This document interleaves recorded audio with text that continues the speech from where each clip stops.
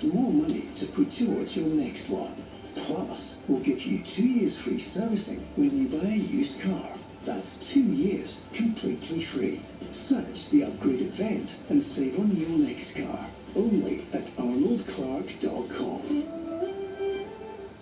It's another day at Screwfix, and Mo Farah is learning the ropes. So, Mo, with Click and Collect, we get orders ready fast. So customers are out of here and back to their jobs in as little as 1 minute. What are you doing? Tip lunches. It's my warm-up. I need to be in peak condition for when orders come in. Love that intensity, Mo. Laser focused. You might even have what it takes to beat my PB one day. Back in a moment. Click and Collect in as little as 1 minute. Screwfix. No stopping you. We're into the thick of the season now, and so's Coral's Reward Shaker, with even bigger rewards and offers. The half and half scalpers, shaking decisively for once. They backed a super boost. Next to that, the Prawn Sandwich Brigade. Oh, they've shaken up a free bet after that free lunch. Play Coral's free Reward Shaker to win bigger guaranteed daily rewards and offers this season. Coral, we're here for it. 18 plus UK max one rewarder offer per player per day. 8 AM to 8 PM. Reward restrictions and T's and C's apply. Gambleaware.org. Sunday afternoon, the Premier League live on TalkSport 2. And it's sensational. Liverpool face Brentford. Build up from 3:30. Full match commentary at 4. Sunday afternoon, Premier League football on the little station with the big reputation. TalkSport 2.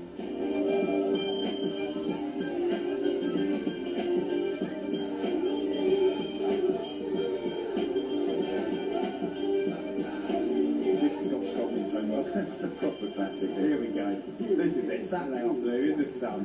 Yeah, I bet you're a man for a barbecue. You know what? I had a barbecue for ages, and we actually said this weekend we've got to have it, got to make the most of it. So yeah, it's going to be happening at some point. Well, obviously either today or Monday, so it'll be West End. You got a special apron, that license grill. I can imagine you have. Yeah. No, maybe when a bit older. Got to have that. That apron, yeah. You're just a kid at the moment, just a kid, yeah. You know that. Anyway, they're into the second half of the WSL promotion relegation playoff. Charlton taking on Leicester this afternoon. Big game for promotion or relegation from the WSL. Let's get the latest from TalkSport. Ian Abraham.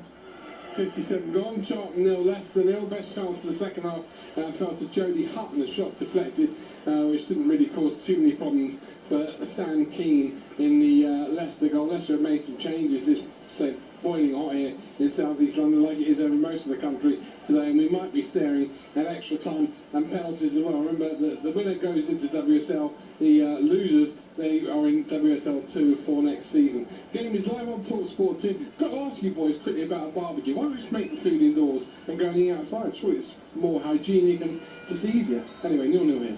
Tastes better, more fun. Is that because he burns everything? He'll have an apron. He'll definitely have an apron. You can't do tuna on the boat, that's a problem. Listen, following us here on TalkSport, Championship playoff final poll against Middlesbrough, all the build-up from Wembley, from 2 o'clock, all the fans flooding down Wembley Way. Other big news this week, Pep Guardiola, we've heard, is going to be leaving Manchester City at the end of the season. Before I ask you about the future of City, what is his legacy for you? Where does he rank for you in terms of a Premier League run? We have to make it reasonably concise. But I do think it's important to all back up over at Barcelona, and people were saying, well, you know, he had world-class players, and he did. But Frank Rijkaard had those same players and hadn't won a major trophy for 2 years. And that's a crisis if you're Barcelona, like it's a crisis now at Real Madrid. The football, both with and without the ball, the fact that Frank Rijkaard didn't have the courage to put Lionel Messi as a false nine, Pep Guardiola did. That first season they won the treble, the third season where they won the treble, I think that's the best football I've ever seen in my life. For me, that's the best club side ever. So then he goes on, he obviously has a year off, he goes to Bayern Munich, he follows them winning a treble. Karl-Heinz Rummenigge, I think he was sporting director or director of football. As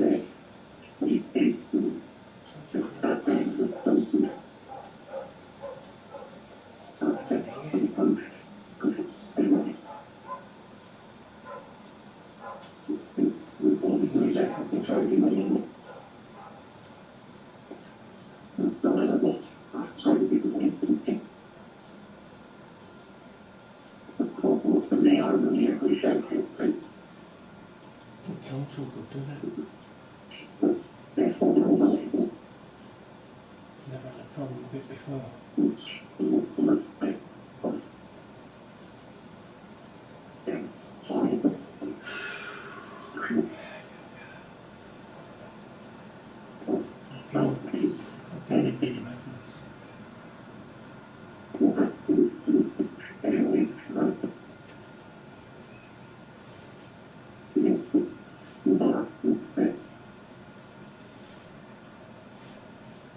It's one thing for a manager to win trophies, and that's Turn it hard. back on. It might do a trick. Okay, we'll just make that better one day.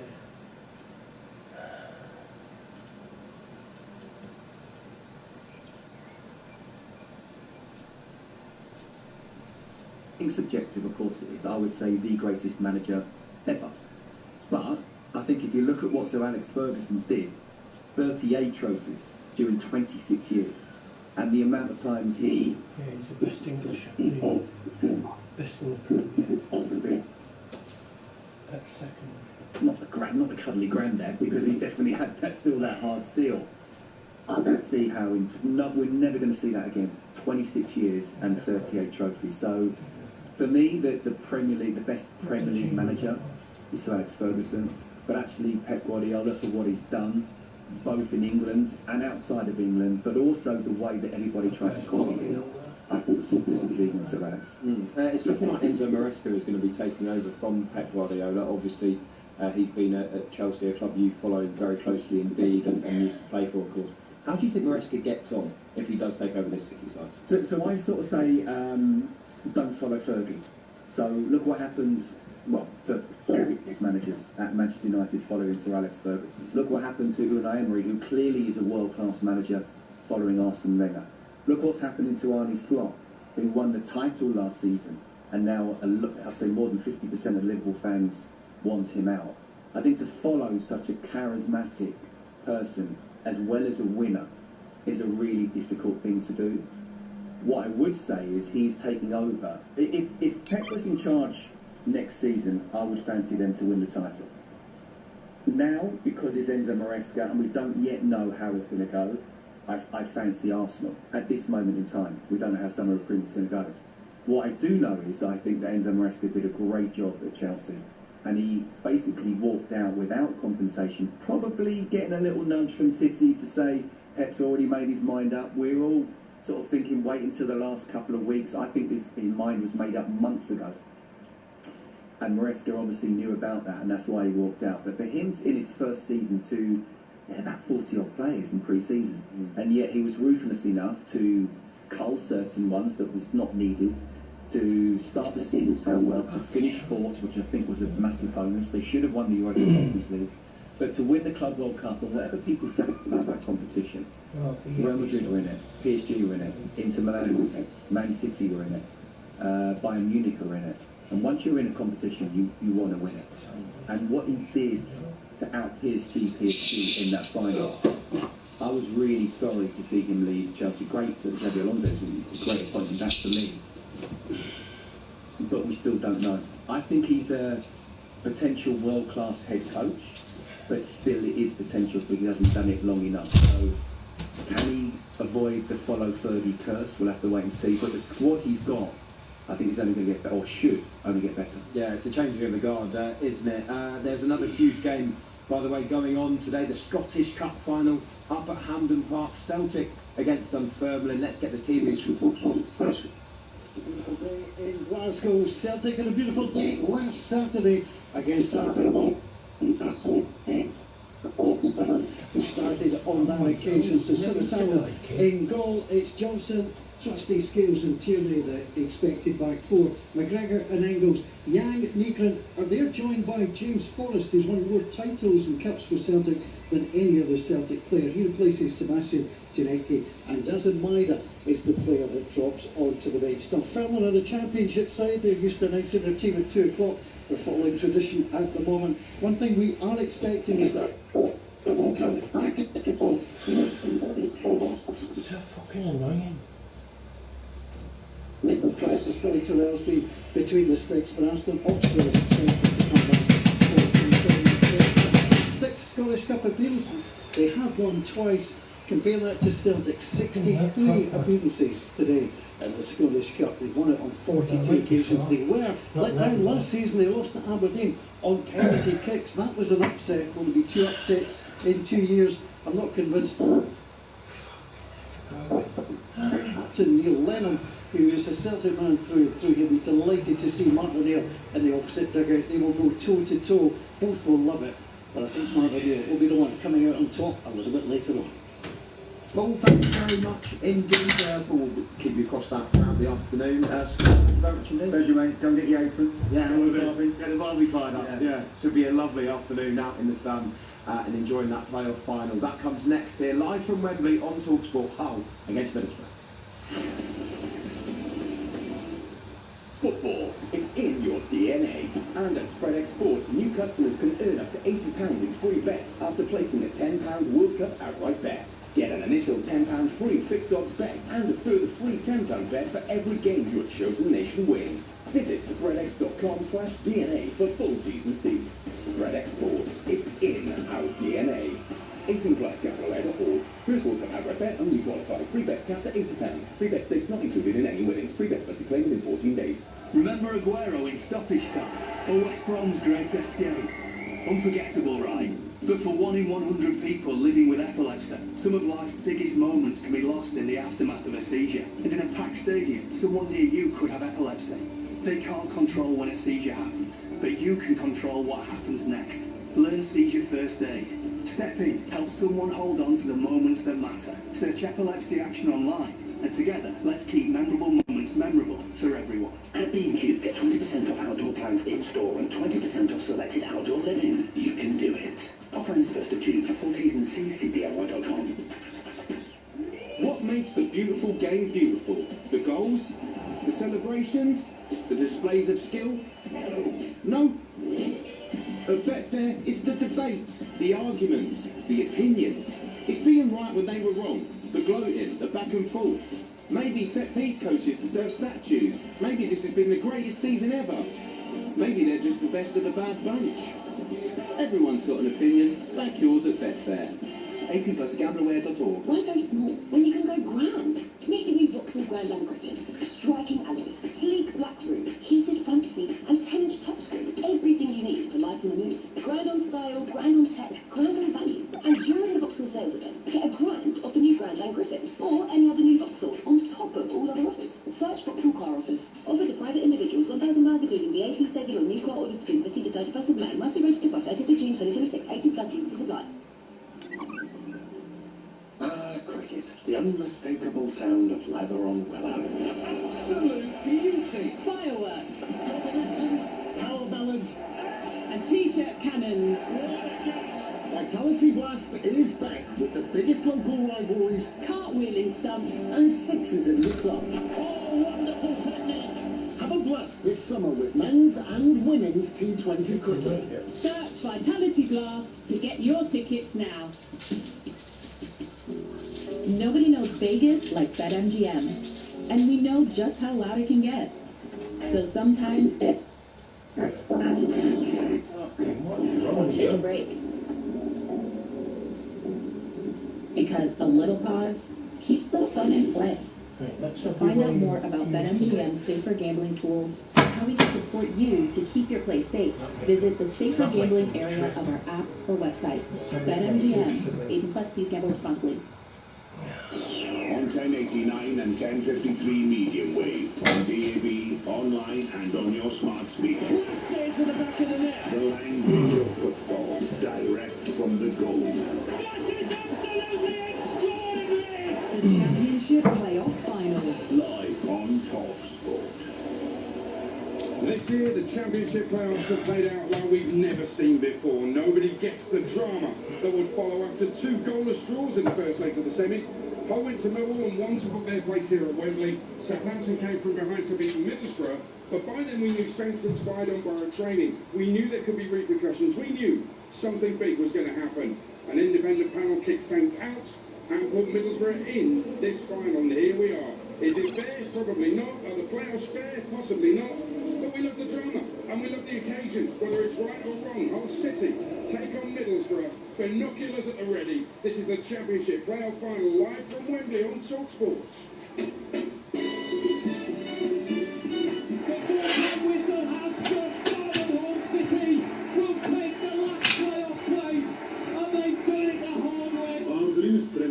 This is what the Championship's about. Teams like Hull City struggled last season, stayed up last game of the season, and now look, it's below me. Oh, what a goal!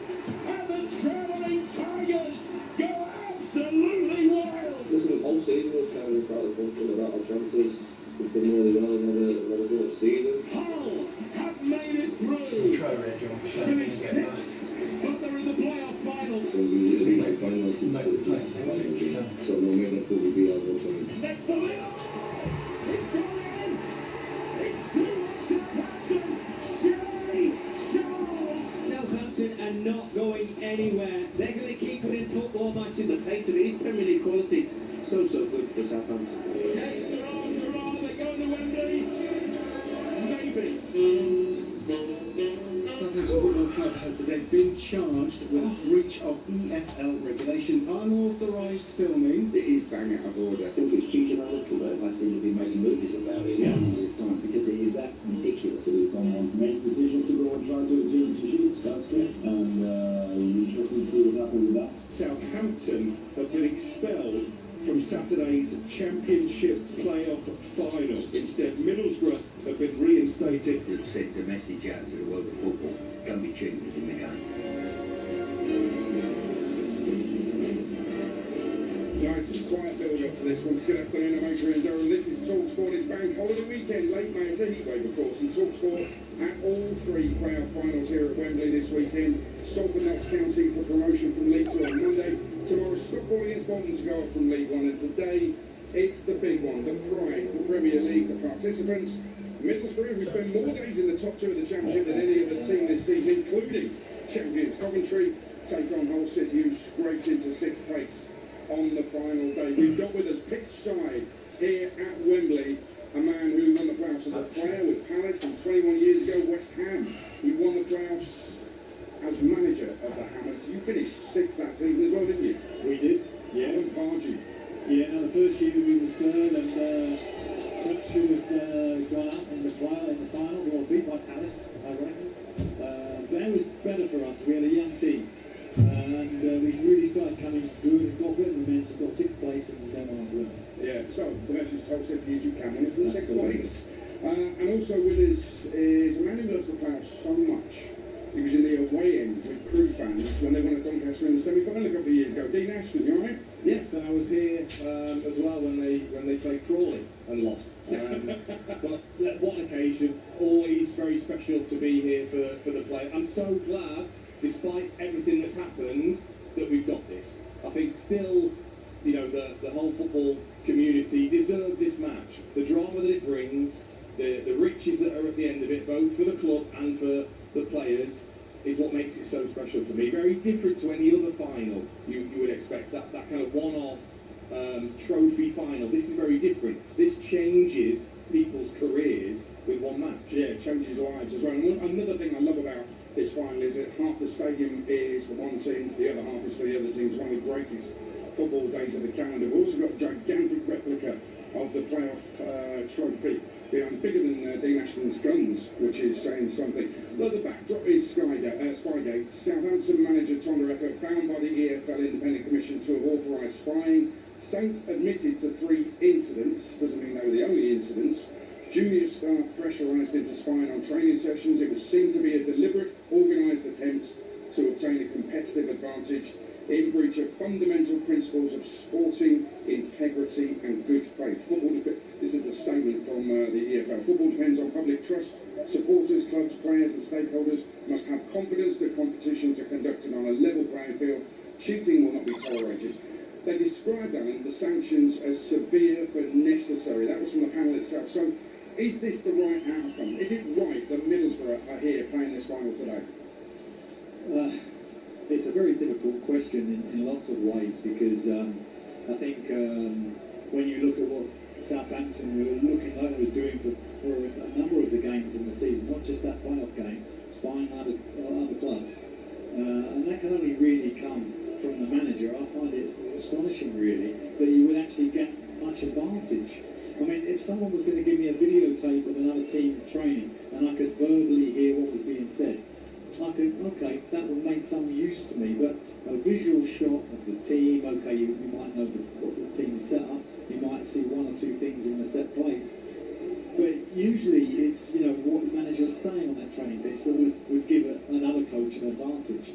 So what they were getting out of it was like 1%, and they've lost 100% and a lot of money and a lot of bad feeling towards that football club from their own supporters and their own players. You know, those own players, and Dean, I could probably tell you, we know that their wage packet could go up 150%, forget 100%, might go up 200% if you're a Premier League player.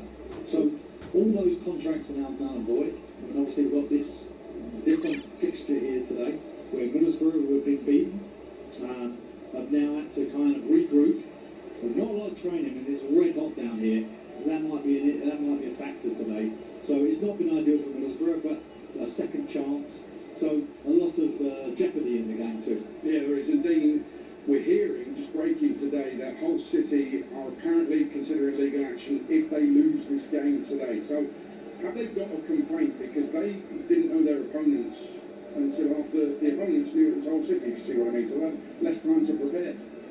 I don't think that's as big of an issue as maybe they would make out.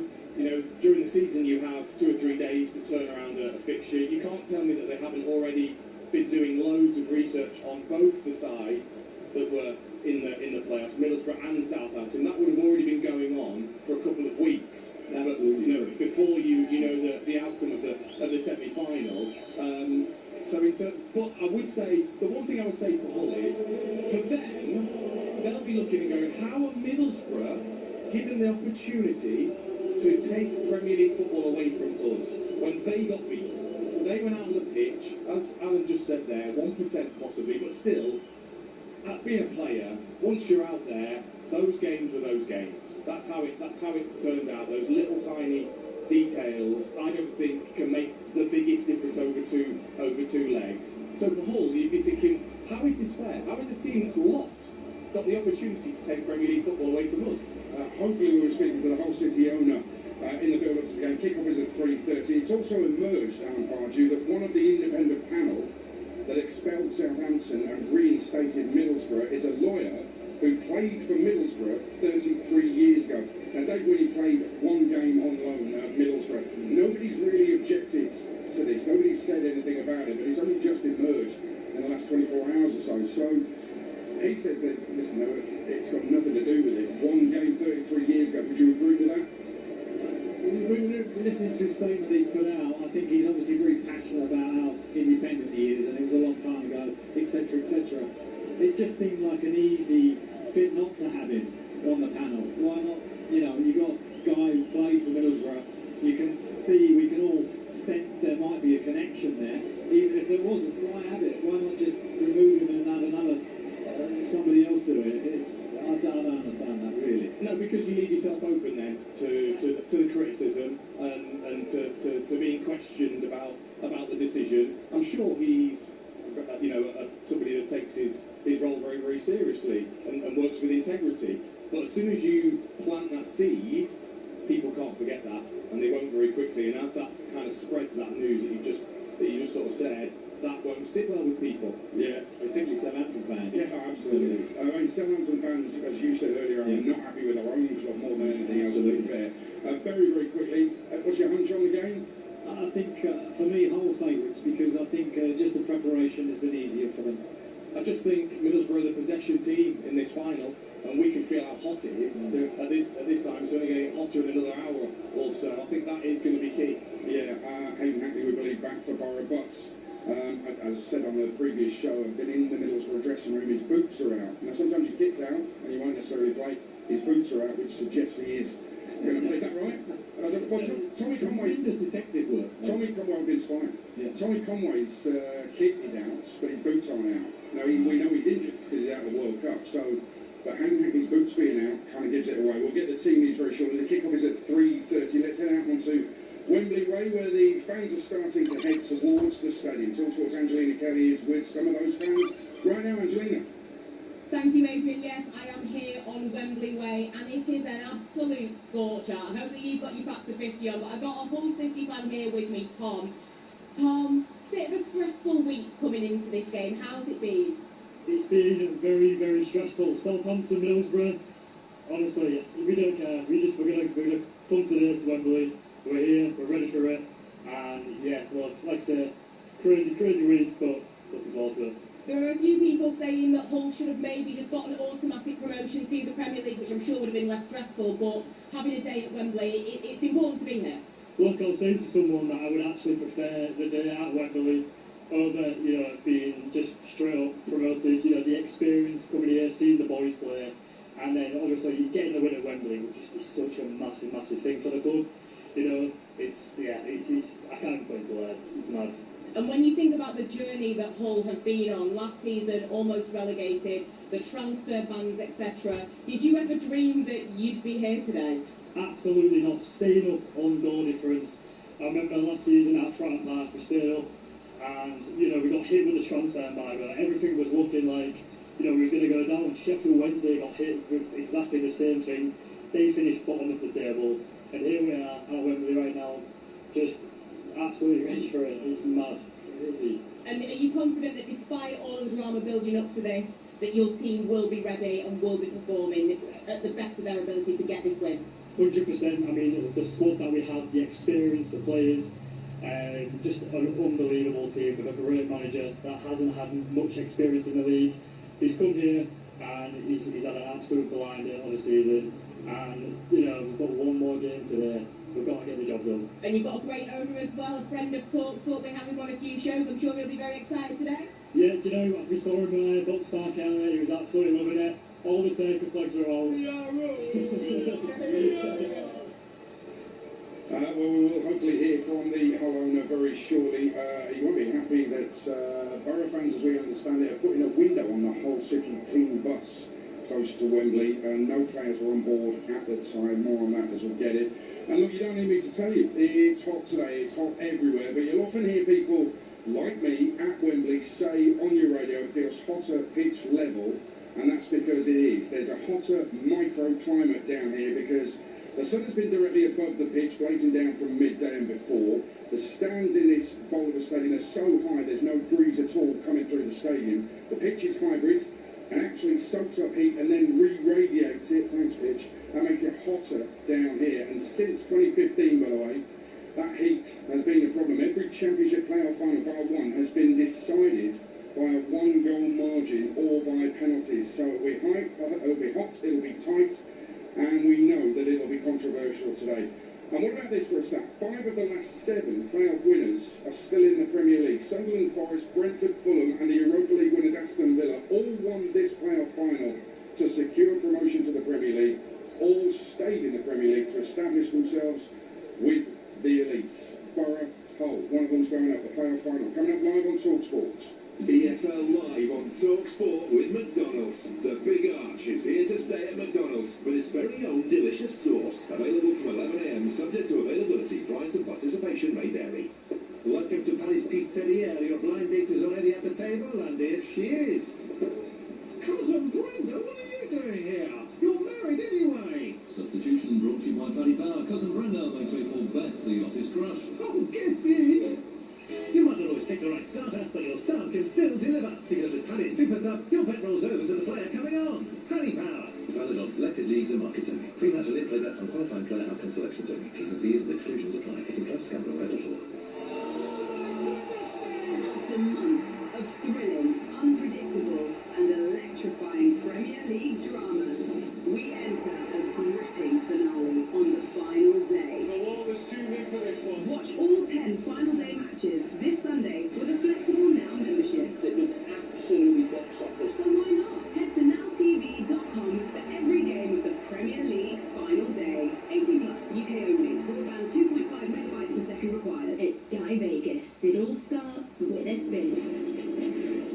And when you join us, you'll get 50 of them for free. Plus an extra 200 spins when you deposit and spend £10.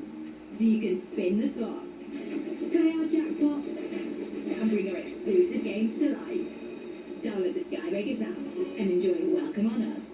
New customers only. Opt-in required. £10 stake deposit requirement must be met within 30 days of opt-in. Eligibility restrictions and further T's and C's apply. 18 plus gambleware.org. Spring's here, and it's time to get on top of things. And we're not talking about sprinkling in the house. Let's see. The biggest range of cars to buy entirely online? Check. 3-month warranty included. Sorted. And fat-free servicing from £129.95 at over 100 locations. Absolutely cinched it. Everything you need, and not a feather duster in sight. To buy or service your car, search Cinch. Comparison against equivalent retailers. Visit cinch.co.uk/range phone. Terms and exclusions apply. At B&Q, get 20% off outdoor appliance in-store and 20% off selected outdoor living. You can do it. Offer ends 1st of June. Full T's and C's, cbly.com. We're into the thick of the season now, and so's Coral's Reward Shaker, with even bigger rewards and offers. The half-and-half scarpers shaking decisively for once. They backed their super boost. Next to that, the prawn sandwich brigade. Oh, they've shaken up a free bet after that free lunch. Play Coral's free reward shaker to win bigger guaranteed daily rewards and offers this season. Coral, we're here for it. 18 plus UK max one reward offer per player per day. 8 AM to 8 PM. Reward restrictions and T's and C's apply. Gambleware.org. Captivating coverage. What a hit! The Championship Playoff Final. Live on Top Sport. It's hot and sweaty at Wembley Stadium. I'm Adrian Durham, Alan Pardew and Dean Ashton with us for the build-up pitchside at Wembley for the Championship Playoff Final. One of the greatest days on the football calendar. This one is full of controversy as Hull take on Middlesbrough. It is time now to look at the lineup with McDonald's. The FL preview on Talk Sport with McDonald's. The Big Arch is here to stay at McDonald's with its very own delicious sauce. Available from 11 AM, subject to availability. Price and participation may vary. Well, with pitchside, let's head up to the commentary box with the team news for this playoff final. It's Sam Matchface. It's one change apiece from the second legs of the semi-finals. The big news is Hayden Hackney does not start for Middlesbrough, but he is available. The whole city is pretty much as we expected. Liam Miller and Mohamed Baloumi aren't 100% fit, but this is the day you take a risk and both do start. Baloumi scored and assisted in the semi-final against Millwall, and with Carl Joseph picking up an ankle injury, they had really to take that risk. McBurnie might not be in the Scotland squad, but he is looking to add to his 18 goals. He starts up front. It's Pandur in goal, Ajayi, Egan and Hughes the back three. Coyle captains the team. Slater, Crooks and Giles make up the midfield quartet. Coyle and Giles will play as wing-backs. Baloumi and Miller start behind McBurnie in attack. As far as Middlesbrough are concerned, top scorer Tommy Conway is out. He's had ankle surgery. Hayden Hackney, car born and bred, is back on the bench. It means he could feature for the first time since March the 14th. He's the Championship player of the season. David Strelec has finished the season pretty well, 3 goals and an assist in his last 6. So they make one change. Bryn is the goalkeeper. Ayling, Fry and Melander are the back 3. Britton, Morris and Brown in midfield with Matt Targett as their wing back. And then Riley McGree, who's playing a little bit further on alongside Morgan Whittaker and David Strelec in attack. We're underway at 3:30 for this Championship playoff final. Trying to play the Premier League. Well, let's discuss that team news. And Alan Pardew, Hayden Hackney back, but only on the bench. But losing Tommy Conway is a big, big blow for Middlesbrough, isn't it? Yeah, it is, and you know, it'll be interesting to see, you know, what they're going to offer today. How they're going to set up. You know, the game is so poised. It's interesting that the main man's on the bench. Is he, when is he going to come on? There'll be that pressure that the manager will be under. I'll tell you, he's not fully fit. Clearly, he probably hasn't done enough training sessions. So well, that's on the record, but yeah, but sometimes when you've got a great player who can come on and impact the game. I remember when I had a little stand there, Jossie Benny, and sometimes I would leave him on the bench just in that last 25 minutes. No one could get near him. He was so fresh, so maybe that tactically you aren't used to that. He was the first ever finisher. Top 2.5 finishers, aren't they? Well, that's just going to use. They didn't call them finishers in them days. That psychological term wasn't invented. They were just substitutes. Yeah, now finishers. Modern football language. So Hull City, you expect Miller and Baloumi to be occupying the wing backs, really trying to push them back out wide. But Ollie McBurnie is the key. He's been brilliant this season, being actually. Yeah, and I think, look, they got it defensively right against Millwall, which I think is going to have to be a big point of how they start this game, because Middlesbrough are notoriously fast starters. You're right, McBurnie leading the line, not just somebody that's a big lump that you can just whack it to. If you get it into him, he's good with his back to goal. He's happy to run in behind as well. And they're going to need to be at their best going forward, because I think Middlesbrough are going to have the possession, and it's going to be those three forward players. Get a little unlucky not to start as well. There's going to be those three that are going to have to cause Middlesbrough problems on the counter-attack. Yeah, listen, you know the teams will discuss it a little bit more between now and kick-off. That was thanks to McDonald's. EFL preview on Talk Sport with McDonald's. The Big Arch is here to stay at McDonald's with its very own delicious sauce. Available from 11 a.m, subject to availability, price and participation may vary. Well, we're pitch side here at Wembley. There's some kids who've been playing on the pitch. What a privilege that is for them. I'm not even sure, Dean Ashton, you didn't play here, did you? Wembley? I unused submarine, so I've warmed up. You've warmed up on the pitch, that's yes. Right. Yeah, well done, yeah. Have you got a picture? No, didn't bother. These kids have done more than you. They've actually played the game. They've had a better career than you. I'm joking, I'm absolutely joking. Just up the way from us, here pitch side at Wembley, is actually football correspondent Alex Brookery's with a couple of Borough legends. Thanks, Adrian. I'm down in the tunnel with two Middlesbrough legends, two members. Maybe low energy, maybe injuries. I think injury is the main problem during the season, and I'm expecting their football style with a lot of possession, and we have to defend good there, and then we will see. Also, when we are in possession, we have to be happy with the ball. Like I said, all this season, happy with the ball. If we don't play against robots, so we will try to use our advantages there. So we will see.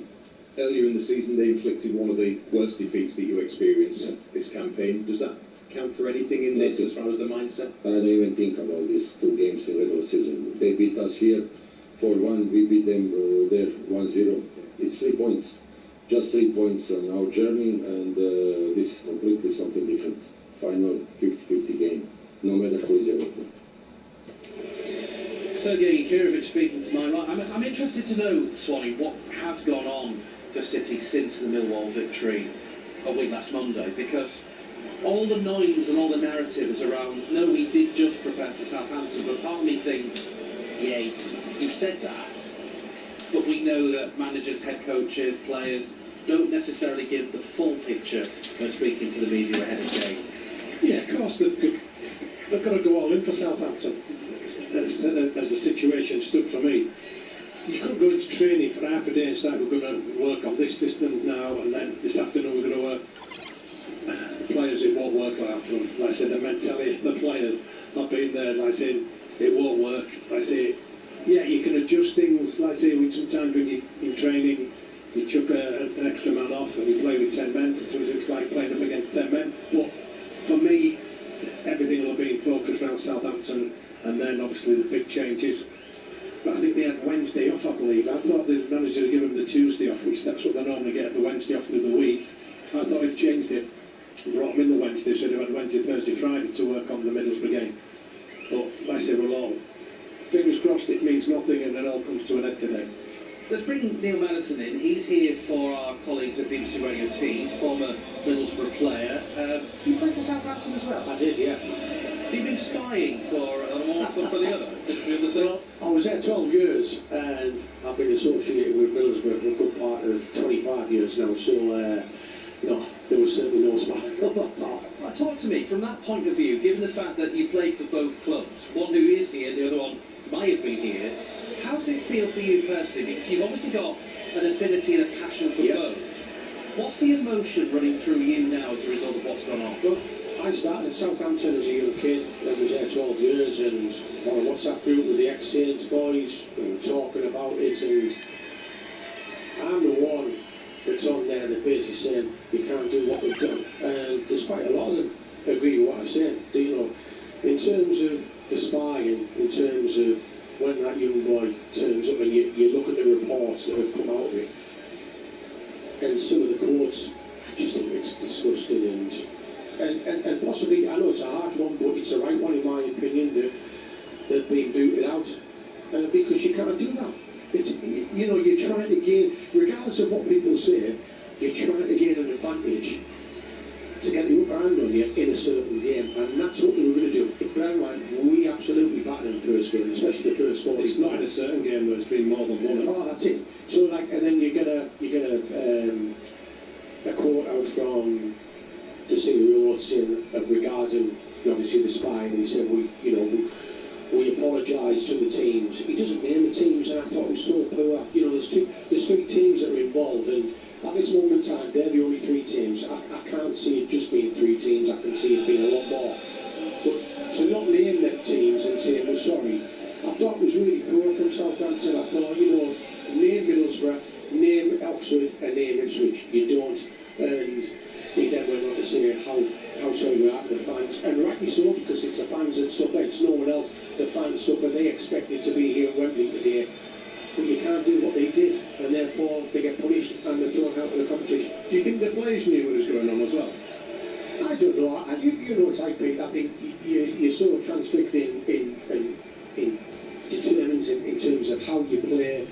They get information now constantly. I mean, when we played, it was just you knew who you played against anyway. You did some research. Yeah, of course you did. You knew you played, so you knew. But now it's all about, you know, and as teams watching videos, whereas with us it was just you played against so you know what it's like. That was it, you know, and you got on with it. So it's totally changed, and to gain an advantage in a huge game, by the way, a huge game, semi-final of the playoff competition, it's totally wrong, and they're being punished for it. It's a harsh punishment, but I think it deters other clubs now. I don't think other clubs will deter. When I'm starting fans will be saying it's worth 200 million. You haven't won the game, so it's not worth 200 million. Yeah, you got yourself into the final because you beat us, but you know you've had a few people have decided to say the EFL and the board have, you know, looked at it all and thought, no, you can't do that. What they did with the young boys sending them up and then decided, look, I thought it was absolutely disgraceful. So it comes to this, and it's a shootout between us and Hull. Talk to me about what it's been like from 6:45 on Tuesday to now. Obviously we had to get through that next 24 hours when it was what could happen to Southampton. What's the mood been like around Middlesbrough? You know, I was in the supermarket and my phone just kept on beeping, and I'm thinking, what's going on here? I went outside and I looked at the news, and I've got to be honest, we all thought it's done and dusted. But when the news came out, straight on the radio, we talked about it till 8 o'clock it was on that evening, and you know, we've had a few reporters talk to Southampton as well over the stage. One of our reporters, Dom Shaw, the North Echo, said, "Are you a cheat?" to the manager.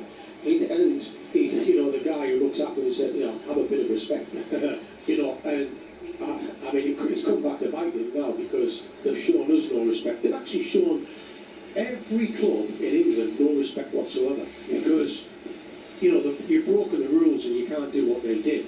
And as I said before, regardless of the performance and regardless of the result, you were seen to try and gain an advantage, and it just can't happen. So from our point of view, it has just been a whirlwind. You find yourself back in it. I mean, believe it or not, we put our computers down and we set all our stuff, and it said BBC Radio Sorted in front of us. You know, they never got rid of it, and they thought they were coming. So like, we've had a little bit of a chuckle with that, but yeah, we're just so pleased we're here, and rightly so. And as I said, it's a shootout. It's a shootout. Fair play to you a lot.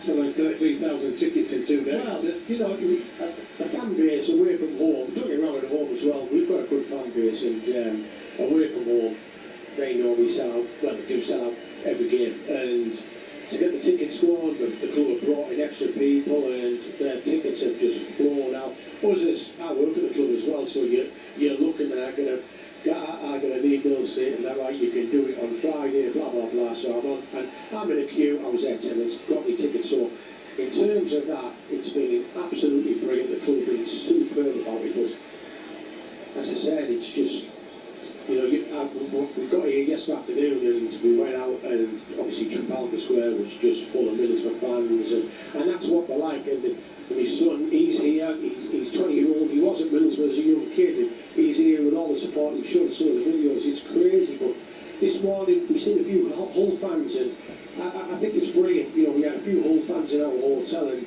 with young kids, and I spoke to a guy with his kids must be 5 or 6 year old, and I said, what a day this will be for them kids. Yeah. They'll never forget it, you know what I mean? They'll never forget this time.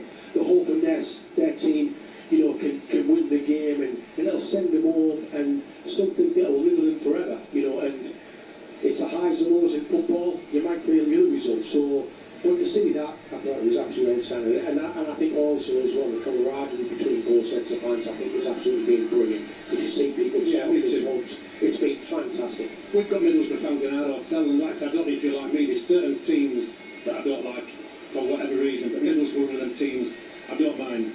Like saying, I think, do you believe that the confidence that you could come into this overconfident?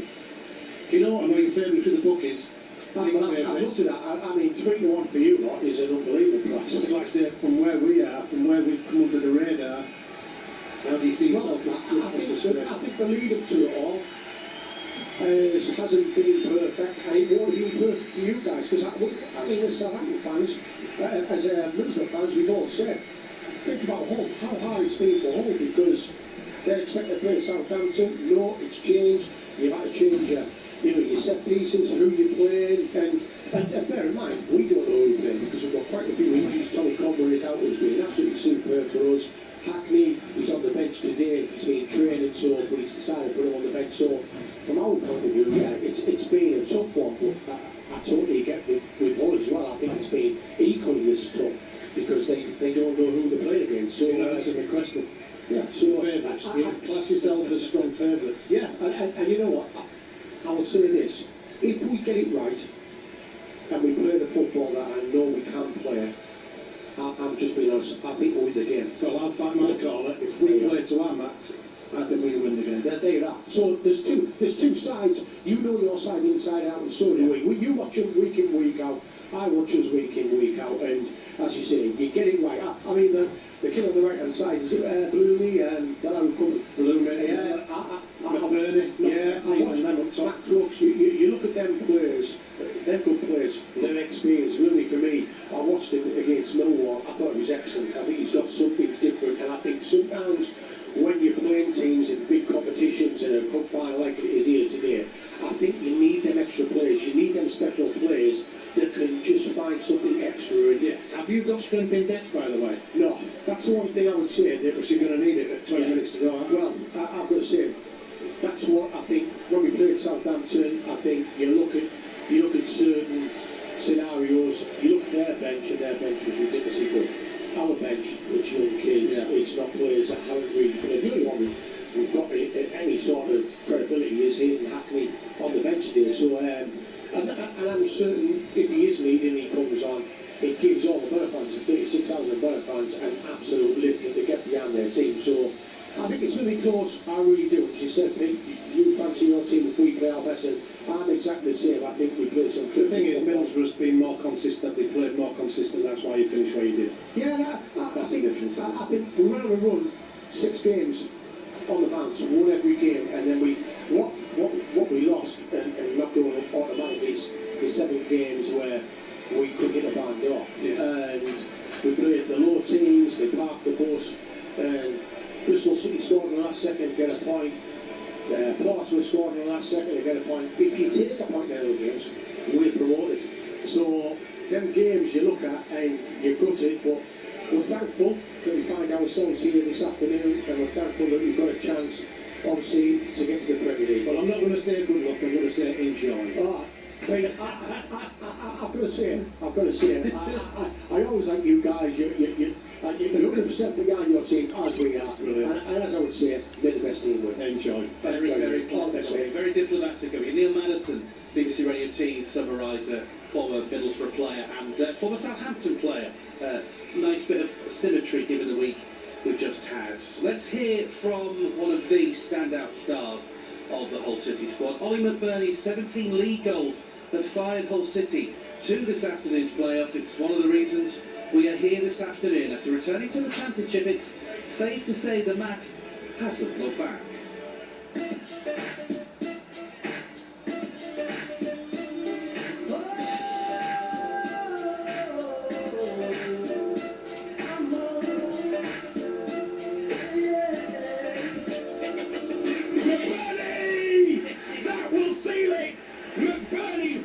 Ball into McBurnie, it's a hit! And on his return, it's not taken long at all for Super Ollie McBurnie to slip the ball past the keeper, and McBurnie's back! Yeah, I got a few raised eyebrows when I chose Hull at the start of the season, after the season that Hull had had naturally, but, you know, I was always quietly confident that I'd made the right decision, and, you know, I've proved to be right, so happy with how it's gone so far. McBurnie runs up and just slips it in as the keeper goes to his left, and McBurnie continues to deliver for the Tigers, and he just keeps on scoring.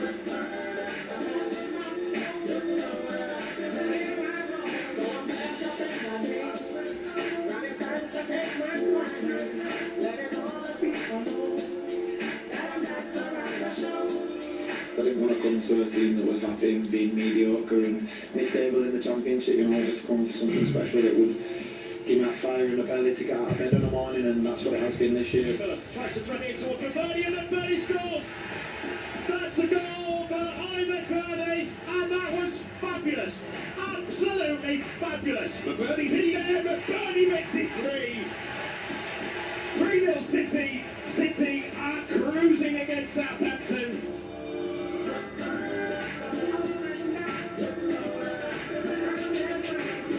The way I play, it requires a lot from my teammates. I thrive on having them chances in and around the box, and I'd say, you know, a massive thank you to all the boys. Gilo probably want a shout out as well, so big thank you to Gilo. Giles has got space, fully playing early ball, keeps going, grabs it back, McBurnie on his right foot, McBurnie!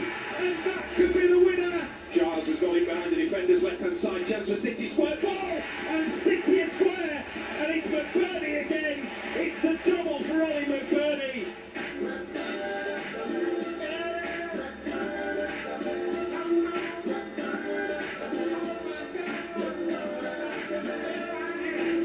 You know, the losses he's very direct and he doesn't mince his words, so yeah, it was can you score me 15 goals, and I said I think I can, so nice to be able to reward him and reward the clubs with, you know, the trust that they'll put in me as well. Miller in the area, squares it, chance for McBurnie on the right foot, there's the equaliser, and Ollie McBurnie's got them level, 16 goals for the season, McBurnie! Ollie McBurnie may just have fired the Tigers into the playoffs, and it simply had to be that man, one of the biggest characters in the Tigers dressing room, and it's McBurnie that's done it. You need big players in big moments, in big games, and that is a big goal.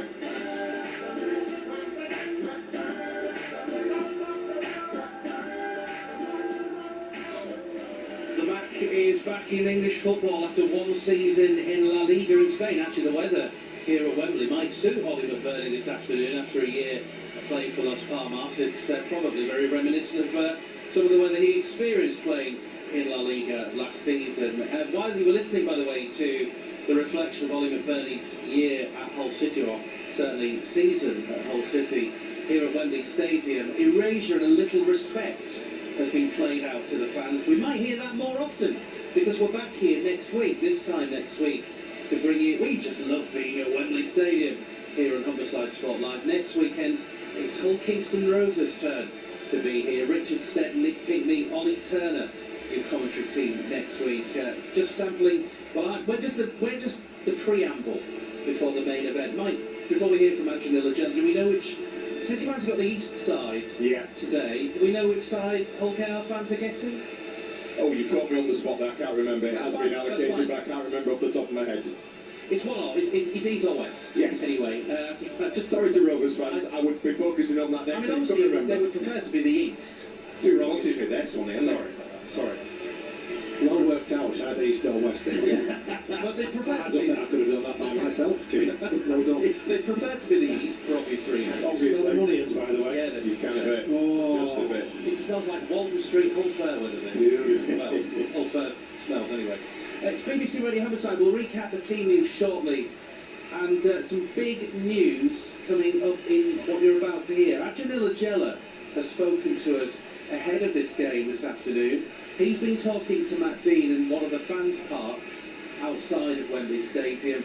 There's some very interesting comments to come. Here's Managerial, the Hull City owner and chairman, talking to Matt Dean. Ajahn, thank you very much for your time today. What emotions are you feeling at the moment?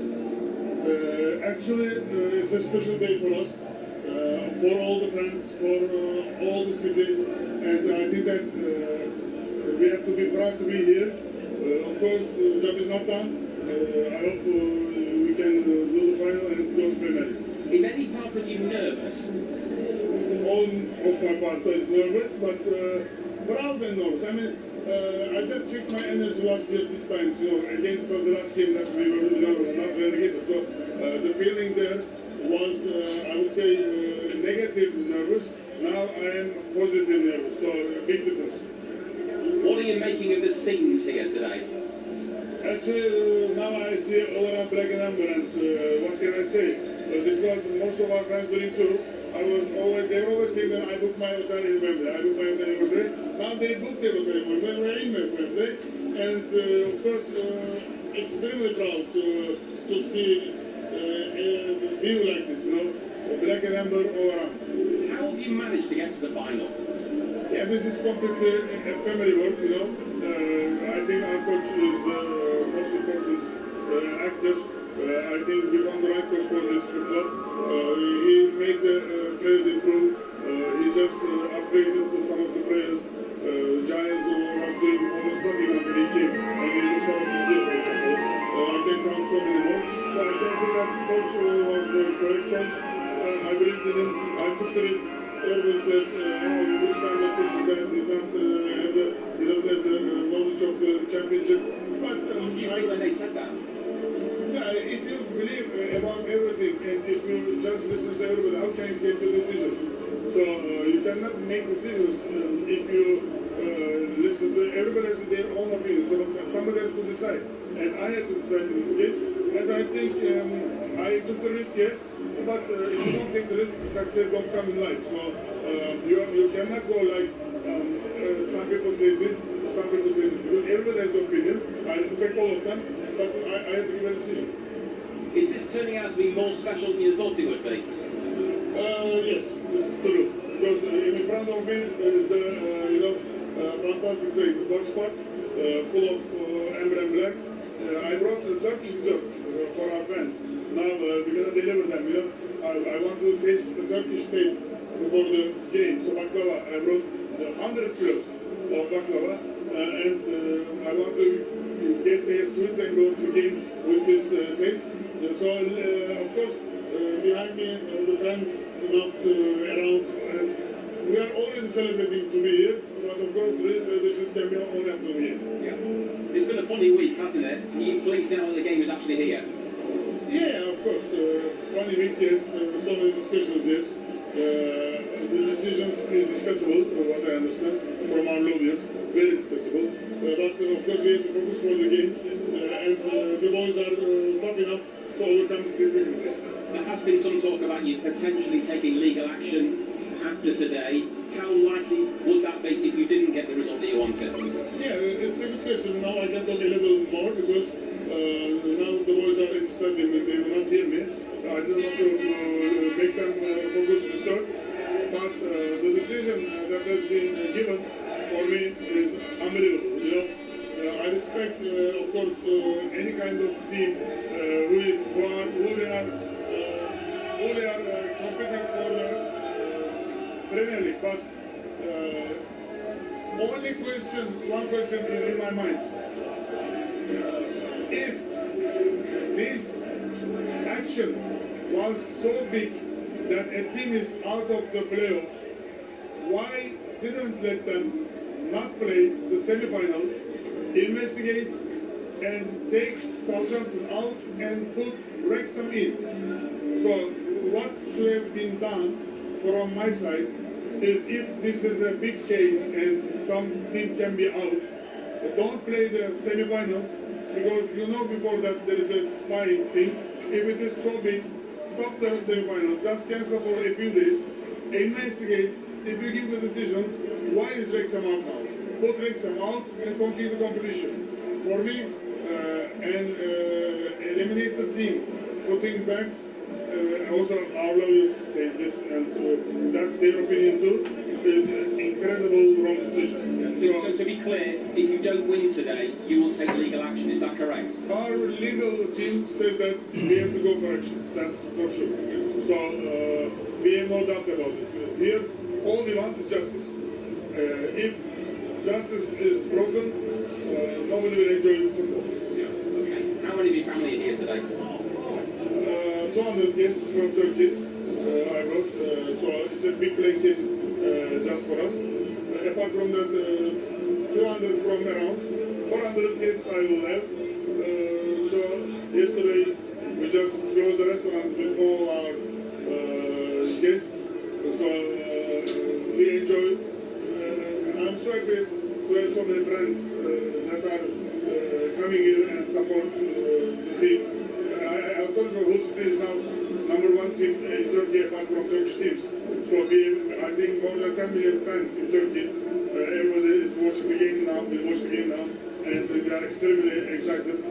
You see my messages, for example, like coming, no, all the time, like 200 messages came in just 1 hour. So I guess everybody is wishing good luck. My daughters are here, my wife is here. We are all here, so very excited. Lovely moment. Have you spoken to Sergei? Yes, just how is he? Extremely comfortable, as always. He's a cool guy. I love his style of life. So he's always relaxed. I'm always relaxed. So I think we became a good couple. We understand each other. And I talked to the boys this morning. They know what it means for the city and for them. So they will give everything today. But of course, we will see God will decide. Yeah. Just finally, what kind of game are you expecting? Hot weather. I think it's going to become a little aggressive first 30 minutes, I think. And hot weather will, I think, affect the rhythm of the game. Already there has been another good scores in these games last 10 years. But I don't expect like a fast game. I expect fully controlled from two teams. Middlesbrough in the beginning more attacking, but after 30-40 minutes, I think we will balance. Thank you for being generous with your time, and we wish you well. Thank you so much. Good luck to all of us. Some very telling comments from Managerial talking to Matt Dean in the fans' park ahead of this game here at Wembley. He says all we want is justice, and he has instructed his legal team to consider taking, I say consider because it depends on the result here, take legal action, potentially against the EFL, maybe against Southampton in the conclusion of this game. All won't matter if the Tigers win. The noise is moving up a level now. The Hull City players are out warming up. The Middlesbrough players did come out. They've now gone back in to the dressing rooms, the changing rooms. But the Hull City players are the ones that are now getting to experience the Wembley turf. It's black and amber flags, red and white flags. Very quickly before we get the recap of the team this morning, anecdotally, you'd say right now, maybe it's because of the red seats, but it looks full, doesn't it? It looks like just because of the seats, yeah. Numbering the titles, fans. Don't worry about it. That's it. We're in time, 10 minutes before kick-off. Middlesbrough players have just come out now. Sergey's just coming out to do an interview. It looks down on the field. They've got umbrellas up down there. It's that hot. You just feel for someone who don't get to thinking, let's say McBurnie as well, with the first game. I know he's been out in Las Palmas, but he'll need the 50 sunset cream on water. Yeah, it's some atmosphere and some temperature. We went down beforehand before we came on air today, and it's certainly, as we say in Hull, wham this afternoon here. Wham at Wembley. It's BBC Radio Humberside. Humberside Sport Live with what? 20 odd minutes? 40 odd minutes. So I'm brushing our lives away. 40 odd minutes away from kick-off in a game that could see the Tigers return to the Premier League.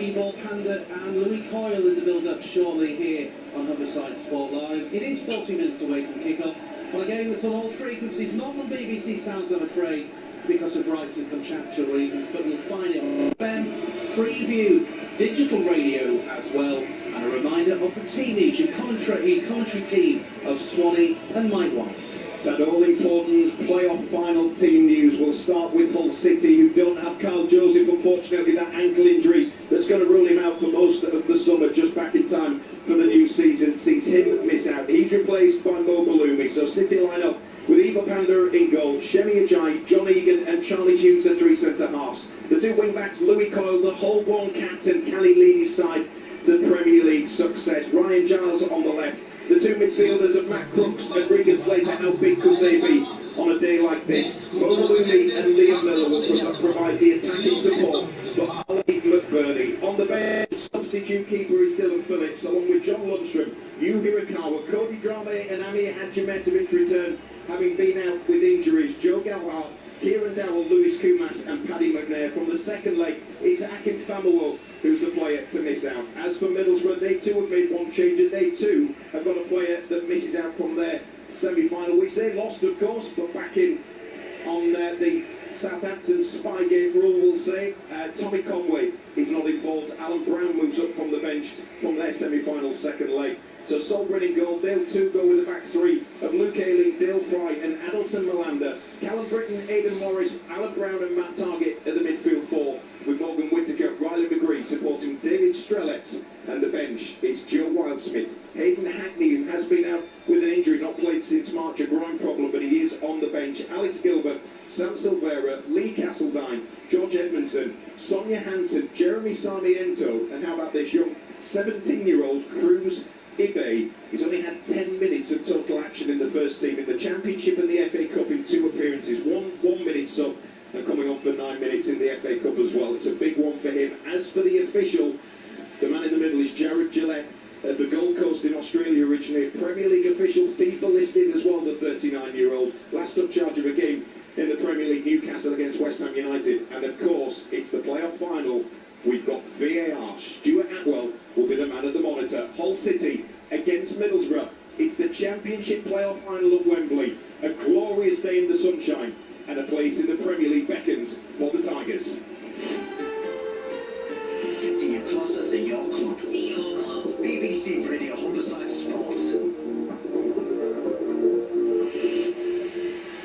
While Mike was giving you the team news, Steve Jordan, the stadium announcer at the MKM Stadium, and a regular voice on the radio around East Yorkshire and Hull for many, many years, was giving the team news out to the Hull City fans. Because we're placed at one side of the pitch rather than in the dead centre, the sound you'll get probably will be more around the Middlesbrough side of the noise. We have got an effect, Mike, hopefully pointing towards the Hull City fans, but as you can hear, the applause is because the Middlesbrough players are warming up, so the noise might feel a little bit imbalanced, but it's our positioning amongst the Wembley Stadium crowd that will contribute to that. This from a text says, "Don't throw it away, City. Play with your feet and your heart. Give it all it's worth. Fantastic whole day out.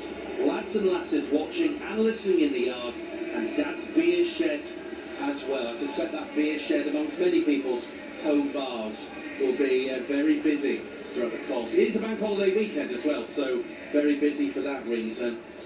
This one says, "Come on you all, for everyone who's gone with Hague's travel, have a fab day at Wembley and take us to the promised land." And Roger, who's actually a London-based Scunthorpe United fan, Roger, nice to have you listening. He says, "Hi James, Matt, Mike and Swanee Dale from our technical team is here as well, listening to you on the way to work, wishing the Tigers all the best. Hope you have a good day at Wembley and hope you brought your sunblock." Yeah, it's very, very warm pitchside. Thankfully we're shaded at least for the time being. Let's bring you some more fallout from Spygate and the saga that has dogged this build-up and dogged this game for the last few days. Ahead of kick-off at 3:30, Hull City captain Louis Coyle says the team has shut out the noise ahead of facing Middlesbrough. We've grafted all year for this. We played a very good Millwall side over 2 legs and then our spot in the final, and all the noise around the game and the bits and bobs that have gone on is not for us to worry about. Like you say, it's of course you see it, you listen to it, hear it, whatever it may be, you get asked about it. But for us, it's full focus on the game. Yeah, we've got a fantastic opportunity and one that we fully deserve. So yeah, that's the aim and focus of this group. Yeah, that's what I'm curious about. And as you said, and Sergei said the same, you've done your best to just shut it out because you were there on merit. But you're a football fan as well. What were you feeling as it was all unfolding from a football fan perspective, if nothing else? Yeah, it's obviously out the ordinary. And again, you look at it and it's sort of something that comes along and you think, why is it sort of when it's us in the final that it's all going on? But again, there's no excuses. We've had a fantastic week of training, and yeah, it's excitement for us going into the game. We've known we're in the final, like you say, since that win away at Millwall, and yeah, the full focus is put ourselves in the best spot on the best light, regardless of what was going on around us to go and win this final. Was the correct decision made to eject them from the final, do you think? It's not for me to say. I'm not, again, people at sort of at the top of the EFL or whoever it is makes the decisions. It's not for me, certainly as a player, to sort of get into the ins and outs of it all, and it's certainly not something that I would even give my time and thought, whether it's the right decision, whether it's not. Again, we're in the final, it's not for us to worry about, it's nothing we've done or not done, and yeah, we're there on merit, and that's something I stand by this group. So how easy has it been? You said you've managed to shut it all out, and Sergei did say we feel like collateral damage. That's the biggest thing, that this is the message he said, but how easy has it been to not feel disadvantaged by the uncertainty? Yeah, for me, my message to the players has been no excuses. Again, it's out of our control. There's nothing we do or say can affect what's going on around us. And why sort of waste that time and energy into that, getting sort of into all the sort of nitty gritty of it all, if you like. So yeah, my message to the boys this last week, if you like, regardless of what happens, we know where we are. Obviously, again, you've got to sort of take into account there could have been a fixture change, which there hasn't, thankfully. Also for all the fans that have booked travel and train tickets, hotels, etc. to come and support us. So I'm really, really pleased for them that they've got that date, which was the original date, which is the right thing. And yeah, just full focus ahead of the game, and yeah, absolutely buzzing for it. It's a little bit different if you'd have been facing Southampton, because I think you could almost say 100% of the football world wanted you to win, but there still seems to be a real strength of feeling towards you. How does that feel? Yeah, of course, it always helps, like you say, whether we've been the underdogs this year or not, or we've been favourites in games. Yeah, we know how much we want inside these sort of four walls, and again, to the external, the fans and everybody else, we know how much the people that care will be rooting for us, and I think that's all that matters deep down. How motivated do you expect Middlesbrough to be, having been given a second chance? I think anybody playing in the Championship playoff final, I think, like you said, if you're not motivated for that game, then I'm not sure what game you could be motivated for. So yeah, I'm sure they're, like you say, they're up for it as much as they can be. But my full focus is this group of men that I'll be leading out. Tony, I know your own family have a connection with Louis Coyle. Your son played with Louis in the Leeds United Academy, so you more than anyone have followed his career, and his family lived in the spotlight, given his brother as well, Tommy being a boxer, and anyone that shops in Hull knew those are on the fruit and veg stall as well. You can't miss it in the middle of Hull City Centre. How pleased are you to see Louis Coyle go from being a kid at Leeds United to leading out his boyhood club, his hometown club here at Wembley? Well, first of all, just listening to how proud he was talking, you could feel in his voice. On the other side of it, I feel like I'm here for his dad, to be fair, because the amount of times I stood on the football field, on the side of the pitch with his dad, going through all the emotions from 6, 7, 8 year old up until he, like say, making his debut. So yeah, I've been all the way, and also I followed his path in his professional career as well. But like I say, also on the football field as well, he's took over that leadership role. Do you see him as a leader when he was a young kid? No, he just saw him as a young kid loving football, and is continuing to do that, full of energy. And that's what he brings to the team, like I say, older he's got, he's brought a bit more to the players in and around him, which is important. And it's just a great point over to, like I say, new players that come in probably from abroad to show how much it means to play for Hull City. And there's nobody in me, like I say, it means more than Louis. Just like listening to him in his voice, like he said there. So proud. I know his dad will be up there watching now. Like I say, I wish him well, and he's had a fantastic season. Mike, it's a big day for him. He's not being averse to criticism from supporters, but we've seen hometown heroes come out games like this, and the stage is set for him. It may not be a goal because it's taken him a while since he last scored a goal, but that could be that influential final pass. It could be that tackle. He could walk away not needing to buy a drink in the City of Hull ever again after this game. Plymouth away August 2024, and the 1-1 draw the last time he scored, so wouldn't it be just right for this to be the moment that sends them to the Premier League in August 2 years later? We'd love to see it. He has had criticism, and he's felt it, because you can tell with the way he talks. Almost every time we interview him now, there's a little sort of reference, a little touch to the fact, and it's almost like, I've said it a few times, he's gone into that seat mentality, that bunker mentality of the lads around me, the people around me, my family, my closest people, they're the ones that I care about. So I think it has hurt him. Yeah, but there's nobody perfect. No. No, I mean, you could go through every player. Every fan in here today has got the favourite player. Yeah. And the player, if things go wrong, to point the finger at. It's so easy to point the finger at a local lad. I remember saying when I was at Leeds, it's so easy to point that finger at that person. Yeah. So, sorry, I'm jumping over. No, it's fine. No, you're right. No, you're absolutely right. And I think that needs to be noted as well. And what I was going to say, he said about his dad, and we didn't hear it, that was in the full interview. I think we've heard it and seen it on social media over the last few days. He did say to me, he said, I've been thinking about him. He said, but I'm not someone who believes in the afterlife. He has his own sort of belief system. But as he was getting sort of quite deep about his dad and everything, he said, I bought him a ticket. Louis Cole said, I bought him a ticket. There will be an empty seat at Wembley, and he'll be there wherever he is. He will be there for me. And just at the point we were chatting about this, in typical footballers' fashion, because we're doing the interview outside on the training ground, it's a nice day. You can hear the bang, bang, bang knock on the canteen window, and it's the lads. I didn't know which one it was. They don't know what he's talking about at that time. And I did joke, and he even accepted himself with his own belief system as it is. I said, all the pranks that you, Tommy, all the brothers used to play on your dad, I said, is that him just getting a bit of revenge? And I thought, he said, yeah, you're probably right, that maybe is. Him just saying, right, enough now, let's move on. We'll hopefully get some fans before kick-off. The noise is building. We are less than half an hour away from the £200 million game kicking off.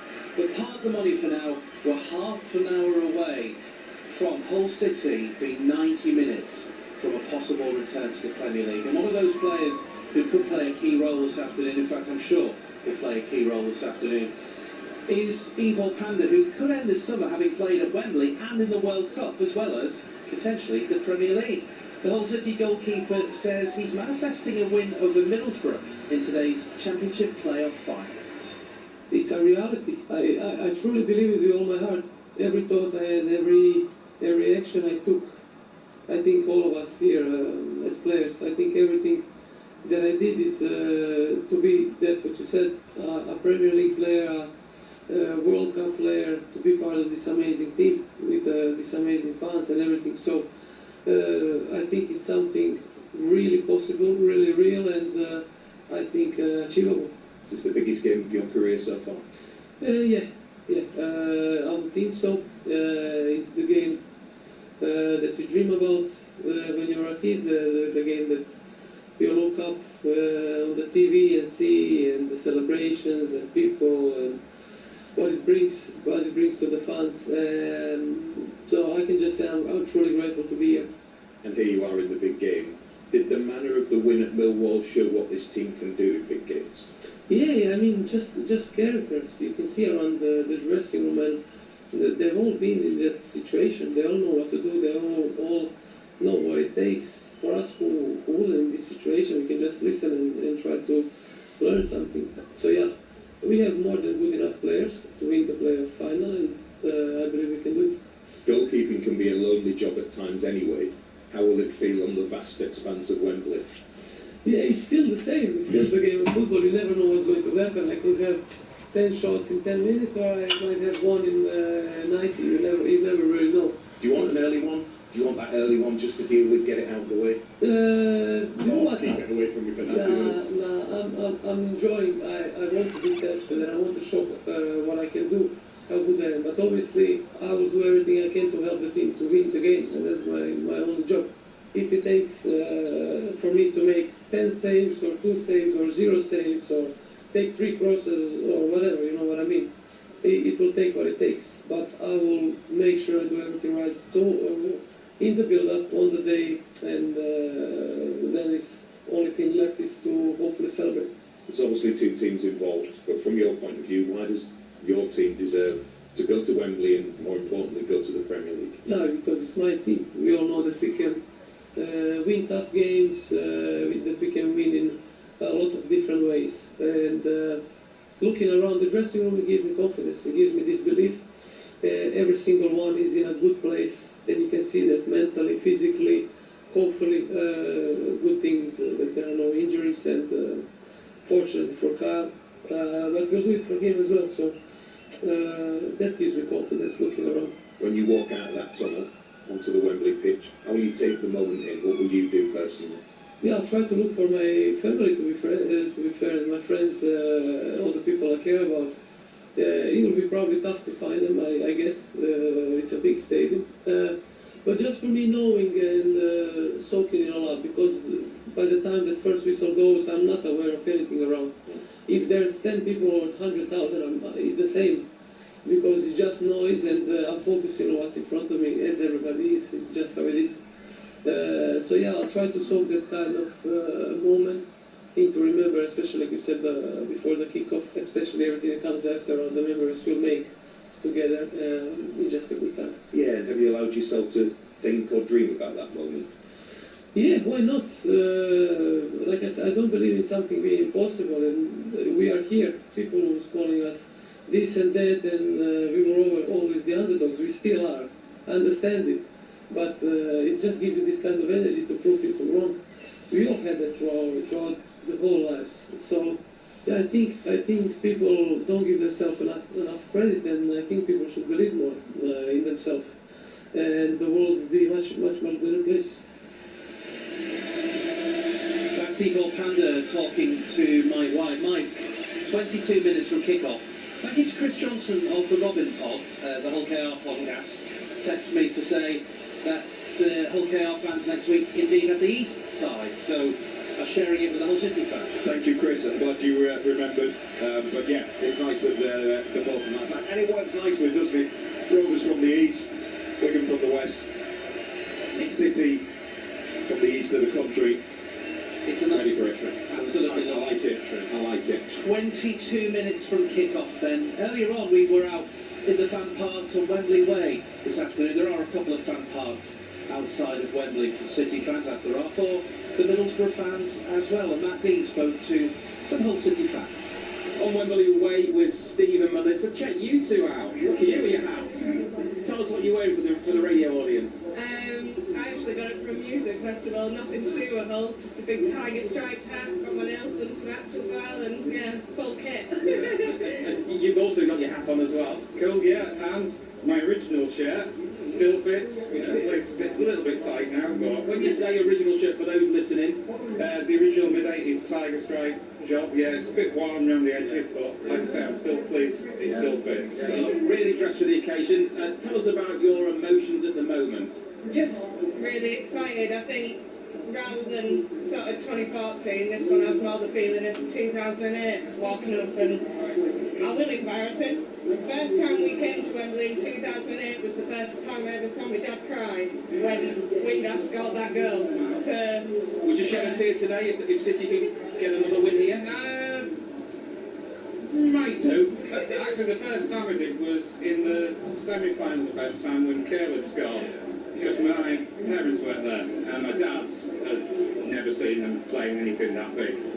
So when Caleb scored the third goal against Watford, that's what really got me. That was the time, because my parents could never dream of anything like this. Yeah. And have they been in your thoughts today? Yeah. It always goes back to those that never saw anything like this. Yeah. And I'm glad my kids can. I mean, only Melissa's here today because my son's at work, and did he try and get a ticket? No, he didn't, because he was working, and so he's watching it. Hopefully he's found somewhere to watch it at home. And my wife couldn't make it because she'd already organised something else, which she was gutted about. But what's it been like as an experience so far? Did you travel down today? Or no, we came yesterday. We didn't book at first because we didn't know it was going to go ahead, but we finally got it sorted. Came down yesterday, had a good night last night, and whereabouts did you stay? In Watford. Which is where we were. Surprised we didn't bump into you. It's a small place. But as an experience this week in terms of the build-up, how's it been for you, not knowing who you're going to be playing in the final? If today's game would actually take place? I mean, yeah, it was a bit stressful. We're trying to book hotels and stuff like that. To be honest, I always said, not bothered who we played, so as long as we play like we did in the second leg, we'll thrash anyone. So it doesn't matter. We've got Super Bowl Belubi, haven't we? So it's all right. But yeah. Your confidence. Did you go to Millwall at all? No, watched it from home. But I moved away, so I mostly go to away matches now. But yeah, so just glad to be here today, really. Are you getting a feeling it's your season? Yeah, always. I stuck a bet on at the start of the year. Always confident. Yeah, even the season before that, when it was on the edge. Lost a tenner there, so hopefully they can make me so back tonight. But yeah, yeah. Well, we wish you luck on that score and also with the game today. Very much appreciate Sam. Lovely to chat. Sit to you, man. Always nice to see you. Cheers. Matt Dean talking to some fans outside of the ground as the stadium is well and truly rammed. Now 33,500 Hull City fans. That was the estimate yesterday from the club. Many of them have made their way from East Yorkshire to Hull for this game, and well, I'm guessing it's very quiet back home in Hull and East Yorkshire. Let's bring in your commentary team of former record signing Peter Swan and my wife. By the way, Swanee, you were on stage in the East End fan park earlier on with another record signing, one record signing to another. Well, there's always somebody better. Can't you just leave me alone and you bring in someone better? That's how I built it up. That's how we built it up. That is it made me feel massive and real. Good at myself. And then he says, look at the side, there's a proper one coming. And he was right as well. So what do you think about inflation? £250,000. Yeah, but people don't think about inflation, James, at this time, do they? You would have been a multi-million. I'm a £200 grand signing, he's £1 million. There's a big difference. You try to put that in your bank, you'd know difference. I know the difference in players, and he was a player. You've seen nothing comes out of his wallet. He's got that in his bank. Every round feels like £250,000. Certainly when we're down in Watford. How did he look last night when he was hovering, wasn't he? The glass was empty and you kept giving him a little look, didn't you, as if to say, it's your fault. Good, Jim. Well, I think the drinks, it doesn't matter who buy the drinks out if we can get a result today. No, this is, like I say, just buzzing.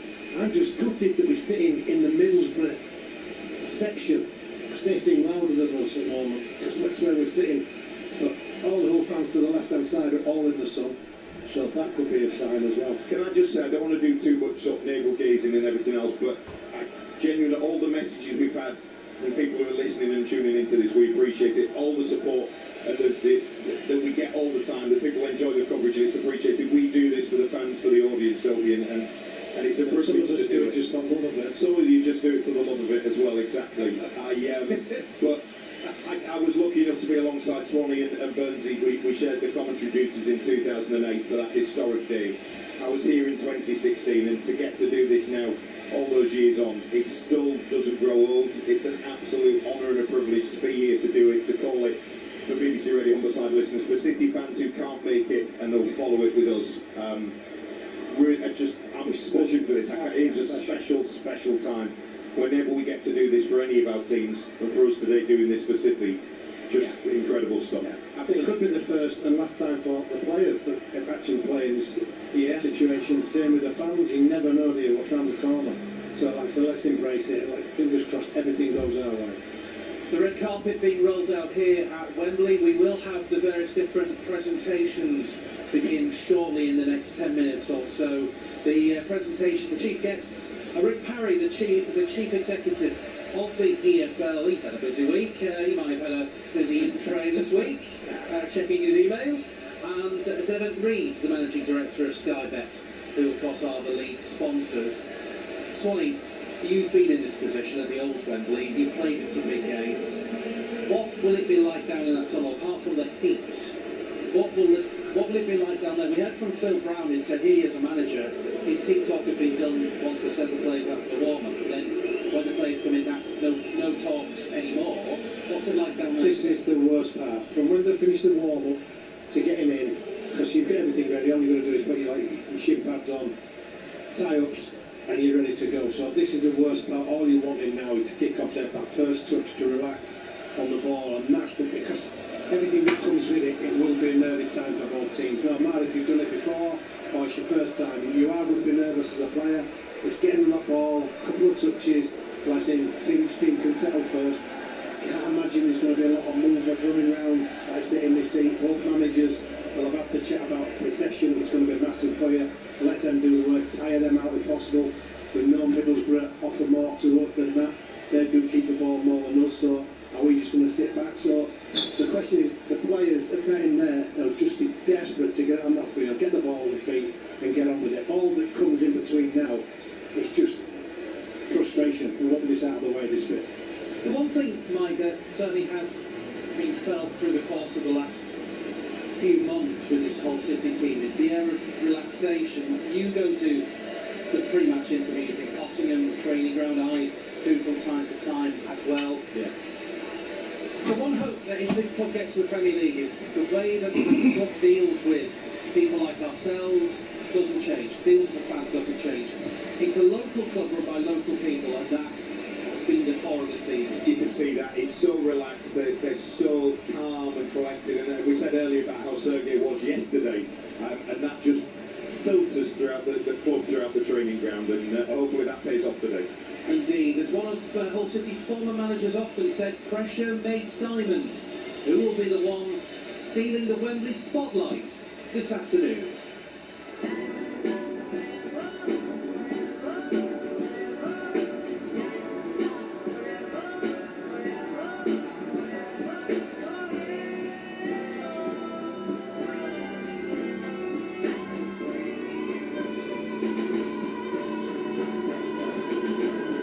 It's like a movie, so we are there one last step. Even this second leg of Millwall was that we can handle this pressure. So, and I know that we are ready for this game. Malumi, right hand side, takes it into the area on his left foot, curls it into the corner, and a magical moment from Malumi. Gellhardt drives it under the keeper, he couldn't keep hold of it, and Gellhardt's been on the field about 60 seconds, and may just have scored the goal that sends City to Wembley. You always look to your step forward, is he going to get you a goal? I said to go down, I'll score the winner.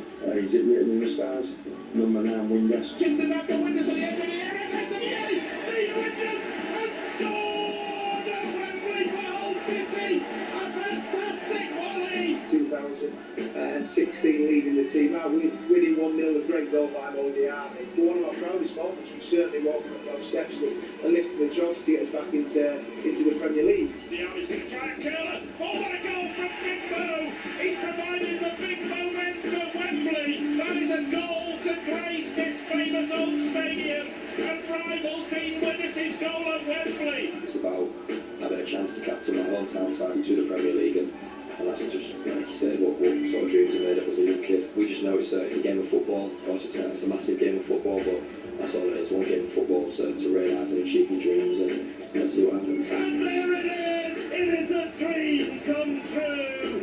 Hull City have been to Wembley and won, and it's all right now. You're allowed to cry.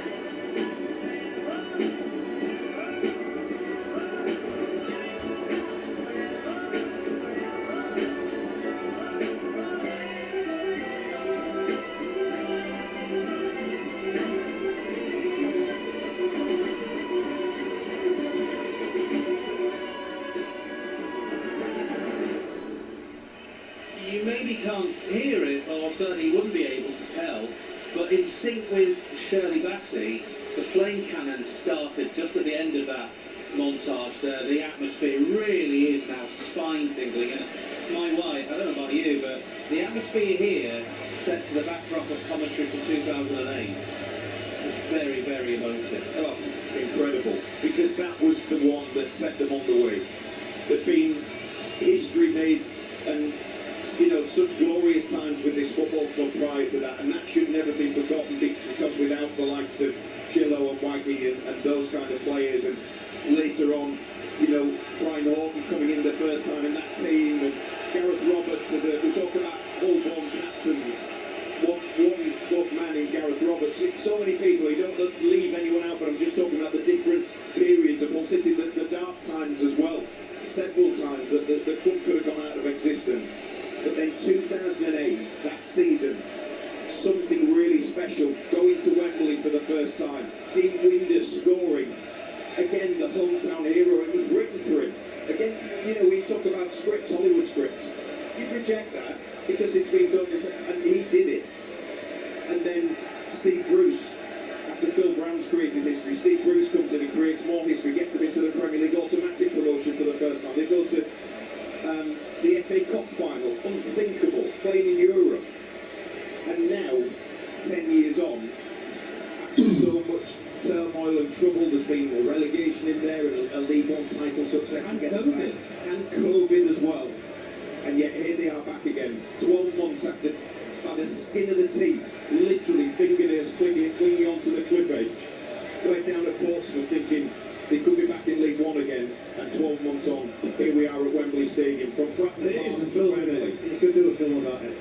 Unreal, and those City fans, look at the passion of them, and fair play the Middlesbrough fans as well.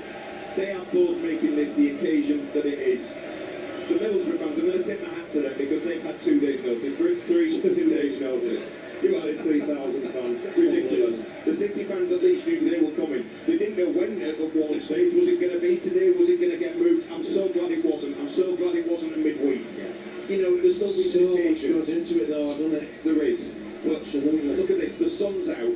I feel for those City fans in the east side in the sun. And a big amber flag is just coming from the bottom of the east stands and making its way up the first rung of the bowl of the east stands, and it reads, "One family, one dream." Nice little nod to the two sponsors in MKM and KCOM. I'll mention because they're local companies and very much part of the fabric of the city of Hull. I have said it already, we are positioned in a way that tells you that we're more likely to hear the Middlesbrough fans, but you can hear the noise of the Tigers fans. They've been given lots of amber flags, and they're just waving the flags sort of in a circular motion. Wherever you see, basically half the pitch, the eastern side of the pitch, is just a sea of amber flags. Obviously lots of people wearing the amber home shirt, the identity so synonymous with Hull City, but 33,500 fans, many of them are waving the flags. We're waiting for the players to come out as the players take to the field, brought onto the Wembley surface by the match officials, led by Premier League referee Jared Gillett. 2 officials go one way, 2 officials go the other. They want either side of a huge replica of the trophy that will go to one of these teams between now and the end of the game, around 5:30. We hope it goes the distance to just 90 minutes, and we hope the game goes back to East Yorkshire. These 11 players and substitutes could follow in a path trod by Dean Windus, Mohamed Diame, Ken Wagstaff, Chris Chilton, players who've got legendary status as Hull City royalty. Will there be another edition? Or will it be 11 or 12 or 13 new additions to that cast list from the end of this game? We're about to find out. Commentary of Hull City's opportunity to return to the Premier League 10 years after they last achieved it, and it comes from former record signing Peter Swan and Mike White. A chance for someone to etch their name in the history books of Hull City Football Club, to add to some of those names that James just mentioned as well. Sergei Yakirovich, he's gone for smart casual, maybe party casual. He's got the trousers, the jacket, the white t-shirt. He just looked to the skies a minute ago and he put his hands together, maybe just one quick silent prayer as the dignitaries worked their way across from Hull City players to the Middlesbrough players. Those City players down there, there's just, you can see one just looking out and pointing and trying to pick out family members. Liam Miller down there talking to Mo Balumi. Swanee, 2 players who could be massively influential today with what they can bring this side on a glorious occasion here at Wembley Stadium. Yeah, and they're both playing in different positions really, aren't they? Just like in the number 10 position. So I think when they're playing in the number 10 position, it's going to give them the freedom to roam. And they'll find themselves out wide and they'll be able to cut back in. So I think that's a great little, let's say, tactic that the manager's come up with for that in there, like to play behind back McBurnie and the support they'll give him.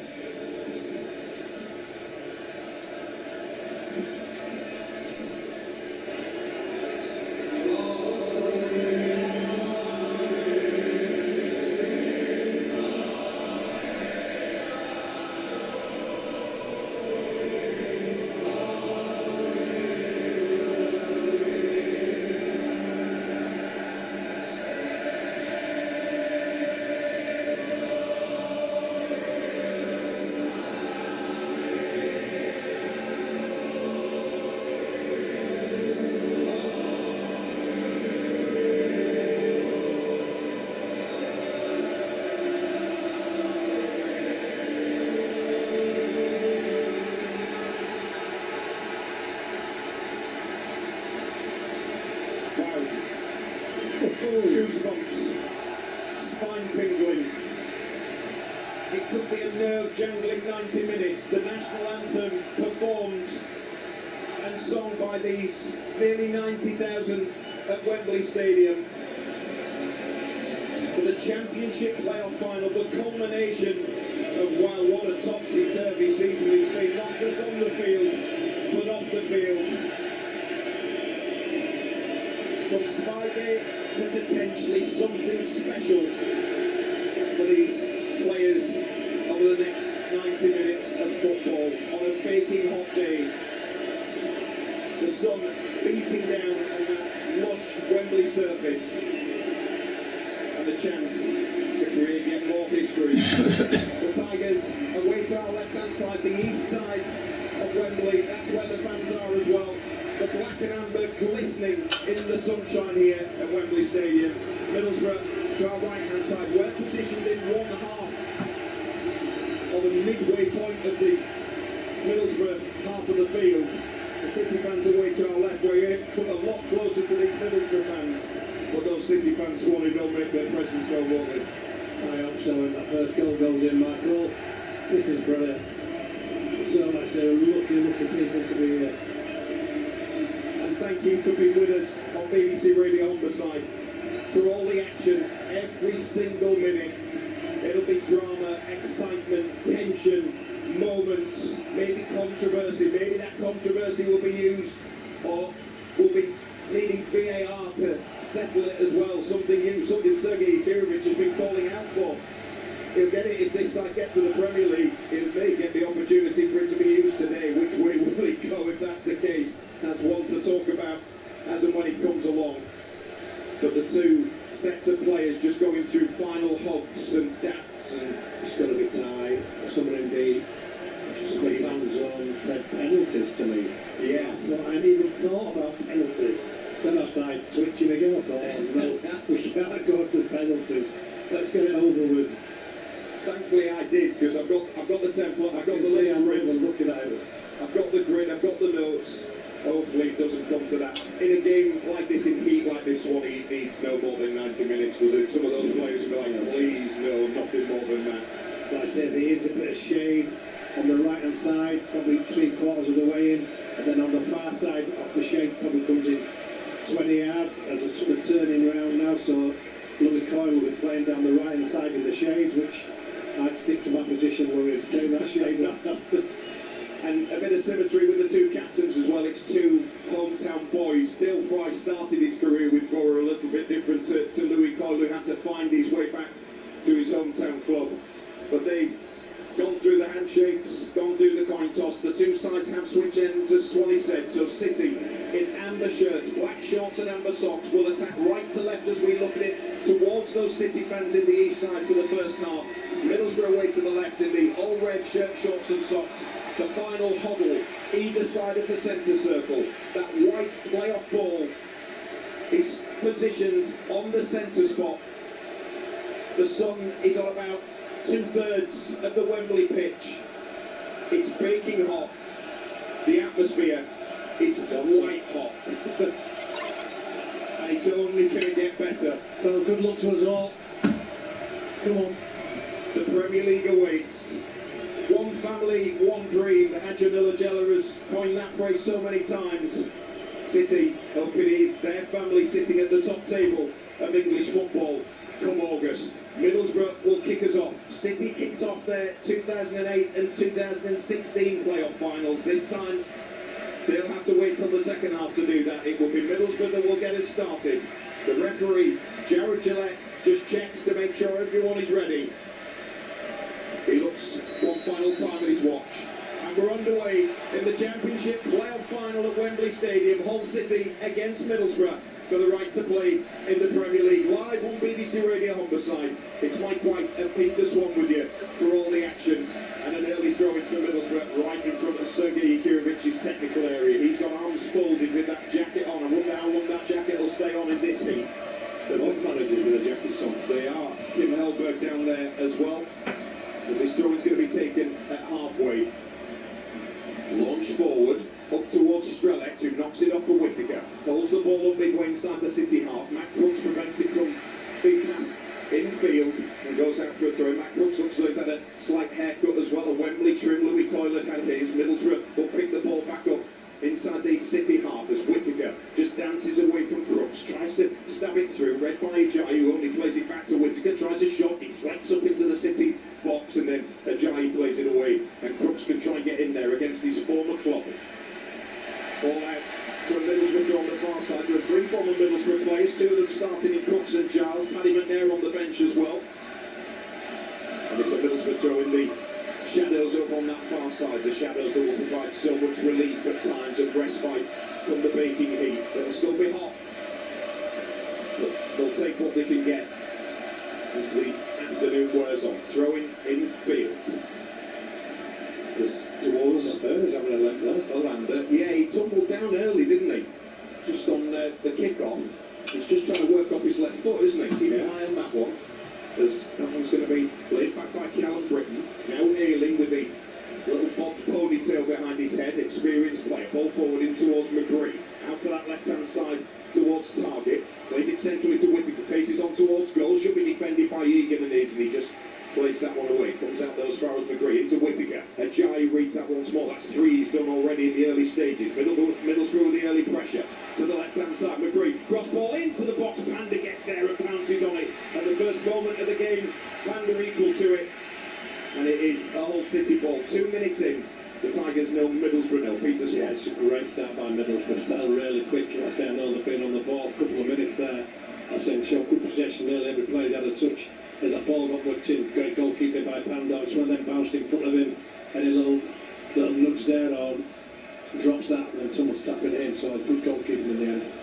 Morris inside to Malander as Borough have the ball back again. Ayling in the centre circle at the moment. City happy to just sit back a little bit. Now Ayling to step into a space. Sliding challenge there from Crooks. No foul though. Referee lets that go. And Hughes plays a ball away downfield. Saw him before the game just with Carl Joseph arm round him looking up at the Wembley stands trying to find some kind of members. Yes, Hughes, like I say, with a lot of possession, let's say Middlesbrough's had, so Sunders loose was offside. Sunders a loose possession there, Hughes gives him it back, he's got to play that ball into midfield and keep it. Don't be giving that possession, we need to get over the ball, and like I say, it's going to be hard enough chasing lost causes, so you don't need to do unnecessary. And Swanee calls it, and I think Ryan Giles has just fed the same information too, because Charlie Hughes gave him that kind of little acknowledgement with the hand. That's nerves, that's probably what to make a first pass rather than you've got to take responsibility. You've got players, like I said, you've got to try and forget what's all around you. It's easy for us to sit here and talk about it, but as a player you've got to forget everything around you and work out what's on that field, what you've been working on for the week. Well, previous player of experience before this, Charlie Hughes, never played at Wembley as well. He told me after the second leg at Millwall as a long ball forward off the City free kick. It's going to come off the Middlesbrough man. Britain puts it out for a Tigers throw, and this is the furthest they've been in that Middlesbrough half in the opening 4 minutes of the game. Ollie McBurnie certainly still looks to be struggling with that left foot, doesn't he? He's walked across to this side. Ball's going to come into him. Ayling will get there ahead of it, and then it's played away to Whittaker, and Middlesbrough come forward. Whittaker stumbles on it, allows Giles to nip in, into McBurnie, taps it back to Giles again, who just couldn't fully control it against his former club, and that one is played downfield. Hughes gets it tight on the left touchline, takes on one challenge, checks his run, goes back towards the goal line, drags a foot across, then holds it up again. He's got Giles in support, bit more space for him. Giles tries the cross, sends it into the area, and Solbrin will collect it. Let me give you the two teams there. One change for the Tigers. We know Carl Joseph, due to that injury, Mo Balumi comes in to replace him. So it's Panda in goal, a back three of Ajayi, Egan and Hughes, Coyle, Crooks, Slater and Giles, Balumi and Miller supporting Ollie McBurnie. As Ajayi plays another ball away. He's been on the end of a few of those just to cut out any half opportunities for Middlesbrough. The Tigers bench with Dylan Phillips, the sub-keeper. Lundstrom, Hirakawa, Drame and Hadjimetovic coming back into the squad after injury. Gelhardt, Dowell, Kumas and McNair. Will be the Middlesbrough side in a second. They've got the ball halfway with Britain, so I'll give you theirs right now as it's played back. Solbrin in goal, having made one change. Brown coming in for the injured Conway. Ayling, Fry and Malander the back three. Britton, Morris, Brown and Target. And then it's Whittaker and McGree supporting Strelets up front. Their bench, Wildsmith the sub-keeper. Hayden Hackney, who's back from injury. Alex Alex Gilbert, Sam Silvera, Lee Castledine, George Edmondson, Sonia Hansen, the young youth player, 17 years of age, Cruz Ibe, and Jeremy Sarmiento, the head coach for them, Kim Helberg. Sergei Kirovich looks on, ponderous with his arms folded, but the right hand up to his lip. Then it comes out, ball outright, to just gesture what he wanted from his side. City have got a free kick inside their own half, which John Egan will take. Floats it down that right side, goes beyond everyone, and goes out for a Middlesbrough throw-in. 6 minutes gone. What are you getting the feel of in the early stages, Swanee? They look more of a unit at the moment. Like I say, they're more compact. Like I say, they look like they try and pass through the thirds there, and like I say, we just look too stretched at the moment. We're not complete. Like I say, so the balls we're trying to get up to strikes, the long balls where Middlesbrough's playing it through, and like I say, keeping good control of it. Where at the moment we've not settled. But all they've had is just that one low cross into the box so far, isn't it? Which Panda pounced on. Yeah, but they do look a lot more comfortable. They do. Coyle was just taking his time to get back to his feet, but he is now, and Middlesbrough will try and play this away from in front of their own penalty area once more as the captain, Dale Fry, sent it away to the left-hand side towards Matt Targett. Melander's almost stepping into the midfield at times. The ball played long downfield, bounces into the hands of Ivo Panda. He's in bright yellow, Swanee calls it steward yellow. It's a perfect description of it. And rolls the ball out. It's with Giles down the left. It was intended for Crooks, but it came off the foot of Alan Brown, and then it actually came off a City player and went out for a throw-in. Alan Brown was the one change for them. As I said, Tommy Conway injured. He missed the World Cup with Scotland as a result. Steve Clark not opting though for Ollie McBurnie as the replacement. He's gone with Southampton's Ross Stewart. BBC Radio Humberside live at Wembley, 0-0, and it's Middlesbrough in possession in all red shirt, shorts and socks, behind the white stripe across the left chest. It's played across to Matt Targett over on that left-hand side. In the shade, just drifts in front of the Middlesbrough fans. Now inside to Ayling. Ayling to roll that one into Brown.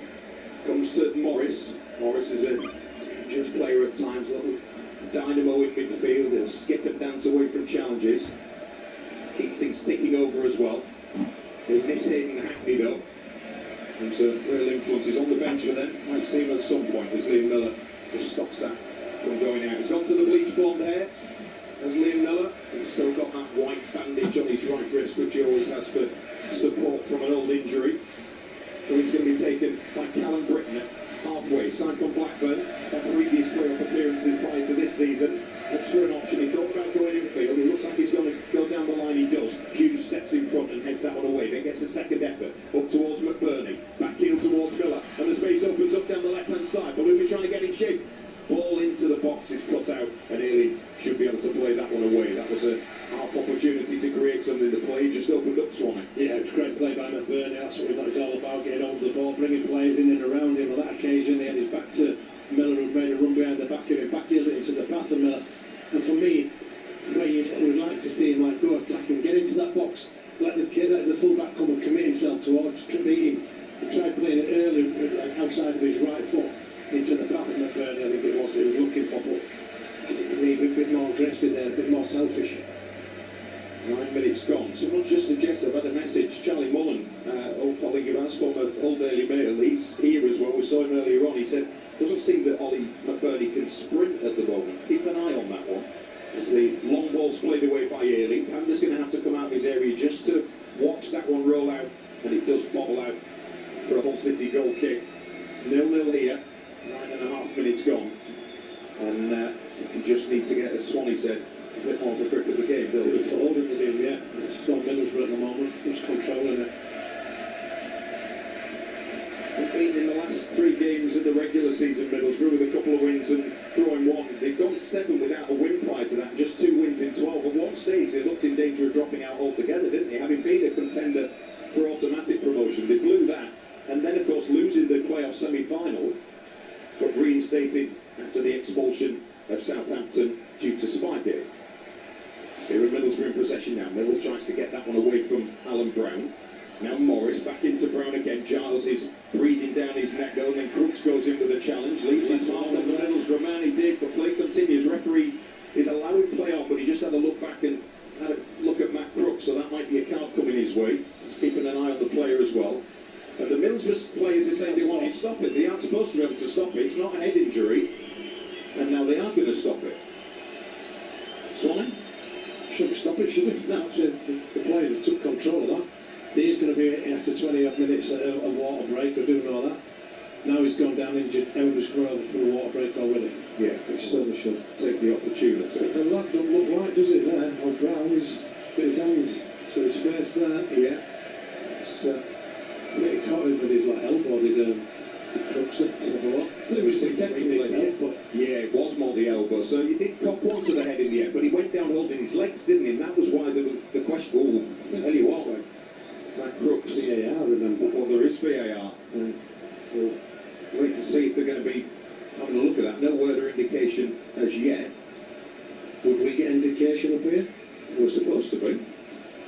Is there someone going to run round and say VAR up and down press box? Or? We'd see it probably on here. We can just about see one screen, but not properly, can we? So, any contentious decisions will go to VAR. Not happened before for the Tigers. It's things like trade as many times as possible. Yeah, making the most of that. As they can. Just trying to find Ollie McBurnie there, just watching him. But it's always difficult with him, isn't it? Because we always say he's got that awkward-looking gait. He looks like he's worn out in the first few minutes of the game, but he'll keep going. He is like the bunny that was always well advertised on TV. Didn't need to drop the brand name in there.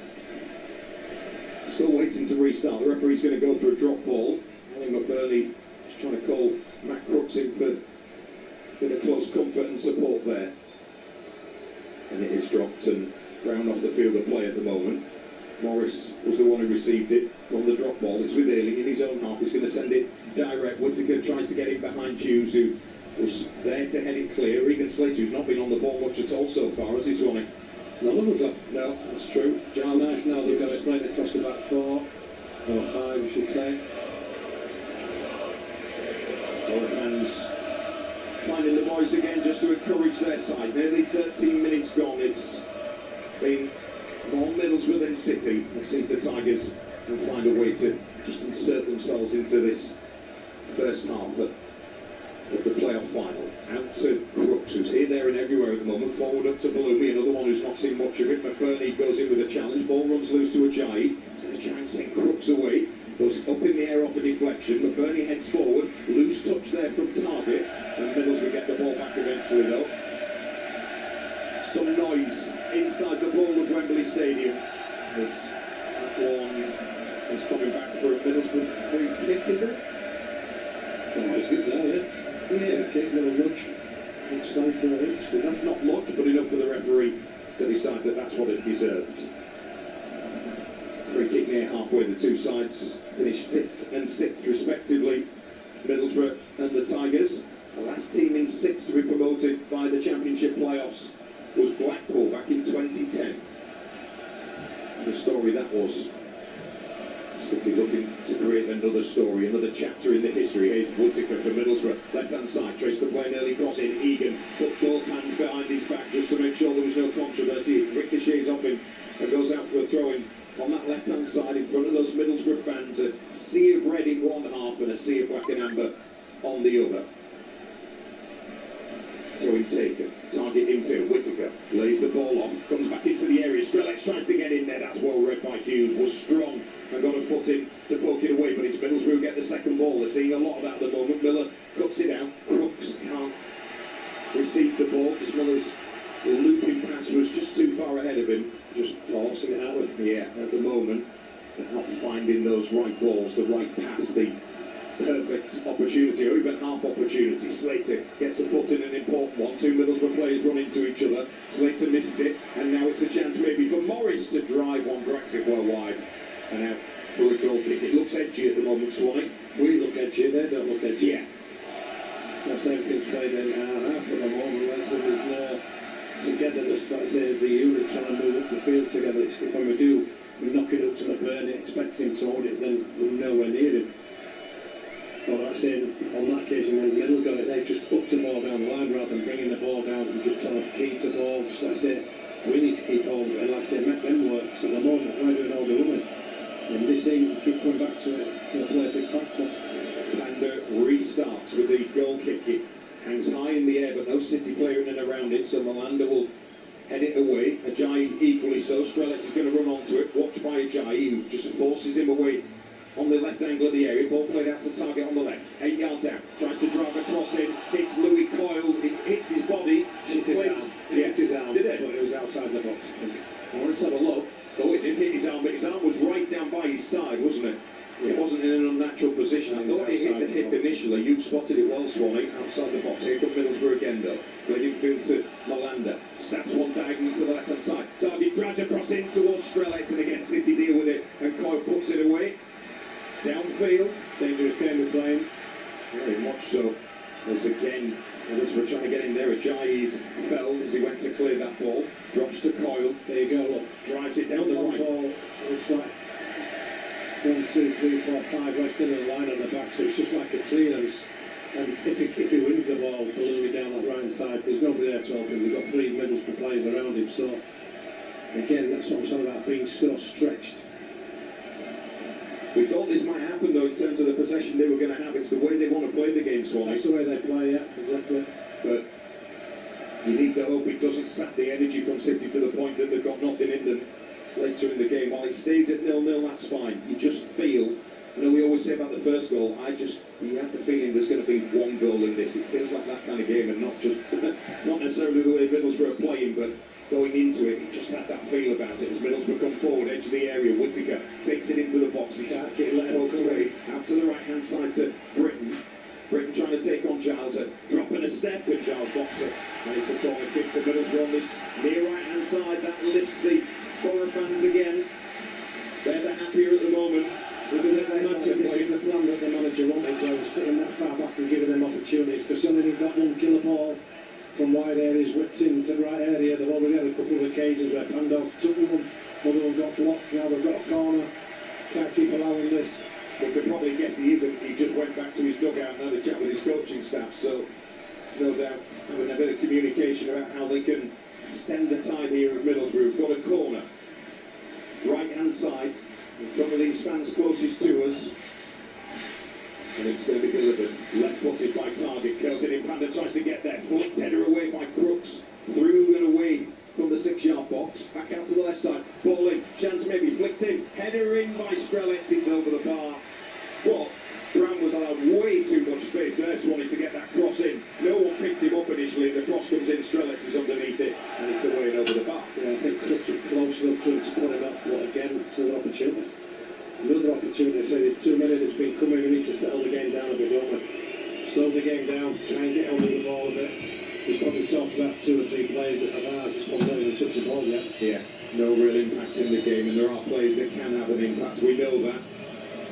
You see Matt Crooks just giving the sort of rolling gesture, as I said, come on, we need to get something going here. Panda will take this, jeered by the Borough fans all around him as he sends it long. McBurnie was being manhandled there, but headed away. Hughes again, just an empty ball into nothingness. You know, it's just giving them, I say, time, and that, every time you give them the ball back, it's giving them energy. I mean, look at them now, they're just in control, moving the ball around, we're the ones just chasing. Whittaker just runs almost down the halfway line before Crooks sticks a foot in to put it out for a throw-in. It's taken quickly, back to Dale Fry, the Academy product, hometown boy, as I said, his 296th game for Middlesbrough. He played for the club back in the 2018 playoffs in the first leg of the 2018 loss to Aston Villa. Here's Target. Diagonal ball infield. Whittaker will sweep one away to the left. Riley McGrew will try and get there. Ajayi will shepherd it. But it's still in a dangerous spot at the moment if it's taken from him. And McGree's foot puts it out for a City goal kick again. Everything's coming back this way too quickly, Swanee. Yeah. Again, Ajayi was exceptional. A great start in the first 3 minutes, like you say, in the himself little blocks in there. On that occasion, got back, he's got himself between the ball and the player. I say that he always swung him round there, that he was always always in control. That was Ajayi. There is a big section in the stand opposite in the upper tier that's blocked off, isn't it? sort of in the City half of the stand, but City so close to their allocation. Certainly not the amount of seats that are up there, but a big gaping opening of red seats. Plenty of red to our right-hand side with the Middlesbrough fans as well. As the ball is rolled back to Weaver Panda again. Middlesbrough just happy to step up. And then Panda taps it to his right and sends that ball right-footed up towards McBurnie. That came off the head of Dale Frylas out for a throw-in in front of Sergei Yakirovich, who's trying to get a message to his team. Ollie McBurnie just having a word with the fourth official. He's not happy. He never is happy with the introduced himself to referee yet, has it? Not yet. Give it time. He's still over again. Yeah. Giles has got a throw. He was going to go backwards there. Sergei Yakirovich is saying, look, let's cause a bit of misdirection and confusion here. No, we need to keep the ball up this field, up high up here now. We need to keep hold of it. That's it. Straight away, keep the ball back, then on the counter attack, don't you? Throwing taken, headed away by Middlesbrough, and they have it with. They don't even launch it, they just play it between, let's say, into the midfield looking for the striker. You look at Whittaker and McGree, they're both just sitting in space where they can pick it up at any point. Halfway centre half, like I said, we're sitting 5 on the back, so we need to go in tight there. The ball's getting played into Wick, and they have to look for that killer ball between the full back and the centre half. Yeah. They've almost gone to a back four. They've pushed Malander into the midfield, haven't they? And they've brings the ball forward up towards Strelets. Egan couldn't leave it for Panda, so has to volley that one away again. It was just a speculative one downfield, a high hanging one. It was an awkward one to deal with. Strelets thankfully didn't get a foot on it, but it's a Middlesbrough throw-in. Fed in field, Whittaker bumped off the ball by Crooks. Malander's closed down by Balloon, that just forces him to play back to Aidan Morris. He's about 10 yards from halfway, it goes back to halfway to Fry. He's got Morris in support again, who just comes to collect it and keep things ticking over. The conveyor belt of football that Middlesbrough wanting to play right now as Morris looking to be a bit more expansive with a ball down the right channel. Hughes cuts it out, and now it's away to Bloomy on the right. Floats one. Hangs it up towards this left of Miller, who couldn't control it properly. The foot in from Middlesbrough takes it to Giles. Now Miller again, cuts in on his right foot, got some support with Hughes. 5 yards inside the Middlesbrough half now. Crooks is there, but not the option. Miller comes to collect it. Miller tries to stab it down the left side. Can Giles get there? Comes off a defender. Giles manages to keep the ball in play.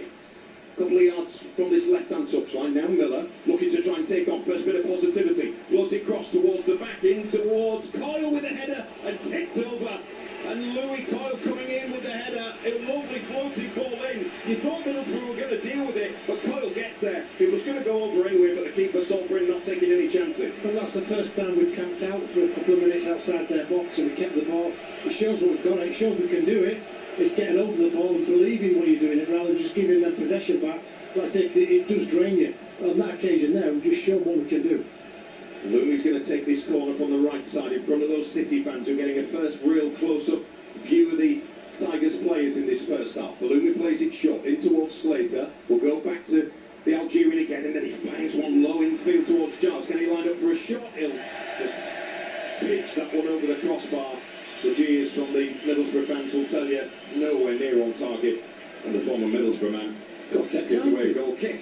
Got a bit excited there, didn't it? So the last two shots on goal has been from us two wing backs, two wide men, Coyle and Giles, which I think will play an important part in it as we take the 22-23 minute break for the water, which they all definitely need.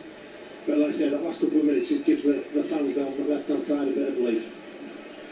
Ryan Giles, who played for Middlesbrough, 48 appearances and 12 assists in the 2022-23 season. Of course, he had a brief loan spell as well, and here is the water break, as Swanee was saying, it's needed out there on a red-hot day. And Giles, who's had playoff involvement for Middlesbrough before. Ollie McBurnie just comes across the ice towels as well. Yeah, they will be such a relief right now, won't they? Even up here.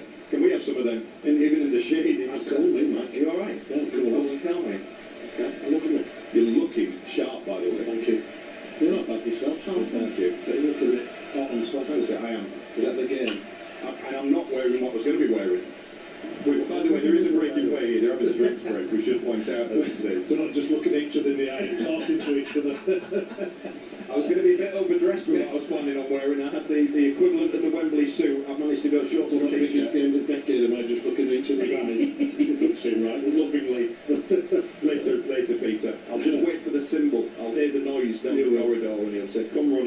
share a drink together. Oh dear, been one of those weekends already. Hopefully it's going to get better on the pitch. Well, the last 2 minutes has been better. Like I say, before that you're thinking it's all Middlesbrough, like I say, just piling the pressure on there. Not really opened us up, but you just thought that it could come at any point. It just shows what we can do there as well. If we can get forward, keep hold of the ball, we've got, like I say, Bruni and Miller that can, like I say, as soon as they start running defensive, they don't want that. No. They don't want that. Like I said, they've got great ability to get around him and then get that ball whipped in. Yeah, I'm pointing at Liam Miller because Middlesbrough about to take the goal kick. Liam Miller saying, look to the defence, let's squeeze up. Yeah, they'll play it long and we win it back, and that's like reverse what they've been doing to us. Yeah, and it's forced Middlesbrough to decide to go long. The keeper's going to reset, repositions the ball. It's like his time wasted at the moment. It is 0-0 though. If you are just joining us, where have you been? It's the Championship playoff final live on BBC Radio Humberside at Wembley Stadium. It's Mike White and Peter Swan. James Hogarth with us as well. Matt Dean, our reporter for the day. We've got all the action, all the drama. Hopefully some more action for the Tigers, who just the last couple of minutes looked a bit better. Wasteful ball there from Middlesbrough, yeah. The reason is we've squeezed, so you're looking right before, they had players that they could pick out. We've all squeezed up and like not gone man to man as such, but got into the areas, not allowed to play, and then Airling's come and just whipped the ball and give us the ball back like we've been doing for the first 20 minutes. Yeah, ooh, a bit of a loose one there from Charlie Hughes, who nearly presented a gift to Morgan Whittaker, but thankfully the City defender was just able to get it back to his keeper, who returns the favour, rolling it back to him. He's going to have to go back to the Croatian once more, who's off to the World Cup after this. You know what's Pandor doing there? Ball forward by I'm looking there, you've got a 6'6" Crook stood there, you've got 6'2", 6'3" McBurnie, nobody within 10 yards, and he plays the ball in the air to Miller, who don't want to go with the ball in the air. Yeah, that's not his game. As Middlesbrough have it again in red, just in front of their own penalty area. Fry rolls it in towards McGree. Just got a bit deeper there. Out to target left side. Back into Dale Fry once more. Now Luke Ayling. Played for Leeds in the semi-final loss. There's a long ball downfield up towards the penalty area. Panda comes for it. Forcing that. That is what I say. What we're looking to try and do there. If they can't play the ball for the middles, we're going to go over the top. As long as we're aware and concentrating at the back, we can deal with that. Amber just drops the ball to feet. It's to Hughes on this left side of the penalty area. Gives it to Giles, who's in a tight squeeze. Down the line to Miller. Britton's there to make the challenge. Goes all the way out for a goal kick. It's just drifted into a bit of nothingness at the moment, Swanee. Yeah. But City maybe needed to do that a bit, didn't they? I think he's turned our way a bit now. Yeah. I think we've, like I say, we've stemmed the tide of it. What we're putting on as early doors. They got off to a good start, which they'll have been happy with. But like I said, we've got to feel a bit more comfortable now. Dean Holden's just replaced Sergei Yakirovich in the technical area, and he's probably sitting down there with a towel as if he probably was. Now they swap over again. Dean Holden very good tactically, letting him know what he wants from them as it's up to McBurnie. Heads it forward, but it's beyond Miller. It's thumps downfield with a big right foot from Britton, and comes out for a City throwing on this left-hand side, about 15 yards from halfway. The Tigers, who were so impressive the last time they were in the capital, just under 2 weeks ago, to secure their place in this playoff final, particularly that second half at the Den, was just wonderful stuff. And it's why they're here, on merit. Ball given away by City, and Middlesbrough will get it back. Just taking the time, Melander. One look, tippy-tappy between him and Brown, who pivots and pirouettes in the centre circle. Then Melander again. Now with Luke Ayling, who's patiently just waiting to pick his next move. Melander works it on towards target, comes back into Melander once more. Seen plenty of the ball, the Frenchman. Don't want mind him having the ball up there. No. Halfway line, I should say. And he's back with Dale Fry again. It's just quiet so that it's... We've got to take the walking pace at times, isn't it? It isn't, that's obviously because of the weather. Yeah. And it just springs into life. You can see that as Slater tried to slide in to take that away from Whittaker. Crooks wins it back just inside the City half, and now Miller wants to drive forward with it, but he's Progress is halted by 3 Borough players in front of him, but he gets it away to McBurnie, and he just drifts through the centre circle before sliding on to Coyle. Back in field to McBurnie, back to Crooks, who's almost a centre half at the moment. That's the experience of McBurnie there. Yeah. Even though he's not in a position high up the field, he's done what a midfield player should be doing. He's keeping hold of the ball, just linking up, moving the team higher up the field. Like I said, not forcing it, even though we've come right back now down to Pandora and back out to this left-hand side. But like I said, that's what we need to keep hold of the ball, let them work. Just exhaled for a second because Shemi Ajayi almost got himself in a tight squeeze. The Nigerian international who's playing in his 6th playoff game here at Wembley today, experience with West Brom in the past, that's flicked forward. And Ajayi should be able to get that one away. He also played for Rotherham against Scunthorpe United in the 2018 playoffs, the big Shemi. It's gone on the end of a few this afternoon so far, though, Swanee, hasn't it? Yes, yeah. As Morris has it again. Threads it through a gap to Brown. Brown plays it forward. Ajayi's going to have to come across to cover because Strelec tries to get there. Defending Ajayi. Yeah. And a lot of the referee's going to give a free kick for that one. It was barely a touch. It was just denied, actually. He clipped his right ankle in the end, didn't he? He thought he tapped his arm. Yeah. And the free kick. Yeah, they were looking to play the ball and he saw it 2 or 3 yards before that. Good play, see things quicker. Yeah. He was offside. No, he wasn't. He wasn't. McGree was. But it was the free kick is for the foul on Shemi Ajayi anyway. But they almost sprung the trap there, Swanee. I think they were in control of that. Here. Yeah. 32 minutes gone here at Wembley Stadium.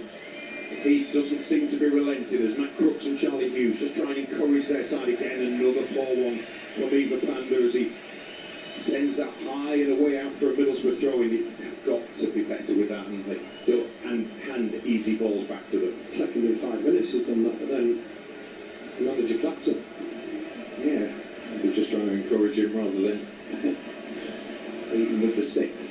Healing steps up towards halfway and then decides against it. There's Malander. See on the monitors Tommy Conway perching his ankle up in the dugouts, watching on with frustration, no doubt Carl Joseph as well. Carl still had a big smile on his face though. He's that kind of guy, really positive character around this squad. There's a lot of them. And maybe that positivity can lead City to the Premier League. Bit of work to do, but still 0-0. Tigers have managed to grow into the game a bit, but it's not burst into life yet, has it? No, we've spent the floor, that's the main. That was the big thing. And it had to be that. We spoke about it in the build-up, didn't we? Yet last night as well. We knew what Middlesbrough want to do, how they want to play it. Yeah, and how City handled it. Massive. Yeah. And Hellberg has his side playing in a certain way. Ailey's going to try and set Strelec away with the ball through the middle, but Egan, experience, and now's there just to intercept that as it came through. Ajayi will play the way up towards Balloumi, manages to keep the ball in play, but it's probably going to land at the feet of a Middlesbrough man. It does. Through towards McBurnie, who's come deep for it, and he's got some space, and you can hear the Middlesbrough fans trying to encourage him forward. And he duly obliges, takes it towards this right side, taps it infield towards Whittaker.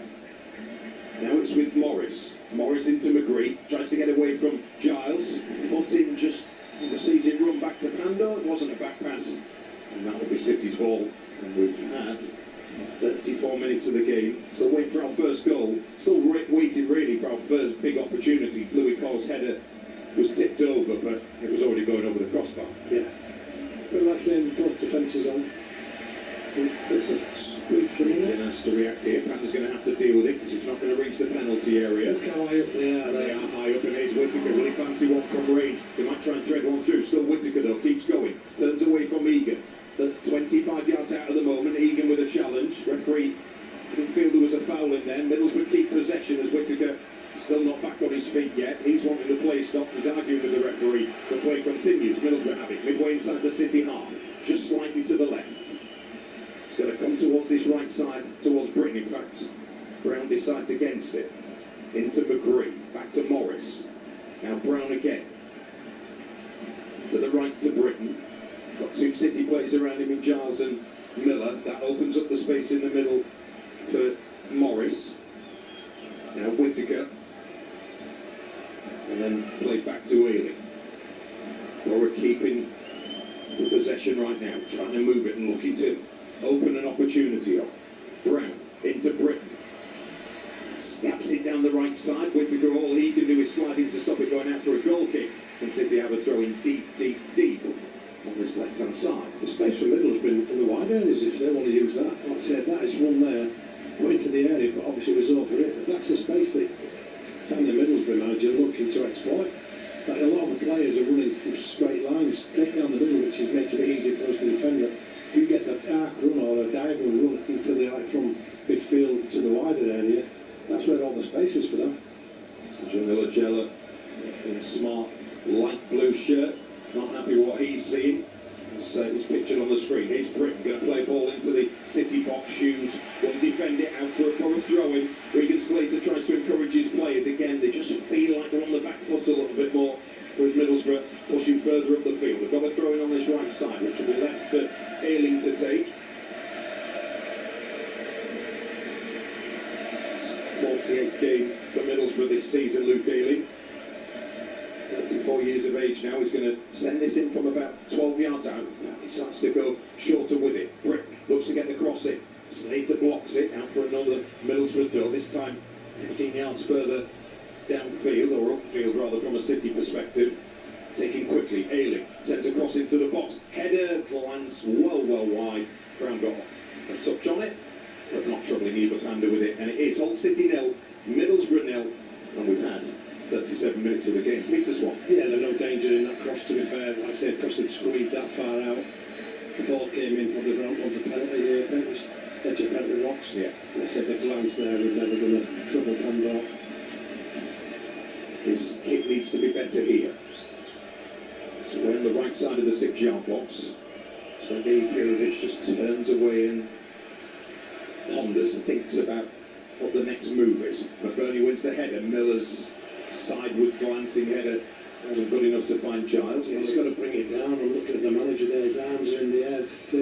McBurnie's done exceptionally well to get that flick onto the area from Miller to bring it down and make his decision after that, not try and do what he did there and, let's say, frustrate his own manager. Yeah, Crooks in towards McBurnie, swings off to McBurnie, in towards Miller. Can he get there before the keeper? Keeper just gets it away before Miller can get there. He's got to go in for a challenge there, a sliding challenge. You can't get pulled up for that.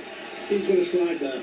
And now Giles will step forward, striding down the left touchline. He's got Blooming in support, wants it feeding into him. Ball into Blooming, left side of the box, tries to turn away, keeps possession. Just inside the area, flag goes up for offside. Yeah, but how good do we look when we get the ball into areas like that?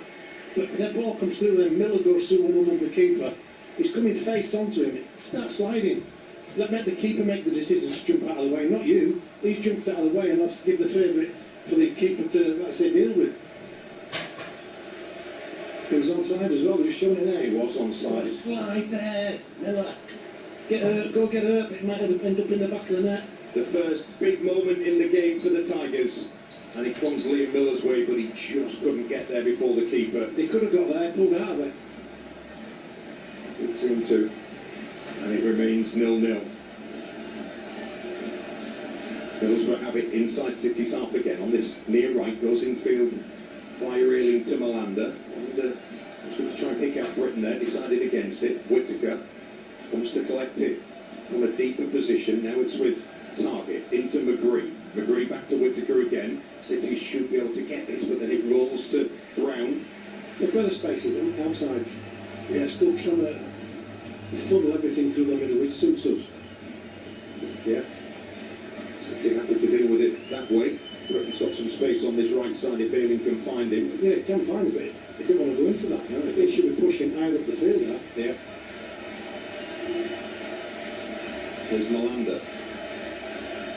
Now forward to Whittaker again, through the middle. Now it's McGree. They do go wide to Target. Target with an early ball in. Ajayi plays it away only as far as Morris. Crooks makes the challenge. It'll run loose to McGree. McGree's got some support on the outside. Will he fancy himself the number 8? Back into Morris.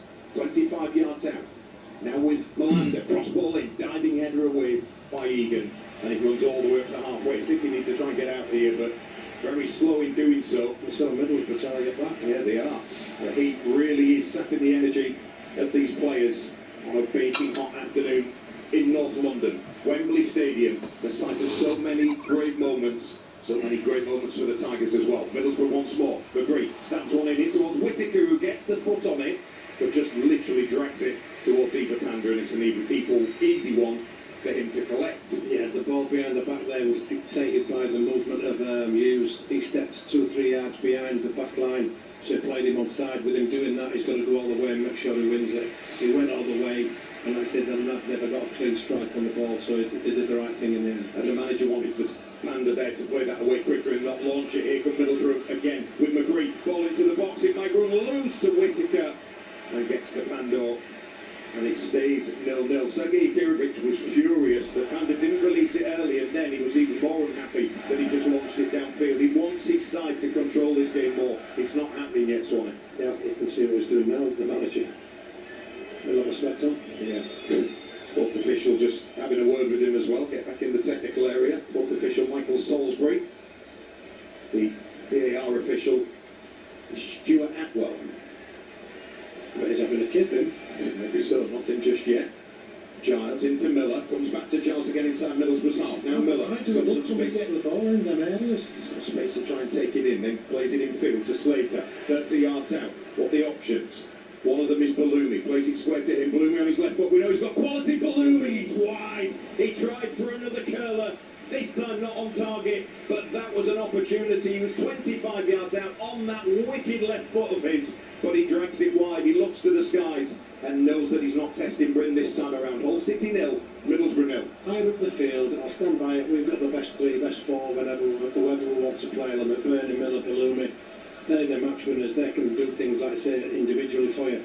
Like saying, as soon as we get the ball up there and supporting McBurnie, we look bright. We look like we can create it. Like I say, at the moment, I don't speak too soon, but like I say, Middlesbrough have had a lot of play at the edge of our box where we've, like I said, controlled defensively. We've looked organised as we give the ball away. Given away, Middlesbrough got 3 plays forward. One's offside at the moment in Strelec. McBurnie's got support. Target on the left. City have to deal with it. Cross hits Coyle first off.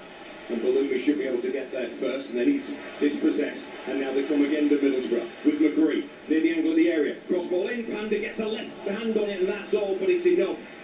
So that Giles picking up on this left side. Again, living dangerously, City at times, Swanee. Yeah, we still are. We haven't really yet. No, they haven't. Giles down the line towards Miller. There's no support for him at the moment, but he's gone himself. Keeps it in on that left side. That took a touch off a Middlesbrough man. Out for a throw-in. That was a dangerous move by Miller, but he got away with it. If he does that higher up the field, that's what he wants from him. Not in his own half. That Bellumi shot, by the way, wasn't agonisingly close, but it wasn't far off. Looked like it from sitting here, didn't it? Yeah.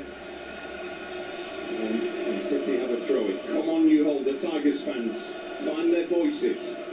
Once again, to support their side, try and draw them in towards that East End goal. Throwing down the line, McBurnie flicks it on. Middlesbrough get it back though inside their own half as we approach the end of this first 45 minutes.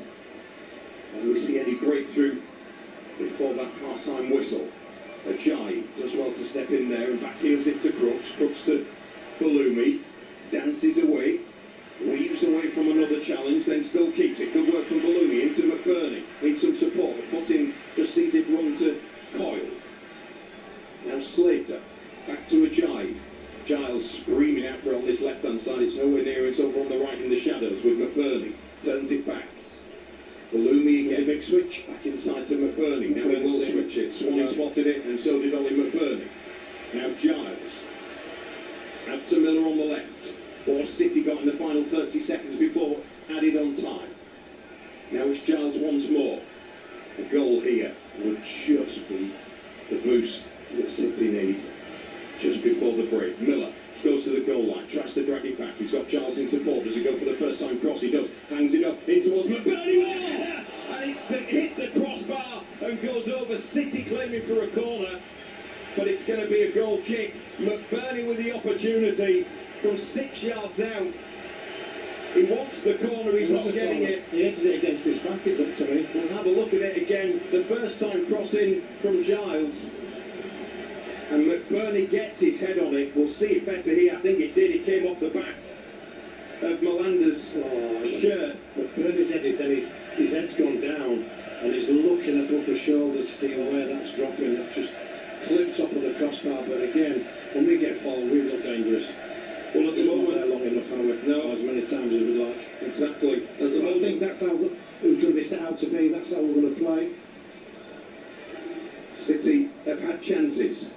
Miller, Balumi, and now McBurnie. Even Coyle when he came in for the header. Middlesbrough just been forced away towards that left-hand side. Melander's controlled it. Ayling inside. There's going to be 3 minutes of added on time, by the way. We're into it already. About a minute of it, just about. Here's Ayling with those yellow boots, just rolls the white ball to this right-hand side. Britain will turn it back behind to Fry. You got to, I made that mistake. Long ball forward up towards McGree. He's going to try and turn it back as Ajayi flicks it away. A run to McBurnie. City haven't got numbers forward at the moment. How well does he do that? Yeah, holds it up so well. Crooks has made a run. Giles just decides to hold the ball. Miller showing for him near the left touch line. Miller's going to have to go back to Hughes. We've had 90 seconds of the 3 added on time. Crossfield ball diagonally by Hughes, intended for Balumi, but Melander has to come across to put that out for a City throw-in. Maybe one last push in this first half to try and get the breakthrough. Coyle decides to leave it for Balumi. Ajayi's going to come up. City sending players up for this final minute of added on time in this first half, where the two sides can't be separated in the Championship playoff final. A place in the Premier League awaits one of these two teams. Will it be Sergei Ikirovic's side? Long throw-in, high hanging arc on it from Balumi. Played away, headed back in towards the 6-yard box, and Bryn collects it. And it will be a Middlesbrough ball, and they go for a quick restart. Launched downfield up towards Whittaker. Comes off his heel. Maybe an opportunity. Someone in there is Strelec. Strelec onto his left foot. Slipped by Hughes. There's the shot. Just wide. Middlesbrough go close. Strelec puts it wide. And City managed to keep them at bay. 0-0. Yeah, I was looking there, and there's like the game's sectioned up there. They're 3 strikers against our 4 defenders. Then you look for the midfield, and they're 30-40 yards, big space, not one player in between the 30-40 yards of it. All still trying to get back. That's how stretched the game's got on. That's like I said, the tiredness we play. Saying we're looking forward to the break at half time. The 3 minutes, by the way. That was really close. Really close. And there is the end of the first half, where the two teams cannot be divided. 0-0 at the break. A lot of possession for Middlesbrough in that first half. City have had glimpses, moments where they've got themselves in it, and they've had the best opportunities in the game, barring that Strelec's opportunity just before half-time. A through ball that saw Liam Miller go in. Swanee said it. Miller probably could have committed more to the challenge and would have given the keeper something to do. Balumi went close with one of those classic left-footed curlers that he loves. And McBurnie with a header that hit the crossbar. It did seem to hit the back of Melander, but it wasn't given as a corner. Some real moments for City in this first half. But right now, you cannot separate the two teams. At half-time at Wembley Stadium in the Championship playoff final, here on BBC Radio Humberside, it's Hull City 0, Middlesbrough 0. Swanee. Yeah, both managers will probably be happy with that. Like I say, there's no mistakes being made defensively. Both defences have been on top.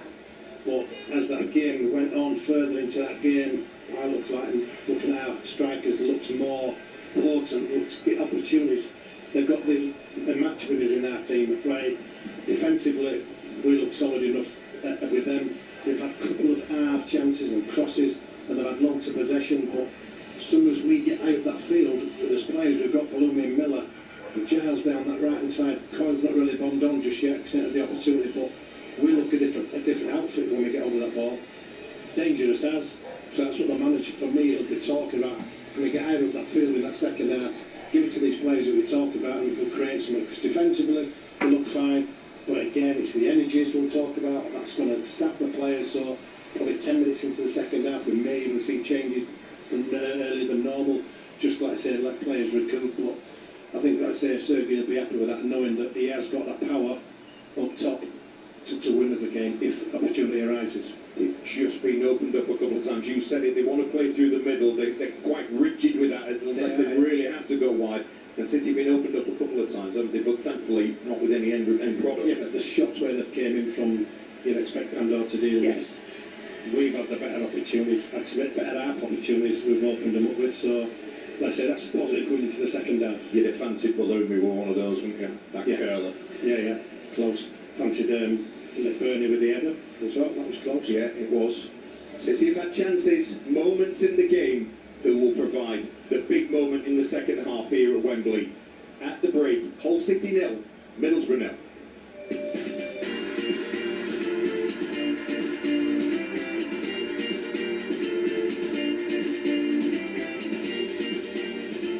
So at times cagey, at times the heat maybe is getting to some of these players from both Hull City and Middlesbrough. Right now, goalless at Wembley for a place in the Premier League next season. These two teams so far can't be separated. This from Mark and Pablo, listening at work in Hedden, saying, come on Tigers. Good to hear from both of you. Thank you very much. If you're listening to BBC Radio Humberside, good afternoon on Humberside Sport Live. From me, James Hogarth, you can send me a text. My text number is 81333. Start the message with the letters RH. You can WhatsApp me as well, 08000 321 333. Again, put RH at the start of the message. And you can join the conversation on X, formerly Twitter, at Humberside Sport. Goalless here then at Wembley Stadium with a further 45 minutes to come. Neither of these two teams currently can be separated. Just the one other game being played currently, and it's the Scottish Cup final. Celtic, after winning the SPL last week, lead Dunfermline Athletic by 2-0 at half-time. So currently they will take the Scottish Cup as well as the SPL. Celtic leads by a couple of goals to nil. BBC Radio Humberside live from Wembley on Humberside Sport Live. Richard said last year we got asked to go to Wet Wang Scarecrow Festival. We did? We made a scarecrow.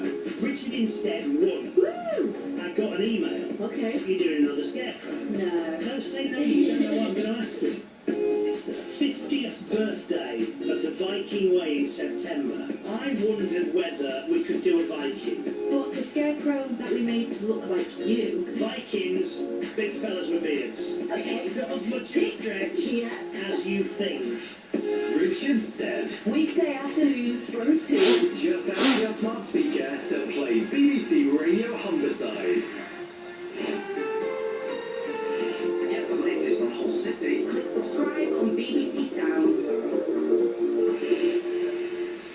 The substitutes for Hull City warming up as things stand, all in their green fluorescent bibs. A couple of supporters on the pitch as well, one from Middlesbrough and one from Hull City. The Hull City fan wearing their shirt, which is a replica of this season's shirt. And amazingly, how quickly the stands empty, certainly from a Hull City point of view. The stands on the east side, where Hull Kingston Rovers fans will be next weekend, next Saturday, emptied as they take refreshment and get some well-earned drinks and some time in the shade, possibly. So Hull City owner Achille Lagella has told BBC Radio Humberside that he'll take legal action if the Tigers don't win this game this afternoon. Before kick-off, he spoke to Matt D. Yeah, it's a good question. Now I can talk a little more because now the boys are in the stadium and they will not hear me. I don't want to make them focus to start. But the decision that has been given for me is unbelievable. You know, I respect, of course, any kind of team who they are competing for the Premier League. But one question is in my mind. If this action was so big that a team is out of the playoffs, why didn't let them not play the semi-final, investigate and take Southampton out and put Wrexham in? So what should have been done from my side is, if this is a big case and some team can be out, don't play the semi-finals, because you know before that there is a spying thing. If it is so big, stop the semi-finals, just cancel for a few days, investigate. If you give the decisions, why is Wrexham out now? Put Wrexham out and continue the competition. For me, an eliminated team putting back also our lawyers say this, and that's their opinion too. Is an incredible wrong decision. So to be clear, if you don't win today, you will take legal action. Is that correct? Our legal team says that we have to go for action. That's for sure. So we have no doubt about it. Here, all we want is justice. If justice is broken, nobody will enjoy football. Some very, very strong words from Managerial in that pre-match interview. You can read about it on the BBC Sport website and app as well. That will be a big talking point to come out of this game. Obviously, if Hull City win, less of a talking point, but certainly one that will rumble on, you feel. We know the FA has started an investigation into the actions of Southampton after the EFL's case has been finished. Are on the pitch at the moment, the various different broadcasters are doing what they have to do at half-time. The main broadcaster, Sky, with Curtis Davis, who was one of the team that led Hull City to promotion back to the Premier League in 2016. He's there as one of the co-commentators at half-time, one of the pundits at half-time. Some of the Hull City fans sort of milling around the East Stand at the minute, going between the concourse and their seats, waiting for the second half. Let's hear from someone who's certainly been called into action this afternoon. He told us in the build-up in his football career that his mum had to work 4 jobs in Croatia for him to achieve his dream of playing football. I'm talking about goalkeeper Ivo Panda. Now, he's been reflecting in the build-up to this game on the journey the club and the team has made, having stayed up in goal difference this time last year. It wasn't easy because there was a lot of stress, a lot of pressure. People would probably lose their jobs, or people would get, you know how it goes with the salary, and it changes lives in a much worse way than this. This is just a previous situation. No matter what happens, we can all be happy and proud of what we did, and it's just the final step. But obviously, we believe that we can do it, but we are just privileged to be here. Last year was different, and last year was much more.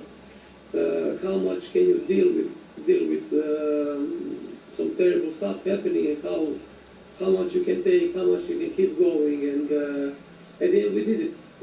At the end, I think we deserved it, but it could have been much different because we will be a League One this year. It could have been much different this year if a few things hadn't gone your way, and within that it's not been without its challenges, and maybe even from a personal point of view, questions about your own form at times. How have you handled that personally? Yeah, to be fair, I don't read much into it. People can say, have their opinions or whatever. I'm always trying to do my job, and I'm the first one who will be or satisfied with me or unsatisfied with myself. So it doesn't matter what people say, it never bothered me. So I will have this much more in my career. The more I get to, the higher the level. It's just a normal thing. You need to get used to it. You shouldn't take it really personally, because it's opinions, it's football.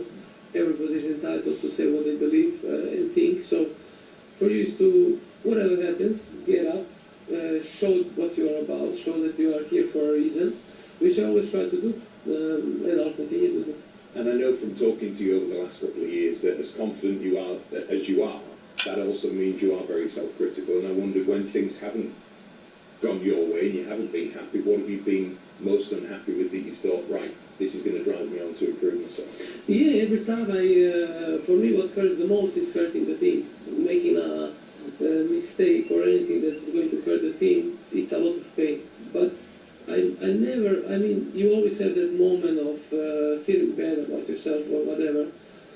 But for what? I always think like, if I'm talking to myself, like, you are blessed to be where you are. You are like doing what not a lot of people can do for this amazing club, for these amazing fans.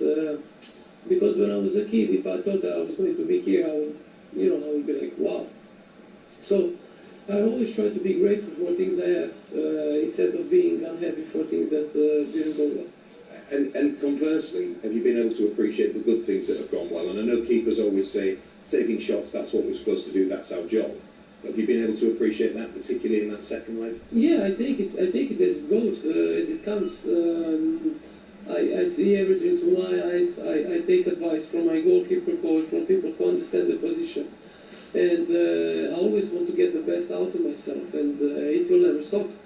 That's the only way I know that it will not give me any regrets. I don't want to have any regrets when I finish my career or when I'm dead. I don't want to be thinking about what I could have done differently, or at least I tried. I will try, and then I will deal with the consequences. That's why I am, and that's the way I choose to live. So, yeah, it just the way it is. Very honest answers from Ivor Panda. He's had a relatively busy afternoon this afternoon in the heat of Wembley Stadium. It's, for us, hard to appreciate just how warm it is on the playing surface here at Wembley right now in the shade of the press box, with a big stand, at least one stand, if not two stands, above us. We won't get to see the trophy presentation irrespective of which way the trophy goes, because it's above our heads. Janet's a Grimsby Town fan that says, good luck to Hull City and do it. Get up to the Premier League, Janet, a Grimsby Town fan. Thank you very much for that. Don't forget to use our text and WhatsApp numbers in the game as the game goes on, certainly at full time. As we take you through the full-time reaction, our text number is 81333. Start the message with the letters RH. You can WhatsApp as well, 08000 321 333. The second half of Hull City against Middlesbrough here at Wembley. The game is poised at goalless, with 45 minutes of action to come shortly. Get the latest on the Tigers, the Mariners and the Iron. What do you see going into that game? What is his situation? Are performances or results more important at this stage of the season? I believe we should get performance rather than result. I would imagine we'll get linked to 20 players in the next 3 weeks, 6 weeks. Certainly over the course of the summer, it'll be 50 players, 100 players. I don't have any problem against the AR. Just can be a problem with handball. I'm all my life in football, I don't know where it's handball represents. No, sorry, Gaffer. I'd much prefer the game without it. I play a bit of devil's advocate. If you got into the Premier League, you'd feel differently, wouldn't you? Yeah. Search for your club on BBC Sounds and hit subscribe. Getting you closer to your club. BBC Radio Humberside Sports. We're awaiting the teams back out for the second half. The trophy is now making its way into the stands as Middlesbrough take to the field for this second half, to be closely followed by the Tigers shortly. The Hull City subs have certainly been the subs that have warmed up the most of the two teams in that half-time interval. Whether that's telling or not, we're about to find out as we await the re-arrival of Hull City. Hopefully the players that will get City to the Premier League, my wife. Talking to Mark Drury, my counterpart at BBC Tees, he said, I've seen this game before. A lot of possession, not able to do anything with it. He's surprised that City aren't utilising and getting Balloumi more involved, because he knows and has seen what a threat he can be. He feels if City are able to get in front, he feels that might be too much for Middlesbrough. The other way round, if they take the lead, well, what we're talking about might just be one goal. He thinks if they take the lead and City have to come out a bit more, then Middlesbrough can maybe drive home the advantage. But he's worried that if City score first, he doesn't think Middlesbrough have got what it takes to get back in it. Fascinating game ahead. Who's the next Fraser Campbell, Dean Windus, Modi Arme, and even Curtis Davis? We're about to find out. Second half commentary of this intriguing encounter at Wembley from Mike White and former record signing, but he's still our record signing, Peter Swan. I was trying to give it back to you there, Swan. Cheers, Jim. You knew it upset you earlier, so... No, it didn't upset me earlier. Well, we're back out. The team's getting ready to get this second half underway. This time it will be City attacking left to right towards the Middlesbrough fans in this second half as we look at it. The referee, Jared Gillette, toots his whistle. Back underway. And 45 minutes potentially as Panda almost... Tried to clear it. Yeah. Struck it straight into the lad's head. Yeah. But headed it out for a goal kick. That could have gone anywhere. Dear, oh dear, Strelek's got in his face. And of all the places you want to hit it, that is not it. Handel getting away with that one because the pace it bounced off him, and with the fact that it has gone out for a goal kick tells you if it's goal bound, that would have been the most horrific of goals to concede. But instead, City have a goal kick which is played away by Pandor. But Ayling has it, sends it, drives a ball down that right channel. He even comes across and puts it out for a throw-in. Strelets was near to it. No changes from either side at the break then. Remember, you can have 3 individual opportunities now in the next 45 minutes of 5 substitutions. You will get an extra substitution in extra time as well, and any spare opportunities. So if you haven't used up the 3, they would carry over into extra time too. They'll need it in this weather, Swanee. Yeah, and I think the substitution will be based on that, not necessarily who wants to change. It's whose legs are going or whose energy levels have dropped. Yeah. There was that concern in the first half about Ollie McBurnie as Ealing's going to float one up towards McGree, knocks it headed down, Whittaker with a shot, drives it, and he comes off a City man and deflects away. That was going on target, and it was hit with some force as well. Whittaker caught it sweetly from about 20 yards out, and the deflection takes it out for a Middlesbrough corner kick. Yeah, he's their danger man. He just keeps drifting into certain areas. He don't get himself marked by sitting on the centre half. He'll just come in the space there when the ball drops. A great strike, but I say the 2 players look like I thought he'd come off his own player though. See it here. No, came off the shins of, was it Egan? Egan. Yeah. Target's gone across to that far corner. Middlesbrough in the all red bar in the white strip across the shirt. Attacking the goal to the left, comes in, headed across the face of the goal. It's going to be headed back through the 6-yard box, and McBurnie has to pull that one out for another Middlesbrough corner in front of those City fans. 0-0 it remains here on BBC Radio Humberside. That was a dangerous ball, wasn't it? Big time. Bad header back across really, and McBurnie dealt with it. Yeah, it's flipped across by Coyle, and McBurnie had to handle the return ball in. Come on, Borough is the champ from the fans to our right. His target again, left footed, hangs it towards the back. Man's in now, the header, and it's over. Fair player. It was try again. Should have done better with both headers there. That one is like, I don't know his much to the ground there. Was it Slater? I think Slater was picking him up on the far post. Why is he picking him up? 6'3", flying, like I said, getting picked up by Slater on the far post. Well, the moment right chances that in the game, it really is. That is a great chance. Wicked cross. Red corner, isn't it?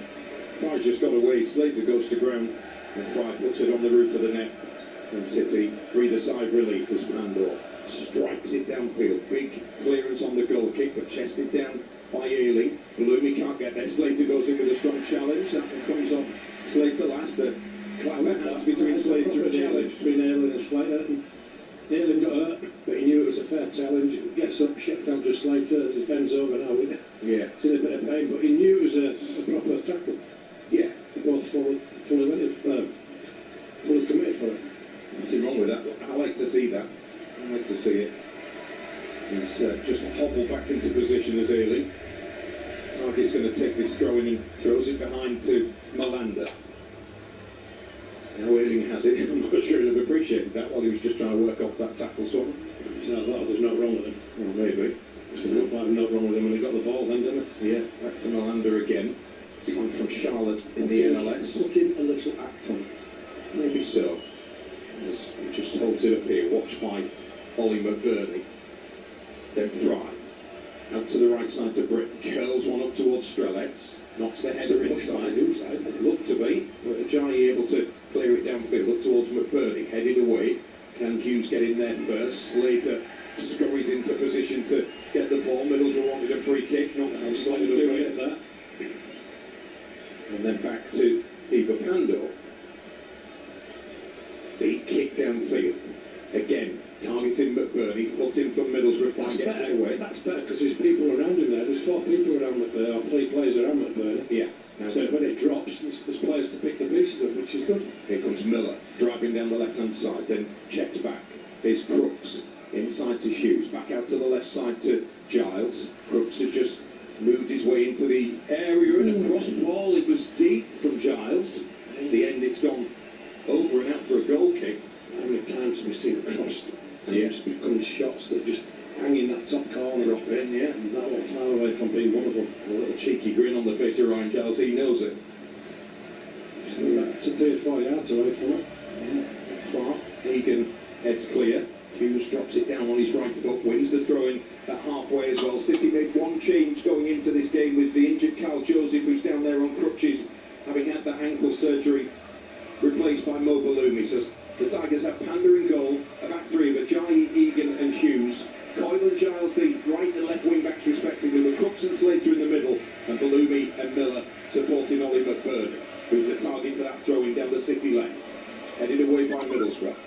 Crooks will get it back. Ajayi steps forward. This is dangerous. Pushes it out to this right side to Balloumi, who we know can be a threat. To Coyle on the overlap. Cross comes in towards Crooks. Not enough strength on the header, and Miller will try and get there and keep it in. Can't manage it. And he really should have done, and that's going to be given as a goal kick to Middlesbrough. Good football, what am I saying? We do look so dangerous, don't we? Just picking that right pass in the right area, a bit too far out for Crooks to get anything on it, really. But he got a bit, tried putting some power on it, but he ended up just glancing the ball there, but it came in because he had all the space in front of him. And he won't be happy with that. An opportunity, that. He keeps his feet on the floor, he can get more power in his neck. Middlesbrough come forward. We'll give you their side in a second. There's Brown, who was the one change replacing Conway. Now target, curls one forward again, handled well by Egan. Look at Egan there, he's intercepted it, and his first thought is getting forward, and now he's found himself in a position nearly like playing in the 10 row. That's great play. He was doing that in the second half against Millwall as well, wasn't he? Middlesbrough throw it, taken quickly by target. Strelec turns away from Hughes. Hughes does enough to put him off, and then Coyle gets it back and gives it to Slater. Slater will float it from right to left. This is a lot better this second half. It is a lot better. It's opened up for the Tigers. He gets across half to the wider as well, to be fair. It's going to open up even more. Now Crooks in the centre circle. Back to Egan. Away to Hughes. He will be sapping the energy out of these players. And you can see in the way they're going about it that they're not going full throttle, are they, either side? No. But that's it, it's better when we're in possession of it. Yeah, definitely. Let them chase it a bit up toward we have been in the second half. Slater does well to get around the outside there of Morris. Keeps going down that left side, taken from him. Miller tries to get in, nicks it, but Slater, in trying to get the ball back, is giving away a free kick. And it's a Middlesbrough ball. They have got Bryn in goal, a back three matching up like for like with City of Ayling, Fry and Malander, who's on the ball now. Britton, Morris, Brown and Target, with Whittaker and McGree supporting David Strelec up front. City spans away to our left-hand side. Still a lot of sunshine on those in the east side. Drilled forward by Ayling. Coyle coming across the cover. Should just bounce away. It does, and goes out for a Tigers goal kick. The City bench. Dylan Phillips, John Lundstrom, Yu Hirakawa, Cody Drame, Amir Hadjibetovic, Joe Gelhart, Kieran Dowell, Lewis Kumas and Paddy McNair. As for Middlesbrough, it's Joe Wildsmith, Hayden Hackney, Alex Gilbert, Sam Silvera, Leo Castledine, George Edmondson, Sonia Hansen, Cruz Ibe and Jeremy Sarmiento. And it's 0-0, and we've had 9 minutes of the second half. Live on BBC Radio Humberside, and we're at Wembley Stadium. Peter Swan. Yeah, I enjoyed it. Like I said, second half quite a lot brighter, haven't we? More controlled. Yeah, just whether we can make this play, which I think we possibly can. McBurnie trying to get in there. Ayling just comes across, controls it on his chest. He's got he's facing on the goal line at the moment, and then Balloumi just does enough in terms of contact to make sure that Ayling goes down. And that will be a free kick. Doesn't need to in that situation, does he? No. He's going the wrong way. He's got his back to play. Showing that, any touch there is going to go down. He's going to get himself a free kick and get himself out of jail. How are the nerves, City fans? Drop us a message on social media on X at Humberside Sport. You can text us anytime, 81333. Put the letters RH at the start of your message. Borough trying to go expansive. There's a bit of space opening up in the middle. McGree linking up with Whittaker. Whittaker into Strelec, into the area. Ball runs loose and then Hughes defends it and plays it away. And City will try and break quickly on the counter with Miller, who cuts in from that left-hand touchline. Support in the middle with Slater. Middlesbrough trying to get players back, but City bringing it away to this right-hand side. Coyle inside to Ajayi. Through the gap, looking to pick out Miller, who just come across to this right side. But now it's Middlesbrough again the other way. Brown. Walk back by Ajayi. Balloumi. Right, a couple of challenges. Now Balloumi might try and take him on. Middlesbrough getting numbers back. Ball into the box in towards McBurnie, but it had to be two Middlesbrough players who couldn't. And they're clearing it away, and that was dangerous by Ayling. They're able to get it free. That goes out for a City throw-in. Ajayi has been brilliant. Going back to the first break, I think it was Giles and Hughes that got back and dealt with it. Ajayi's seen the game so quick and bright rather than sliding in and keeping it on his feet, and with his staying on his feet, it's allowing him then to progress with the ball at his feet and pick a pass out.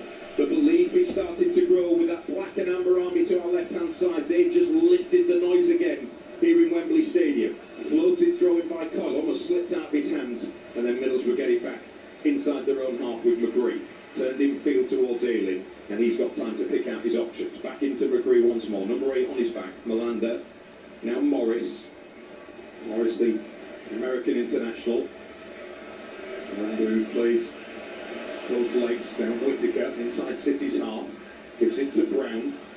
Miller doesn't give away for a free kick. Ball into the box, low and defended by Hughes.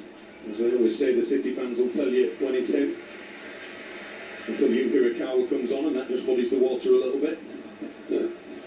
Middlesbrough have it 10 yards inside City's half. Threaded through that right channel. Whittaker turns and faces on. Miller with a challenge that's not penalised. Great work from the Canadian international. Can Slater get it moving quickly? They'll go square to Coyle. He'll take it across halfway. The City captain driving forward. Needs some support. He goes left instead. Away towards Miller. He'll be able to keep that ball in on the left touchline. 12 yards out. Opportunities here maybe for City. Giles on the overlap. Miller keeps going. Giles got in his way there, so he plays it back to Crooks. Still 0-0. Back heel from Balumi. Doesn't reach a City player, and it's played forward. Egan has got to get to this one and does, away from Strelec.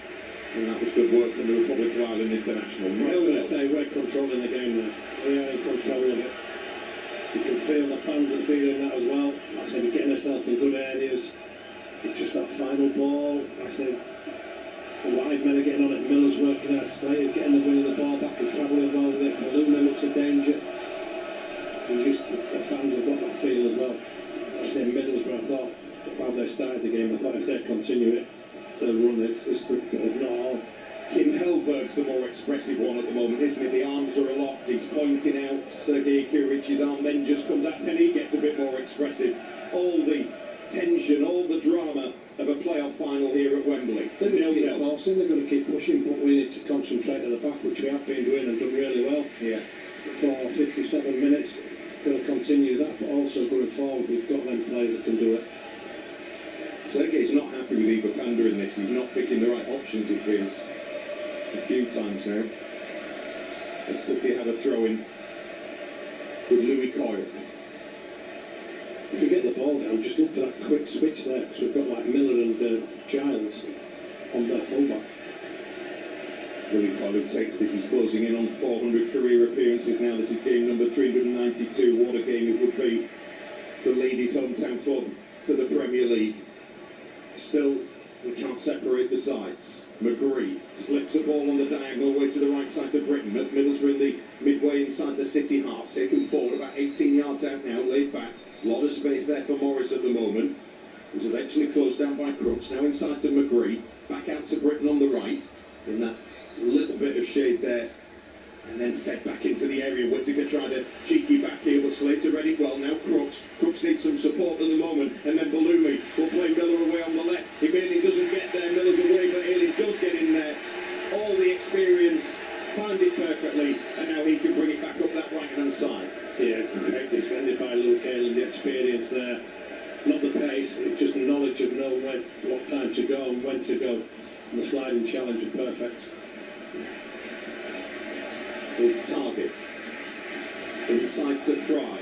They keep switching. The City fans still vocal away to our left, but we're in amongst the Middlesbrough fans. You can certainly hear them all trying to encourage their team to playoff final success.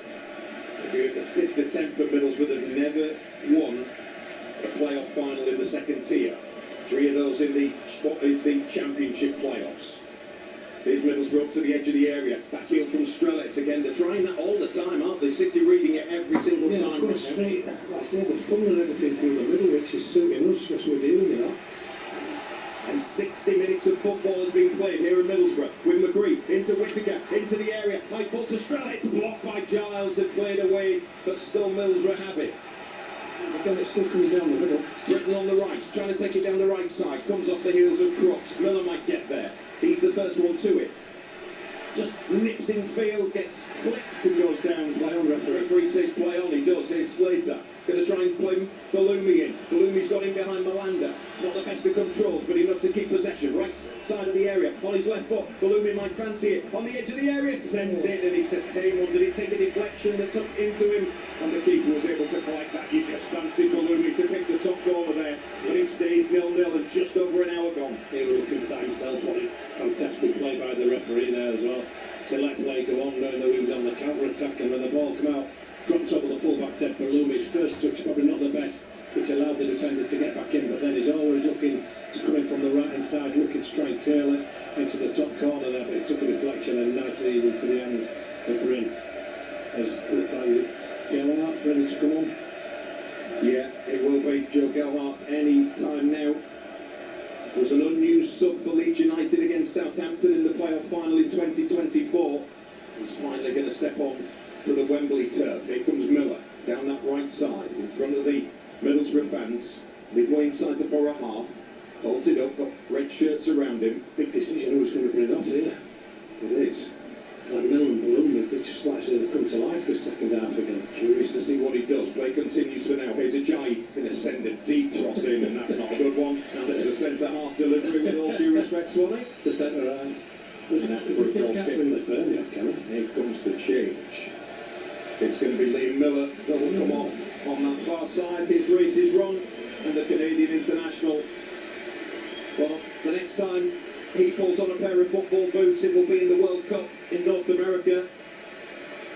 He'll have to watch on rather agonisingly as he's replaced by Joe Gelhart, the man who sealed things down at the Den with that second goal to ensure that the Tigers were on the way to Wembley. Come on, Joe. Gelhart comes on. Come on, Joe. Straight swap, just pushing over there, Swanee. Yeah. We like him in the wide areas, don't we? You're not going to shift Balumi from this side for now. No. So the first person to blink is Sergei Yakirovich. It's probably 10-15 minutes not earlier than normal as well. Yeah. But that tells you what it's like down there, doesn't it? Yeah. With the heat and everything. I'm surprised it's just one. Yeah, that is it for now.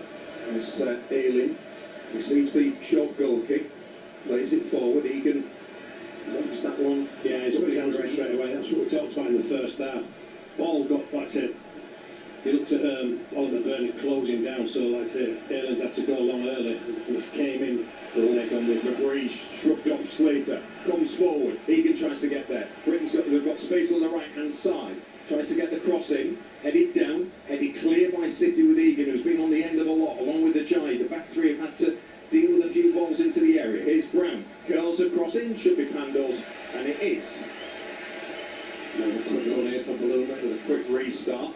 In towards Balumi. Malanda just sticks a foot in out for a City throw-in. And that was the right thing. In that area, Malanda concedes the throw-in and City can just get themselves out.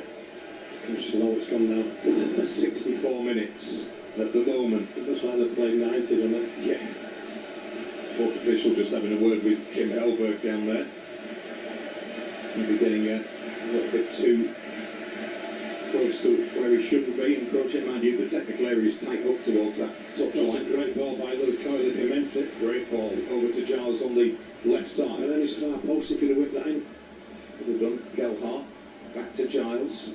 Crooks comes in, just trots into position, but Gelhart has it at the moment, then gives it to Crooks, who steps forward, got some support in Slater. A lot of City players on that left side. One of them is Gelhart's got Giles for support. Back to Slater once more. Plays it infield towards a Jai. Point to his right and he uses it. Might go with the left foot. Cross ball in. Man coming in at the back in Gelhart, but it's headed away and then flicked downfield by Middlesbrough. But Hughes can defend it and puts it out for a Middlesbrough throw-in.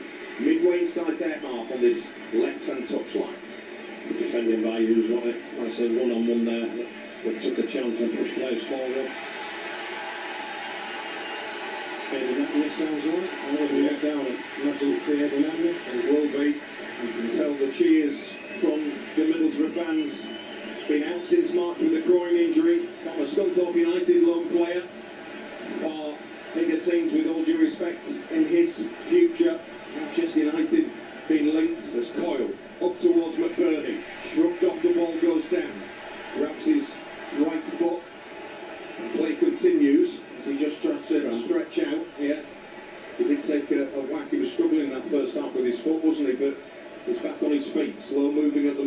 Middlesbrough have it at halfway, still goalless. But is there a breakthrough going to come inside 90 minutes? I just feel a bit of tension, a bit of nervousness among the fans, but the Middlesbrough fans trying to encourage their team at the moment. I did say that could possibly happen, that coming on and give everybody a lift. It comes on at the right time.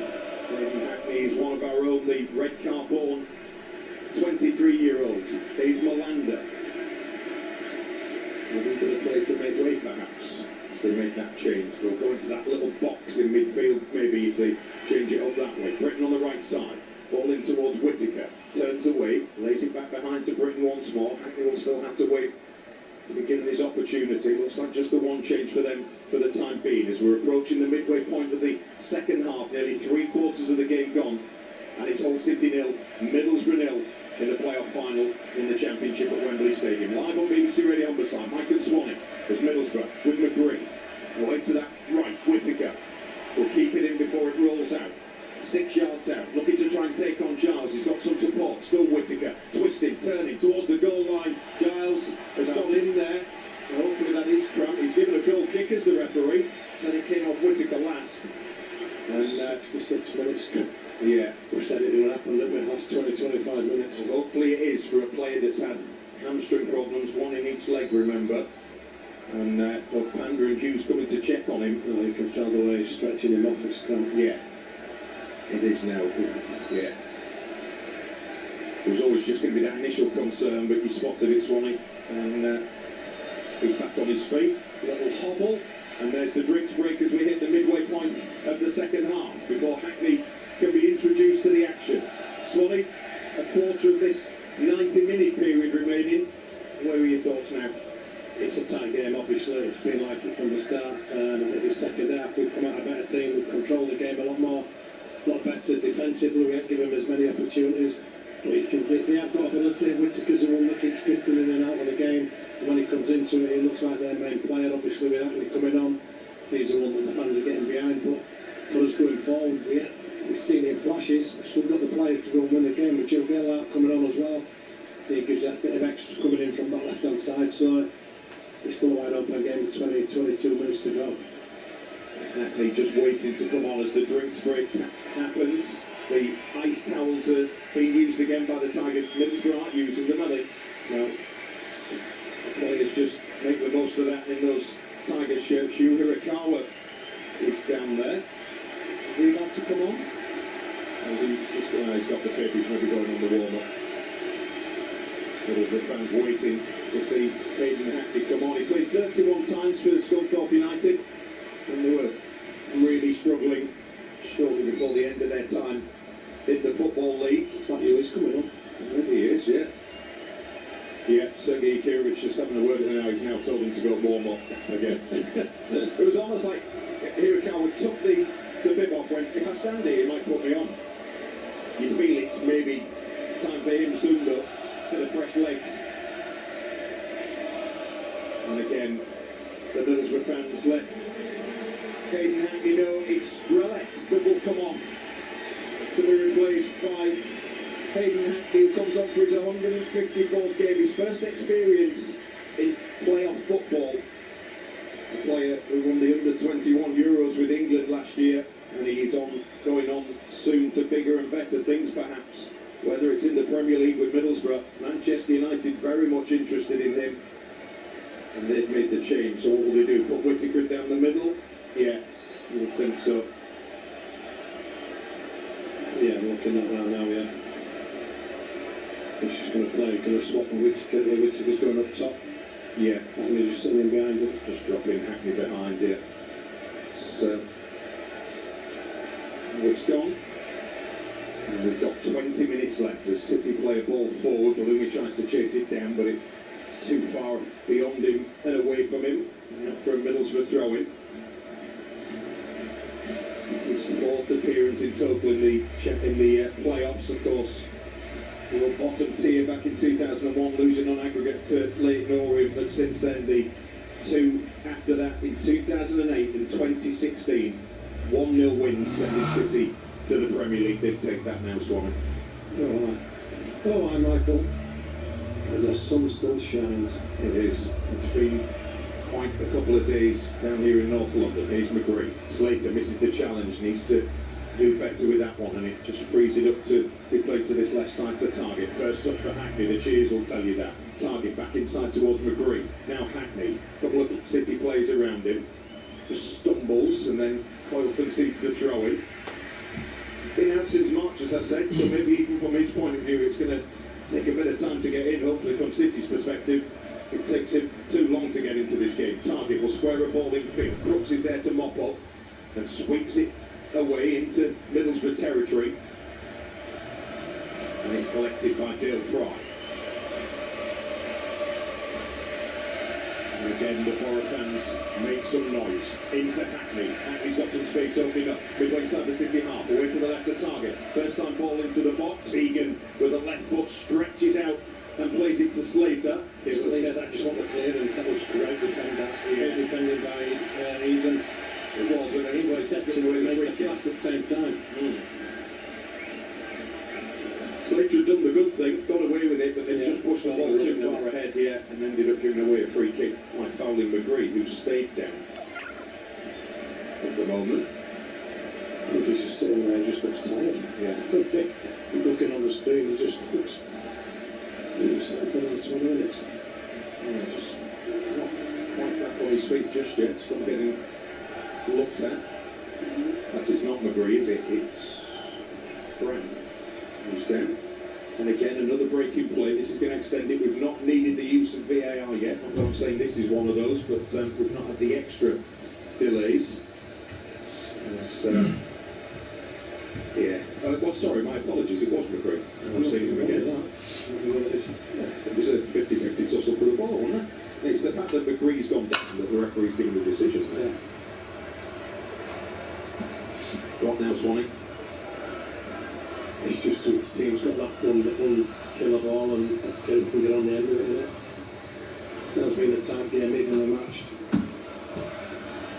Yeah, the nerves will be jangling among some City fans. Some may still be feeling confident, feeling that they've seen enough on this side that a moment will come, a breakthrough in the game to make one player a hero in Hull City's history. The Tigers are going to make a change with Yu Hirakawa set to come on shortly. They've been really careful about these substitutions, aren't they? Yeah, there's two double substitutions. Cody Drame? Drame, Tigers coming on. Yeah. No, he's just got a towel on his shoulders. He's not even playing. No, not at the moment. Yeah, he's coming on, so shut down. Yeah, he's got the shirt in his hand. I think he's just using the ice towel as well as he possibly can. But you probably can't blame him. McGree still stays down. And again, for a team that had 2 or 3 days to buy tickets and book coaches and sort travel, the Middlesbrough fans are playing their part in this Championship playoff final, but so too are the City supporters to our left-hand side. A wall of noise here at Wembley Stadium. Some occasions, It's a great occasion, yeah. It's not been the best of games, has it? But no. It's the pressures are coming in that excite you. But if you remember, the other two, City went there against Bristol City. But Sheffield Wednesday were poor. City really could have put them to the sword there, winning. As Hirakawa was getting ready to come on. The balloon is coming off. See in a sec. Drame will be the other one as well. Still wait for the forward, and then there's going to be a change. He's just come off and done with the bottle, it looks like. Yeah. Hansen. And Hansen coming on from McGree as well, who's had to go off. They've been forced into a change. Let's see these then. McGree replaced by Hansen. Tell you about him in a second, but let's see what's going to happen here for City. Ludwig frustrated, I think. And he's going to be the one to come off. This is a big call, Swanee. He's also got the big calls right, haven't they? Yeah, he has. Drame, not ready to go on. What's he missed? There's a bit of messing around going on here. You can imagine there'll be a bit of jeering any time now. I think the Middlesbrough fans will get to see Balloon go off. Well, probably will, yeah. And it's going to be Giles. Ryan Giles going off.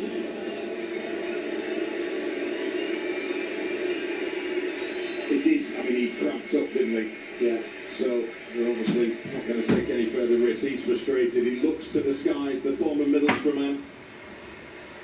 His playoff final is over. Still waits for his first goal for the club as well. Not yet happened for him. And you is the shout from the City fans. And the other change, see Balumi come off to be replaced by Cody Drame. As you said, he gets the big decisions right for the most part. Does Sergei Yakirovich? This is as big as they come, Peter Swan. It is. Let's hope he's got this one right. So it's a big decision. You've got your two widemen match winners, Miller and Balumi, both sitting on the bench now. Middlesbrough have a free kick.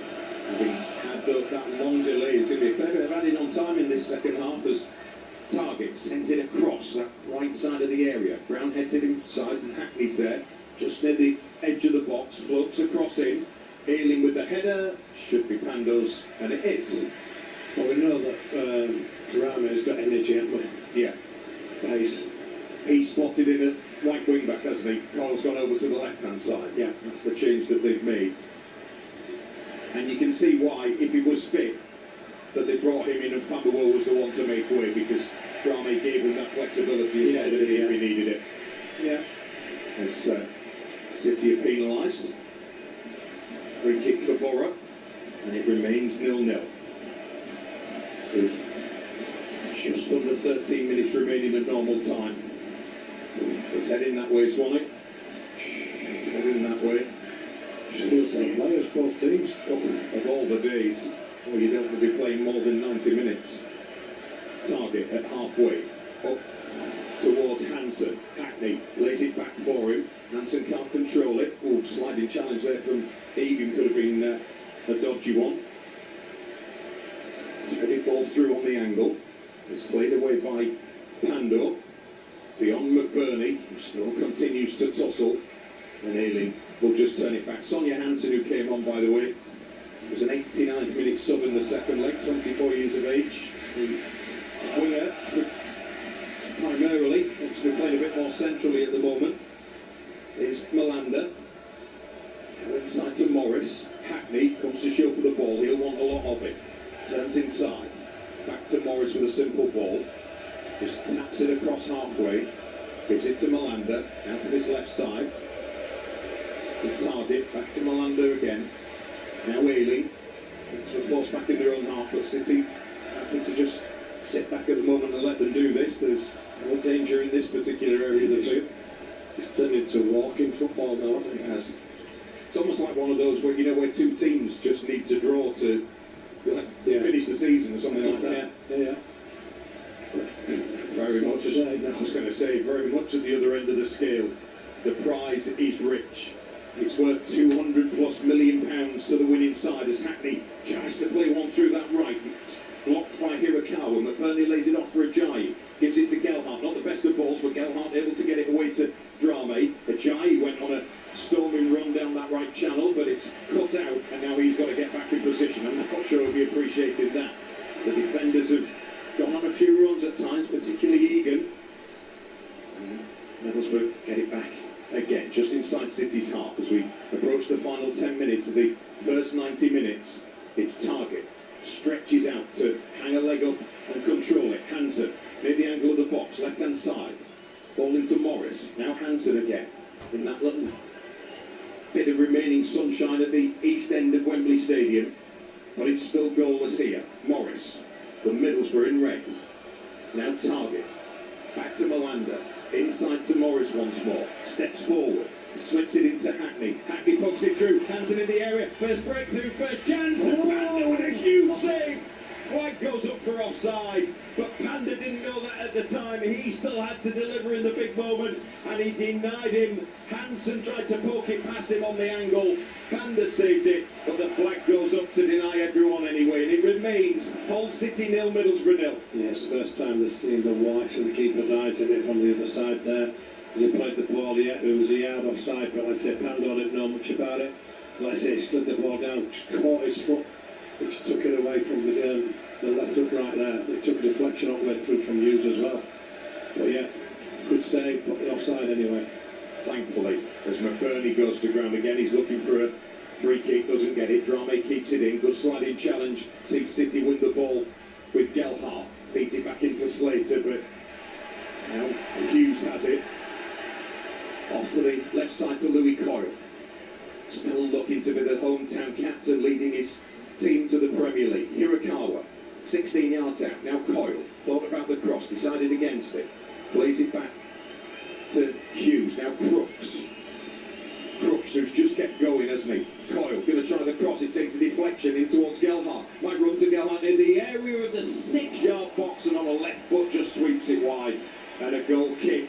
He just fancied him there, Swanee. Everything went quiet there. I think they expected the referee to blow a whistle for something, but that's it. When the ball came down, it was on the half turn. It was Gelhardt, and it just like caught on the half volley, and that's it. Just went like it, about 3 or 4 foot wide, but that was to win. That was a great chance. It was back to play. That little twist, catch it on the half volley. 3 or 4, about 6 yards. Right upright. Here's Hackney from Middlesbrough. Steps away from Slater. Slips it into Hansen. His touch is poor and it allows Egan to play it away. Fry defends it. Flicked off by Morris. Now Brown can side foot it away to Britton on the right. Middlesbrough trying to insert a dominance into the game again. It's with Brown. Morris through the right channel. Hansen just comes across. He's kind of floating and drifting everywhere at the moment, Swanee, isn't he? Yeah, it's like you can see he's just come on to us everywhere, isn't it? Yeah, Britton on the right, laid back behind. Middlesbrough keep possession. Infield towards Melander. Now back to Ealing. Across to Fry, who's just outside the centre circle in City's half at the moment. City defending that goal to our left-hand side where the Tiger supporters look on. Maybe some anxiously, maybe some still hopeful and optimistic at 0-0. And we've got about 7 minutes of normal time. There'll be a lot of added on time to be tagged on. Everyone just kind of stationary. You can hear the fans trying to encourage, certainly the Borough fans, trying to urge their side forward. It's Ealing again. Into Whittaker. Out to the right side to Britton. Tries to take on Hirakawa. Looks to get the crossing. Blocked by Hirakawa. It'll run loose to Morris, and City have to get across the cover. Low crossing. Defended first time by City. Played away by Hughes. McBurnie tries to get in there. Goes down. And it bounces up in the air. Gelhardt will try and get there. Ealing hasn't dealt with it. Now Hirakawa will run on the loose ball. Maybe a chance for Hirakawa. Up to the edge of the area. Can't get the ball out from under his feet. And then the defender comes across to cover it. And Middlesbrough get it back. He just never looks confident with it, Swanee, did he? No, the ball drops. He ends up going like one-on-one. But there were 3 Middlesbrough players chasing him down, and always knew they were going to catch him at some bit, weren't they? Yeah. They had to do a trick to get past him. They're going to do a trick. It's going to slow his little movement down. As soon as he slowed it down to try and do something, the odd drift on him at the second time. Oh, so close up there, the narrow margins, aren't they? There, that situation there, if you've got a blue mate or a Miller one-on-one, he's doing a trick and going past him with his pace. Yeah. What a step or something. Instead, it still remains 2 big zeros on that scoreboard, 0-0. And we still can't separate the 2 sides. Cleared away by Egan, into Crooks. Out to the left to Coyle, down the line to Hirakawa, flicks it back behind to his captain. Now Hughes, and this is good. Sweep it. Yeah. Settling things down again, just trying to build something up. Changes the direction. Unfortunately, Panda couldn't control it properly. So like you said, I think it managed not having Pando's decisions there, because he could have played the ball out wide to Ajayi, who should have then allowed Drame to have it, who has got the energy to go past his full-back in. Yeah. Egan's trying to get forward again. He's going to stay forward at the moment. Up near halfway. The ball's back with Panda inside his own penalty area in that bright yellow, steward yellow. Takes it outside of his area, looking for an option. Sends it away. Sergi again. Yeah, he's wanting the ball to come out to Ajayi, yeah. It's gone out. Oh, it hasn't gone out for a throw, but Egan's in the right place to just side foot it to Coyle. In towards Crooks. Back to Coyle once more. Here's Hughes. Cross to Ajayi. Ajayi's going to take it into Middlesbrough territory. Now Gelhardt. Ajayi keeps his run going, but Drame steps inside. Ajayi, you can see frustrated. It's going to come back into him though this time. Now Drame, midway inside the Middlesbrough half, still 0-0. And we haven't got a decision either way just yet. Very good challenge, and it's run loose to Egan. And now Coyle can step forward down the left, gives it to Hirakawa, looking to drive on towards the edge of the area. Hirakawa from the left, cross ball comes in, goes through everyone, but McBurnie's going to chase this one down. Might not get there first, in fact he did. Gets a touch, puts it out for a throw-in, and Hackney just couldn't get there ahead of him. It's a Middlesbrough ball deep in their own half. Great play by Hirakawa on it down the left-hand side. He just, when he went to this dink in, got too much on it there, he over it, and I say there wasn't our ball to play in there because a lot of bodies in there, but he over it every one of them. Just had the attendance announced. I can't see the score. I can't see the scoreboard. 84,506 inside Wembley Stadium. That probably is explained by the big gap of seats on the far side we mentioned earlier, Swanee, in that top tier. 90,000 capacity here normally, but still, what a turnout. And we'll do it again, we'll tip our hats to those Middlesbrough fans, but hopefully they're going home disappointed and defeated. Referee's just having a quiet word with Hughes and Hansen. A bit of niggles, nothing more than that. So again, Kim Elberg have kept the jackets on, Swanee, I'm not sure. Tested endurance, I think. Wow. One takes it off, other ones kept it off. One leaves on, other ones leave it on. It's eyeball to eyeball. Yeah. Who's going to crack first? Who's going to crack first between Hull City and Middlesbrough's players on the pitch, because they are still locked at 0-0 and trying to find a winner. We may need extra time, but at the moment there could still be a breakthrough in the dying minutes of this. We've got 2.5 left of normal time. Drame has it at halfway. He's going to play a dangerous ball in field. Thanks to Charlie Hughes. He's going to defend the ball. Perfect into the back of Whittaker. You meet both right behind it. It looked as though it was arcing away, didn't it? Instead, Kutcher miskicked it. I think he did go to play, not to play him in. No. But that was the area he was looking for. Trying to find it. Hughes was in the way. Biting going on. There is, as we see shots of the Middlesbrough fans, they're looking edgy. They maybe feel this is the game that, as I said, Mark from T said they've seen before, where they've had a lot of the ball but not done something with it. But a chance for Middlesbrough. Ball played in towards Hansen, about 25 yards out, turns away from Egan. So, man in supporting Malander, now back inside to Morris. He might fancy a shot from range. Morris with the strike, hits Hughes and blocked away and out for a Middlesbrough throw-in. Minute and a half left of the 90. Lots of time disappearing. Hopefully only one way though, Swanee. Yeah, hopefully only one way. We're heading towards extra time. Stay with us. We'll have it all for you here on BBC Radio Humberside Sport. Thanks for making us your choice of listening this afternoon, following the Tigers at Wembley. Mike and Swanee, James Hogarth, we've got Matt Dean hopefully talking to jubilant fans later on. And now Hackney. Hackney tries to step away again, a foot in from Egan. He's dealt with everything, Swanee, hasn't he, John Egan? Egan and a giant. Yeah. There's Coyle. Oh, takes it too far. He just kept running. It's almost like he's struggling. He's struggling. But that's not new. We always see a limp from Lee at some point. Yeah.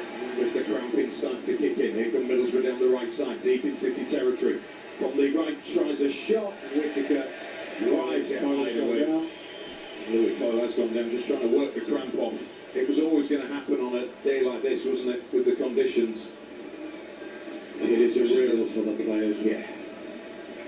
A test of endurance, a test of heart. No one needs to question the heart in this whole City side. We've seen it time and time again, and it all comes from the manager.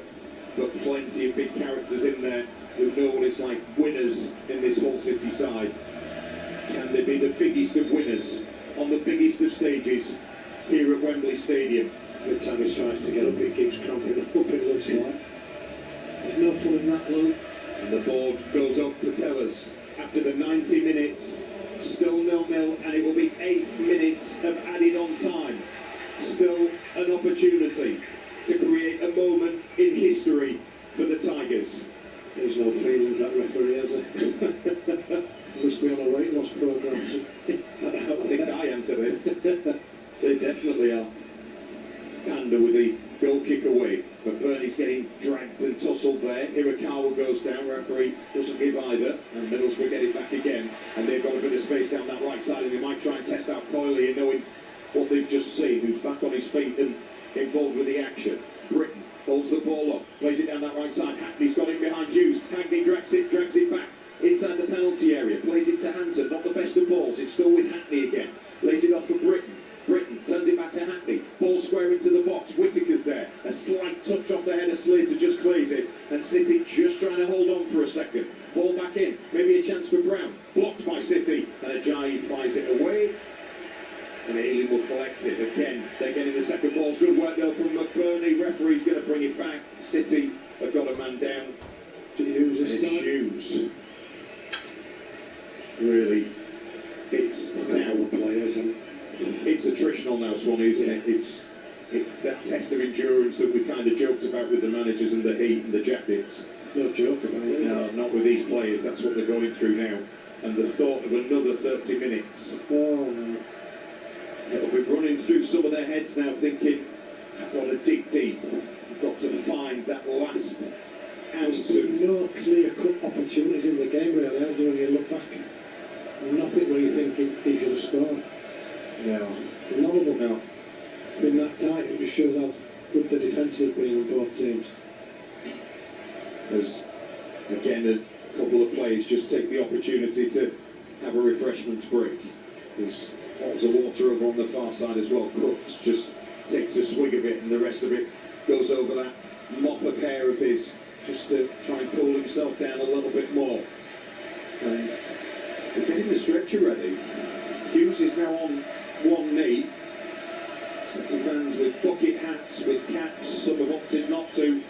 They'll be feeling this later on, as a couple of the Middlesbrough players just trying to urge and encourage their fans to rally them on in these closing minutes of extra time. Morris bouncing up and down, waving his hands in the air, and the fans return the favour. But the City supporters, we can't hear them at the moment, we're being drowned out, but you can see they are, their arms are aloft. Trying to get behind their side as well. We're deep in enemy territory on this side of the press box. Dig deep. 3 minutes have been added on, but there's going to be a couple more, you would think, to tag on because of that stoppage. Hughes just slowly makes his way to this near touchline, and he'll have to wait the obligatory 30 seconds before coming back on, and City are going to have to deal with this drop ball inside their own half. Hughes trying to gesture where he wants the players to make sure he's covered while he's not there. Cross is going to come in, headed away. Again, it was Egan, huge from him. Slater plays a high diagonal ball towards Gelhardt, who uses his strength to knock it away from Malander. Touches it back to Drame. Now Slater. Drame again. Needs to pick out the right pass here because he didn't the last time. Were you nervous then? I was a little bit. Where's he going with this? A little bit. I've never known such a hot day where I've still got goosebumps.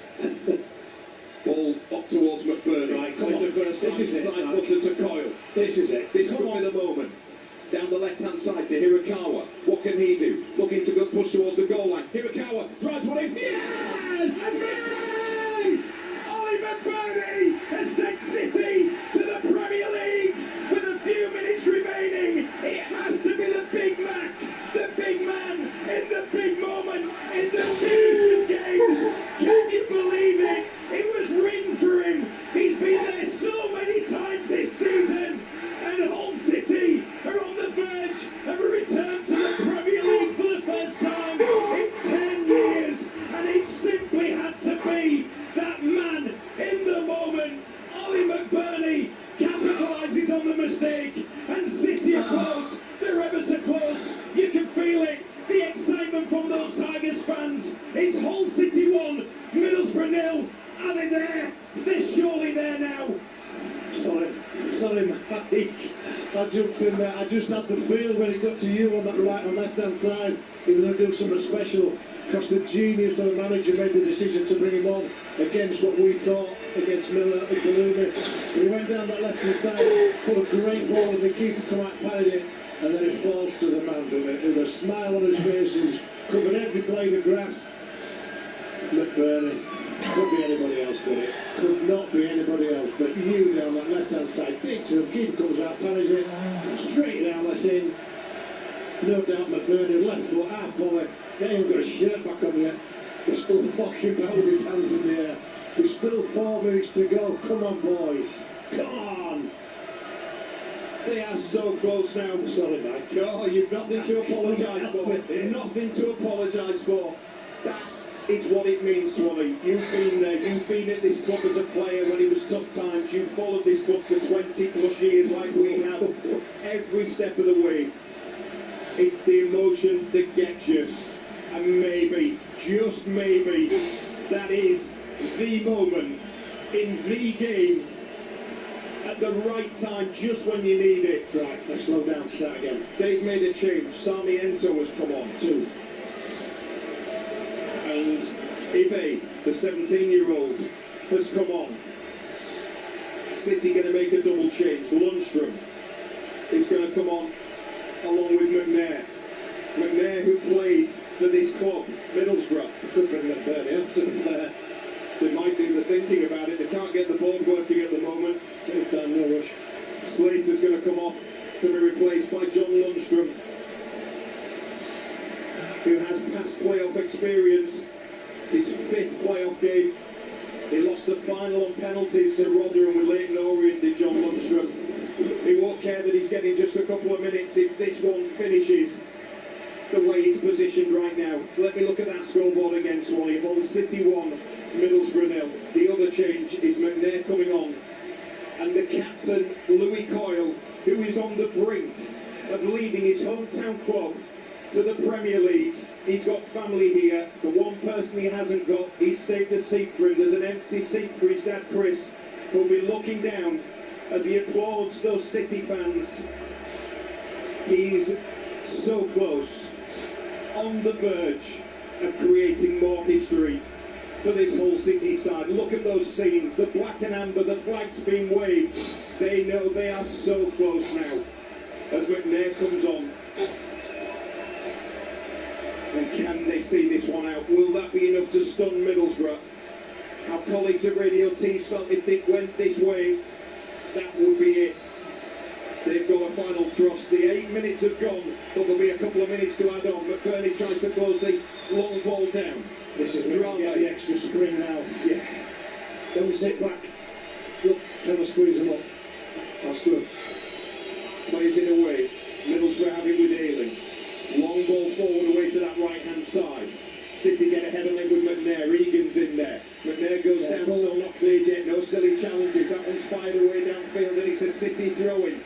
We've had 30 seconds on top of it. There must be another couple to add on because of the stoppages. Swanee, you'd think this could go maybe to 11 minutes of added on time. McBurnie's been booked, by the way. Not even sure when or why. Shirt off. Oh, the shirt off, yeah, of course. That bit was lost on me. 1-0. And they are on the brink of doing something incredibly special. Throw-in taken, McBurnie with a flicked header. It comes off the Middlesbrough man and out for a throw-in. We've had an extra minute of the 8 that went on the board, but we know there is more time to be tagged on. It was never meant to be, according to all the pundits, all the experts, all the podcasts, who never gave City a chance at the start of the season and even going into the playoffs. They talked about other teams in the playoffs, and City were the forgotten team, but now they are the team that are going to be in all the headlines and on everybody's lips if they can see this one out. Middlesbrough with a long ball forward to this left-hand side. We've nearly had 10 minutes of added on time. Morris gives it to Hansen. Hansen tries to cut in from the right, slides it into Morris again. Back out to the left-hand side. Hackney with a crossing. It's met by a City head and Egan, who's been immense. Every single one of these players has dug in the heat and the drama and the tension of a Wembley Stadium playoff final for the right to play in the Premier League. We just wait for the referee to blow his whistle. It may not come just yet. Ball into the edge of the City box. Ajayi with a stomping header away. Flag goes up for offside. And it will be a City free kick, and that will just take a few more valuable seconds off that clock. And now, how can we, Mike? I'm all right. I'm fine. We're not. Are we lying? We're bringing the moment to you here on BBC Radio Humberside. I hope you're enjoying it.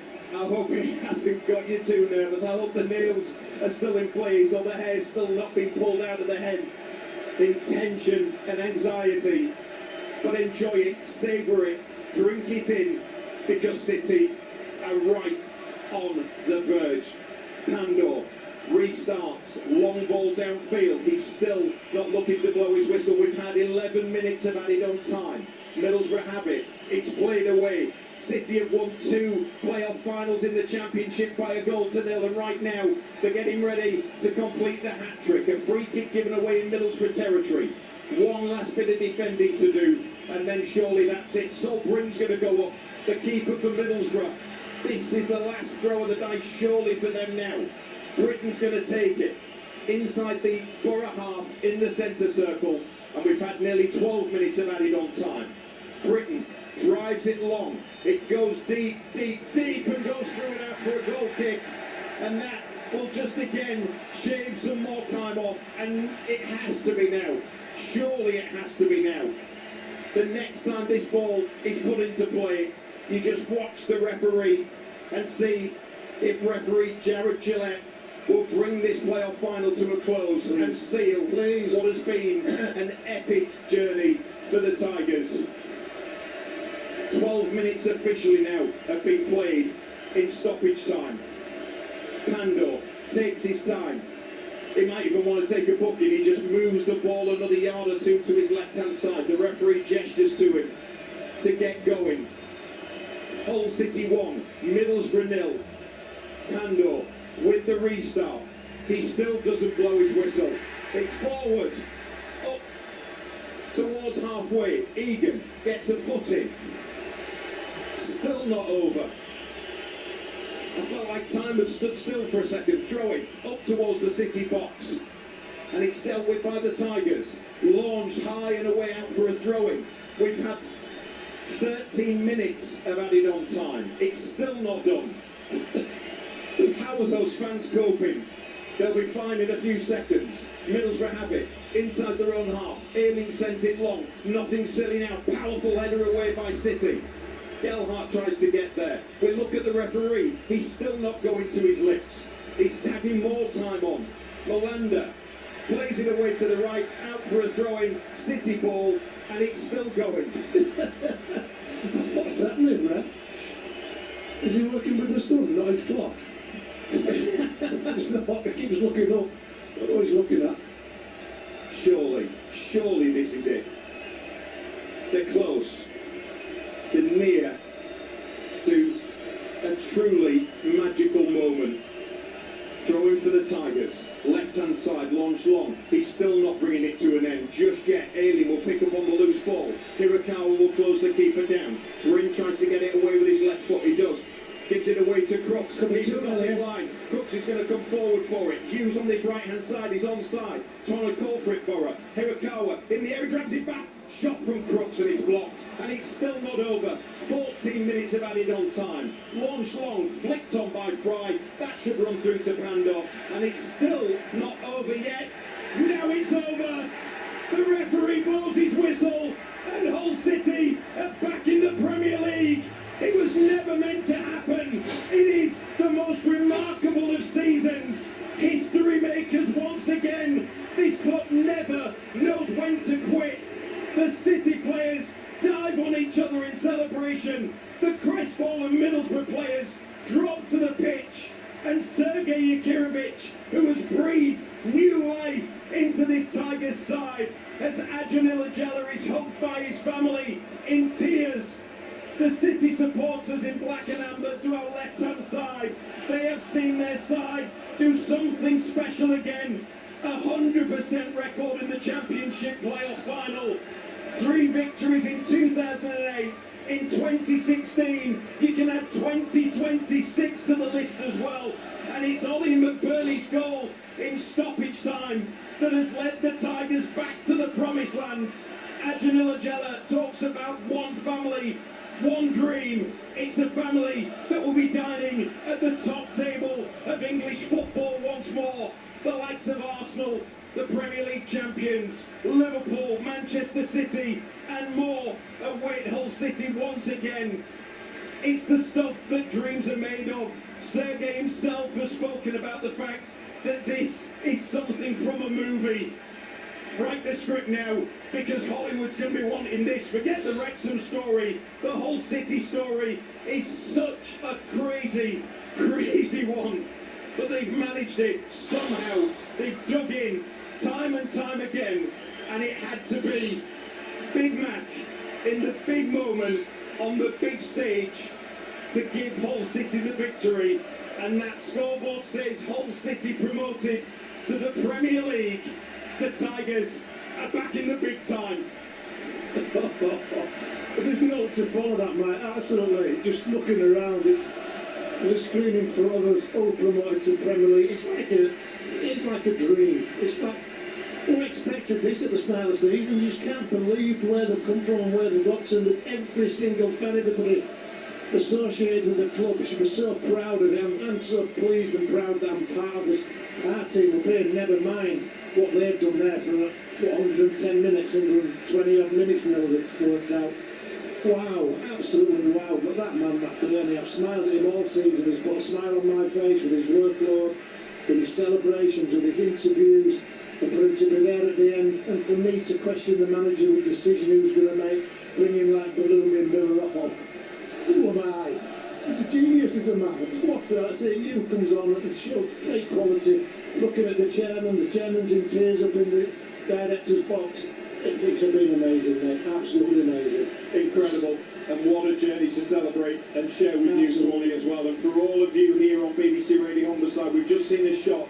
Real sportsmanship. Steve Gibson, the Middlesbrough chairman, going across and hugging and shaking the hands of Adjanilla and nodding and smiling and giving him his moment, his club. That moment, this side. How do they do it? How do they keep finding a way? They've been written off and written off. Last year, a year ago, they were on the verge, on the brink of dropping back into League One. They stayed up on the final day of the season on goal difference down at Portsmouth.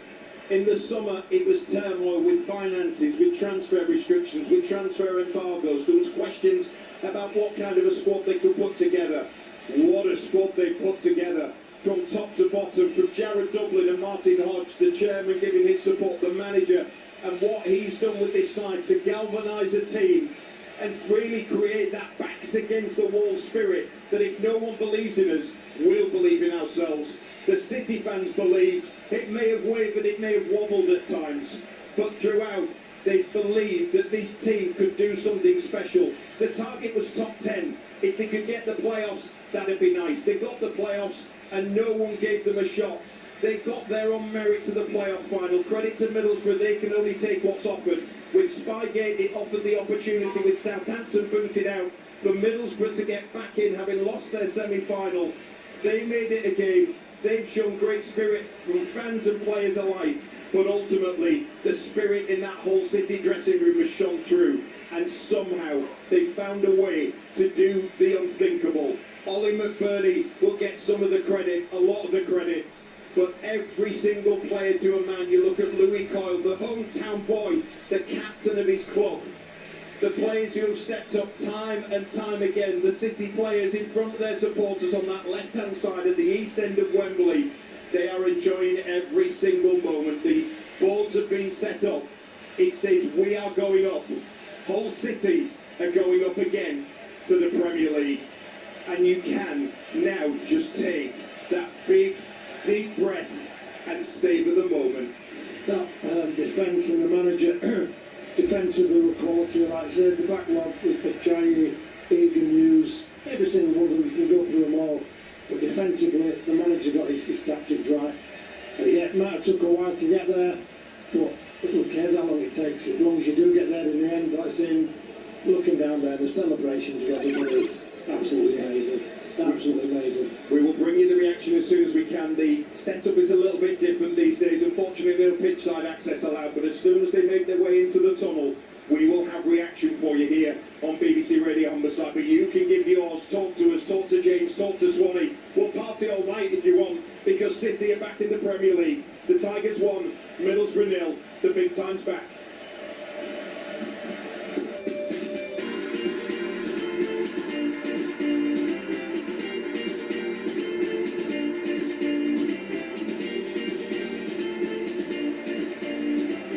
Well, it might be a few weeks to go, but Hull City fans, Arsenal, Manchester United, Manchester City, Liverpool, you are going there next season. 10 years away from the Premier League, Hull is a Premier League city. Quadruple winners in the Rugby League, world champions in the Rugby League, and now a Premier League city once again. Take stock of it, and let's hear from you between now and the end of Humberside Sport Live this evening. What does this mean for you? I think we can accept at times not the greatest of games. Clearly, the heat, the weather played its part on that. But what does this mean to you, City fans? How did you see the game? Where did you see the game? And how are you feeling now? As Mike said, the trophy presentation will take place a little bit later on. They're just the players inevitably now celebrating amongst the Hull City fans in the East, and that giant version of the playoff trophy has been wheeled towards the City fans in the East Stand. Needless to say, the Middlesbrough fans, they've moved quite quickly. That side of the stadium, the west side, is clearing quite rapidly. The east side, nobody is going anywhere. They are staying around for the biggest party that Hull City fans have celebrated and taken part in for many, many years. Let's hear from you.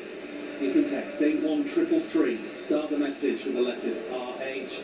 You can WhatsApp 08000 321 333, because Hull City is a Premier League football club once again. Sergei Yakirovich has led this team back to the Premier League. This from Hannah and Mike say, up the Tigers, and a massive thank you to Jan and Paul Brumby, who were listening on an 8-hour trip to Hull from a fantastic week in Scotland.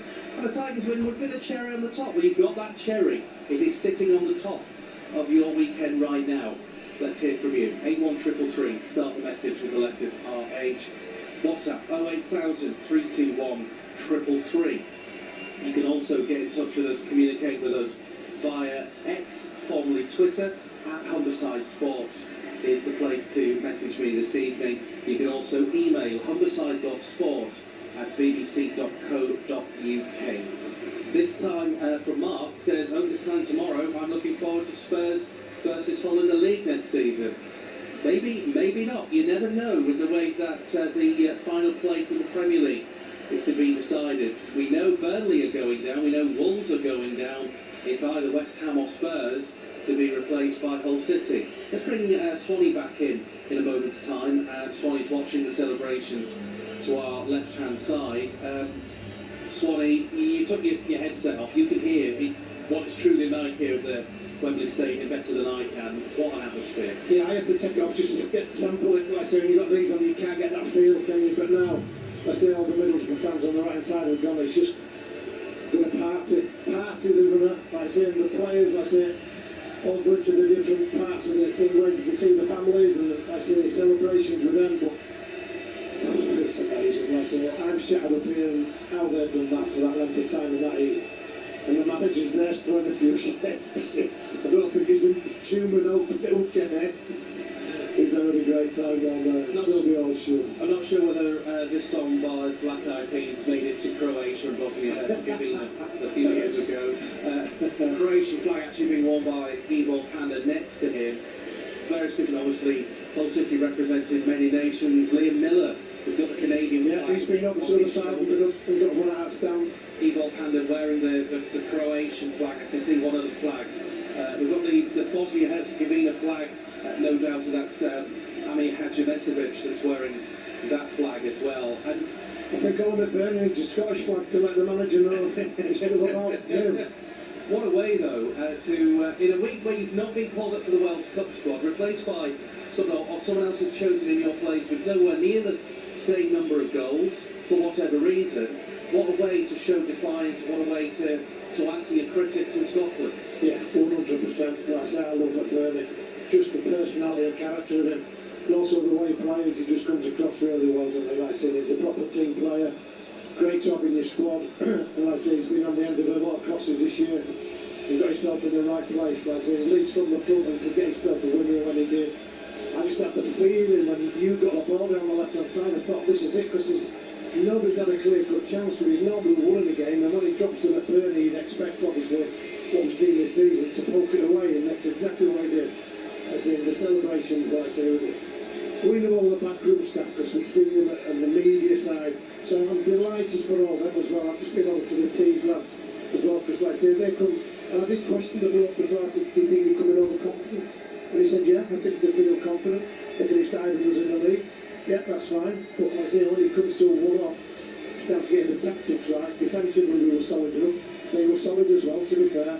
And like I say, going forward, I always thought we had that bit of that cutting edge. But when he took it, the Belubi and Miller, I thought, that's how to win us at a chance. The man's a genius. The brings on you. He goes down the left-hand side. Great little thinking. Keep it. Thanks for coming. Premier League. Sorry, I'll come back to you shortly.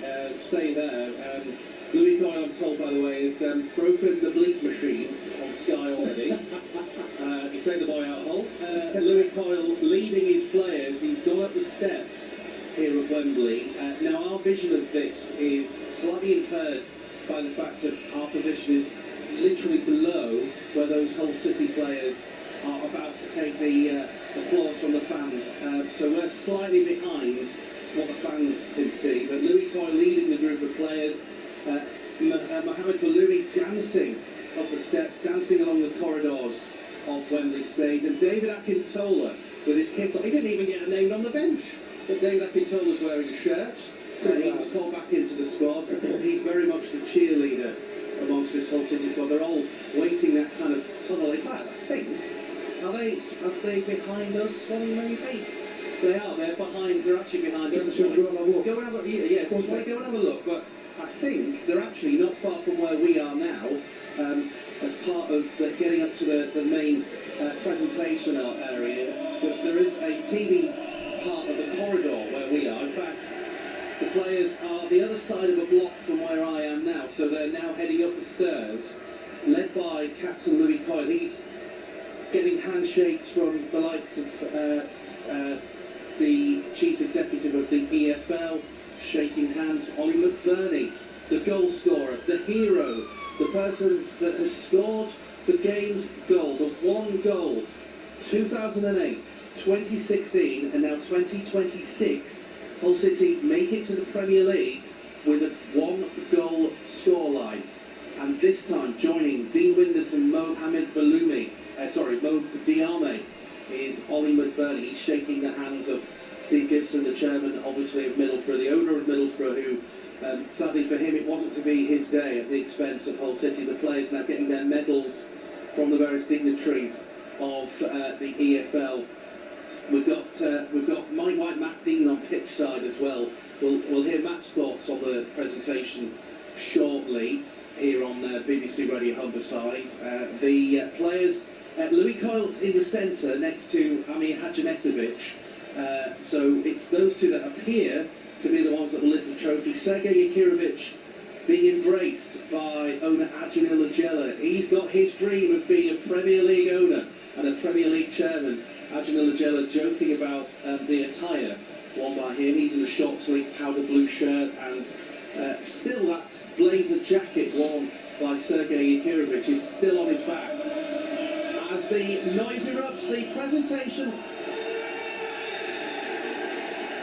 of the EFL trophy lifted by Captain Louis Coyle and Ollie McBurnie. The ticker tape is in the air. The TV camera is now panning across all the City fans.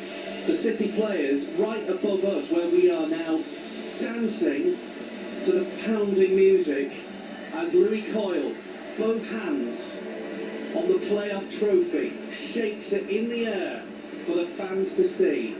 Captaining his hometown club, Louis Coyle has guided Hull City back to the Premier League. The trophy now being passed down the line of the players. It's been handed to Ollie McBurnie his goal, the decisive winner for the Tigers.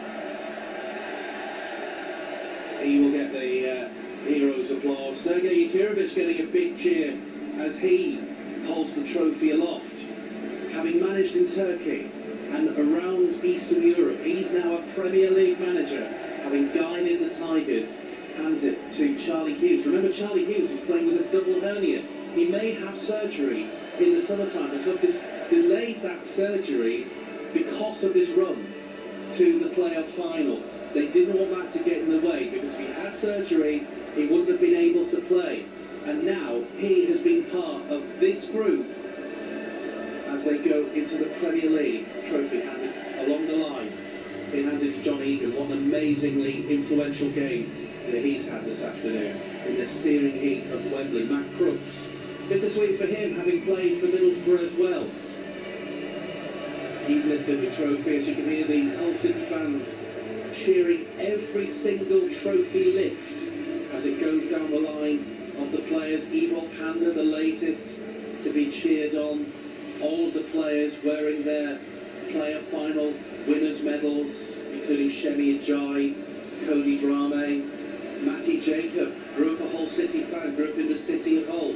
David Akintola, not part of the squad today. He was in the squad in the run into this game, having been re-included in the 25-man squad this week by the EFL, coming in place of Elliot Matazzo. He will, of course, have travelled with City. What he must be thinking after suffering an ACL last season, in February last year, suffering one again a few weeks ago, and not being part of this afternoon, having been in that battle in Charlton. The game, one of the games towards the end of the season that maybe many City fans felt was a game too far, that they wouldn't have got here anyway as a result of a result like that. But here they are, here at Wembley Stadium. We'll be pitchside as soon as we can with Mike White. Matt Dean is soaking up the atmosphere as well. It's a good time for me to remind you that you can get involved tonight. You can text 81333, start the message with the letters RH.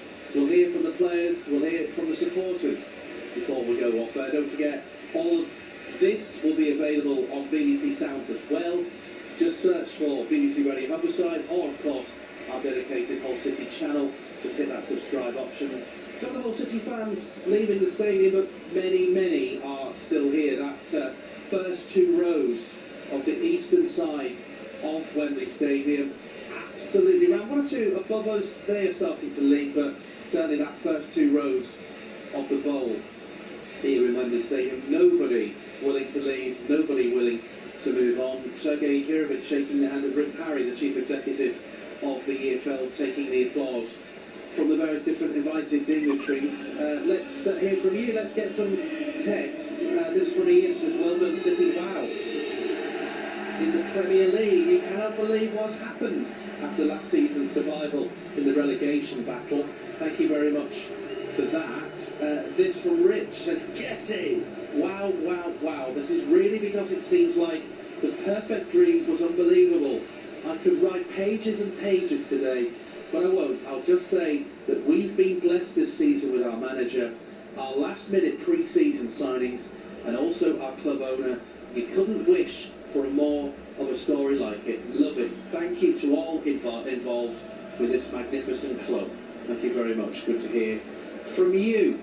Let's hear from you on BBC Radio Humberside between now and the end of the programme this evening. You can text 81333. Start the message with the letters RH. You can WhatsApp 08000 321 333. The remaining members of the Hull City media staff shaking hands, embracing one another. Joe, who works really hard with the communications and the media at the club, particularly works extremely hard getting the word out about the club's academy and young squads, getting a hug and a handshake from the remaining media members here. Some have gone off for the post-match interview, some have gone down pitch side. We'll talk again to Swanee. He's actually talking right now to Phil Brown, who joined us for the playoff semi-final second leg at Millwall, not too far away from where we are now. And he's working for the BBC again. He's been on BBC Radio 5 Live this afternoon, and Phil Brown has been in this position himself. He knows exactly what this emotion, what this noise, and what it feels like to be in this position, in this stadium. 2008 was when Phil Brown lifted the trophy. In 2026 it's Sergei Kirovich. My White is tunnel sides, pitch sides for BBC Radio Humberside Sport. My White? You were right the first time, James. Unfortunately not pitch side. I am in the tunnel. I am outside the Hull City dressing room at the moment. We're in what is like the holding area before the mix zone. The rules have changed a little bit, unfortunately, due to restrictions sort of put in place by a national broadcaster. We'll say, unfortunately, so we aren't allowed to go pitch side while they do their thing, but we will at some point get the players coming back in here once they finish celebrating out there. But I'll just paint the picture for you. It's a colourful area around here. Skim Halbert just walks out from the Middlesbrough dressing room looking a despondent, dejected figure. He just shakes his head briefly as he goes to talk to one of the TV broadcasters. The blue and red imaging, the Sky Bet Playoffs EFL logo. The time is now.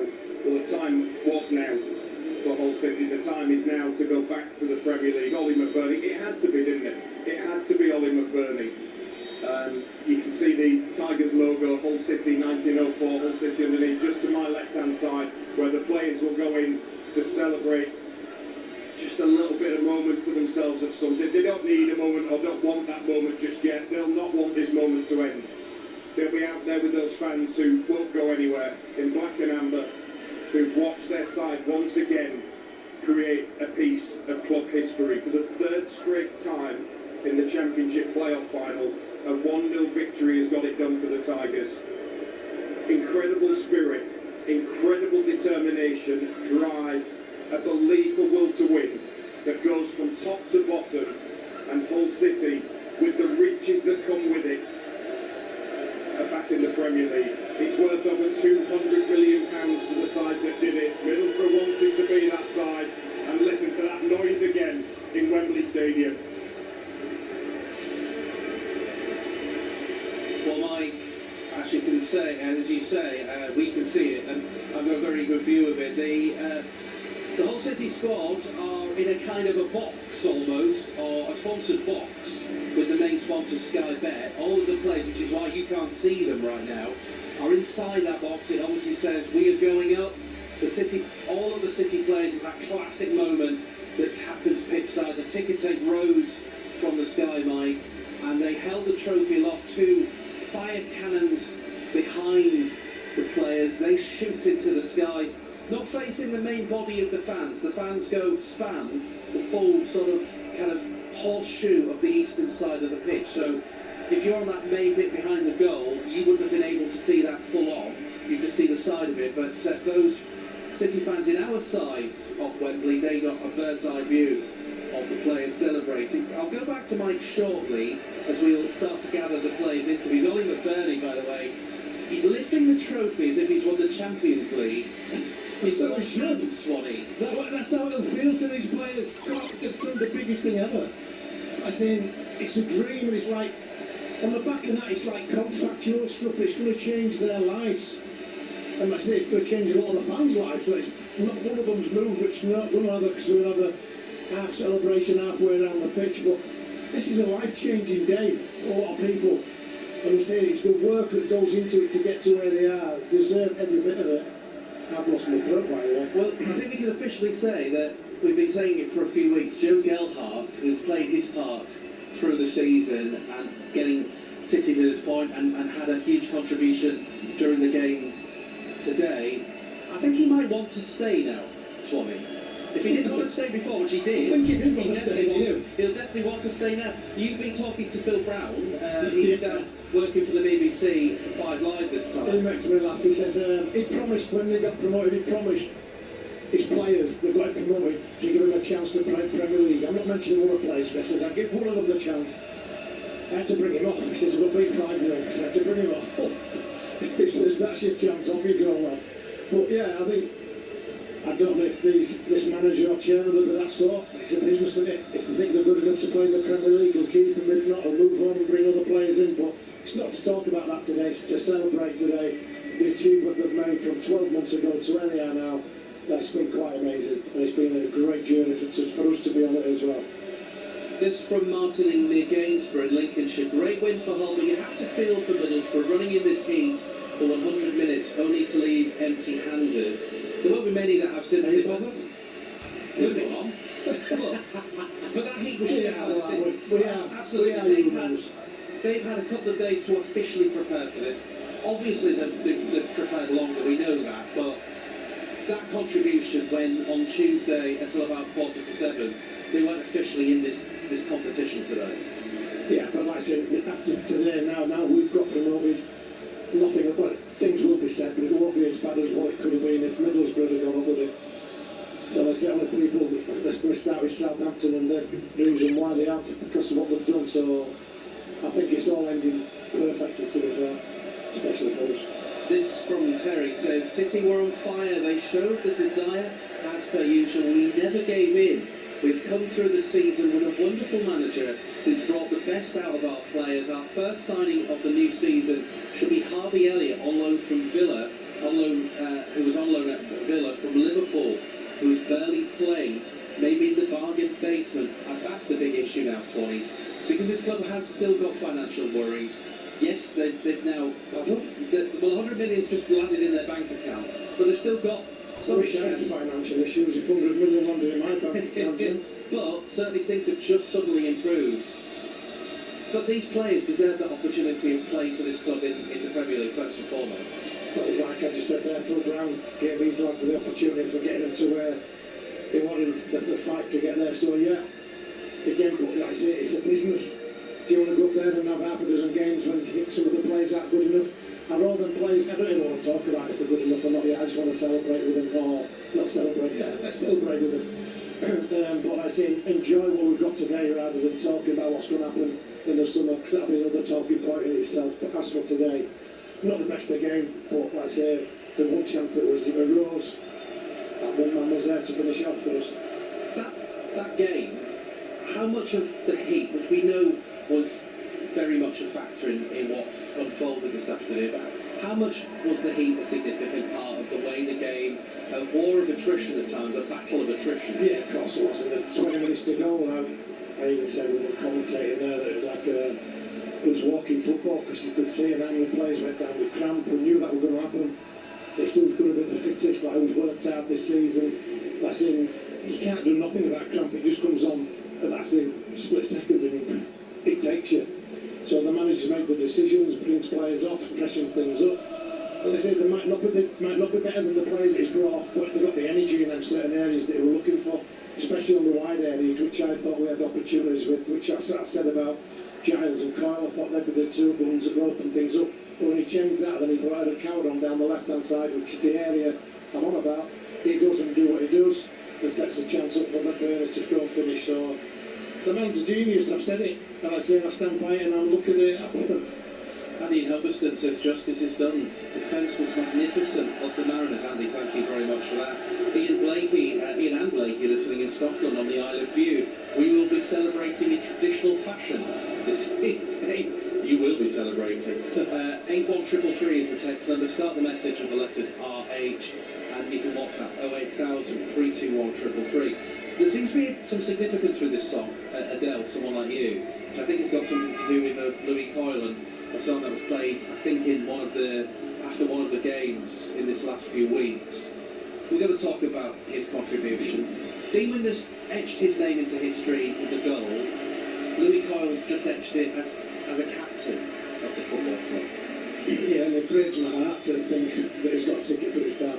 You see, it's amazing. But I say, to do that and to tell everybody that, it just shows what sort of family he comes from. Like I say, for him to go and lift that trophy for his own town club, it's something that we've been dreaming of for a long time. Like I say, and that time's come for him now, and it's a time to enjoy. Lots of your emails coming in as well. Anna Louise watching from Dalian in Turkey with all the family. Thanks to Adjanil Ajela watching live on his channel TV8. I suspect their commentators went very wild, even wilder than Mike White did for that one. Going to talk about Adjanil Ajela. He's living his dream now. He's got his dream. His dreams have come true. I think 33,000 fans here, dreams have come true, not just his.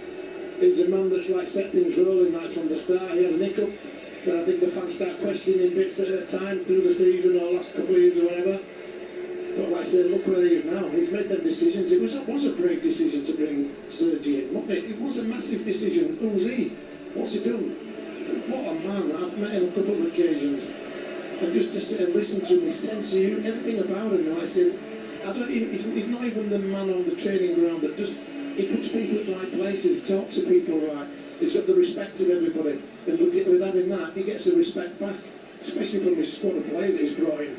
That, like I said, I won't say nobody else wanted, but they were having to handpick players. And that goes down to Gareth Dublin again and to Martin, not just the back room, the recruitment team that's brought this group together to say to Sergi, try and make that into a team. And he has done. That's the genius in itself to try and do that. But don't forget like how close we were last year going down. And look at this now, Jim. Wow. It's a dream. How contrasting, isn't it? You were there at Portsmouth, you were there at that part. Yeah. I've done 22 years, 23 years home and away. I've missed a handful of games. And this is like, I just can't believe when he came up there, Hull City promoted to the Premier League from last year, when he was hanging in there, the goal difference to try and stay up. Brilliant. That's your feeling, and we obviously were sitting in the press box. There were certain etiquette and rules around sitting in a media box, a press box, that you've got to follow. We did afford ourselves a little celebration, but that moment, Wally McBurnie getting the goal, his celebration, shirt off, the biggest smile in London. He used to probably know. He's not just funny, he's a good person, he's a good character.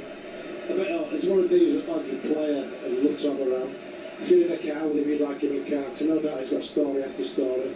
But what he does, he leads from the front and he works hard, and he, like I say, doesn't do nothing that, like I say, he wouldn't ask other people to do. So there's more than one captain out there, but I'm delighted for Louis being the captain, and like I say, his own time to it. The dream has come true for a lot of these players and the fans. As the chorus of Caravan of Love by the House Martins rings out across Wembley Stadium here on BBC Radio Humberside. I don't think we can bring our effects mic in and just catch a little bit of that as we're talking here on BBC Radio Humberside.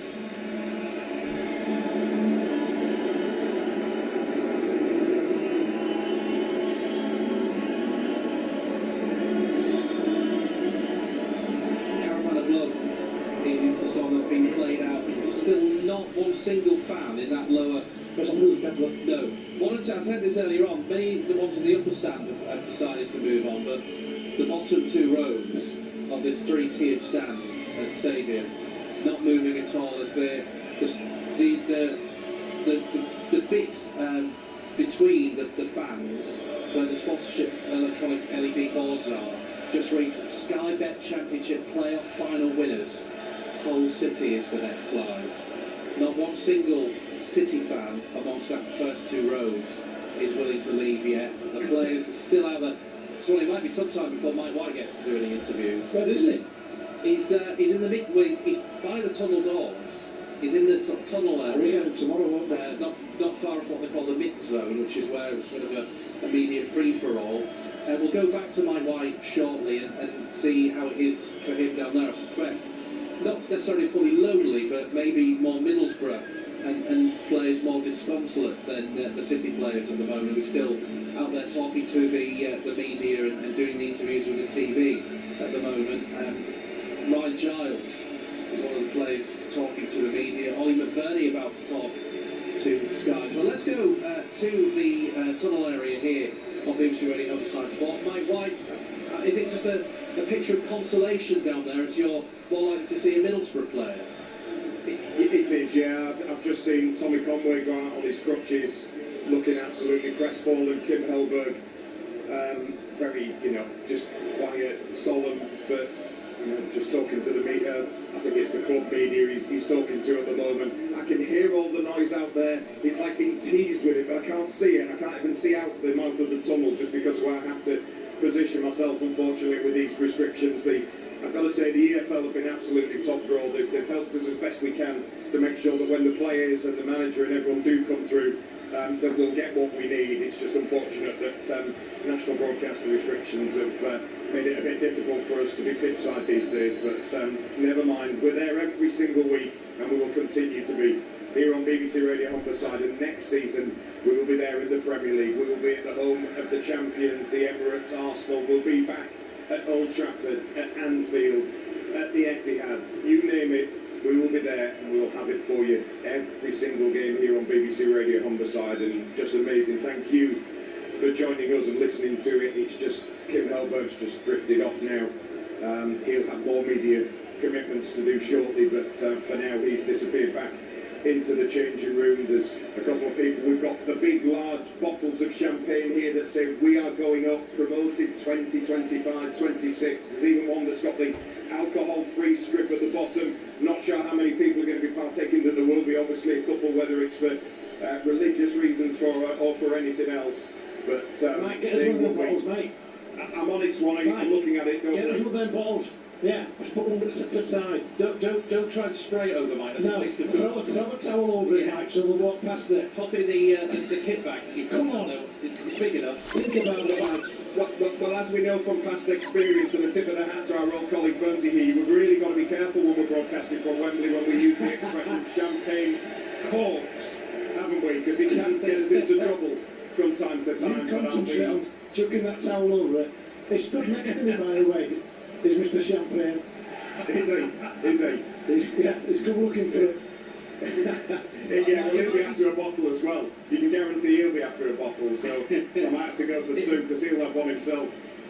It might be a while before you can actually see the trophy, Mike, because he's gone into the crowd. It's somewhere in the crowd now. I'm not sure if it was Regan Slater that took it in. I think it was Mark Balloon that took it in. Mark Balloon took it in. I have to say, one of my favourite moments, the players have actually, in order to get up to the next floor where their celebrations happened, Mike, they came into the area that's behind us here to take the next flight of stairs. And I did wonder earlier on why there was some temporary TV lighting up there. You work around TV enough to start working these things out. And I have to say, full regards to David Akintola, who went full John Terry and put his kit on. Get his shin pads on, Mike. Yeah, he was fully kitted out. He wasn't even on the bench. He wasn't, but he was allowed to be. He was a registered player. They got him registered just before the game. So every credit to him for doing that. Uncle Dave, the fans love him. They absolutely love him, and he's just part of it. There will be some celebration tonight, won't there? I can still hear it. It's there. I can almost reach it. I can almost taste it, but I can't see it. But it's been fantastic. There will be some celebrations, Mike. I won't let the players have a drink as well. Is Jim going to get his wallet out again? Twice in a weekend, no. Let's save that in case also doing the Premier League next year. let's not go overboard here. You might start to see some of the players join you shortly. They are sort of heading towards the tunnel. One or two of them are waving at fans, family and friends in the crowd. They're looking for their respective loved ones. I can see one of the City players, I'm sure it's Kieran Dow, he's looking for his loved ones at the minute. There's Dylan Phillips. Who would have thought Dylan Phillips, when he signed, but let's be honest with you, the manager's made no secret of it. Dylan Phillips joined really to support Ivo Panda and make the numbers up and be a second keeper. Even when he played well in this season, he got dropped straight away, Mike. But this team has been a unit, hasn't it? We can maybe even stop talking about the comparisons with 2008 and now saying the class of 2026 have now officially created the same history that happened in 2008. Let's hear from Joe Gelhardt. He's live with My Wise. Joe Gelhardt, congratulations. You are a promotion winner and a Premier League player potentially. We'll talk about that. Congratulations. How does that feel? Yeah, unbelievable. It hasn't sunk in yet, to be honest. Can't put it into words, but yeah, it's a fucking solid note, man. Live on BBC Radio Humberside. That's the first apology. It probably won't be the last. We'll try and make sure it is. Joe. Yeah, the lads are unbelievable. Put me off my words. The lads are unbelievable. Ollie scores goals, does what he does. Last minute, fans are unbelievable. At Wembley doesn't get any better. Premier League. It had to be Ollie, didn't it? Of course, it always is.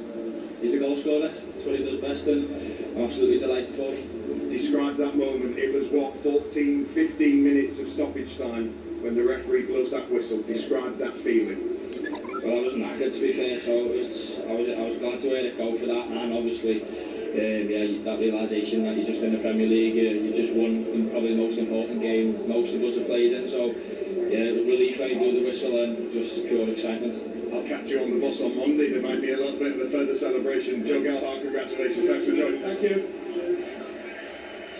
Joe Gelhardt live with BBC Radio Humberside, and being live, these things occasionally happen when there's an enormous sense of pride, so apologies if you caught that slightly Anglo-Saxon way of celebrating from Joe Gelhardt. Mike hinted at it there will be a civic celebration for these Hull City players on Monday. Keep your eyes on social media and also on our Facebook pages and across BBC Radio Humberside to find out confirmed details of the big civic celebration in celebration of the Tigers. Hull City Council have posted on X, formerly Twitter, in the last 10 minutes. Congratulations, Hull City. Promotion to the Premier League. Premier League, here we come. In fact, they have now confirmed the trophy parade route. It will be Ferrens Way, Beverley Road, onto Sutton Road, Ings Road, Holderness Road, Witham, then across North Bridge, onto Freetown Way and Ferrens Way, Carr Lane and Hull City Hall. The celebrations will take place. The bus parade will begin at 3:10 from Ferrens Way in Hull City Centre on Monday afternoon and arriving at Hull City Hall approximately an hour later. So if you can't get to Hull City Hall and the balcony, we will be on that balcony for you, and we've been reserved a spot on Hull City Hall's balcony to bring you the flavour of thousands of fans in Hull City Centre on Monday afternoon. 1:10 then the bus parade begins. It will leave Ferrens Way in Hull City Centre and then head north along Beverley Road, then towards East Sutton Road, Ings Road and Holderness Road, and then back towards the city centre, back further west, Witham, North Bridge, Freetown Way, Ferrens Way, Carr Lane and Hull City Hall. And there's a big party for these players. Swanee, we know what these things are like. You footballers... What do you mean, you footballers? Don't tarnish us all the same brush. In fact, we'll come back to tarnishing with the same brush, because Cody Drame, second half substitute, is live with my whites. Cody, Joe Gelhardt's already sworn you live on BBC Radio Humberside. Don't make me have to do a second apology. Congratulations, promoted to the Premier League. How does that feel? Yeah, it's an unreal feeling, man. So happy for everybody that's connected with Hull City, you know, the players, the staff, and the fans, the owner, just everybody. I'm very happy. Very happy. What did it take? What did it take? I think just a togetherness, you know. Not just from the starting 11, I think from everybody, you know what I mean? People that didn't play, people out on the bench as well. And then, yeah, it's just a combination of things, you know what I mean? We start together through the tough times, you know.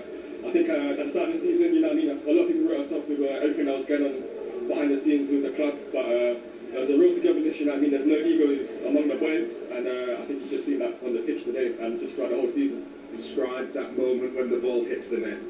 Oh my days, yeah, I was just shouting, you know, across the ball like it's unbelievable from you, the run to put the ball into a dangerous area, and then of course, you know, Ollie, you've seen it all season. I didn't need to tell you guys, you know. It's just man, just what a player. Yeah, and then after that, we were just shouting, losing our heads, screaming, you know what I mean? Always took off his shirt I picked up and just been like, yeah, I like that shirt, you know. So, and after that, obviously, we scored a goal and it calmed down. You know, I mean, we still had like a couple minutes left of the game, and then we saw it through, so I'm very happy. Cody, big smile on your face and deservedly so. Thanks for talking to us live on BBC Radio Humberside. We'll talk again on Monday, I think. We'll see you there. Take care. Enjoy it. That's Cody Drame talking to Mike White. We'll drip feed these interviews as we go through the course of the next 10-20 minutes or so. So what's it like as a player now? That's it, the season's done. Yes, you've got to start thinking about pre-season when you get back off holidays. Some of these players are off to the World Cup, but what's it like? You've done the hard work. You can do no more. You know what destiny has in store for you. What's the celebration like? It's brilliant, to be fair. Like I say, it's probably 6-7 weeks, something like that they'll have off. They'll have the Christmases, the Easters, the New Years. Like I say, because let's not forget, I know people look at footballers for the wages they're on, but they have to obviously, let's say, give up loads of things, let's say, the family gatherings and things like that. Let's say, you just mentioned there about the festive times, all things like that, time that after training or playing, so it all comes now where they can relax. But nowadays, footballers will probably have a week, 10 days off, and then they'll start the jogging, they'll just keep ticking over. But it's just a nice feeling not being able to worry that, you know, how hard the Championship is every Tuesday, Saturday, game after game, taking knowledge in who we're playing, tactically changing, so it mentally drains you. That's why they probably need big squads as what they've got now. And off the back of, like I said, the season they've had today to finish off in the heat like that, like I say, you take it after every single one of them, like I say. But yeah, this time break coming up now, it'll be a great break. Like I said, the contracts will be coming up. Like I said, all things like that will have to be dealt with. But it's just a nice release. Like I said, they'll go, they'll probably have a couple of beers tonight. Probably half of them players probably won't drink because they're proper athletes. But McBurnie will. He had a beer in his hand after the Norwich game, I can tell you that. Charlie Hughes, he's played through the fade barrier. He's been in the wars today to get to this stage. Charlie Hughes, live with Mike White. And he's got the trophy, which he's just handed off to Joe Gelhardt, who dropped me in it with a swear word live on BBC Radio Humberside. Charlie, keep it clean, but congratulations. Promotion winner, you've won at Wembley and you're in the Premier League. Describe the feeling. You stitch me again, that's what it is. No, I always do. I don't think it's sunk in yet. Surreal. Fans, the feeling of the full-time whistle when that goal went in. It's just, of course, it's that man, he's the man with Bernie. Sure we all owe him a pint after this season, but no, unbelievable feeling. Yeah, words can't describe that. Obviously, first time at Wembley for me, and yeah, like I said, words can't describe it. What does that mean, that it is your first time at Wembley and that's how you do it? Yeah, it's just unbelievable for me and for the family, for the team. Like we've said, multiple players in this team have got loved ones that will be looking down on them today. And I think we know who they are, and especially for our captain, I think what an unbelievable guy he is, what an unbelievable player. And I'm sure he's on. I'm a very proud man of him today, leading the team out to promotion. So yeah, we'll all definitely raise a glass for him there. You can hear the emotion in the voice. Has this been built on emotion, on spirit, on a never say die attitude? And if so, where does it come from? Yeah, 100%. The spirit's been there from the start of the season. It's given us what we spoke about, and especially me in every interview, that the spirit, the togetherness has been there from the start. So yeah, definitely. And when you talk about spirit and togetherness, talk about the man alongside us who sadly did not get the Wembley moment on the pitch, but he's still, as always, got a smile on his face. Carl Joseph's come to join you with the crutches, live on BBC Radio on the side. KJ, sum that one up if you can. Josh, wow, the best feeling I've ever felt. Just seeing that roll in the back of the net, wow, I just lost for words. No, I'll speak for this man. This man deserved the moment, and if it was one man we could do it for, it would be this man. Gutted he missed out on it, but he was definitely there, and that spirit and togetherness is shown by this man hopping around today for us, being part of the squad. So yeah, we had this fella cheering us on, and love that he's there for the celebrations now. And what does that mean that they have done it for you? Because I know this was tough, but that they've done it and stepped up and got you into the Premier League. Yeah, I just knew, I just had so much faith, so much belief. You know, it's been a madness week. You know, you can say obviously we didn't know what team we were playing 2 days before, but it never affected us. It never. We just knew. We just had so much belief, and when you've got that togetherness and that, you know, it's just a special team, special players, you know, special people. More importantly, I think we've really cracked that this season in terms of, you know, how good a group we've got, how close we are together, and I think that's, you know, that's what's got us promoted. How did you deal with it personally, with this disappointment, knowing you weren't going to play at Wembley? Yeah, it was tough. Like, I won't lie, it was tough. I probably cried for about 3 days straight, but I've had these boys next to me, I've had this lad next to me, he's kept me up, so with Joff as well, and all the rest of the lads, you know, they've been massive for me. Yeah, I'm so grateful to have them as teammates. Honestly, they're not just teammates, they're brothers, they're family for life. You know what I mean? It's been such an unbelievable journey to get here. I'm so proud of everyone involved. You know, everyone's played their part. There's not a single player who hasn't played a part. So I'm so happy to do it with my best mates alongside me. I'll be Premier League. Wow. That's one. There'll be fans listening to this. Charlie, everyone's always talked about you as a Premier League player. You're going to be a Premier League player with Hull City now. Can you tell the fans that you'll be around to wear their colours in the top flight of English football again? We're still in the kit, aren't they? Cheers, mate. Cheers. Top stuff. Yes, celebrations for the whole City players. That will be some party that plays out somewhere in London, somewhere, whether it's back at the team hotel or slightly more extravagant places. You can't blame them, can you? Andy says up the Tigers, thanks for fantastic coverage all season and for enabling this old lad to stay in touch with his hometown team, even 3,500 miles away in Thunder Bay in Ontario. Well, your lad, you might be from Hull, but the Canadian representative from where you are has done you proud this evening. Here's the man who will have tears of joy and tears of reflection this evening. Louis Coyle has captained Hull City to the Premier League, and he's live with Mike White. I'm sure Matt Crooks won't mind if I come to him second. We've got Matt Crooks and Louis Coyle. James just said it there. You are the captain of your hometown team, and you've just led them to Wembley and then to the Premier League. Sum that one up if you can. Yeah, I don't think it's something I'll ever be able to sum up. Again, I thought about it all night last night. I had a few interactions with my old man through the week, which I never really have. I'm not a big believer in stuff, but I actually went to a funeral Wednesday of a really good late friend of mine, and something happened that day at the funeral, and I clung on to it. I said, is that a way of my old man speaking to me? And yeah, I thought about that a lot this week, and I said it to the lads in the huddle before the game. I said, we think about our why, because that's why we do this thing, that's why we sacrifice what we do, and that's why we sort of put ourselves in a position to go on and provide for our families. And yeah, I said to the lads, think about your why, take a minute to think about your why, and we do everything on this pitch to make sure that we do it for them, because as much as we want to do it, and I'm sure Crooksy will say the same thing. Just break away as Luke Ayling comes across and gives Louis Coyle a hug there. We'll let him have that moment with Luke Ayling. Yeah, and yeah, I just wanted no regrets, no matter what would have happened today. I would have held my head up high, especially alongside these men.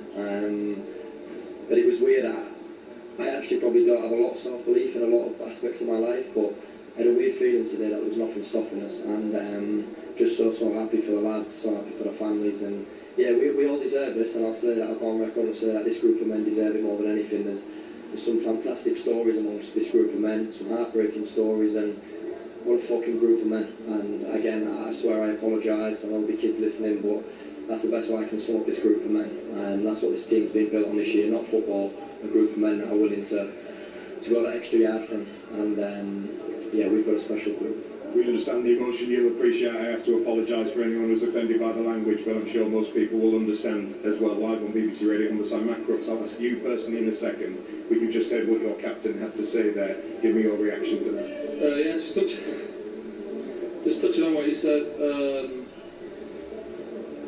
Yeah, it's like you said, there's a lot of men in there that we just got an absolute gang of men that sticking for each other at all times. There's been how do I say it? Quite a bit of heartache actually when you think about some of the people that are in there. Everyone's got their own story in life, and you come to realise that. But we had a meeting on Thursday. You have a lot of lows in football, in life. And days like today, they don't come around very often, and you've got to try and embrace it. And I just told the lads, especially the younger ones, because we've got still a lot of young players in that changing room, you've got to try and grab it with both hands and just enjoy it. I just want the lads to do themselves proud, and I knew they would, and they have done, but they've got so many people that are watching them, so many people that aren't here that are watching them. I had John's fiance, his little girl there today, along with my kids. Yeah, it's just a game of football, but it can make you so emotional at times. Yeah. It's a game of football that we spoke a couple of weeks ago, and you said you were so desperate, you wanted to play at Wembley, you'd never done it, you wanted to play in the Premier League. How does that sound? You are doing it, and you have done it here. Yeah, I think I'll pitch myself a few times in Vegas this next week. That's going to be some trip. Yeah, if I can remember to.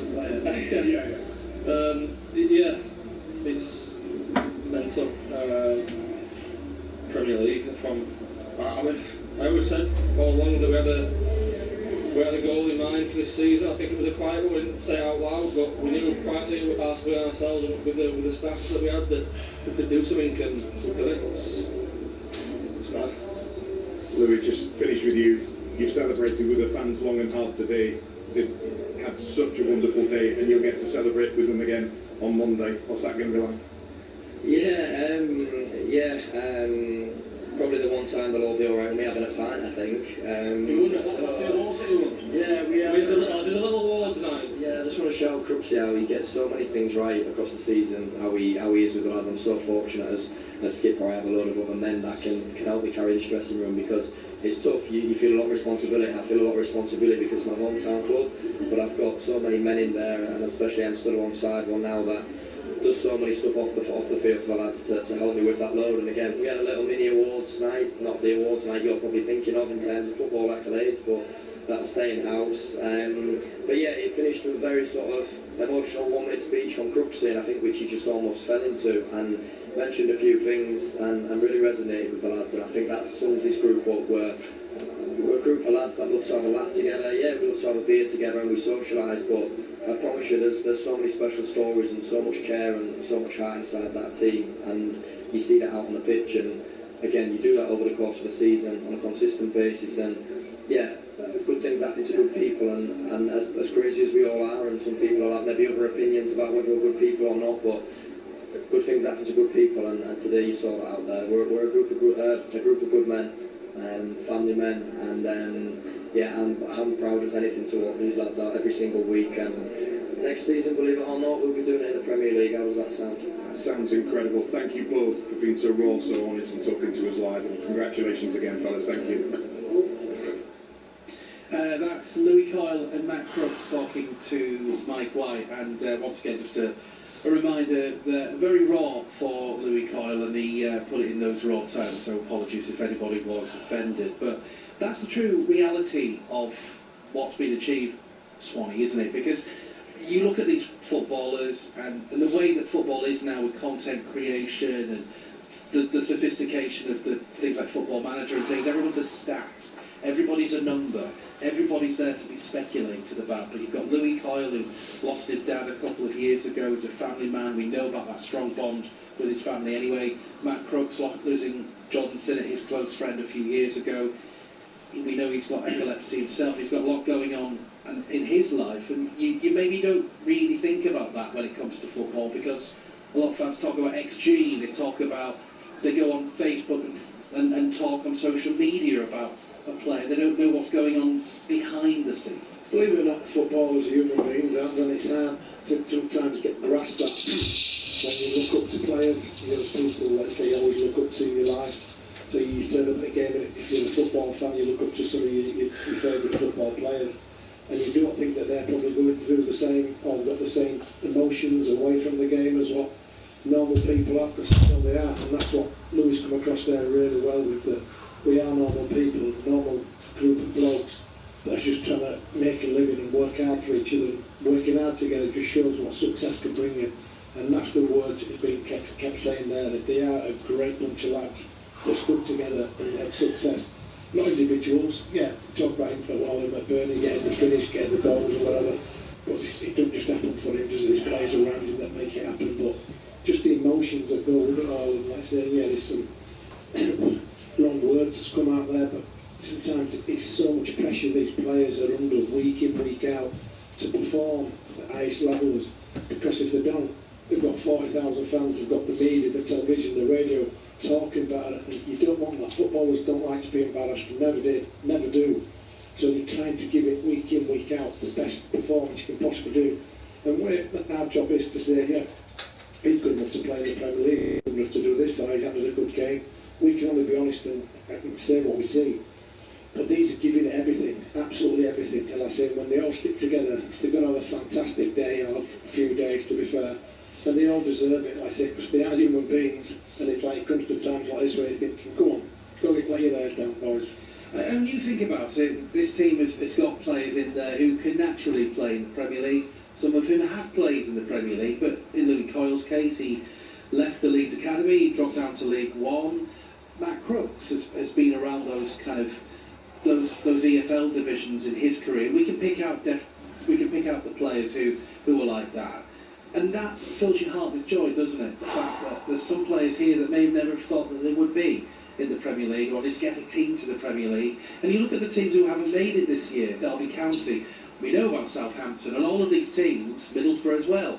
And it's a team like Hull City, and if ever there is proof that it's driven by a unit, driven by a team ethic, then surely that story's played out today. Yeah, there's individual players you look at and thinking they're Premier League players, they will play in the Premier League.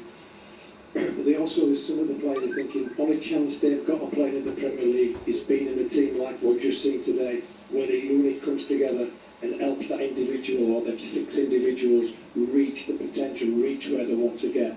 And that's exactly what's happened today, because you look through the team and you probably look and thinking, how many of them Premier League teams will pick any of them our players to go play in their team? And there won't be many, and that's not knocking us whatsoever. So what it's doing is giving us an opportunity now as a unit to go up and thinking, this is all they want to do, this is the dream, it was my dream. I never fulfilled it, I wasn't good enough to play in the Premier League, but that is what the drive was, and these have had the drive today in the heat and everything, the hard season they've slogged through, to stick together, to listen to the tactics that the managers put in, week out, and it's come together for them. So you understand the emotion that they're all going through. They've all got different emotions, they've all got different stories, but yeah, it's like I say, it's a dream come true for a lot of people today. Tony, we'll come back to you shortly. Let's go to the fans panel here on BBC Radio Humberside. Pete is, I have no doubt, I don't need to put my house and its contents on this, a happy person this evening. How happy are you, Pete? Well, that's James, what happened? I'm still not entirely sure that whether Swanee and me actually know exactly what happens. We'll wake up in the middle of the night and the cold sweat won't be because of the heat, it'll be because of what happened. Absolutely ecstatic. They put us through the ringer a bit, but I came up with a good yet again, and on my word, we've done it. Were there times during that game you felt maybe this was a game too far, maybe the heat, maybe the occasion, maybe the fact that Middlesbrough at times may have even been better than the Tigers? Were there times where you felt maybe this is a game too far? Not quite actually. There were a few times in the game where Middlesbrough take control and they push forward. They got a couple of chances, probably 2 or 3 chances, any of which could really have gone in with a better finish. But I actually turned to the guy sat next to me in about 65 minutes and said, we're going to win this 1-0. Third time, we're going to do it, and we did. Clearly the goal is the difference, and that's the nerve settler to some extent, given when it was scored. Yeah. How soon into that added time did you think, we've done it, there's no going back here, we don't need to worry about extra time, enough has happened? I only really believed that we were going to do it when the referee blew the final whistle. Exactly. Anything, with Hull City, anything could happen anytime, and we never do things easily. Talk to me about the emotion on the way, but in fact, don't talk to me about that, because unfortunately I'm not trying to ask you, because a man whose dream it was to be a Premier League owner is exactly that this evening. Adrian Ilagella is live with Mike White. He is. Adrian, congratulations. You just walked up to me and said, we did it. You did do it. You've won here at Wembley. You are a Premier League side. Sum up your feelings, please. Yeah, I said in some interviews, it's the happiest day of my life. Maybe I don't sound like that at the moment because of 0 energy left. Can you believe the stress, I had in the game? And I think God wanted us to promote, because it was not very fair that we would be out after the Millwall game. And our players are all their heroes. Our coaches, for me, the best. They are the real heroes. I supported them, yes. I was always with them, yes. But I want everybody to know, behind the scene, our players was incredible this year. They just gave up some money they would get in order to come here. Some of them just didn't accept other offers. So all of them are heroes. They believed in us. The fans believed in us. Last summer was terrible, as you know. But I had so much love from all people that I promised them one thing. I will give my all. Whatever happens for the next year, please believe in me. And they believed, and we did it. I'm so happy. Describe your emotions, and we saw you on the screen in tears, but describe your emotions when the goal goes in and then when the full-time whistle goes and you're confirmed as a Premier League team. I didn't move when we scored the goal, and I saw people flying over me, and I didn't move because most depressing thing in life is without finishing celebrating, and in football it is so unfortunately sad if you lose. So I didn't celebrate the goal. I just looked, waited for the last minute. It didn't finish, it didn't come. Now it came.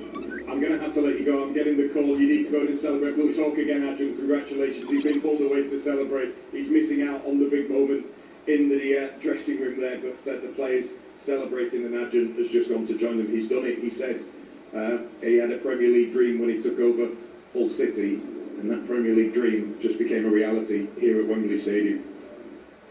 Yeah, Mike, we'll hopefully hear from Sergei Yakirovich in a moment's time. He's in with the players celebrating. This from a texter says, can you pass Mike White some tissues, please? Crying with pride to BBC Radio Humberside. London may have been the Lions in Trafalgar Square, but we have the Tigers in Hull. Enjoy BBC Radio Humberside, lads. Celebrate the good times. Pop a cock. Humberside rocking. Thank you very much for that message. Thank you. This one from Rich and East Hull. Aside from City's miraculous season and promotion winners, yes, I'm hoping this is the kick in the ribs for Scotland's manager Steve Clarke for denying this magnificent Ollie McBurnie a Scottish place for the World Cup. I'm glad of his ignorance because it means Scotland won't get to the first stage without him. Let's talk to a man who may have helped sign Ollie McBurnie in the first place. Martin Hodge, who we haven't actually heard from all season, is live with Mike White. You're right, we haven't heard from him. We've been wanting to, and we've got the opportunity now. A man who maybe doesn't always get the credit, but very much as part of the recruitment process at Hull City. Martin Hodge, great to talk to you.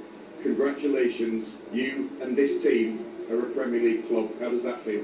If you'd have said this at the beginning of the season, I'd have said you're in dreamland. But we put a squad together just for this division. We didn't put a squad together to say we're going to be a Premier League team. We put a squad together just to try and get out of this league.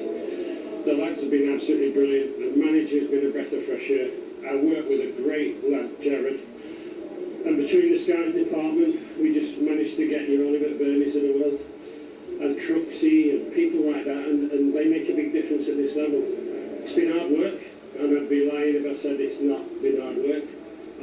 But to see the rewards today, and strangely enough, I fancied us. I'd seen Middlesbrough a lot, and I fancied us a little bit. And Chairman always says, you're so negative. But when he said last night, what do you think? I said, I think we'll win 2-1. I said, because I've seen Middlesbrough quite a lot, and I said, they don't really finish teams off. But, you know, full credit to them. They've played some good football this year. But from our point of view, now comes the hard work, because we've got to throw away the championship list. And the Premiership list is going to be a little bit more difficult because we don't know what sort of monies we've got. And as you know, even if we got 100 million, how much or what we're going to get by for that. So let's enjoy today. I'm sure you lads are, and you know as well as I do, it's been a roller coaster. But I have to say, this is my 52nd year, and this is the biggest achievement. And I've been all over the world with Wales. I've been with big clubs.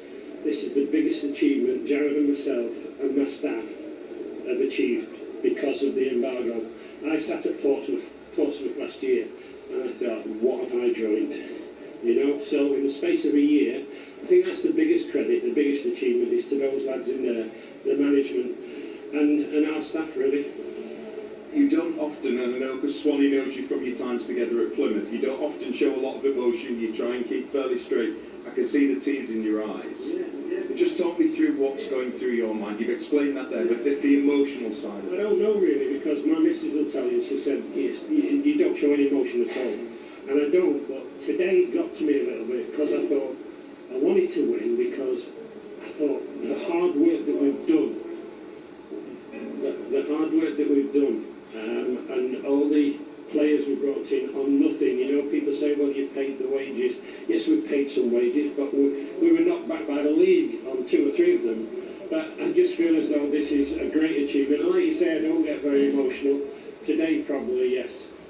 So, and deservedly so. Just a final one. You said it was tough and it was difficult at times. Were there times where you thought, I'm going to walk away from this. I don't need this after 52 years in football. Never walked away from anything in my life. They'll tell you that. People who played with me will tell you, I'll keep going until the end, until somebody beats me and says, no, you can't do it. I believed, because I work with a lad called Jared Dublin, who's my scoring director.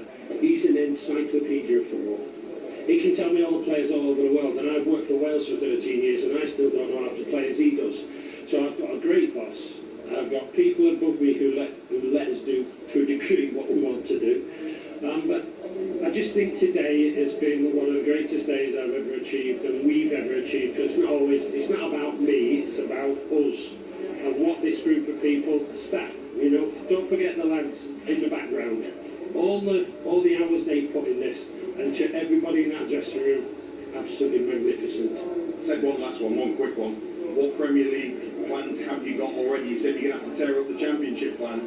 How far down are you in terms of being able to get something ready for the Premier League? Yeah, I think it will come quicker than later, really, because I know the window doesn't open yet, but we are fairly well down the line. We've done quite a bit, but getting them over the line is totally different, because wages have gone up, people expectations go up, and also people, no disrespect, they'll go where's Hull? It's not near London. So, okay. Congratulations. Listen, fantastic, absolutely brilliant, really good to talk to you. Martin Hodge, we'll stick with it, because we are now going to talk to the man who has orchestrated this. Sergei Yakirovich, congratulations. We have spoken so many times. You've spoken about the belief, you've spoken about the spirit in this group, and that spirit and that belief has led you and this team to the Premier League. How does that feel? Amazing feel, crucial moment of everything what we showed this season since day one. Hard working, togetherness, chemistry between them, people close each other. Even this embargo maybe help us, and we struggled a lot all season with injuries, with everything, and after we finished on the 6th against Norwich, what was very difficult to play, we showed a great mentality, like I said, winning mentality, and then after regular season I said, now starting a completely new tournament. We didn't concede a goal in playoffs, which is unbelievable improvement, and this is also showing how this group of players they stay together, tactically stick together, always fighting for each other, and till end. And today was I don't know, when Oli scored the goal, I was thinking that I'm dreaming, and this is one movie, so unbelievable feeling. And then I just watched this how many minutes left, and never end, and when he goal final, this it was amazing. Describe that emotion. Very high emotion. You see people around you crying from lucky, and they couldn't believe it that we achieved this, and but maybe we are not right now we are not aware of everything, but we will see tonight. We will burn hotel there, and Monday is open bus, so we will burn all city there. Well, you set Ollie McBurnie a target at the start of the season. We've spoken about it a lot, for 15 goals. Goal number 19 has just got you to the Premier League. So I think this is special for Mr. Chairman. He must give some bonus there, add some bonus in the contract, and we will see. Yes, he promised 15 goals, but we know how he is important in our team. Too many experience, truly leader, and also what I noticed these 3 games, he's very happy with this pressure of this type of the games, and you can see from every moment on the pitch. You backed yourself with big decisions every single time. The one change, you didn't have Kana, you brought Mo Balumi in, you've had to make changes throughout the game. What was you thinking going into this? Did you have any second thoughts, or did you always know in your mind what you were going to do? We had some problems there with Liam Miller, with Mo Balumi as well, because, like I said, too many injuries this season. We prepared Kumas, Hirakawa, Jofo. Depends if we need to take more risk, we will take out one centre back. So we have Rooney, Amir, Cody is there because we put Cody today maybe in front of some players who deserve to be on the bench, but it's logical because Cody can both position he can play. He's capable to play, and that happened because Jal also had two big injuries without a lot of training sessions. So that was the main plan. So that we have on the bench what can improve our team, what can help us. I feel sorry for Darko, Akin, Meti Jacob, Akintola, but you have to bring some decisions and that we can, like as a team, that we can play good, perform good, and now they are all happy, of course, but next season they will have opportunities. They will, and we'll talk, and we'll have plenty of chance to talk. Personally and professionally, for you personally, just away from the team, what does this moment mean to you? The greatest moment in my coaching career. This is number one. So I love all my trophies because behind those trophies are very hard work with not just me. I'm just in front of one amazing group of the people in my staff. They did great job all this season. But also I like with Zrinski, first my trophy with Dinamo double crown, enter the Champions League. But this is something, you can't imagine this. You can't imagine it. Even if I woke up this morning, I slept very good, which is I slept mostly good, but I had good feeling, so that okay, we will struggle there because they will be in possession, but we will have our opportunities, and that happened. I'm just going to finish. The only time I'm going to reference spying is in a very light-hearted way. Lots of people loved the story we told after we saw you on Wembley Way yesterday, where you filmed us from across the way behind a tree. If you weren't a legend with fans already, that just tipped it over the edge, sir. Yeah, I don't know. I'm a normal, simple person. I like to make jokes there. Even if somebody make joke on me, I don't have problems with that. I'm not angry, but it's a moment. I saw you guys there. First I took a picture, and then I hide myself next to behind the tree and try to imagine what this guy did. But I'm really glad because also our relationship with media guys, especially Hull, was amazing without any bad thoughts or words there, and always professional and always ready for jokes, and also with good questions, which is for me, I don't have problems with criticism, and I will always try to explain from my point of view, and that's it. We appreciate it, and as a result of that relationship, the fans are the ones that benefit from it, and they love you. You are a legend with Hull City. You have led this team back to the Premier League, one of only 3 managers to do that. Sergei, congratulations. We'll talk again on Monday. Enjoy the party tonight. Thank you very much. Sergei Yakirovich live with Mike White. Let's get a final thought from Swanee before we look back on a day of history for Hull City. Swanee. Yeah, it's been an amazing day from start to finish. Like I say, we woke up this morning listening to what the fans were saying down in the fan zone, and all got their own little dreams that think, can it possible? Like I say, and obviously we know where Middlesbrough finished in the league, but just to sit here now, just to chill out, just to look empty seats, and I just see the little cameraman here having a chat, and then we've got a screen in front of us where the players in the dressing room having a little drink in the party.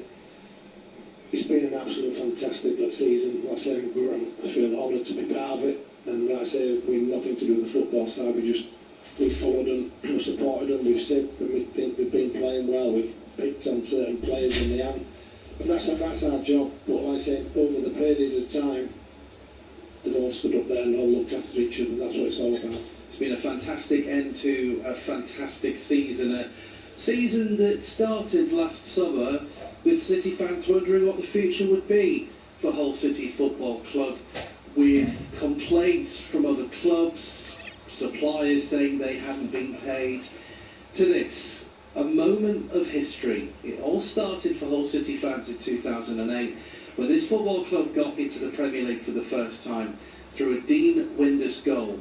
Fast forward to 2016 and it happened all over again. It's about to happen again. City fans will get that dream return to the Premier League 10 years after the last one. There's a big celebration planned for Monday, and we've got it for you here on BBC Radio Humberside. The party, of course, will continue here outside of Wembley Stadium with the remaining Hull City fans. Wherever the players end up tonight, it's a party time, and it will be a party time in Hull City Centre on Monday as well. It's moments like this when you remember those that couldn't be here tonight, as Hull City create the latest chapter in their long history. The Tigers are back in the Premier League.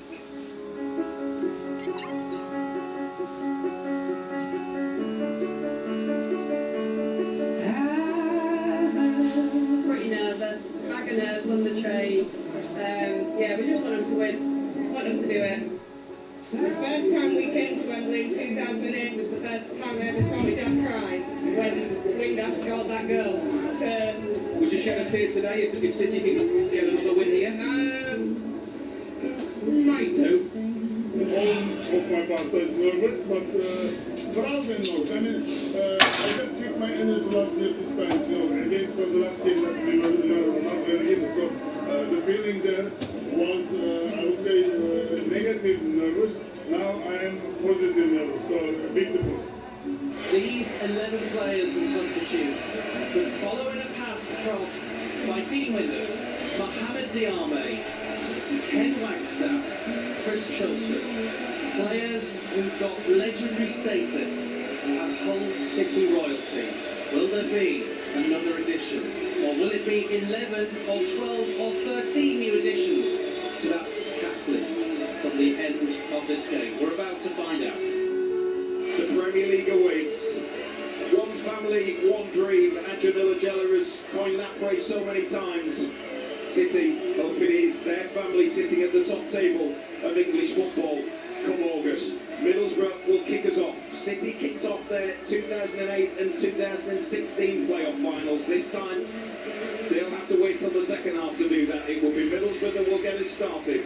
The referee, Jared Gillette, just checks to make sure everyone is ready. He looks one final time at his watch. And we're underway in the Championship playoff final at Wembley Stadium. Hull City against Middlesbrough for the right to play in the Premier League. Live on BBC Radio Humberside. There is the end of the first half where the two teams cannot be divided. 0-0 at the break. Ball up towards McBurnie. Right, it's the first time side footer to Coyle. This is it. This could be the moment. Down the left-hand side to Hirakawa. What can he do? Looking to go push towards the goal line. Hirakawa drives one in. Yes! And yes! Ollie McBurnie has sent City to the Premier League with a few minutes remaining. It has to be the Big Mac, the big man in the big moment, in the biggest of games. Can you believe it? It was written for him. He's been there so many times this season. And Hull City are on the verge of a return to the Premier League for the first time in 10 years. And it simply had to be that man in the moment. Ollie McBurnie capitalises on the mistake. And City, of course, they're ever so close. You can feel it. The excitement from those Tigers fans. It's Hull City 1, Middlesbrough 0. Are they there? They're surely there now. 14 minutes of added on time. Launched long, flicked on by Fry. That should run through to Pando. And it's still not over yet. Now it's over. The referee blows his whistle. And Hull City are back in the Premier League.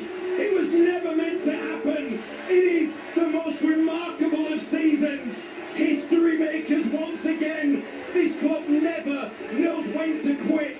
The City players dive on each other in celebration. The crestfallen Middlesbrough players drop to the pitch.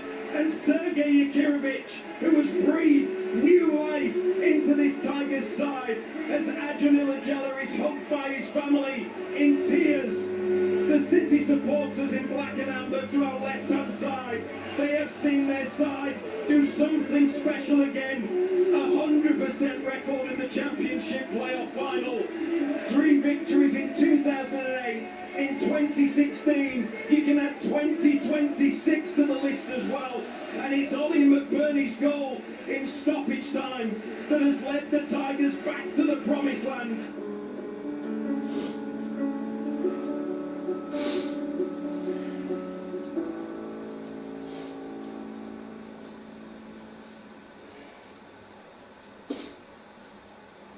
BBC Upload. The best in new comedy, poetry and spoken word. Yeah, that's right. This is BBC Upload, the best poetry, spoken word and comedy. And I'm Hannah, here with you for the next hour. Kicking us off then after 7 is Republica and Ready to Go.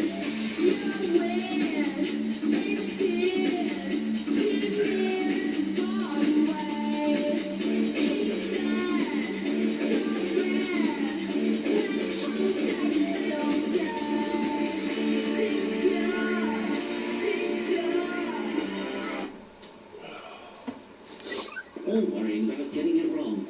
Did I mention it's free? Getting started is easy. Just search Sum Up MTD online. What makes the beautiful game beautiful? The goals? The celebrations? The displays of skill? No. At Betfair, it's the debates, the arguments, the opinions. It's being right when they were wrong, the gloating, the back and forth. Maybe set-piece coaches deserve statues. Maybe this has been the greatest season ever. Maybe they're just the best of the bad bunch. Everyone's got an opinion. Like yours at Betfair. 80+ gambleware.org. Mr. and Little Miss are back in Happy Meal. They're off on a road trip. Your little one can go somewhere exciting with Little Miss Brain. Laugh with Ollie there with Mr. Tickle. Or make up an adventure all of their own. On this road trip, anything's possible. Some fun, some food. It's all inside this Happy Meal. Until the 8 to 2 from 11 a.m. Includes one pre-selected book or toy while stocks last. Subject to availability. Game day phone in on TalkSport with Sky Sports. Stream a massive month of sport this May on Sky Sports with a Now month membership. 18+. Bring your internet. Terms apply. On TV, online, on your mobile, on your smart speaker and smart TV. Let's let fans face off in the ultimate post-match phone-in. Full power football fallout. Superbly done. The championship playoff final phone-in on TalkSport.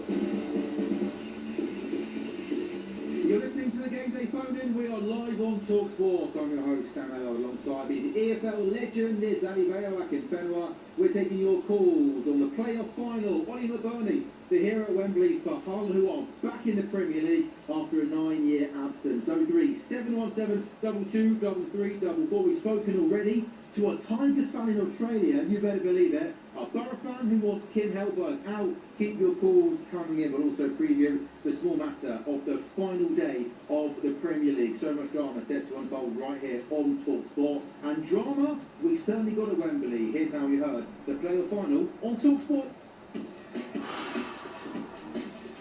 It's the playoff final that was never meant to happen. Middlesbrough against Hull City. Giles will lift it into the box. It's towards McBurnie with the header. He's tipped over the top by the goalkeeper. Did it hit the crossbar first? Straight up to outside the defender. Left-footed shot towards the far corner. It's the fear of failure almost, isn't it? Some players really can't release themselves in these big games. Hirakawa down the left-hand side. Ball into the near post.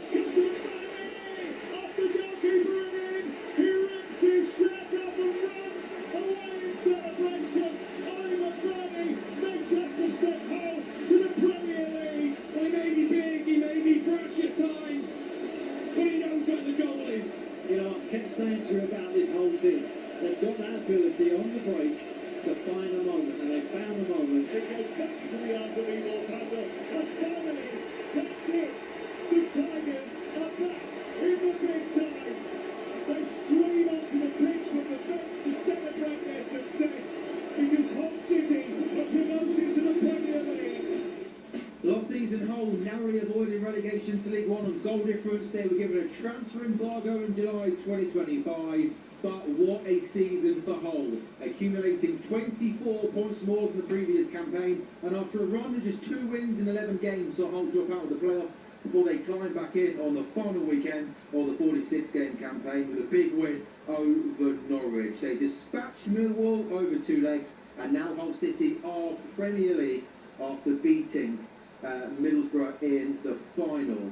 03 717 22 33 44. Keep your calls coming in. Also elsewhere today in another final, Celtic finished a crazy season for them as double winners under interim manager Martin O'Neill, cruising past Dunfermline in a one-sided Scottish Cup final after obviously last weekend winning the SPL. They won that game 3-1. But Hull City, Aliveyo, what a story for them, what a transformation for them. Yeah, man, and it's deserved. And listen, we're seeing images now, and even when you hear Ollie McBurnie speak, to be fair, it was just when he said he came in there and he believed. Nobody else believed, and I keep coming back to what you've got. When you've got a togetherness, a culture, and again, I think all neutrals. And now, even when you hear a Middlesbrough fans, Middlesbrough fans know that they didn't deserve to be there. So the right team, the right moment, got the right result. So yeah, man, it's a great story.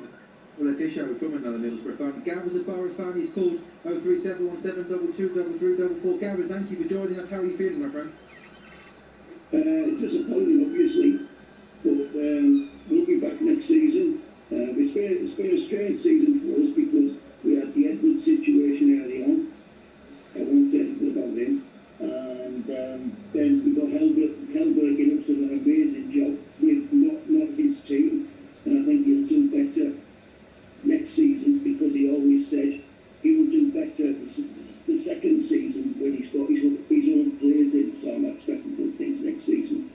So you wouldn't agree with, I think I thought last call, I think Phil, he wants your manager out because of the style of football, the way you pitted out towards the back end of the season. Are you not having that? You're like, look, you feel like... Absolutely not. Okay. No, I think you saw those final games where we couldn't put the ball in the net, but the amount of touches, the amount of XG we had was off the scale, but we don't have anybody who can put that ball in the net, and that's the big problem we've got.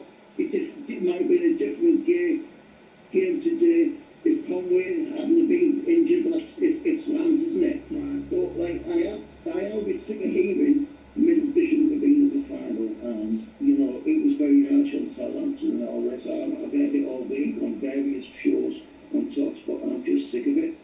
So hold on, do you think Middlesbrough should have been in the final? Well, yeah. I'm interested. As a fan, I'm interested. Well, what should be in the final? If you discover Southampton have cheated it to the level they have, and we got beaten as we were spied on in the semi-final, the AFL should have paused the play then, and it took the full investigation as quick as they did, and then we didn't know what was going on. Southampton fans, I've listened to a lot of Southampton YouTube channels and stuff, and actually this week I've got 3 top contributors for 3 different sites in Southampton, but that's a little true. You've been a busy man on YouTube then, Gavin. Drop that in. I was never abusive to anybody. No, good. I took good things right. People thought the things like it was a private golf club. It's not a private golf club, that's all come on now, but it's more than just this. But the right decision's being made on Southampton massively. Because this is bigger than what's going on now. What the being called doing, that's fair enough, more to it, you know what I mean? Yeah, I mean, listen. Go on, Phil, finish. I was just going to say that, I wouldn't get rid of Kim Halberg. The style of play we played, the way some of the home games we played and just played people off the pitch, and we need to bring players in who can play more of his style. I've seen him taking over. I didn't go to the game today. I gave it to my brother-in-law to go to their house with Christmas dinner every year. And You didn't have the Christmas dinner today, did you? No, but when Christmas comes, I go to their house. Oh, okay. No, I thought you said you had a Christmas dinner before the game tonight. So your trade-off was continue Christmas dinner for the tickets. Is that what's on? I see what you did there. I see what you did. Something like that. I see how you manage. You get priorities right. Who cares about Borough going up? As long as they get a good Christmas meal. Gavin, final question. Are you looking forward to welcoming Roberto's back next season? Oh, can't wait. I'm Southampton, still with them out. Gavin, commiserations. Don't want to be there. No, I don't think Donna's going to make it, mate. I think Roberto's has got a chance of being there with Wolves, I don't think Donny reckon he will. Gavin, top man, and make sure you enjoy your Christmas dinner when you go back in a couple of months. Merry Christmas, all the best. Merry Christmas. Earliest Merry Christmas ever. I've been on TalkSport before, in November time, when I used to work on the breakfast show with Big Al. And there'd be a Christmas story in mid-November, people would start to buy mince pies, and we all look at each other in the office We can't play a Christmas song into a Christmas story in November. Today, on TalkSport, in mid-May, in the baking sunshine, I like you it. spoke about your Christmas dinner. I like it, yeah. What's your favourite pot? I'm joking with you. Southampton fans actually phoned up. Matthew's a big Southampton fan. He's called 03717223344. Matthew, thanks for calling us. How are you feeling today, mate? What's a couple of weeks been like for you, pal? Look, I think commiserating. We'll get another caller back on very, very shortly. Keep your calls coming back in on 03717 3344. Ben's a big Hull fan. He's been at the game. He's calling in to talk sport. How are you feeling, my friend? Congratulations. Cheers, yeah, I know it's all good. It's interesting listening to a couple of the Borough fans talk about XG, because you look at our XG in the season and we'd just be outside the relegation zone. Wow. Our football is the antichrist of football. It's not pretty, and I think people underestimate us for that. You know, the amount of games where we're getting late goals because they just think it's a 0-0 draw and it's done naturally. We just hit them at the end, so it's not pretty, and it's going to be a different kettle of fish in the Premier League. We're, no disrespect to the lads that we've got, but we're a team heavy in James Milner type players, runners. There's nothing wrong with the James Milner type of player. Big up James Milner. And I know he wasn't. Sorry, just to cut you. For me, this XG, effective football is the most. It's the thing that's needed, and Hull's been effective. Even you watched the game today, they were effective. They didn't have all the football, but when it counts, it counts. Listen, this XG stuff. I remember in the champ, and they gave me XG, and my XG was better than Ivan Toney. Ivan Toney scored 30 goals, I scored 1. Yeah, I'm just trying to let people know what XG works about. How many chances were you missing? It's irrelevant if you can't put the ball in the back of the net. You must have had a sticker that season. Listen, for me, it's all about effective football, and Hull showed it, especially came back from that dip of, only 2 wins. 2 wins in 11 before the final day of the season. season. And then come back, and then effective. So effective football is the most important football. Ben, going back to the start of the season, you just avoided relegation. A new manager comes in. I don't know if you knew too much of Sergei Karovic, but what he's managed to do this season, and the owner, I mean, from nearly being in League One on goal difference to being in the Premier League 12 months later, it's a ridiculous turnaround. It's mega, isn't it? And you look at, just going back to the type of players we've got, and actually, a bit like what Tuchel's done with the England team, it doesn't actually need, your superstars in there. If you get that right group of players and those lads around the place, you fight for each other, you've got 100% more chance than you do if you've got some individuals that aren't really playing for the shirt. So he's come in and he's obviously done his research, and he's recruited well, and he's galvanised everyone. He's got the job done. But just going back to our previous point, next season is going to be very different. We are going to need a couple of superstars, and if you don't in the Premier League have more than just one player in McBurnie that can score your goals for you, you'll struggle. So he's got to get talking to the owner and see who's on the market and see what we can do. Let me ask you a question. Sorry, at what point of the season did you think maybe? So last season, you were struggling, stayed up on the last day of the season. At what point of this season did you think, something could happen? Do you know what? It's a great question, because we just kept on playing really unattractive football and kept on getting results consistently throughout. Yeah. There was never really a point where I didn't think we were going to do something, because nobody talked about us, mate. No one really talked about Hull City. There's quote bigger teams in the league, so we just did our secret stuff, our silent stuff, and just kept on doing our thing. And towards the end of the season, everyone was like, where on earth have these come from? And actually, we've been there the whole time. We've just been consistent. And I think for the whole season, it was a case of, do you know what, we just keep doing our thing. We're going to be there. And, other than that little blip towards the end, we were pretty damn good. Ben, top man, congratulations. Enjoy your evening, mate. I'm sure you'll have a good rest of the weekend. Cheers, man. Take care, man. Hull City are in the Premier League. They beat Middlesbrough at Wembley this afternoon. It was a very, very late Ollie McBurnie goal that gave Hull a dramatic victory. Ended their 9-year wait for top flight football, a year after they avoided relegation to League One on goal difference. Keep your calls coming in, 03717 22 3344. Also between now at 9 o'clock. Vale will be looking ahead to the final day of the Premier League season as well. Spurs versus Southampton in relegation. Hosted teams chasing European football. This is the Game Day Phone. Game Day Phone In on TalkSport with Sky Sports. Stream every remaining Premier League game live on Sky Sports with a flexible Now membership. What makes the beautiful game beautiful? The goals? The celebrations? The displays of skill? No. At Betfair, it's the debates, the arguments, the opinions. It's being right when they were wrong, the gloating, the back and forth. Maybe set-piece coaches deserve statues. Maybe this has been the greatest season ever. Maybe they're just the best of the bad bunch. Everyone's got an opinion. Back yours at Betfair. 18+Gambleware.org.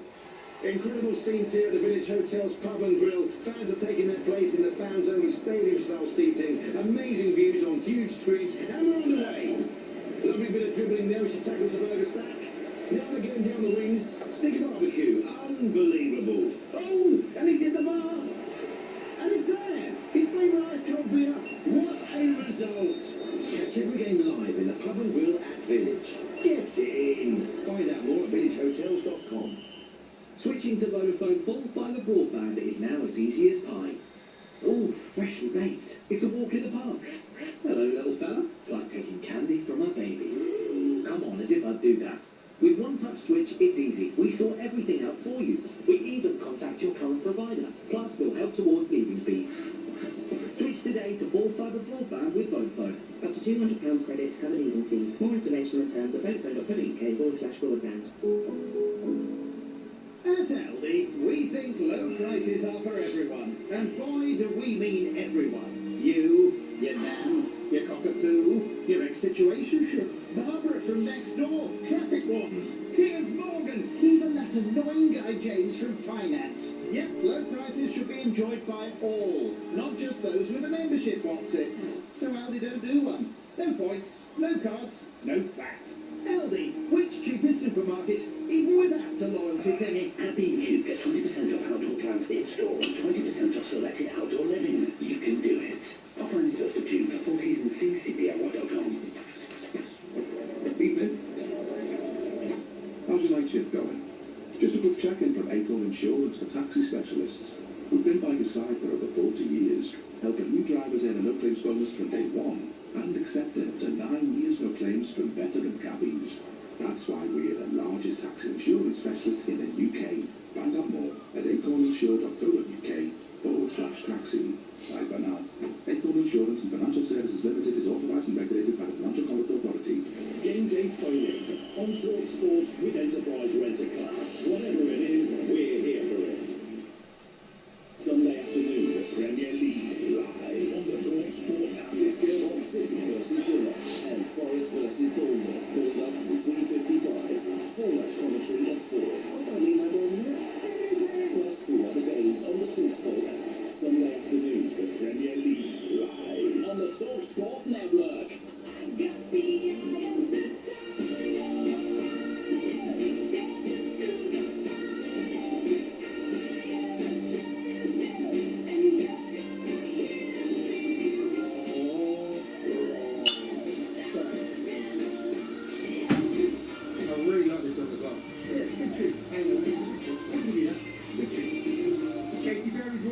Hull City are roaring all the way to the Premier League. Hull City beat Middlesbrough at Wembley. By the way, I don't have a preference to Hull and Borough and Southampton, but how many relief people are there going to be in and around the EFL, the top of the FA, that after Southampton got, thrown out, after Borough got reinstated, that it was Hull who rightfully earned their place in the final, that actually won promotion. Let me tell you, the powers that be, they were praying, wishing, hoping Hull was going to go up. Because, listen, at the end of the day, like we said, it's only right that Hull, even when you hear the story, like I'm just talking about football purists, football neutrals, they just wanted Hull to go up. And it would have just been so much of a backlash if Middlesbrough. Next week would have been absolute carnage, by the way, because Yeah, it would have been crazy. Hull City though are Premier League beating Middlesbrough thanks to a late Ollie McBurnie stoppage time goal, ending their 9-year wait for top flight football. A year after they avoided relegation to League One on goalkeeping. Let me also just remind you that was the Championship done, but we've still got League One and League Two to come. Bolton Stockport tomorrow. The League One playoff final at Wembley is on Talksport 2 at 1 o'clock. Then on Monday, Bank Holiday Monday, it's Salford versus Notts County League 2 playoff final at Wembley. But for now, continuing to take calls on the big game. 03717 2233 Ollie is a big Hull fan, and I'm guessing a very happy Hull fan. Ollie, how are you, mate? Ollie! Oh, fantastic. Congratulations, mate.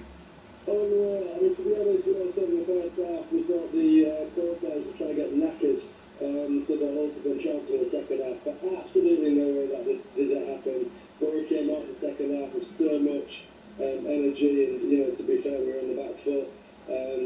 Yeah, I mean, we had a couple of. I think we had more shots on target than Borough, but that is not anywhere like a representation of the game because. Yeah, I mean, they were all over it. It's going to go either way after the 90th minute. And even after McBurnie's goal, there was, I think the game went to about 103, 104, which was 5 minutes. We thought there was a bit of Fergie time going on there, but no, it was a cracking game. Absolutely unbelievable. Were you there, mate? Yeah, we were in, we were lucky enough to get the posh seat. So, yeah. Give us some name drops. Who you in there with? Family and a couple of valid mates and stuff. So it was cracking. Lucky enough to get the seats, and yeah, I mean we were stuck in the Borough end, so we had a few dirty looks at us when the That's what I wanted to ask. When that goal went in, how loud was Wembley when the goal went in? He would know he's the Borough. Yeah. It was magic, but I mean, it could have been loud, it could have been silent, I didn't care, I mean, I sounded everything out. I was trying to fall down the stairs on the way down to the dugout, because I feel like an absolute crap. Good man. Ollie, again, I keep saying that, it was this time last year that you just avoided relegation. Why do you think this team has managed to be so successful this season? What's the Gaffer managed to do so well? I mean, I think anything is the manager. I mean, Jurkovic is just an absolute trooper. He managed to unite the lads in some form of football. I mean, some people might think that, yeah, I mean, the XG is ridiculously earned. I mean, XG can just get in the bin because, frankly, we eke out results. And people don't say that, even like Arsenal, at the end of the Premier League season, if you look at the XG of Arsenal, it's absolutely, it's also in the bin. But the man. Yeah, Arsenal's terrible. I'll put that in there for this one. Don't worry. You want to say it? I'll say it for you. Yeah, that's an outplayer, God. But yeah, I mean, like, it's an absolute magic story. I mean, we've been to every single Wembley, but there's a whole batch, and this one was just as good as any other. And another 1-0 as well, so, kept that trend going. Ollie, can I ask you a question, an honest one, right? So you're in the Premier League next season, right?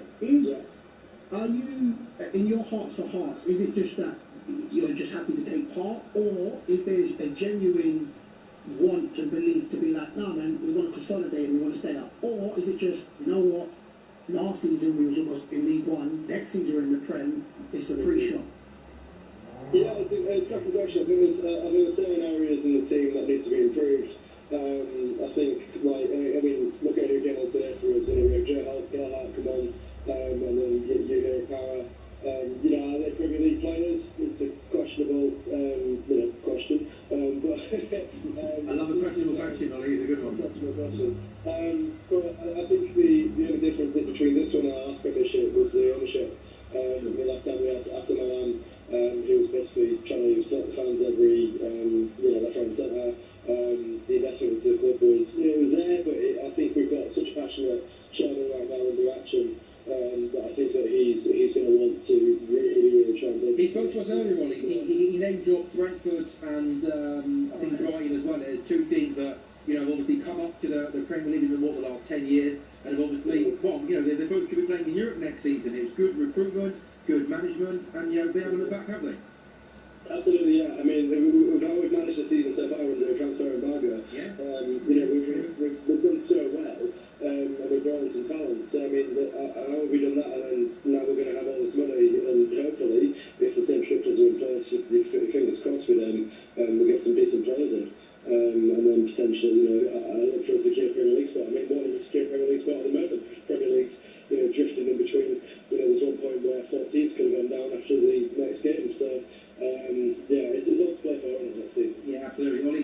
evening? If you're having back to Hull now, are you going out in the town tonight in Hull?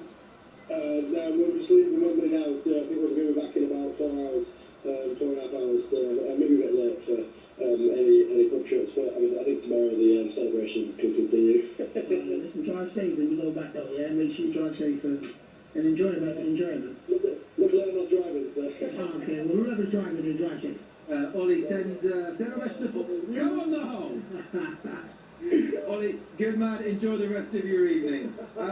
James the Dundee fan has called 03717 223344. James, if I had to take a wild guess, are you wanting to talk about the winning goal scorer this evening and whether possibly he should be in the Scotland squad for the World Cup, eh? How are you, James? Good morning, how are you doing? We're having a really good evening, mate. Thank you for asking. Good show. Mate, I'm sick of hearing McBurnie not getting called up for Scotland. He's had his chance. Did you not hear what he said to Fleck in the tunnel? No. Tell man. Oh, so you don't want him to. Okay, go on. Tell me. You need to get the jump button ready, but he's done. No. Yeah. Just give us the PG version. PG version. All right. So Fleck said to him, have you been called up? And he said, no, I hope not, because the other word for feces. Okay. And then he was just sitting laughing after that. And then, so Scotland's like, we've got like a couple of world-class players, we've got Tommy, we've got McGinn, we've also got a lot of players that are absolutely, they're not very good. We've got boys who like Kelly, Hibbs. The reason that we still managed to qualify the tournament isn't because of the quality, it's because of the determination, they're fighting for Scotland. It's a game, if you've got a guy who's taking the mick out of going up, getting a call up for Scotland, why would you select them? So you're not convinced Ollie McBurnie is maybe as keen or desperate to play for Scotland maybe as some people are making out? So it's not on the pitch? No, obviously he's a really good player, but he's sitting taking the mick out of getting a call up for Scotland. The main boys who are willing to put in the hard yards who actually want to do it, he's just wanting to hold the World Cup. He's not going to hold the World Cup for Scotland. It was like Harvey Button, Button wanted to come up. Because I listen to Thompson, and everyone's right, about Romero and how his attitude, and all the Spurs fans are wanting the squad, because of his attitude going over to Argentina. So it's the same with us. Why would we want to call up a boy who thinks it's funny to take the mick about getting a call up? Because that's when we were struggling a bit. Your lean boys, playing at that. He's got a lot of goals this season. I'd rather call up Alan Brazil after the week at Cheltenham than Ollie McBurnie. Hey, that's the best time to call up Alan Brazil after a week at Cheltenham, isn't it? And hey, also listen, Che Adams, Shankland, Big Ross Stewart, Southampton, you've got some options there, haven't you?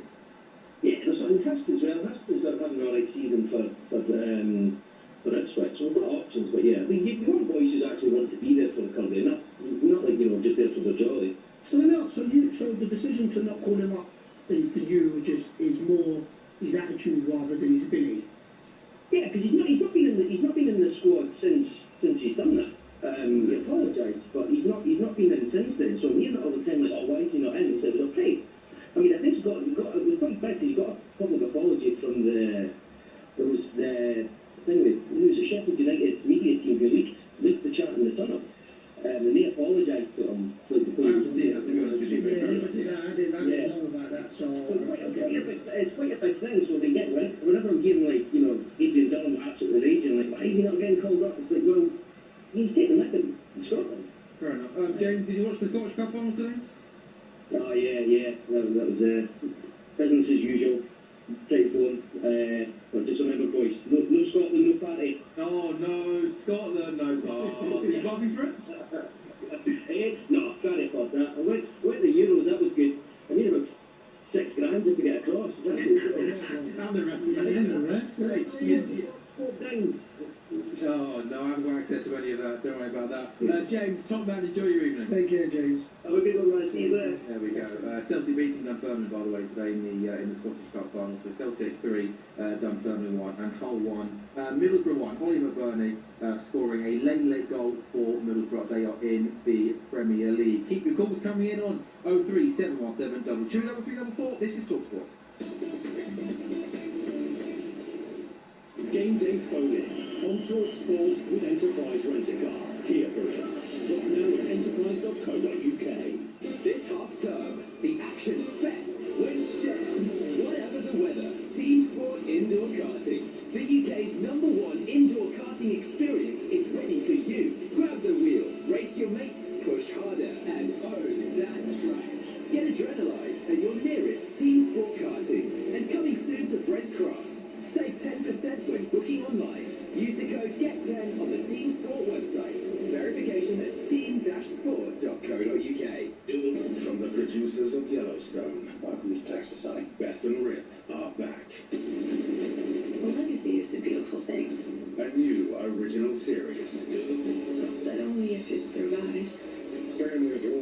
fighting for?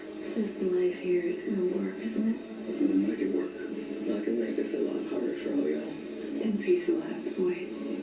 Dutch and Ranch. Stream now only on Paramount Plus. T's and C's apply. Subscription required. 18 plus. From countryside escapes to seaside breaks, and plenty of open roads in between, there's a Mazda for every kind of summer. Get 0% APR on selected models when ordered by the 30th of June, and keep your mind on the really important stuff, like trying to eat that ice cream before it melts. Search Mazda. Available on PCP when financed by Mazda Financial Services by the 30th of September 2026. Indemnities may be required. Terms apply. See website. Picnic spot secured. Snacks required. Pop to Co-op. Get 3 for 2 on picky bits like irresistible paella arancini, pancetta croquettes, or a margarita pizza bit. Co-op. Owned by you, right by you. Ends 8th of September. Selected products subject to availability. Co-op with food stores only. Full terms at co.uk/summer. What makes the beautiful game beautiful? The goals? The celebrations? The displays of skill? No. At Betfair, it's the debates, the arguments, the opinions. It's being right when they were wrong. The gloating, the back and forth. Maybe set-piece coaches deserve statues. Maybe this has been the greatest season ever. Maybe they're just the best of the bad bunch. Everyone's got an opinion. Back yours at Betfair. 18 plus gamblerware.org.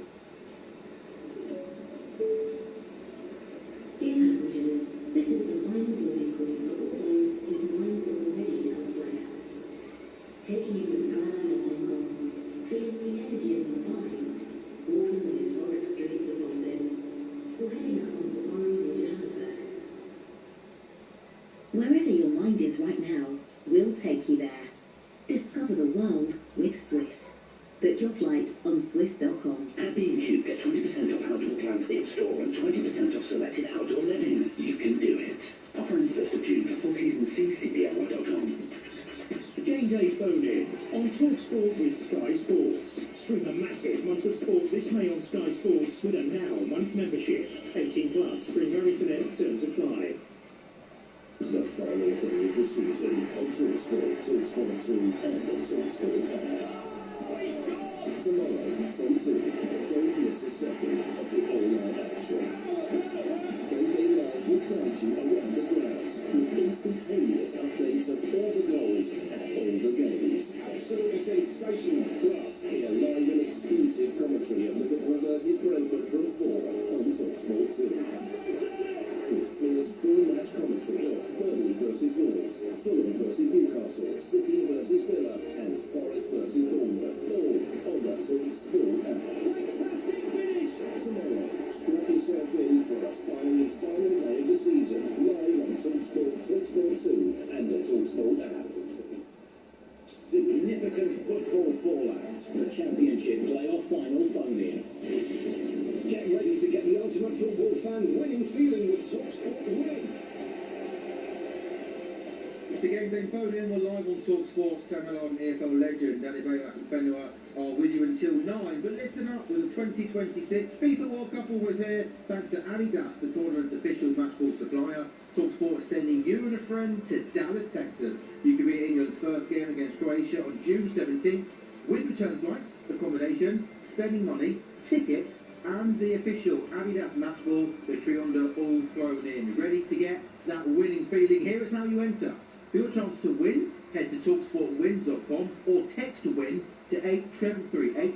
Text and online entries cost £2.50 plus your standard network rate, or call 0343 418 7260. Entries must be in by the 1st of June 2026 at 4 p.m. That's when you need to answer your phone if it rings. 18 plus, UK residents only. This is a TalkSport promotion. For full T's and C's is at talksportwin.com. So for your chance to win, text WIN to 83338 right now. Back to the phone lines in a moment. Hull City are in the Premier League, beating Middlesbrough 1-0 in the final. Back to the phone lines in a moment. But first, let's hear again from the Hull owner, Akun Ilakali. He spoke to TalkSport Ansbrook in the tunnel at Wembley and told us he's got a special present waiting for today's hero, Oli McBurnie. This is an incredible transfer story. If you give me one time, half an hour, I will explain how Oli McBurnie came to us. Things like a free transfer, and he gave us 17, 18 goals. Actually, I told him, if you get to 20 goals, I will give you an incredible present. Unfortunately, he got 18. So no present? No, this goal is, for me, 3 points. 3 points like in basketball. So I give this 3 points to him. Of course, I will try to make all the players happy, but McDonald, one of the special players for me, he promised me today, and he came to me and he said that we will win it and I will score. And now he said to me, I told you. He told me yes. Come on, Andy, I can spend one of the years on you on a couple of promotions, you know how these things work. If you have to take a wild guess at what the present's going to be, what do you reckon? And you have to take a wild guess at how he implied there was some sort of crazy way in which he got Oli McBurnie to the club on referee. What do you think? Oh, I don't know about that. I don't know about how he got him there. I'd love to know that one. I just think he felt like, you know what, it was just, all the stars aligned. But listen, if you hear the words, he said incredible. Like, that's right there different from a great, he said incredible present. So, I'm just going to say, Oli McBurnie, hey, he is going to be in for a treat later. I am that. Listen, as a striker, already, and the worst. What would you want? So let's say for argument's sake, you're at a football club and the owner the day before a game says to you, oh mate, you get us that winning goal tomorrow. Come on, you're getting a big present. What if you could pick anything or some rich owner? What would you go for? I ain't gonna lie, it'd have to be a brown paper bag for me personally. That's me, because I'm not into watches and all that sort of stuff. Just for more money. I just give me that bonus. Yeah. Like, and you can hear the energy. And you know, he said like Oli McBurnie's a special player, one of his and it's just. He's like, look, man, and he don't have to. The worst thing is he doesn't have to because he didn't reach 20 goals, but you can just see the joy brought to him. So what a free transfer that is, by the way. No jokes aside, with Pope, he was playing, wasn't he? Abroad a couple of years, last season. Getting there on a free transfer, 18 goals later in the Premier League. I think that's definitely what you call a good piece of business. Yeah, great. Listen, again, I know the Dundee fan phoned up and said in regards, but even when you hear you heard his interview at the end, he seemed like a character, you know, and it looks like you need that to bond the changing room together. And then on the pitch, 18 goals on a free transfer.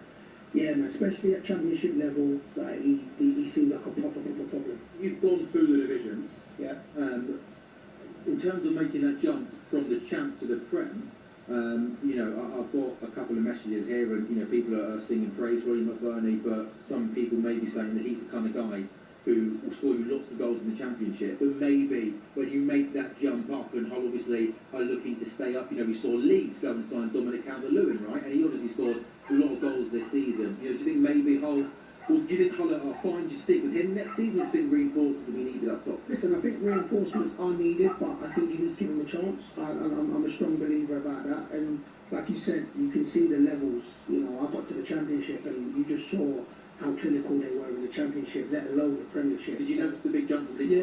Yeah, man. It's different. I'd say that now. And I got to the champ when I was 38, so I could see. So there was nothing where you could physically see the fact of everything was up. I'm talking about the standard from the goalies, the way they just keep recycling the ball, and then how clinical the strikers were. So let alone the jump up. But it's just like, I think Mitrovic was known as the Championship striker, and then go up. And then, they'll say he didn't really do it until he found his place at Fulham, I think it was. Yeah, Fulham, where he scored goals. So sometimes it is a manager that believes in you, because you can see, like I said, he's got the ability. But reinforcements, there's no two ways about it. Like, reinforcements are going to be needed for Hull, and you do need to sign players that have been there and done that. But I do think Oli McBurnie, he deserves an opportunity and a chance. That's my, Hull fans may talk differently, but he got you there, scored the goals, so I'll give him an opportunity. When you're getting ready for a playoff final, is it possible to like when you wake up one day, to try and almost just treat it like I'm sure you try and do that, but I'm guessing everything must be just carnage in terms of, the media in the week coming wanting to talk to you, trying to sort out tickets, everything. Is it how hard is it to try and almost treat it like another game and not let the occasion get the better of you when that whistle goes? No, that's saying where, you play the game and not the occasion. You still have to play the game. You have to acknowledge the occasion. I don't care how much if you try and suppress the occasion, you're just going to be met at different times in regards to the media, in regards to your phone blowing up, in regards to what you got to wear. It's just, you acknowledge that it's a big game, you know. But what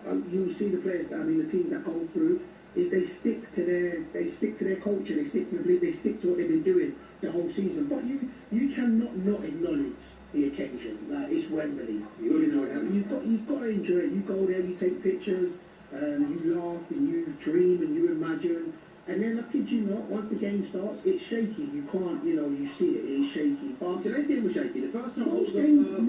Second half opened up a little bit. Both teams had some chances, but I think we all in the office thought it's never near. It was going to penalties. You know, you couldn't see a goal being scored. Most games start off shaky. It does, most games, and then of course you kind of hold on to the players that have been there, or the managers that have been there. In regards to the games now come on, you're going to feel tired, you're going to feel drained, and the elements that come into it. It's a really hot day today. So most games, there's a lot of factors that come into play. But I keep coming back to the teams. You have to acknowledge the occasion because it's a different occasion. But you still play the game, and whoever comes out on top played the game better than the team that played the occasion. And that was today. It was a Hull City. 95th minute, Ollie McBurnie goal. Joe is a Hull fan. He's called 03717 2223 Joe, congratulations, mate. Has it all sunk in yet? No, not just yet. I've just seen Tommy Coyle just got back from us for the Xbox and Sports and Cinch. Just give me a big high five. Nice. Start with Alex Brooks playing on the bench. With the start now, we're back with him for the offensive way. All right. Did you ask for a selfie with cricket? I can send you if you want it. Oh, you got one? You got one with cricket? You must have lost a bet there, man. You must have lost a bet to take that. Text it to 1889, please. We want to see this selfie with Alex Crook. Text it to us. There you go. I will send it full shortly. I just want to say I think the best game on the game for me. Definitely. We got no respect off the we didn't know what time we was kicking off. We didn't know who was playing. The end of the game, my family put the ball in the back of there, and the lovely little city, we're back in the Premier League where we belong.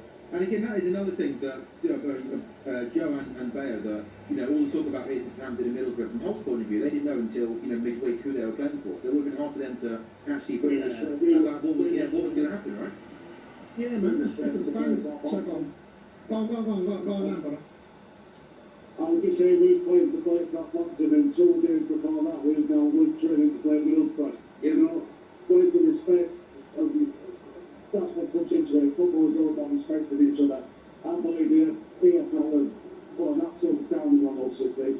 We didn't know who was playing, but today we've come out and we've got the winner in the extra time, in the second half. That's all that matters. We've gone out, we've put the ball in the back of the net, and we're in the Premier League. Congratulations, Joe. Make sure Crookie behaves himself, please, okay? He's got to work tomorrow. Make sure. Have you got the Talk Sports credit card? Because I have to go with the mail office. Oh, I don't. No one saw the Talk Sport credit card, mate. Make him pay it out of his pocket. Yeah, he's doing all right at the moment. Yeah, he's a tight one, he is. Make sure he pays, yeah? I'll go and have a selfie and I'll send it to you. Yeah, good, man. There we go. Joe the whole fan. Crookie said he was going to get himself into the... Come on. I'm surprised he didn't do the post-match interview in the bar. I'm telling you, he did, man. I know Crookie out here. You reckon he done a Bluetooth interview from Network. He thinks he's slick. I know Crookie. 2026 and he don't have in Benoit. They could do Bluetooth interviews live in Crookie is telling you. How old are you again? I'm 44 now. He's 44, you're not 84, Bluetooth. No. See, but I know you're not clued up on the street, because a Bluetooth interview means you're somewhere and you do it. But it's cool. I'll educate you later. Maybe you can show me a Bluetooth interview later on. There we go. I said it literally. You think it means literally, Sam? I'm going to school you later on, brother. You can have a field day schooling me, player, I'll tell you that. Why would you do that? James, a Southampton fan. He's called 03717 2233. James, in and amongst all of the stuff that's been said over the last 2 weeks, and maybe think not enough has been spoken about the Southampton fans who have spent, God knows how much money over 46 games, plus the playoffs, on watching their team, supporting the team. And ultimately, the Southampton fans are the one who have been hit hardest by everything that's happened over the last week or so, right? Yeah, I appreciate that. I know it's a horrible day for those fans. I know it's tough. I just want to congratulate them and their fans just because I know there'll be a few tuning in on their long old journey home back north. What an unbelievable achievement today.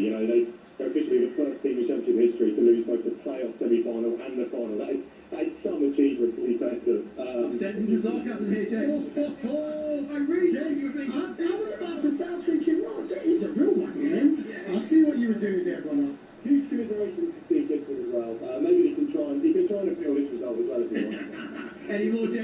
coming. These are all weekends, gone. James, what was it like? What was it like watching today? Did you manage to watch it, and did you think it was unfair to have been thrown out? I would have loved to be there, Wembley. Obviously, I would have done, but I think the right team lost. The right team won, sorry, ultimately. I think it was a fair result. And to be honest, I think Hull will be looking at the Middlesbrough squad going, yeah, we can pinch through their players next season. Maybe Hayden Hackney, 5 million, something like that. That'll probably get the job done. Yeah, so let me ask you, James, as a Southampton supporter, do you think that the punishment warranted for what they admitted? For you as the fan, do you?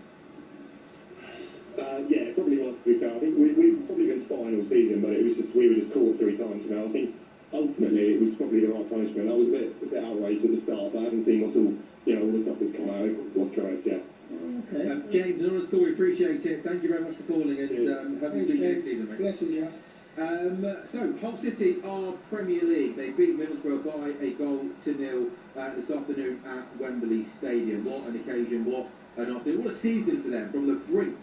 I mean, you cannot really help but admire, can you, Bayo, what a monumental effort has been by Hull. They were teetering last season, almost went down to League One, but survived in the final day of the campaign on goal difference. But what a recovery, and what a season in English football for the new manager. Hull have beaten Borough by a goal to 0. They are in the Premier League. Coming up next, Bayo, we'll start turning our attention to the final day of the Premier League season. And we'll start next by paying tribute to Pep Guardiola. Game day phone-in on TalkSport with Sky Sports. Stream every remaining Premier League game live on Sky Sports with a flexible Now membership. At Betfair, we know that nothing is certain in football or in betting. So maybe you've got a tip. Maybe there's something that jumps out to you. Or maybe it's best to sit this one out. Maybe Betfair can help with that. We all need a break sometimes. Stay on top of your play with our safer gambling tools, so you can bet at your best. Everyone's got an opinion. Back yours, or don't, at Betfair. 18+ gamblerware.org. Switching to Vodafone full fibre broadband is now as easy as pie. Oh, freshly baked. It's a walk in the park. Hello, little fella. It's like taking candy from a baby. Come on, as if I'd do that. With One Touch Switch, it's easy. We sort everything out for you. We even contact your current provider. Plus, we'll help towards leaving fees. Switch today to full fibre broadband with Vodafone. Up to £200 credit to cover leaving fees. More information in terms of vodafone.co.uk/broadband. With problem earwax, things don't feel quite right. The NHS recommends using olive oil to help relieve build-up. So Otex offers medical grade olive oil in both drops and spray. But if you need to act faster, there's Otex Express. However you choose to treat it, choose the earwax treatment brand most recommended by pharmacists. And be clear to hear with Otex. Based on a survey of 200 pharmacies. For verification, visit otexear.com. With Lidl Plus, say yes to celebrating the best bits of British summer and enjoy 20% off a selected range of tender burgers, perfect for barbecue weather. We've got everything you need to make the nice weather a little bit nicer. Lidl, more to value. 18+ GB only while stocks last. Season Caesar plans. See lidl.co.uk/LPTV. Offer ends 27th of May. Who won? How did they play? What was wonderful? What was woeful? And why? I'm Tom Clark, and on the Game Football Podcast, we answer all of that, plus provide detailed analysis of the tactical trends on the pitch and the financial situations of it. I'm joined by former footballers, as well as reporters and columnists from the Times and Sunday Times. We're here twice a week, and for this summer's World Cup, we'll bring you daily shows with our team, covering every inch of the tournament. Find the game wherever you get your podcasts. You. Yeah, you. Listening to the radio. Up to whatever. We just wanted to let you know there's a lotto draw coming up. And It could be you. yeah, what he said. Lotto. From the National Lottery. Rules and procedures apply. Players must be 18 or over. Game day phone-in on TalkSport with Enterprise Rent-A-Car. Whatever it is, we're here for it. The 2026 FIFA World Cup live on TalkSport and TalkSport 2. Nation, football nation, for ultimate football and glory. Blink and interview here in the New York Knicks. The 2026 FIFA World Cup starts June 11th on TalkSport and TalkSport 2. It's the game day phone and we are live on TalkSport. It's Sam Allard and the EFL legend Adebayo Akinfenwa. We've had an hour and 50 minutes, haven't we, Bear? Well, passionate Hull fans, Borough fans, maybe some Hampton fans. I haven't even been, I feel rude actually, as the host of this show. I haven't even just been able to say, hey mate, how you doing? I know. Did I even do that? 6 o'clock? No, you I feel rude. But it's not about us. It's not. It's about Hull. It's about Hull and Borough. That's what it's about. Yeah. You're good then? Also, by the way, we've done a 1 hour and 51-minute radio show so far without mentioning the weather, which I think, by the way, is a record for any radio show that's going to happen today, yes, or even tomorrow, where we haven't said something like, it's really hot, isn't it, anybody? I know. To be fair, it is. You know what I'm saying? And too hot? It can never be too hot. I'm not one of them brothers about, listen, we don't get enough sun. Yeah, bring it on. So, yeah, bring on the heat. I'm a tropical brother. I said that once, I'll say it again. I'm a tropical brother. Yeah, no, I like it. Bring on the heat, there we go. But again, if you're just joining us, congratulations to Hull City. They have reached the Premier League. Ollie McBurnie, stoppage time winner, sends Hull back to the top flight. It was a late goal, and they'll be playing in the Premier League next season. But just for the next hour or so, before we hand over to the boxing at 9 o'clock, we are now going to turn our attention to tomorrow. There are so many different factors and elements and big talking points and obviously big games of football to get into. But let's start by speaking about Pep Guardiola. He waves goodbye to the Premier League tomorrow. Adrian Durham hosts Game Day Live from the Etihad, what promises to be a dramatic final day. They host Aston Villa. Pep spoke to the media yesterday and admitted he never expected to be at City for 10 years. Not 10 years, I said many times, impossible. So I came for 3 years and said, let's see what happened, and the rest is history. I think if we continue, it's because we were comfortable, both Spurs, the club and myself, we were so comfortable being together. It helped me a lot. The Chiqui was here, the Ferran was here, we met each other, so I was incredibly protected. The manager had been protected for the higher career. I've been incredibly protected. And of course, the titles makes that you continue, but this support helps to win that titles that make you continue. So that related is so important. Benny went 4 in a row, 100 points, treble, Champions League. I mean, he's obviously won absolutely everything. How do you feel seeing Pep Guardiola leave tomorrow? Because the fact that he has done 10 years, I think we all thought, we did 3 at Barca, 3 at Bayern, we thought he'd come, it'd be short, it'd be sweet, but I think he fell in love with Man City, but also fell in love with the Premier League as well. Yeah, man, he's stated many times that he fell in love with the Premier League, and listen, the journey he went on, to me, I'm not overly happy that he's leaving now, especially after Arsenal's winning. So it makes Arsenal again favourites next. That's just a lot of teams kind of have got a few things to sort out next season. It's a worrying time. Well, for everybody that don't support Arsenal. But listen, we spoke about it last night on the sports bar in regards to kind of where he ranks. And again, we spoke off there. Maybe recency bias comes in because we're in it right now, but 20 trophies in 10 years, like we said, 4 Premier Leagues on the bounce. And also the amount of points he's amassed in a lot of the Premier League seasons. There was a year where there was 100 points. There was even Liverpool had 97 points and didn't win the Premier League. So they weren't just winning league titles in terms of the standards they were setting, in terms of how many points they were winning, games they were winning.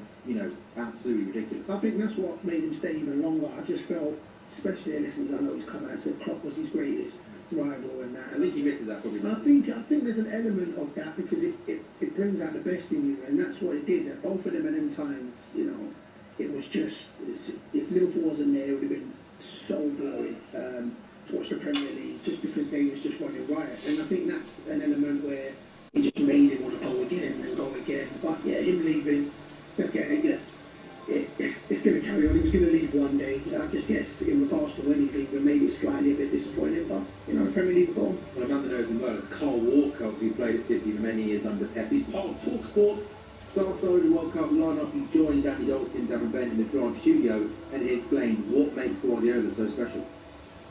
A really good man manager, not just a manager on the pitch for tactics as well. Did he ever lose it? No, 100%. Like proper? Yeah. Adrian. I wouldn't say hairdryer, but smashing boards and tactics boards and everything like that. Are you? Most of the time, yeah. Most of the, there were certain there were certain players that he could probably, and I've said this before, that he could have a go at. So I feel that other players, you know, you've probably been in a changing room before where you have a go at someone and you've lost them. There's no point in you shouting at that person at that precise moment in time because you're going to lose them on a game. But other players, you can shout at them and you get a reaction, or you can shout at them to get a reaction out of the other lads. And I feel that, you know, me, Ruben Diaz, Edison, Jack, Erling to a certain degree, definitely Aguero. He's screaming. Definitely Aguero, yeah.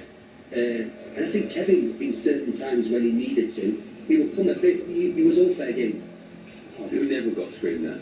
Who was his favourite? Bernardo Silva. I knew it. Yeah, Bernardo. Yeah, it's his son. Pep Guardiola would never scream at Bernardo Silva, would he? I mean, Pep's only probably leaving because Bernardo Silva's there. If Bernardo's not there, I'm not there. How can I do that?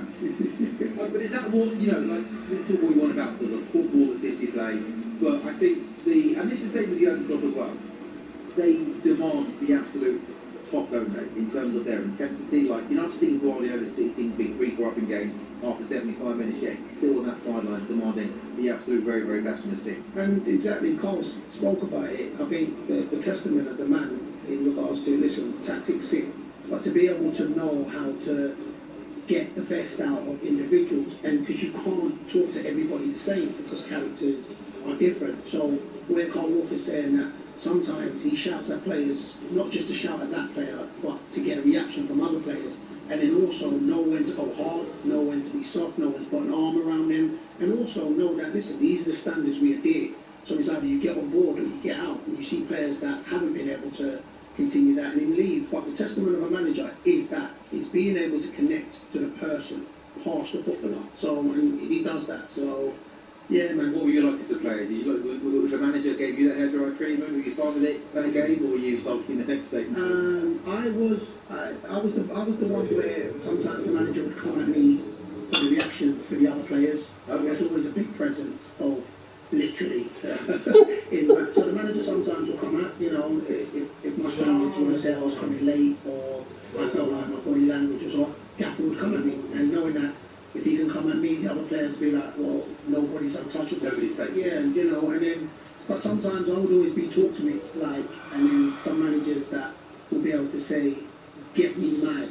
And I'd always say, no, I like to be in control. But there's managers that's been able to get me mad, and then I'll go out and put it out. Then you play better when you go back. So sometimes, and this is just good management, because sometimes you feel like you've got it, you know everything, but managers see past, you know, see past some of it. So yeah, I was a bit of both. You shout at me, sometimes I could shout. You turned on late to train some days, player. You know, what's that? What? You said that, your words, not mine. Hey, I'm not even going to lie, and I couldn't, because I know my past teammates were blown up. My timekeeping, oh my day. Listen, I just had a direct debit set up for fines. I'll tell you that now. How much is the fine if you let you train? Well, it depends on what club it was. What ballpark, roughly? Well, it could be £100. Yeah, listen, we're nowhere near like the Premier, and then they start doing per minute, like don't get twisted, we're EFL, we're not Premiership, we weren't earning dead bucks out. It was like road fine, but that was on the list where you're like a little bit of fun, like something you can do this, you get fined. Flip-flops in the showers, you know, leaving your top out, you know what I'm saying, you got fined. But I got fined a week's wages for wearing a Liverpool top when we won the league. Oh, mate, that's the best fine you're ever going to get. No stress there. But then to be fair, he did say, look, if we get promoted, then you just buy around it. And we got promoted, so, you know, so they didn't really buy around, just bought some donuts. But it is what it is, though, you know what I'm saying? The shower feels harsh to get. What? Oh, no, you couldn't leave kit anywhere. Like, you only leaving flip-flops?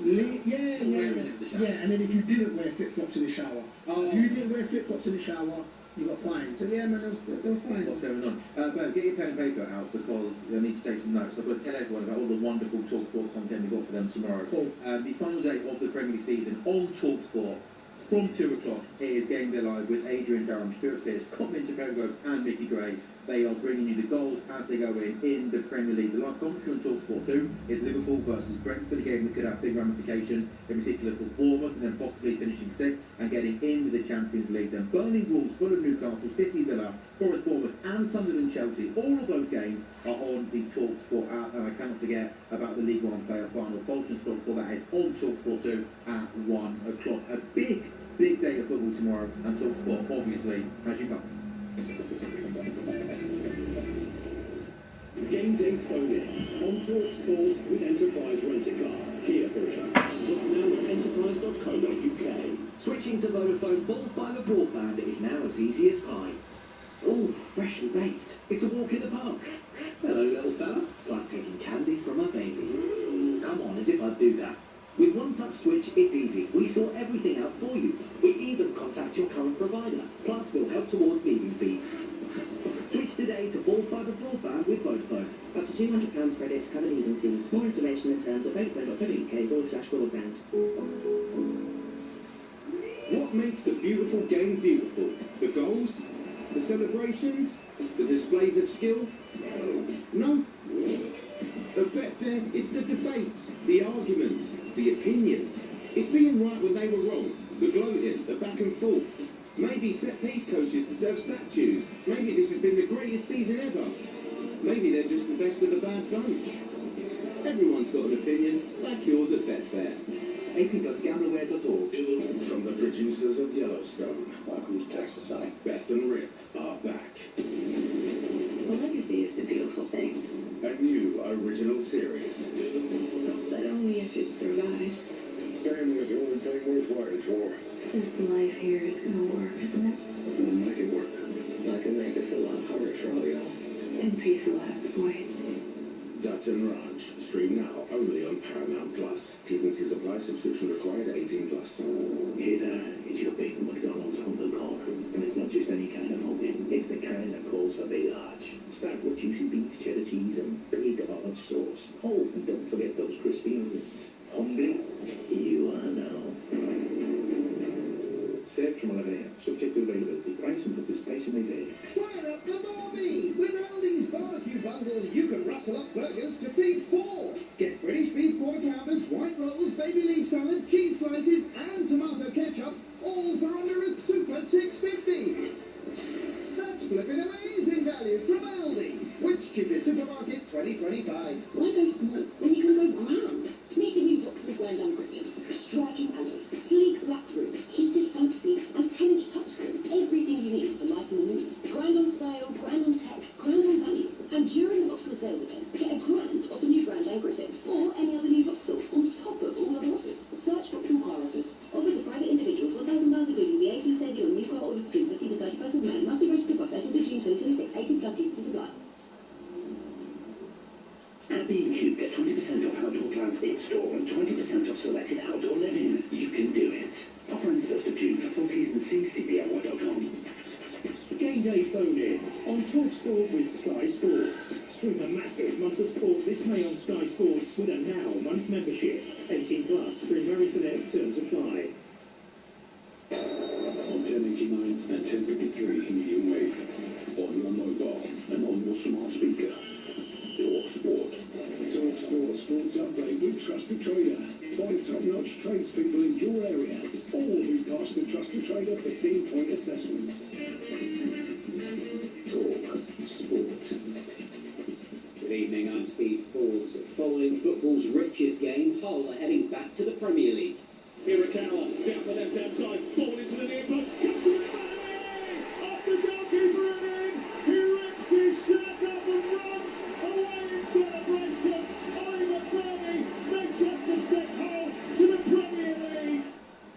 That 95th minute goal sealed a 1-0 victory over Middlesbrough at a ripping hot Wembley. The match winner told us it's the stuff dreams are made of. Couldn't have written it much better. I think we knew the game was going to be like that. We were coming here to have 90% possession of the ball.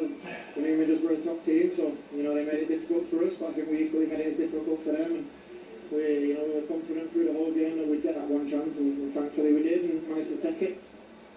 Borough boss Kim Helberg isn't blaming the Spygate debacle for his side's performance. It's been a roller coaster of emotions, and I think everyone is so exhausted from all the emotions and back and forth.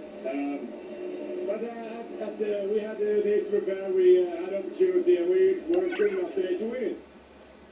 Elsewhere, Martin O'Neill's guided Celtic to the double after beating Dunfermline 3-1 at Hampden to lift the Scottish Cup. Charlton have won promotion to the WSL with a penalty shootout victory over Leicester, the result that most their opponents, who had 4 spot kicks, saved, while Barcelona have won the Women's Champions League with a 4-0 victory over Lyon. Earlier on, United skipper Bruno Fernandes was crowned the Premier League Player of the Season. He'll become a top-flight record breaker tomorrow if he registers an assist against Brighton. And Arsenal supporting Prime Minister Sir Keir Starmer has urged TNT Sports to make next weekend's Champions League final free to air. TNT says its price of £4.99 for the 3 European finals represents exceptional value. Remember, you can listen to Arsenal against PSG right here on TalkSport. TalkSport News. France has suspended extra EU border checks at the port of Dover after thousands of holidaymakers faced hours of queues. And a former health secretary is warning the UK is heading for an economic catastrophe because young people are addicted to screens. TalkSport weather with QuickFit. If the pollen count has your nose running all day, get your cabin filter replaced at your local QuickFit. Visit quickfit.com and book today. Staying cloudy and breezy in the northwest with patchy rain. Elsewhere, a mild night to come after a sweltering day across much of England. On 1089 and 1053 medium wave, on DAB, online and on your smart speaker. Stays in the back of the net. White hot football debates. They've only got themselves to blame. Heavy duty, fully reinforced post-match analysis. The championship playoff final phone-in on TalkSport. You're listening to the Game Day phone-in on TalkSport with me, Samuel Arden, the former AFC Wimbledon, Gillingham and Northampton striker Rally Bayoak in Benoit. Thanks to all the brilliant callers we've had so far on 03717 223344. We've had some celebrating, commiserating, all sorts pretty much. Hull scoring in the 95th minute to beat Middlesbrough and take the last promotion spot. Still to come, we'll preview the battle to survive in the Premier League as a thrilling season reaches its conclusion tomorrow live on TalkSport. Pep Guardiola, we just discussed departing Man City, and that's not the only big name to say goodbye to the Premier League. Salah trying to seal it here. Right foot shot. You very sealed it. Mo Salah does what he does best. Hall of Fame, one of the greatest. He did this over a long period, season after season. In 9 seasons, you've been a legend of the football world, one of the best ever players, and you're leaving on the sour note. Let's get it right. He's trying to get the manager to sack. To the far post. Salah! 2-0. Salah. And he's running away from Peltier. He's got options for his left. He gets into the box. Does he square it? No. Doesn't need to.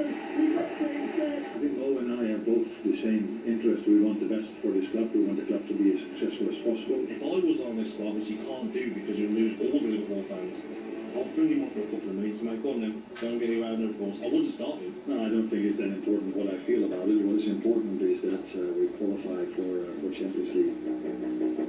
Jurgen Klopp was the manager of Liverpool, signed Mo Salah from Roma in 2017 for £34 million. At the time, the deal was questioned by some because of Salah's previous struggles with Chelsea in the Premier League. But hey, fast forward a few years, his haul of 257 goals for Liverpool was pushed in past the likes of Sir Kenny Dalglish, Robbie Fowler, Mike Owen, and Steven Gerrard and Ian Rush and Roger Hunt have scored more. Tomorrow, Liverpool are at home to Brentford in the Premier League. It will be the last time Mo Salah is involved for Liverpool. He is leaving, of course, at the end of the season. Ali Bayoak in Fenway is a big Liverpool fan, but I have to say that Jasmine Khalid Arabi, is an Egyptian football broadcaster, is with us in the studio. Hey Jasmine, how are you? Hi Sam, nice to meet you. Nice to meet you. I mean, how are you feeling then? I mean, I'm guessing obviously Mo Salah's provided you. He's probably kept you quite busy, hasn't he, over the last 2 years, right? Well, definitely. I'm probably speaking from a place of bias, being an Egyptian myself, but he has a lot to give. He's offered a lot to Egyptian football, whether it be directly or indirectly. Most recently, he scored the decisive brace against Djibouti, qualifying Egypt for the World Cup, and just the World Cup before, he scored the decisive penalty, qualifying Egypt again after more than 2 decades perhaps without qualifying. So he has had a lot to offer to the country, on pitch and off pitch, and definitely one of the biggest names in Africa as well. Yeah. Have you met him? Have you interviewed him before? No. Oh, Jasmine, you've got to get that sorted. Absolutely, yeah. You've got to get maybe when he moves, wherever that might be, you can try and track him down there, and you can maybe get him for a few minutes. I would say, Jasmine, I'll get him to text you, but I don't have his number, so you know what I'm saying. Hey, I don't believe you, man. You got everyone's number in the phone. I don't want to flex out here, but I can't arrange that, Jasmine. Don't let me get your hopes up. Don't let me get your hopes up. I can't arrange it. Jasmine, going into the game tomorrow, obviously it was near enough this time last week. Obviously, Mo Salah put out that kind of post on social media where essentially he was quite critical of the mentality of Liverpool Football Club, and also he was pretty critical of the style of play. It was pretty obvious he was having to go Arne Slot, the Liverpool manager. What do you think is going to happen tomorrow? Do you think Arne Slot is going to start him? Do you think Arne Slot can be brutal and just say, no, I'm the manager, I'm going to be there next season, I'm not allowing a player, even if you are Mo Salah, to speak like that and do that? How do you think tomorrow's going to look? I think that will give us all the answers that we're looking for. So if he doesn't end up playing, I think then we would see some sort of odd dynamics in there. Because come on, he's one of the club's greatest legends, arguably if not the greatest. So for him to be deprived of playing his last game, I think that would reflect some sort of disrespect. We've heard a lot of rumours about disrespect coming from his end, speaking and being quite too open and attacking the club at times that he perhaps shouldn't have.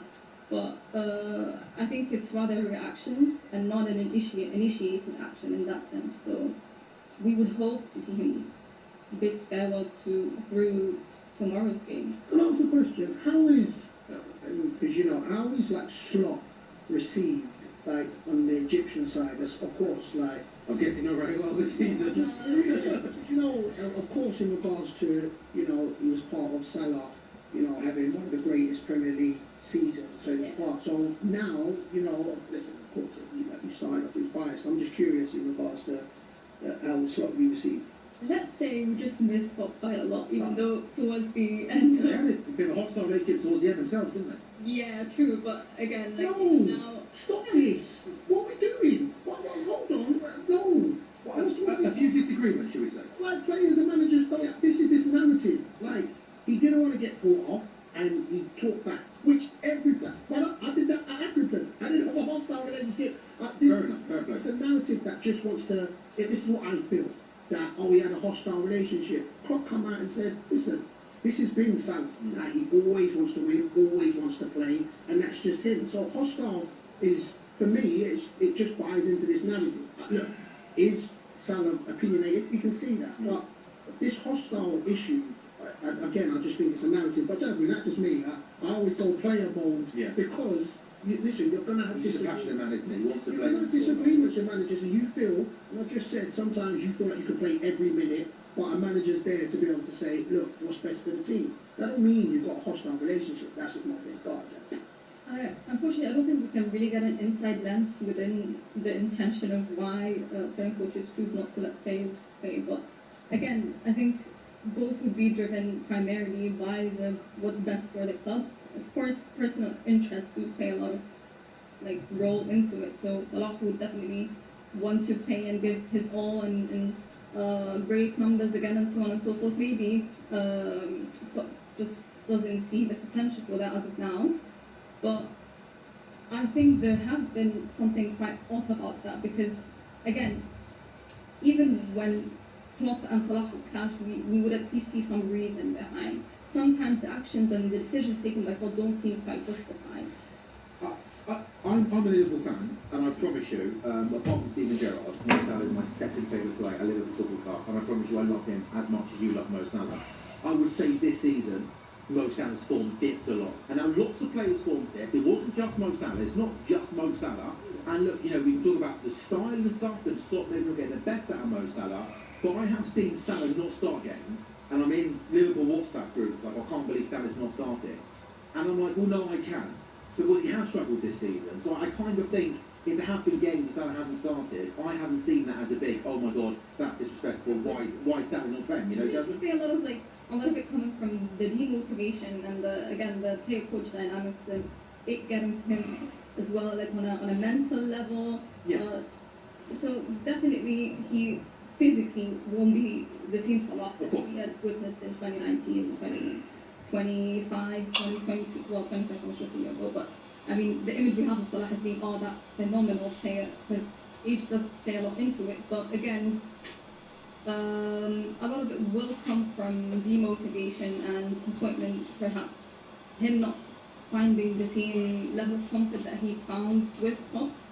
A lot of clashes happening within the dressing room, we don't know, but I do agree, like Salah might not be performing to his best extent, but at the same time I think a lot of it comes from the coach failing to sort of like comprehensively embrace this and try to turn it into something different.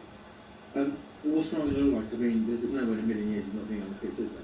No, I'll tell you this, and I'm right with Jasmine. I think if he doesn't bring Salah on, then it's personal. Listen, I do think that Slot could feel disrespected in regards to the way Salah's approached, but I do think as a manager, you basically have to deal with 50, 60 fires at one time. And for me, Salah's earned the right to be able to, even if Slot's going to be there next season, Salah's earned the right to say goodbye. If he doesn't start him, he doesn't start him. I'm not saying that, you know what, Salah should start. I still come down and say, look, Slot's the manager. But I will come back and say, when it comes, it falls on the manager. So Liverpool this season has underachieved performance-wise, which you've seen many leaks come out and it just seems disjointed.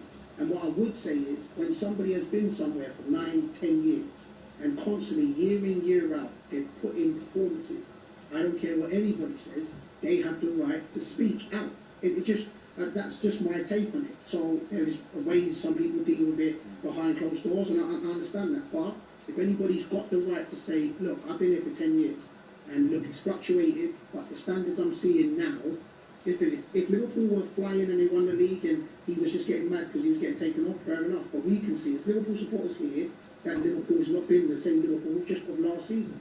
If Salah's been there for 10 years, he's got the right to say it. So I agree. I echo those thoughts. I'm not a fan in general as a rule of people leaving statements. I think with Mo Salah, and you've had the history he's had with Liverpool, and obviously leaving, and also what he said as well was, I think pretty much every Liverpool fan agreed with what he actually put in the statement. So therefore, am I right in saying you've done a poem for Mo Salah, which people could see and hear all over your social media channels? Yeah, absolutely. More than one, actually. But How many poems have you done for Mo Salah? Just 2. So you've written 2 poems? Yeah. Are they good? Well, do you like to see? No, well, people can go and I've heard they're quite long poems, aren't they? Yeah, they but are. your social media platform is the place to be for that, right? Absolutely. Is that true that there was... Well, let me give you the crux of it. Okay. Well, I just want to know, because they said, the producer said in my ear that there maybe was an acting film or one if you keep... so the producer played it. Don't worry. Can you please do one Daddy Ray back in pen once? It's okay. The producer's got me. I thought if we scroll down... Improvise it on this one. She's working on it. She's working on it. You're a bad one down here, son. Here we go. Just the 2-liner, and it's that Salah can surely walk away, but he can never walk alone. Oh, it's good. I like that. I do like that. One more question, then we've got a break. What do you think Mo Salah's doing next season? In terms of where he's headed off to, or? Yeah, I think so, yeah. I'll be quite sad to see him in the major soccer league or in the Saudi Pro League, to be fair. I mean, it would be lovely to see him play against Messi and Ronaldo and everything, but I don't know, I would love to see him, like, being dream-wise in La Liga or in the German league, maybe. What is his most likely choice? I genuinely have no clue. Yeah, I think possibly. I think before he goes to a Saudi or an MLS, I think he's got a couple more years, I think, in maybe a European league where the speed's maybe not as intense and quick as the Premier League before he then goes to the MLS. Deb, thank you very much for joining us in the studio. I think you've come a long way just for this, so I hope you've enjoyed it. That's Jasmine Khalid Arabi, top Egyptian football broadcaster. Tomorrow is Mo Salah's last game at Liverpool Football Club. I'm sure he'll get on at some point. That game is a TalkSport 2 exclusive Liverpool Brentford tomorrow, 4 o'clock kick-off, with Ian Downton, the former Wolves goalkeeper, Matt Murray. Game day phone-in on TalkSport with Sky Sports. Stream every remaining Premier League game live on Sky Sports with a flexible Now membership. Switching to Vodafone full fibre broadband is now as easy as pie. baked. It's a walk in the park. Hello, little fella. It's like taking candy from a baby. Come on, as if I'd do that. With one touch switch, it's easy. We sort everything out for you. We even contact your current provider. Plus, we'll help towards leaving fees. Switch today to full fibre broadband with Vodafone. Up to £200 credit to cover leaving fees. More information and terms at vodafone.co.uk/broadband. Extra 10%. Trade account exclusive. Over 700 brands. That's worth remembering. Because right now at Dulux Decorator Centre, bag an extra 10% on trade account prices across paints, tools and accessories. Everything you need to get the job done. But keep in mind, it only runs until May 24th. So, that's an extra 10%, trade account exclusive, over 700 brands. Got it? Dulux Decorator Centre. T's and C's apply. Offer open to Dulux Decorator Centre 360 customers, Sundays online only. What makes the beautiful game beautiful? The goals? The celebrations? The displays of skill? No. At Betfair, it's the debates, the arguments, the opinions. It's being right when they were wrong, the gloating, the back and forth. Maybe set-piece coaches deserve statues. Maybe this has been the greatest season ever. Maybe they're just the best of the bad bunch. Everyone's got an opinion. Back yours at Betfair. 18+gamblerware.org. Picnic spot secured. Snacks required. Hop to Co-op. Get 3 for 2 on picky bits like irresistible paella arancini and cheddar croquettes or margarita pizza dip. Co-op. Home by you, right by you. Ends 8th of September. Selected products subject to availability. Co-op Group food stores only. Full times at co.uk/summer. Gear up for less with Nike, Adidas, Under Armour, Puma and more. Value starts at Sports Direct, your #1 destination for sport. Across the world, 1 in 6 children are growing up in a conflict zone. UNICEF supports millions of children living in conflicts every day. They work with communities and local partners to deliver life-saving supplies for children and families like clean water, life-saving therapeutic food and vaccinations so that they can stay healthy. And they stick around after too, helping children learn, recover and thrive. £10 a month could help support children when they need it most. Just search UNICEF Donate today. After months of thrilling, unpredictable and electrifying Premier League drama, we enter a gripping finale on the final day. Watch all 10 final day matches this Sunday with a flexible Now membership. It was absolutely So why not? Head to nowtv.com for every game of the Premier League final day. 18+, UK only. Broadband 2.5 megabytes per second required. Game day phoning on Talk Sport with Enterprise Rent-A-Car. Whatever it is, we're here for it. Wednesday night from 7, the UEFA Conference League final live on Talk Sport. It's still on get full match commentary at Crystal Palace's showdown with Rajo Vallecano live from Leipzig. The UEFA Conference League final live Wednesday night from 7 on Talk Sport.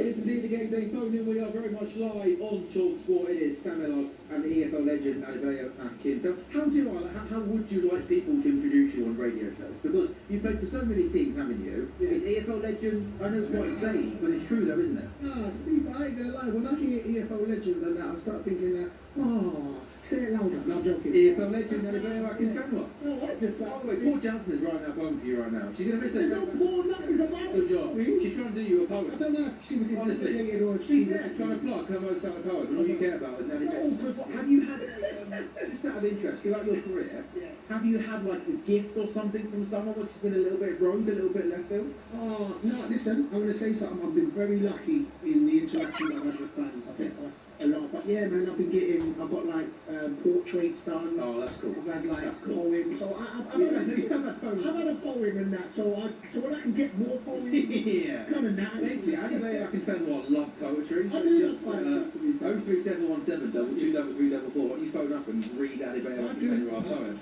live on air. It is now time to discuss some of the main topics today. All thanks to Betfair. Topic of the day on Talk Sport with Betfair. 18+gamblerware.org. Well, the relegation battle is tense, to say the least, going tomorrow. Spurs are 17th on 38 points, West Ham are 18th on 36 points. Spurs have got a much, much better goal difference. So for West Ham to stay up and Spurs to go down is very, very simple. Spurs have to lose to Everton, West Ham have to beat Leeds. Spurs are winless in their last 10 home league games, meanwhile Everton are winless in 6 Premier League games. Leeds United in really, really good form. They're unbeaten in their last 8 Premier League games, their longest run since a 13-game trip to May-November back in early 2000, in the early 2000s. So again, Spurs, Everton, West Ham, Leeds tomorrow. Let's hear from Spurs boss Roberto De Zerbi. Everybody now has access to the score from the other game as well. How much do your team need to concentrate and ignore noises from the crowd and maybe other cheers from the crowd? How much do you need to ignore what's going on at West Ham, or do you want to know what's going on at West Ham? No, I want to stay focused on ourselves, on our performance, on what we can do on the pitch, because it's in your hands.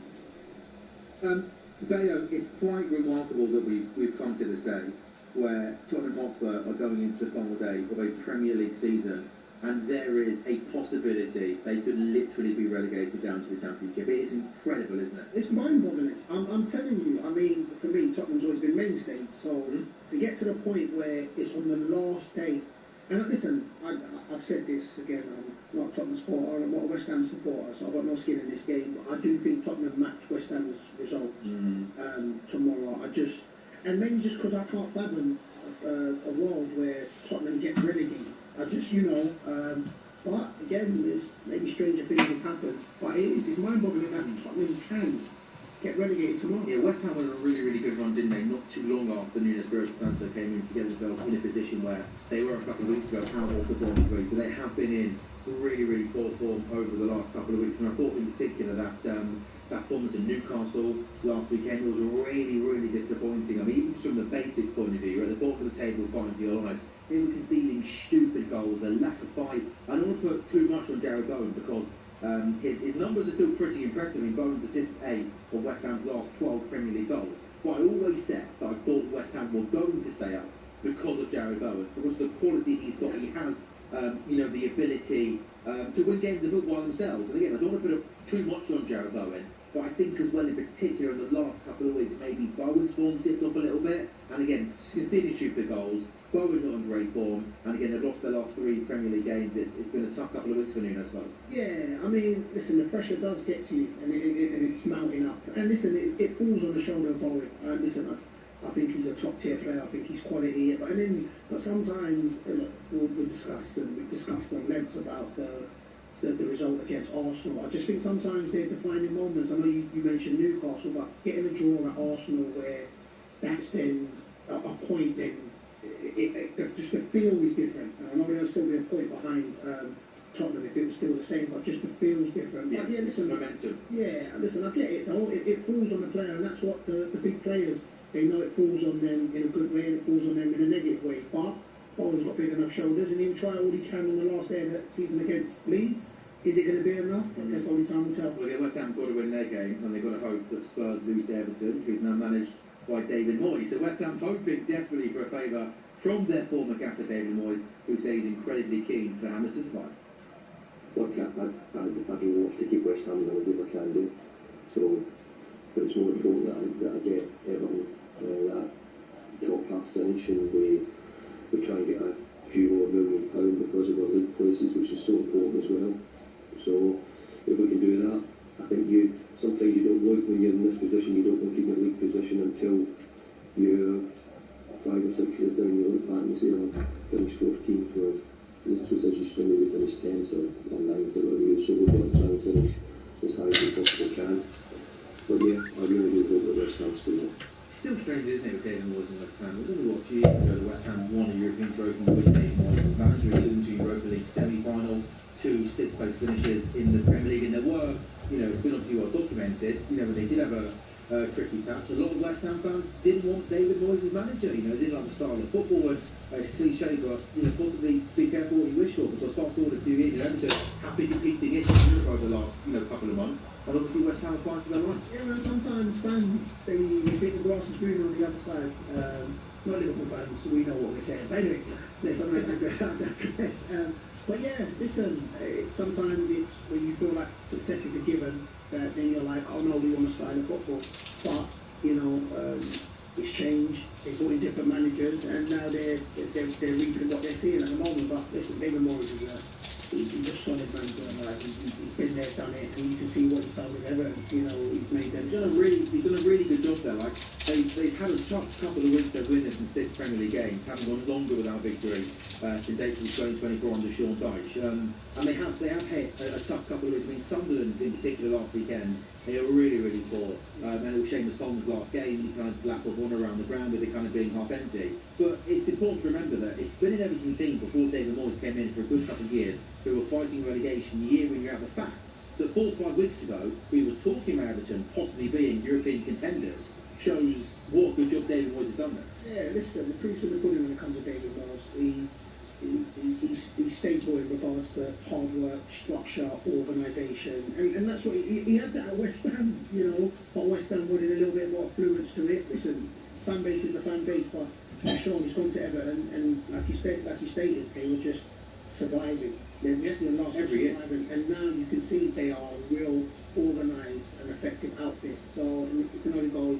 You just have to salute David Moyes for that. Yeah, I think Ellen and Dystorm's taken a little bit of a dive over the last couple of weeks. I think normally when Everton play well, so much of the good stuff comes through. Ellen Guy, he's such a clever player, skillful, tricky, beats me. I really, really like him. I think maybe he hasn't been at his best. How do you see tomorrow going then? West Ham Leeds, Spurs Everton. I feel like we could be looking at just 2 draws, 2 low scoring draws, and West Ham get relegated. Yeah, listen, I remember saying a couple of weeks ago before the Zerbi game, I said Tottenham's going down. I said I just couldn't see, but I do think he's coming in. Of course, he's steady the ship, and I think they match each other's results. I think Tottenham match the results. Yeah, like you said, a draw, or if West Ham beat Leeds, then Tottenham would end up beating Everton at home. For some reason, I just think Tottenham's going to stay up. But if not, if not, I mean, it's going to be absolute carnage tomorrow, isn't it? And over the next week or so, TalkSport is the place to be tomorrow, around the grounds here on TalkSport. Kickoffs are at 4 o'clock, Hayden Durham and the team keeping you got everything happening tomorrow in the final day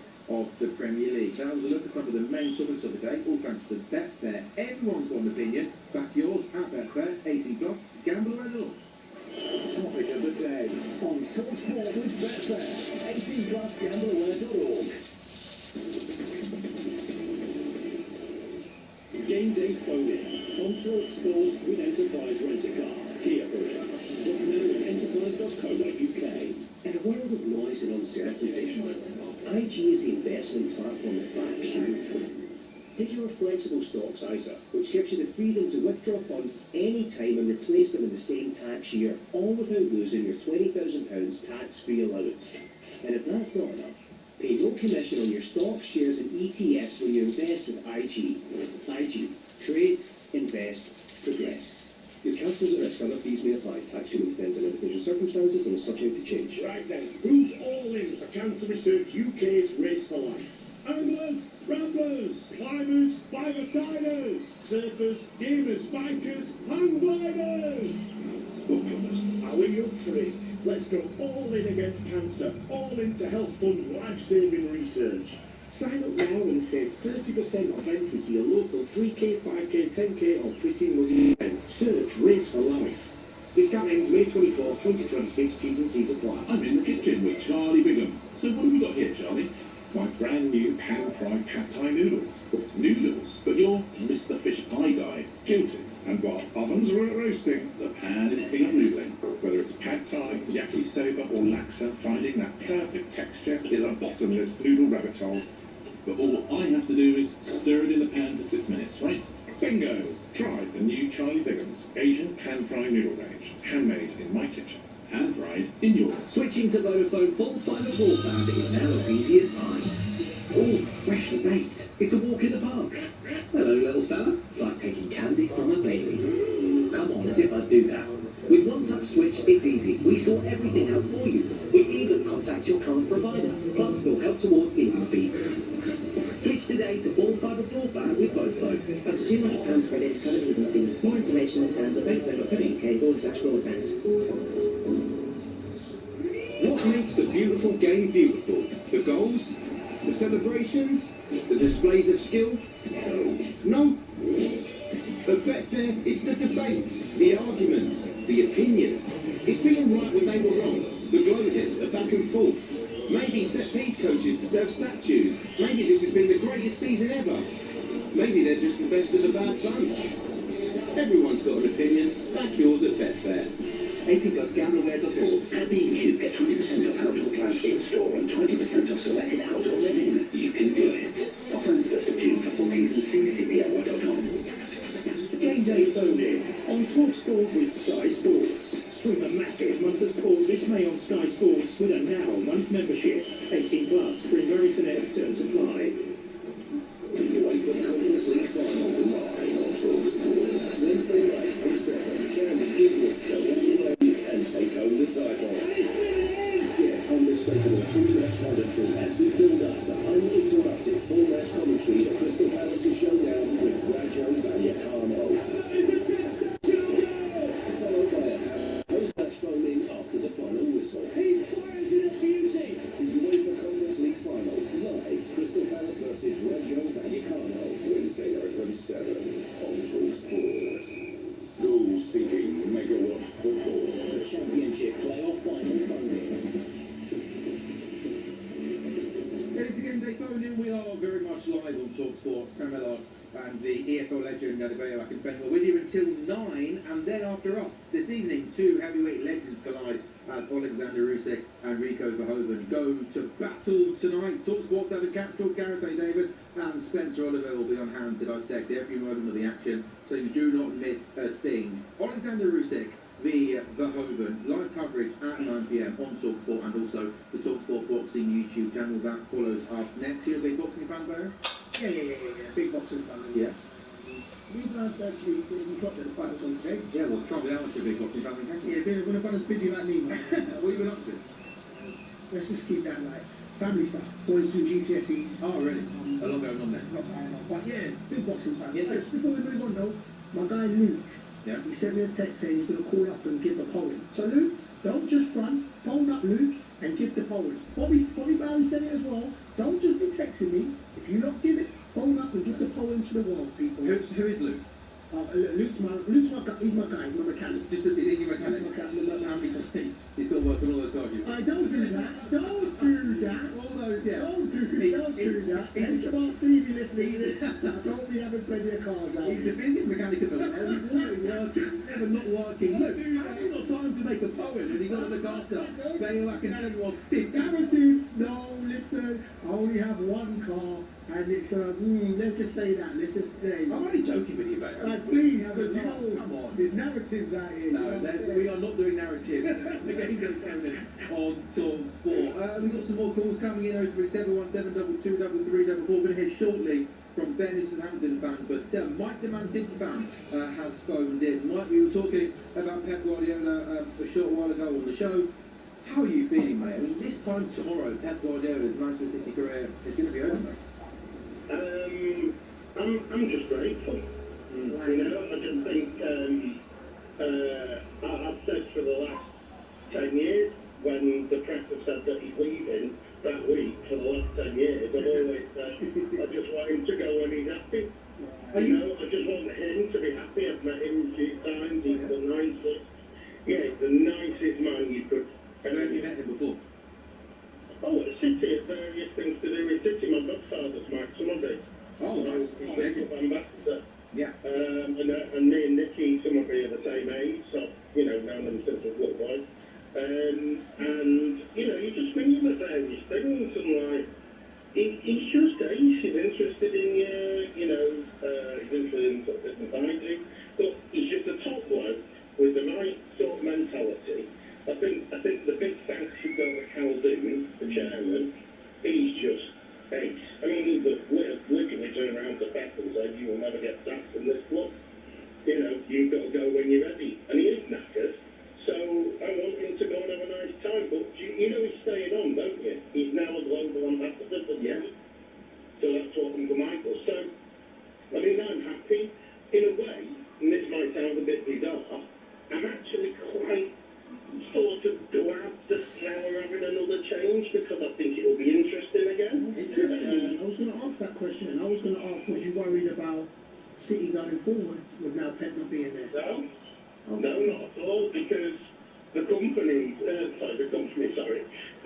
club is that well run, you know, and there's so many extra things going on, and like tomorrow, I cannot wait because Edison's back. Yeah. This is the sort of club we are. Edison's been brought back to St. Gerrard, because he couldn't do it last season. Obviously, it's Johnny and Bernardo. Yeah, doing their thing. You know we've got the pub in Manchester has been changed into the Stones and Silver pub. Oh, nice. You know that? So for 4 days, it's all Johnny Stones and Bernardo, which is really cool. So they put no events on then. Monday it is, you ready for this? Yeah. Under 18 double winners. The women have won their league. They've got their FA Cup, but they might do a double at the end of May. So they're all on the buses. Then our team with, so it's a Pep goodbye and then the double for the cups. And we've overachieved this year, right? In what we've actually won from an underachieving season of the way we've played. Does that make sense? Yeah, it does, to be fair. Yeah.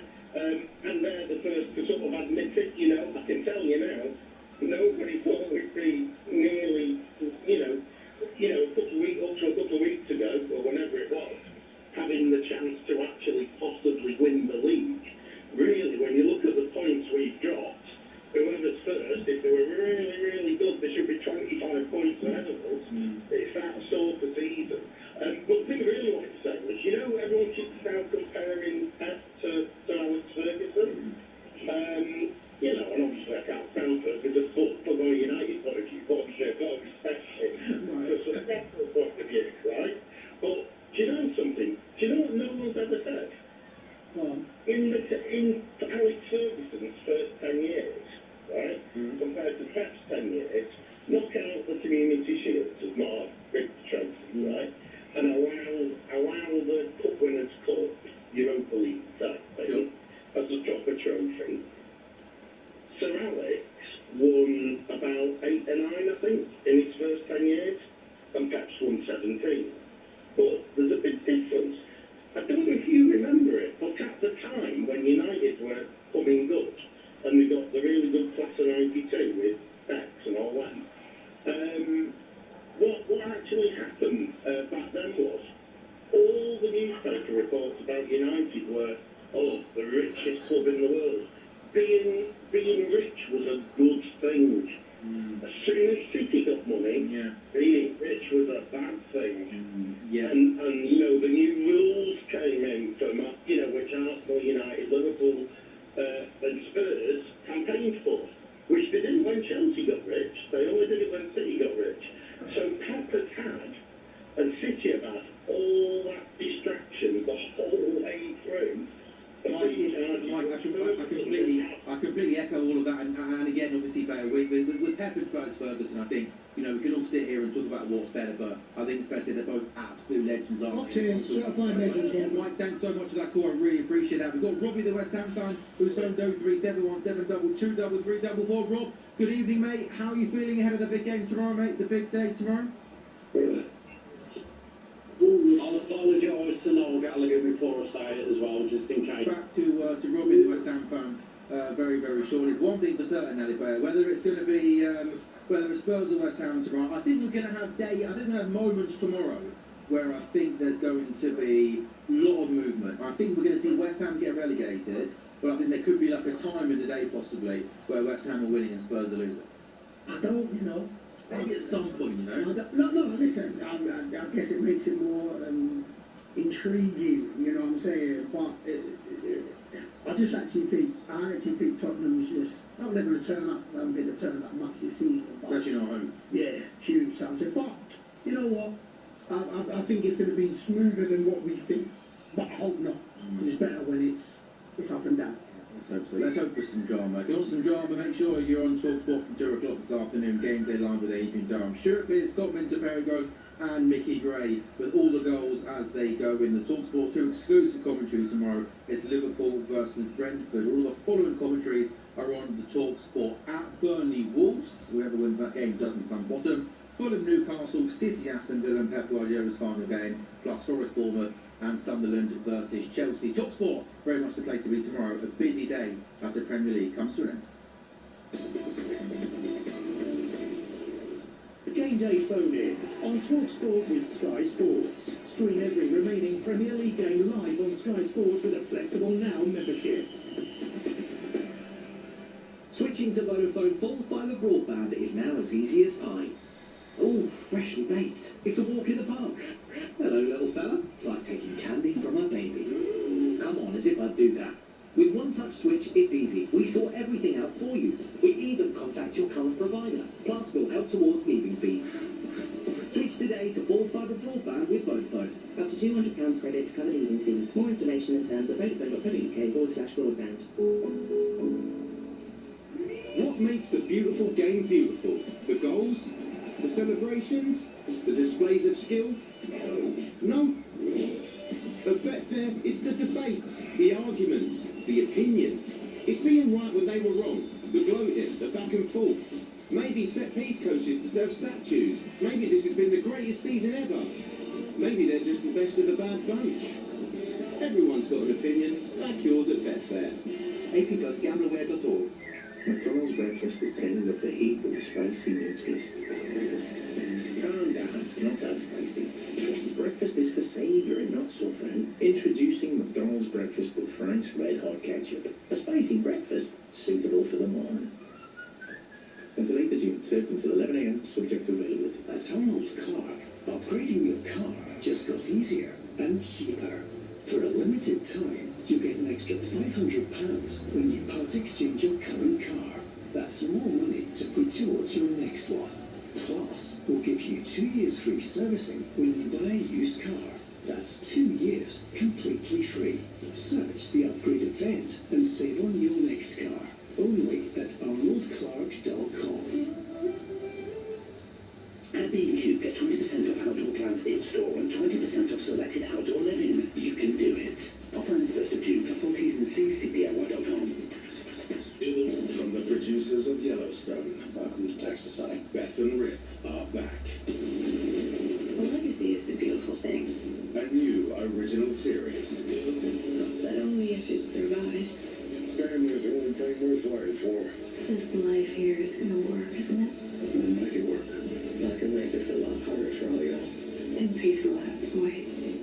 Dutton Ranch, stream now only on Paramount Plus. T's and C's apply, subscription required, 18+. Game day phone in on TalkSport with Enterprise Rent-A-Car.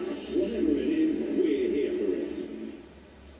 Sunday afternoon, the League One playoff final, live on TalkSport 2. This game on. Stockport County versus Bolton Wanderers. Oh, it's it! Pre-kickoff.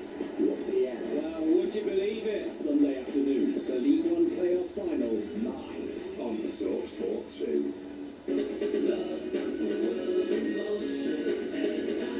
The game day phone in on TalkSport with you until 9 o'clock this evening. Sam Allen and Adibay back in Fenwar. You can win a trip to the 2026 FIFA World Cup courtesy of Adidas. You and a mate could be in Dallas on June the 17th, seeing England versus Croatia live.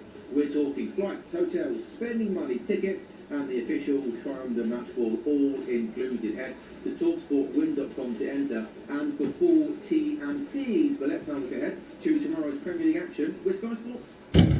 Stay ahead of the game on TalkSport with Sky Sports. Stream the game of your choice from the final day of the Premier League flexibly with a Now membership. Search Now Sports 18+ stream via internet, terms apply.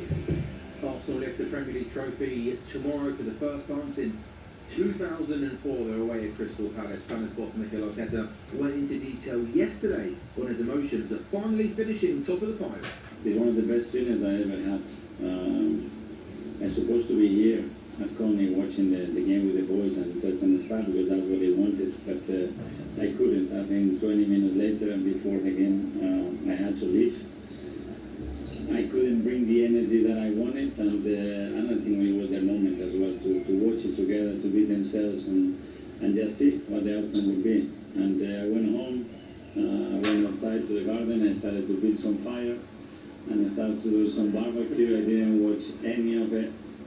I was just hearing some noises in the background in the living room, and suddenly the magic happened. My oldest son opened the garden door. He started to run towards me. He started to cry. He gave me a hug and said, "We are champions, Daddy." And then my two boys and my wife came over, and it was beautiful. Just to see that joy on them as well, that they are always with me. It was magical. And nothing a minute later, Martin was with the video. "Where are you?"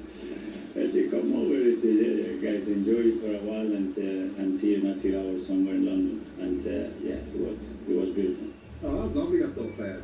He spoke really, really nicely there. Yeah, man, listen, the players and Arsenal's cool, it's the fans who just don't like it, you know. Oh, I'm not having this, by the way. Let's not do this on a Saturday night, Bayo. But come on now, let's leave the Arsenal fans alone. No, never. Oh, I'm not, I don't. They never leave us alone out here. They never leave us alone. They're not as bad as people, mate. What? Oh, come out there. But that right there, that was wicked, because you can close your eyes and you see it. And I didn't think that, like, when you win the Premier League, the first thing you think of doing is lighting a fire and making a barbecue. I don't know that. That's not the first thing that comes to my mind. Well, he just needs to keep his mind busy. That's just what he shows out, you know. But hey, fair play, man. They deserve it. You think they were going to do it? Yeah, I actually did. I did. Wasn't a fan of it, you know what I'm saying? But I did. Fan of their style, and that wasn't a fan. You have a problem with it? No, I think if you can't stop something, then you got to find a way. So as much as people were complaining, they were very effective at what they did. So I actually did think they were going to do it. And you go back, they are the most settled team. They've been together and they've been building. So, you know what I'm saying? Fair play to them, they deserve it. Yeah, I think that was it. That he had a period where his teams would play really good fluid football, but he then decided to sign create a big, strong physical team. They were hard to beat, hard to break down. They were good from set pieces, and I appreciate that. And maybe they haven't played the set piece of football this season, but you can tell years of planning to get to this period. They've had a really, really good couple of years of good recruitment. All the new players have come in, and I think it's great for the Premier League. Obviously, it's been a Man City team, we know, that pretty much dominated the English football. Obviously, you know, Liverpool have won a Premier League under Jurgen Klopp, going up against Pep Guardiola and Scott last season. But I think for the first time in 22 years to see a new team with it, you know, I think is good and exciting for the Premier League. And tomorrow will be an incredible day for Arsenal. I mean, it's Selhurst Park, and only a couple of thousand away fans are going to be there. Yeah, listen, it's good. All jokes aside, but the scenes at the Emirates the day they won it, I do think football needed it. You know, it was fresh, and you know, we talk about the Arsenal fans, but they are passionate and they love their club, and you see that. So listen, it was good for football, but just for everybody else, just come off social media, stay inside for a little while. Lock yourself away, that's the top. There's a possibility, Theo, that this time tomorrow we could be talking about Bournemouth, who, it wasn't too long ago, they were playing at the bottom of the Football League in League Two. They could be a Champions League team tomorrow, because of course Aston Villa have won the Europa League. So it means if Aston Villa finish 5th in the Premier League, another spot goes to the Champions League, and that will be 6th place Bournemouth. Liverpool are 3 points behind Villa, but with a better goal difference. So if Aston Villa lose away at Man City tomorrow, and Liverpool beat Brentford at home tomorrow, 6th place will get Champions League. That's not guaranteed to be Bournemouth. Bournemouth have got 56 points, Brighton 53 points, Brighton with a better goal difference. So if Bournemouth was to lose at Forest and Brighton was to win their game against Man United at home, that could swap around. But I mean, that would be, I know it's going down to 6th place, you know, a lot of people maybe want it just to be the old school top 4, but I mean, Bournemouth Football Club, it will contend Brighton as well. But I mean, the job that Andoni Areola has done at Bournemouth, I mean, it is nothing short of absolutely remarkable. They're unbeaten in their last 17 Premier League games. I'm a massive fan of him.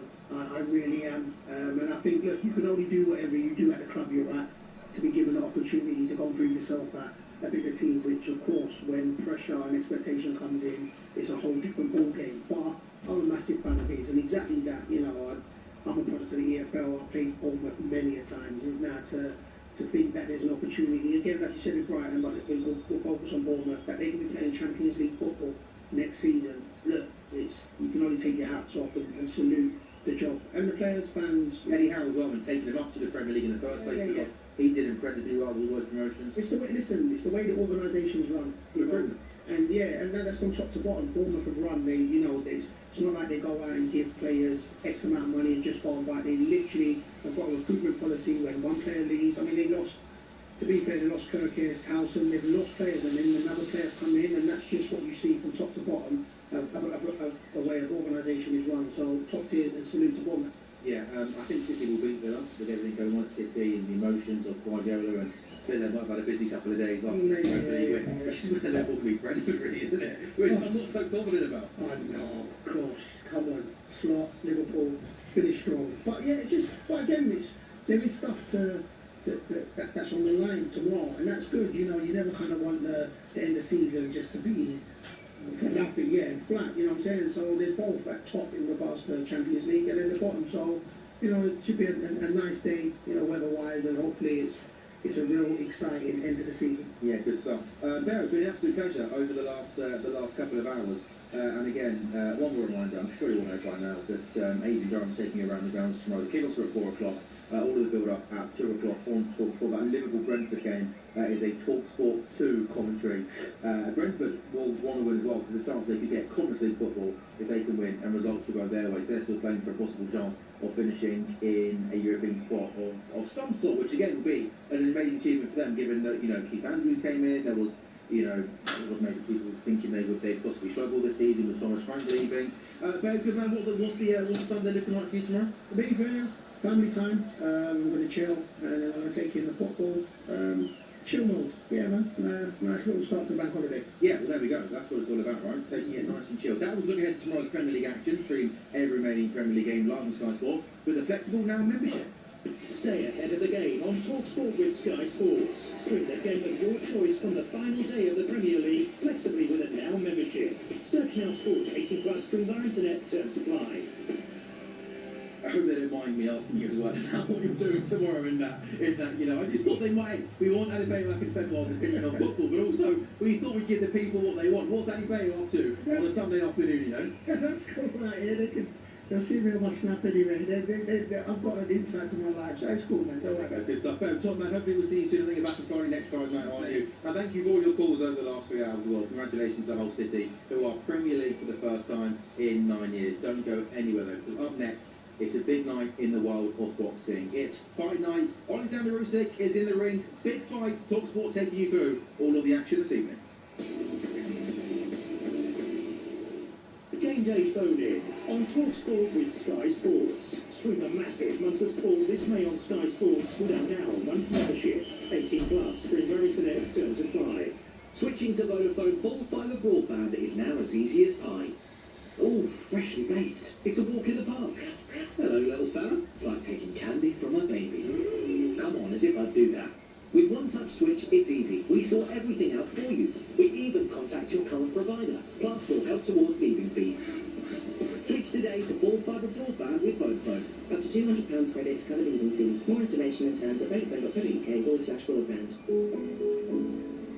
At Aldi, we think low prices are for everyone. And boy, do we mean everyone. You, your nan, your cockapoo, your ex-situationship, Barbara from next door, traffic wardens, Piers Morgan, even that annoying guy James from finance. Yep, low prices should be enjoyed by all, not just those with a membership, what's it? So Aldi don't do one. No points, no cards, no fat. Aldi, which cheapest supermarket, even without a loyalty thingy? This half-term, the action's best when shared. Whatever the weather, Team Sport Indoor Karting. The UK's #1 indoor karting experience is ready for you. Grab the wheel, race your mates, push harder, and own that track. Get adrenalised at your nearest Team Sport Karting. And coming soon to Brent Cross. Save 10% when booking online. Use the code GET10 on the Team Sport website. Verification at team-sport.co.uk. With problem earwax, things don't feel quite right.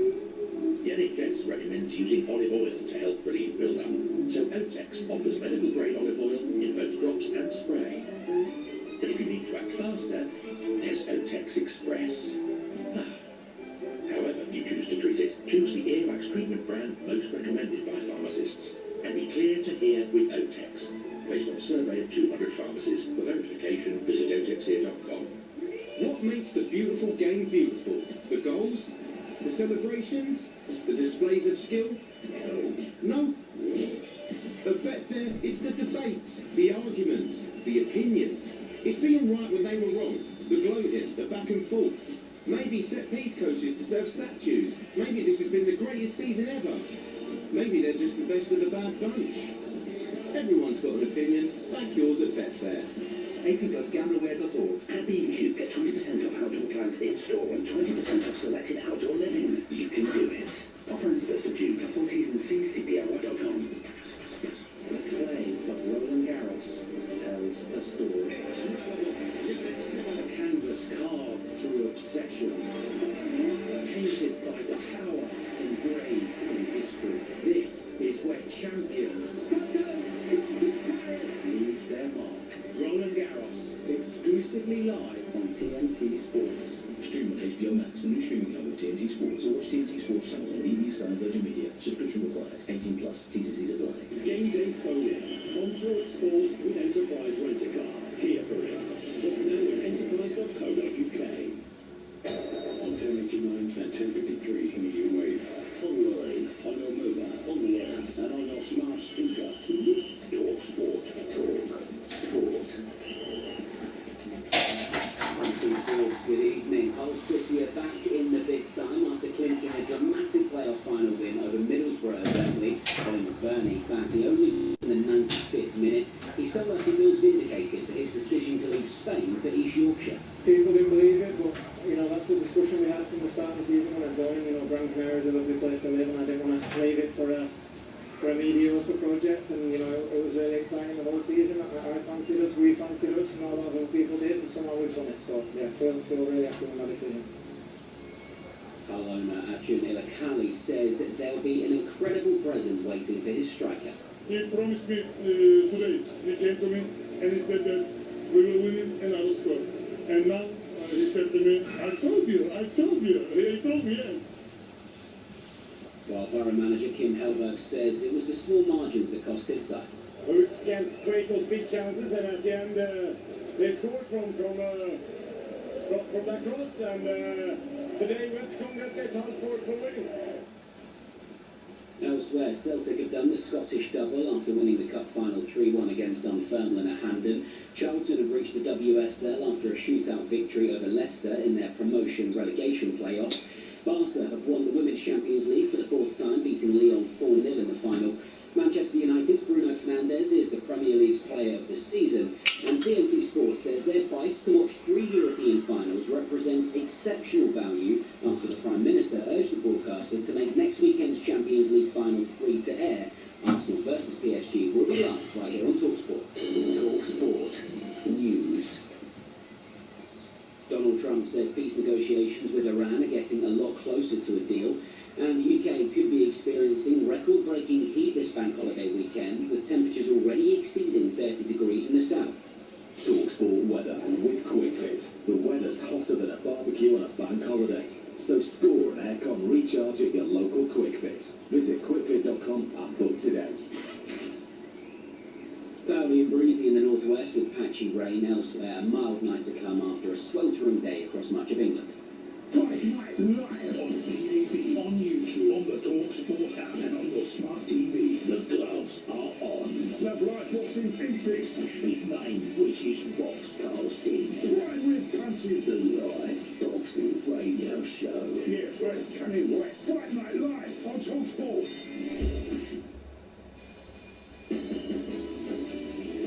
Welcome to it. It is Fight Night Live on TalkSport. I'm Adam Castle. Gareth Davies is alongside me for a very different kind of night. Of course, we'll be getting stuck into all the big boxing conversation, but our main focus is going to be on Egypt.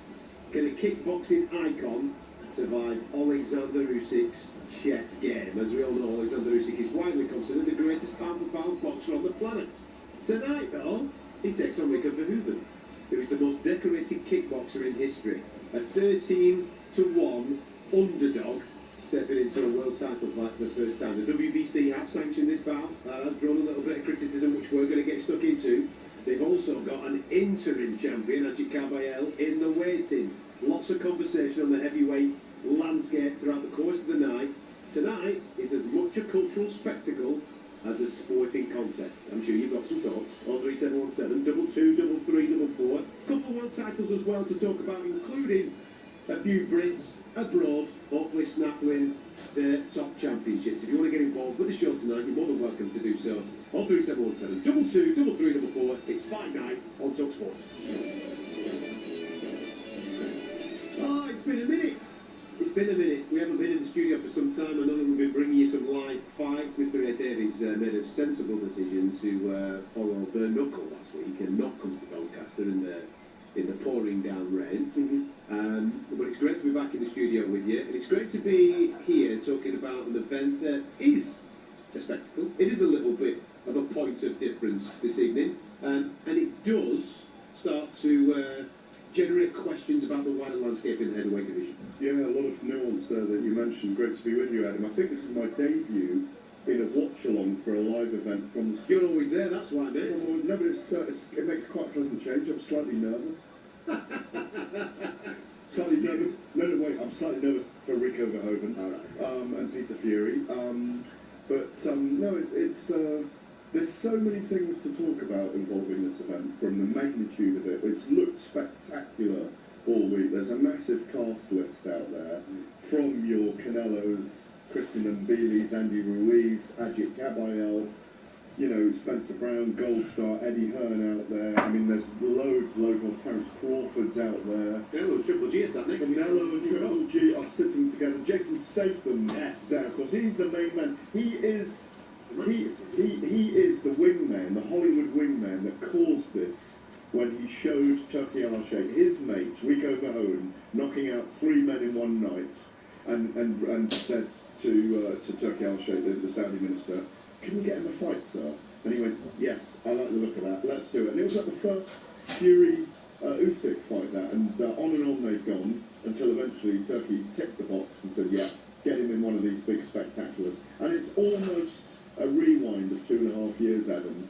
when everyone was doubting, even though it was a bigger profile for us, certainly as Brits, when Francis Ngannou was placed in a ring with Tyson Fury in the battle of the baddest. This is glory in Giza, isn't it? I think my attitude towards the Fury and Ngannou fight is slightly different to tonight, mainly because the WBC didn't sanction that as a legitimate heavyweight title fight. They have done this evening, and we're going to get stuck into that.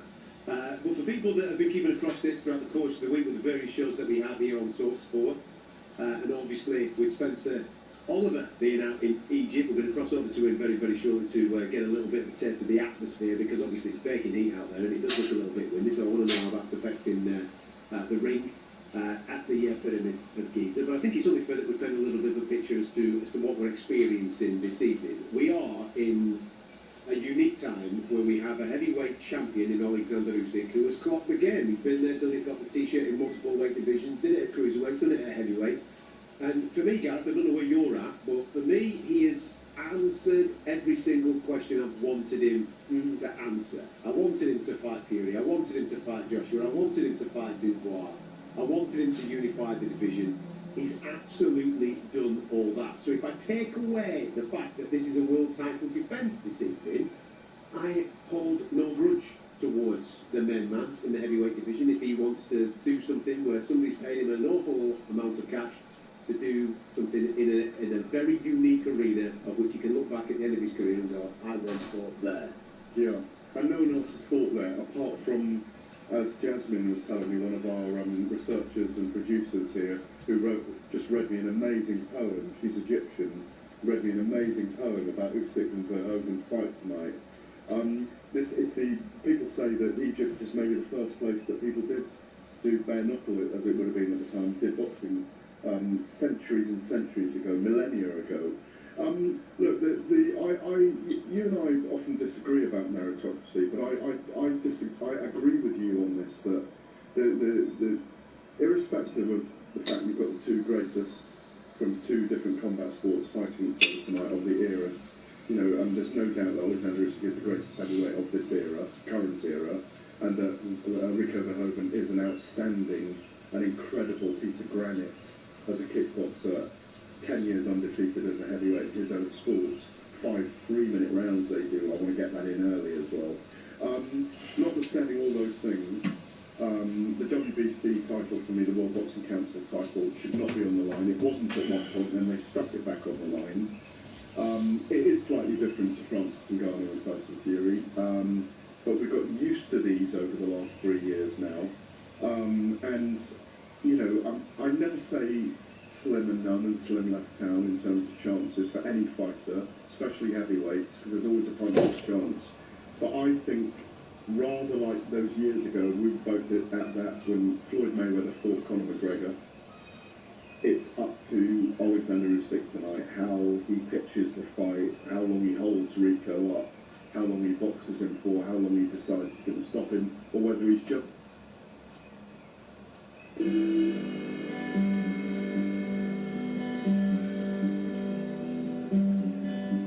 We stayed in a motel with walls and curtains paper thin. The men made themselves known outside while the women hid within. They say those days are over, once again they begin.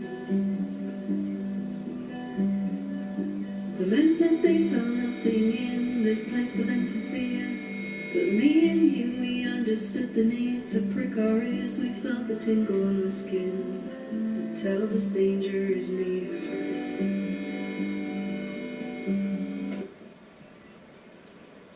Really, Jack Cattrall has just finished the 7th round. He's dominating this fight. He had Gearstoff over in the first round, the 10-8 round. It looked like he was going to get the job done early, but yeah, it's a shock here by Gearstoff. Many people thought he was going to win this fight, but as I say, Cattrall is dominating it. And also, the crowd here that's turned up, this is a full arena. I'm hearing an estimated between 5,000 and 8,000 people that are here. No seats left. They're all here ready to go for the big fight. Obviously, Rico Verhoeven versus the main man in Alexander Usyk.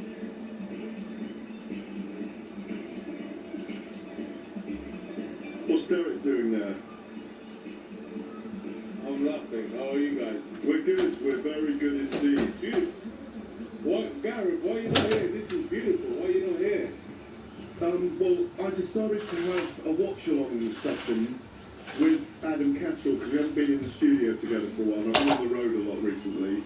I am missing it now. I see you guys there. It looks absolutely amazing. Talk to us about the week, guys. Talk to us about how warm it is there, and it's outdoors, I take it, and how it's been almost a symposium for the greatest boxers in the world this week we've seen. Yeah, it really has. I mean, look, the list that you were talking about that are here tonight, actually, you know, you mentioned there Anthony Joshua, Devin Haney, Terence Crawford, Canelo, Jaya Pataya, Agit Kabayel, Jason Statham, Martin Ford, Mr. Derek Chisora is in the house as well. Yeah, so star-studded crowd that we've got here, and the whole week actually has been very good. You know, we've been in the museum, the Egyptian Museum. It's been fantastic there. That's where they held the press conference. The weigh-in today is, you know, there's a real interest in here, a real intrigue. Alexander Usyk, obviously the main man, but as you guys know, Africa has produced some big upsets in heavyweight boxing. Derek, I'll bring you in on this one. You know, we go back to Lennox Lewis when he got knocked out by Hussein Rahman. Go as far back as Muhammad Ali when he won against George Foreman. Yeah. Upsets, when they do happen here. You picked Rico Verhoeven to win this fight, didn't you? Yes, I did. And then I saw his promoter, Jason, when we were coming in on the red carpet.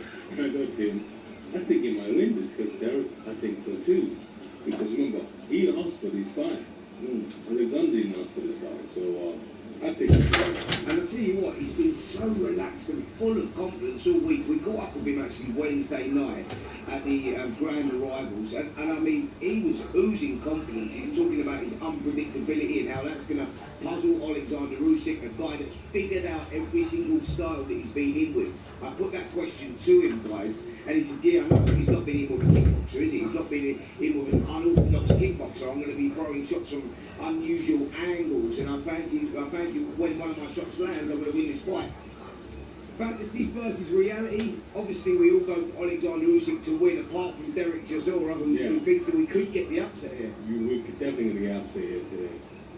Listen, history's always made. Look behind us, you've got the pyramids, you know, in Africa, and most people have lost the fights in Africa. You understand? So, listen, I will bet this guy is going to knock Alexander out today, in the next couple hours. Well, there you go, guys. Look, well, like I said, you've had the upsets with George Foreman and Muhammad Ali way back in 75 or 76. You know, more recently, we had Corey Saunders actually beating Klitschko out here as well. Could this be on the cards? Could this... Well, oh, guys, I'll ask you this one. Would this be the biggest upset in heavyweight boxing history if Verhoeven was to win it? It's right up there, mate. I think it's right up there with what Buster Douglas did with Mike Tyson way back in the early 1990s. I'm interested to ask Derek why he believes that. Obviously, you've been in with Alexander Usyk, Derek. Give people that are listening just a little bit of a taste as to how good Usyk is, what he does with the range control, and what he will offer this evening, and why you've gone down the road of maybe picking Verhoeven to nullify that tonight. Listen, Alexander's a perfect operator in boxing. He knows his opponents, he studies them, but we don't know anything about this guy he's fighting today. We only seen a couple of times of him in kickboxing, yeah? And Alexander himself, he likes to box, he likes to move. This guy is tall. How tall is he? I don't know. Yeah, he's about 6'6", I think. He's 25 pounds heavier than Alexander Usyk as well. And as I say, he's coming to fight. He's coming to win it. Listen, so all I'm saying, he's going to win the fight. Yeah. I don't agree with you, Derek. Started off actually, guys. I don't agree with you. I think it's a very hard. Hang on a sec. It's a very hard fight for Rico. He's had one boxing match against a guy who was 0-6. All by stoppage. We know he's got Peter Fury in his corner. If you said he had a secret weapon and Peter Fury comes up with a game plan and we see Alexander Usyk age tonight in the early rounds and Rico takes him apart and knocks him out, I get that, but I just think he'll get exhausted down the stretch because of that skill set, because of that focus you need against him, Derek. Listen, all I'm saying, we're in Africa, fellas. Anything can happen in Africa. And I'll tell you what, guys, you know when we're talking about upsets, we're in Africa. Anything can happen in Africa, fellas. Right. That's Lewis lost out there as well, didn't he? Yeah, exactly. Yeah, he did, mate. He got knocked out by Haseem Rahman many years ago. But when we're talking about upsets, right, have we set the trend here, yeah? Richard Torres Jr., who's America's big homie, Olympic silver medalist, was coming here with 14 12 knockouts, going in against Frank Sanchez, who'd been knocked out by, against Caballero. And you go, it was Torres' launch pad. It was his night. He went out there and he got flattened in 2 rounds. Did he get flattened? He got knocked cold in 2 rounds by a big left hand. It was a massive surprise. Is he set the trend there? Is it going to be the night of knockouts? I'm telling you. Listen, this is Africa. Anything can happen in Africa, fellas. Top boys, thank you very much, gents. We will be back with you, Spencer, a little bit later on in the programme. There you go, Derek Tesoro. He's enjoying himself a bit too much. Listen, they're all enjoying themselves. I'm kind of missing it now. I've got FOMO now. Why would you not? I didn't till now have FOMO. Till Derek said, "Where are you?" Now, I'm sorry, I'm not being, it's not a slice on you. It is. No, in all seriousness, I mean, it looks like an incredible setting. The way that they've set this up, it looks absolutely superb. We'll dip back into Spencer a little bit later on to get a little bit of a taste of the type of heat that these guys are going to be fighting in, and obviously the circumstance that they're going to be fighting, because it looks absolutely incredible. Just a little update before we give you a bit more on Rico Verhoeven. Jack Catterall and Shakron Giasov are currently in the ring. They're in round 10, and Jack Catterall has just dropped Giasov. Well, he's not been counted. Mark Nelson did not count that. He might have caught him by a forearm there, by the way, rather than a glove. I cannot believe he didn't count that. That would be the second knockdown of the fight, Adam, wouldn't it? He's a long, on my card, and listen, people might call me biased for this, but I think Jack Catterall is a long way ahead in this fight. He dropped him in the first round. Personally, I would have counted that in the 10th round as well.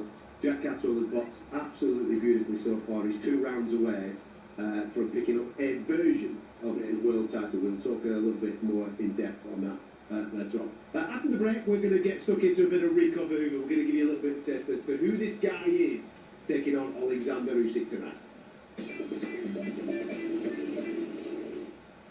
Friday night on TalkSport with Sky Vegas. You love a good spin, we love a good spin. 18+, gambleaware.org.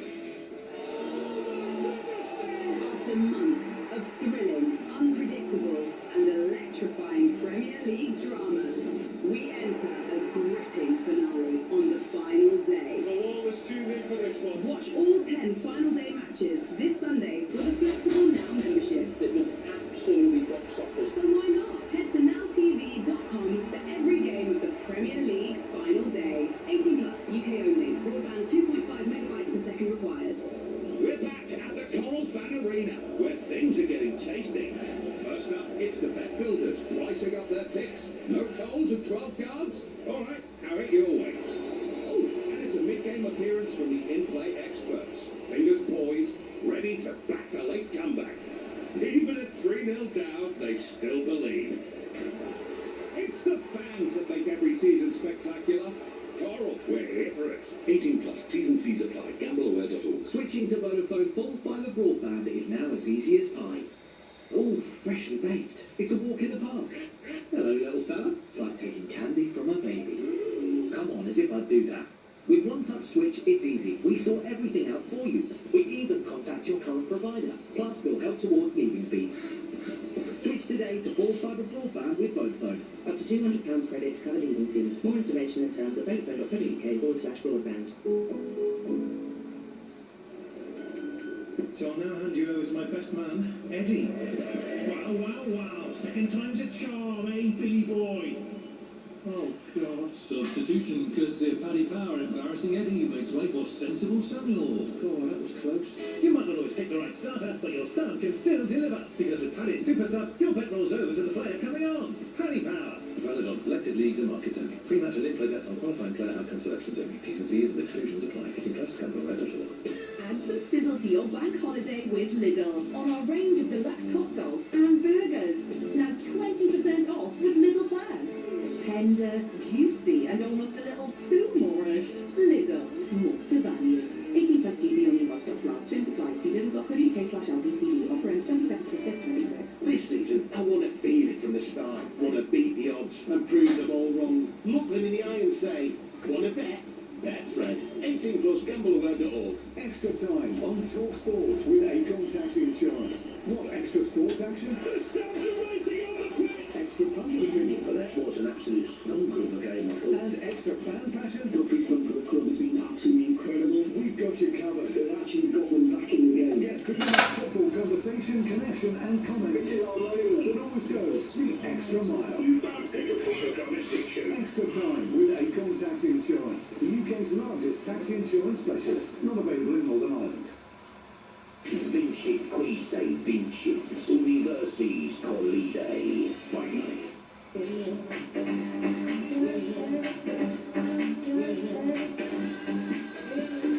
It's Fight Night on TalkSport. I'm Adam Cattrall, Gareth Davies alongside me. A little earlier on this evening, we saw Frank Sanchez knock out Richard Torrance Jr. in the second round. Two big heavyweights going at it. And we'll have a little bit of discussion of how that affects the landscape a little bit later on in the programme. Jack Cattrall versus Shako Gillisov. Just about to enter the final round. They're just completing round of 11. Jack Cattrall is coursing this fight right now. If he stays on his feet for 3 minutes, he'll win a version of a world title. He's been absolutely magnificent in this fight this evening. Gears have asked to throw the kitchen sink in. We will keep you up to date with that. The main event this evening, which has been put together by actor Jason Statham, is Alexander Usyk, the undisputed champion, or the undisputed champion, obviously belts have been fragmented in the heavyweight division, and he's taking on legendary kickboxer Rico Verhoeven, who comes in as a 13-1 underdog. Firstly, Gareth, is that price fair? Or does the sheer unpredictability of a kickboxer's movement and power give him a puncher's chance that the market is undervaluing? No, it's a huge underdog. This is a 95-5, 90-10 max chance for him in Usyk's favour. Rico's had one boxing match, even though he's done boxing training for 15 years under Peter Fury as part of his team, with Dennis Schuil, who's there as part of the team as well, but Peter's taken over for this. I think he's a massive underdog. But what he is in kickboxing, you've got names like Peter Aerts and Badr Hari, big names in the sport, and Verhoeven has lifted himself to be one of the greatest of all time over the last 10 years. And while glory's been very big, under the CEO leadership, people like Marshall Zelaznik, who used to be a big figure in the UFC, and he's fought here and he's fought all over the world, Verhoeven. He's a massive star in the Netherlands, in Holland. I mean, he even voiced that, and he voiced Ferdinand, the voice of the cartoon donkey, in the Hollywood movie. His voice is Ferdinand. He's just been in Roadhouse 2 with Jake Gyllenhaal. He's a crossover star, the point he is mainstream, isn't he? Mark Wahlberg's a mate, Dave Bautista, Kevin Hart, and Jason Statham, who's like his Hollywood wingman, as I was saying earlier. And his Hollywood wingman went out to sell his guy to Turkey Al Sheikh. They become mates as well because Statham's a fanatical martial arts fan. You and me ran into him. When did we run into him? With Frank Warren one night in Vegas. That was after Wilder Fury. Was it in the Waldorf? It was after Wilder Fury 2. Yes. And weirdly, we couldn't tell you two apart. Yes. Brothers. The Stockport Steelers, yes, indeed. We couldn't tell you apart. But he's not just a kind of fly-by-night fan. He's big He's been really into martial arts for a long time. He's friends with Rico. And as I say, he went out and sold his man to Turkey Al Sheikh. And Turkey said, make the fight. Weirdly, if people don't know this, originally, before Anthony Joshua's tragic car accident in which two of his friends died, teammates and friends died in Nigeria just before the start of this year, he was slated or agreed to fight Anthony Joshua. Yeah. And then Usyk was obviously going to fight Deontay Wilder at the time. Yeah. Rico's told me in an interview for Ring magazine, and I've done a piece in the Telegraph with him today, that they thought, you know, why don't we try Usyk? And Usyk said yes straight away. So here we are, 4 months later, they're fighting in Giza in the pyramids, and in what is going to go down in history as a major event, if not a major fight. But who knows what's going to happen? Well, I completely agree with the percentages that you gave up of 95, 5%. 5% window for Rico Berry. But would you agree that maybe his best opportunity is as early as possible in this fight, whilst Alexander Usyk is trying to figure out the patterns of maybe some unorthodox striking coming from a kickboxer? Right, here's the startlingly horrible fact for him. He has amazing cardio. He has fought and beaten up and stopped 3 men in one night in a tournament before, which is what was shown to Turkey Al Sheikh. But kickboxing championship is 5 3-minute rounds. Non-championship is 3 threes. So, you know, he's a 15-minute fighter. Tough as they are, they've got great physiques, great bodies, and he's built of granite. I say he hasn't lost for a decade, but I just think to go early, to go hard is what he's best doing, because rather like Floyd Mayweather and Conor McGregor all those years ago, as I said to you at the top of the show, I think he'll bring his best and he'll slowly get exhausted by Usyk's movement and his cat-like tendencies and the left hands he doesn't see coming that land on him. We're going to talk about the WBC sanctioning this as a world title fight. A little earlier on this week we had Maurizio Suleiman catching up with Spencer Oliver. And listen, the whole thing, we spoke about it on many, many occasions. It has caused a little bit of concern, it's caused a little bit of critique. But this is what Maurizio Suleiman had to say a little earlier on when he caught up with our very own Spencer Oliver out of Egypt. Maurizio Suleiman, President of the WBC, thank you so much for joining us. What an event we've got here in Egypt. It's mind-blowing. You cannot describe in words what you feel, what you see, what you wonder. This has been thousands of years since in existence. Every children's history books have the pyramids somehow. Movies, humanity has wondered what has happened in this area of the world 5,000 years ago. And to see a boxing match taking place at this level shows you what boxing is all about. Yeah, boxing has grown so much and it has become global, and we're seeing it in different territories now. But did you, who's been around forever with the WBC, did you ever expect to do a show here at the Pyramids? I always dreamt. I had a dream. And generations. And my father from the Middle East, he was from Lebanon and Syria, always wanted to see something happen in this area. But to be realistic, to think a fight at the Pyramids was only like a dream. Yeah. Now it's a reality.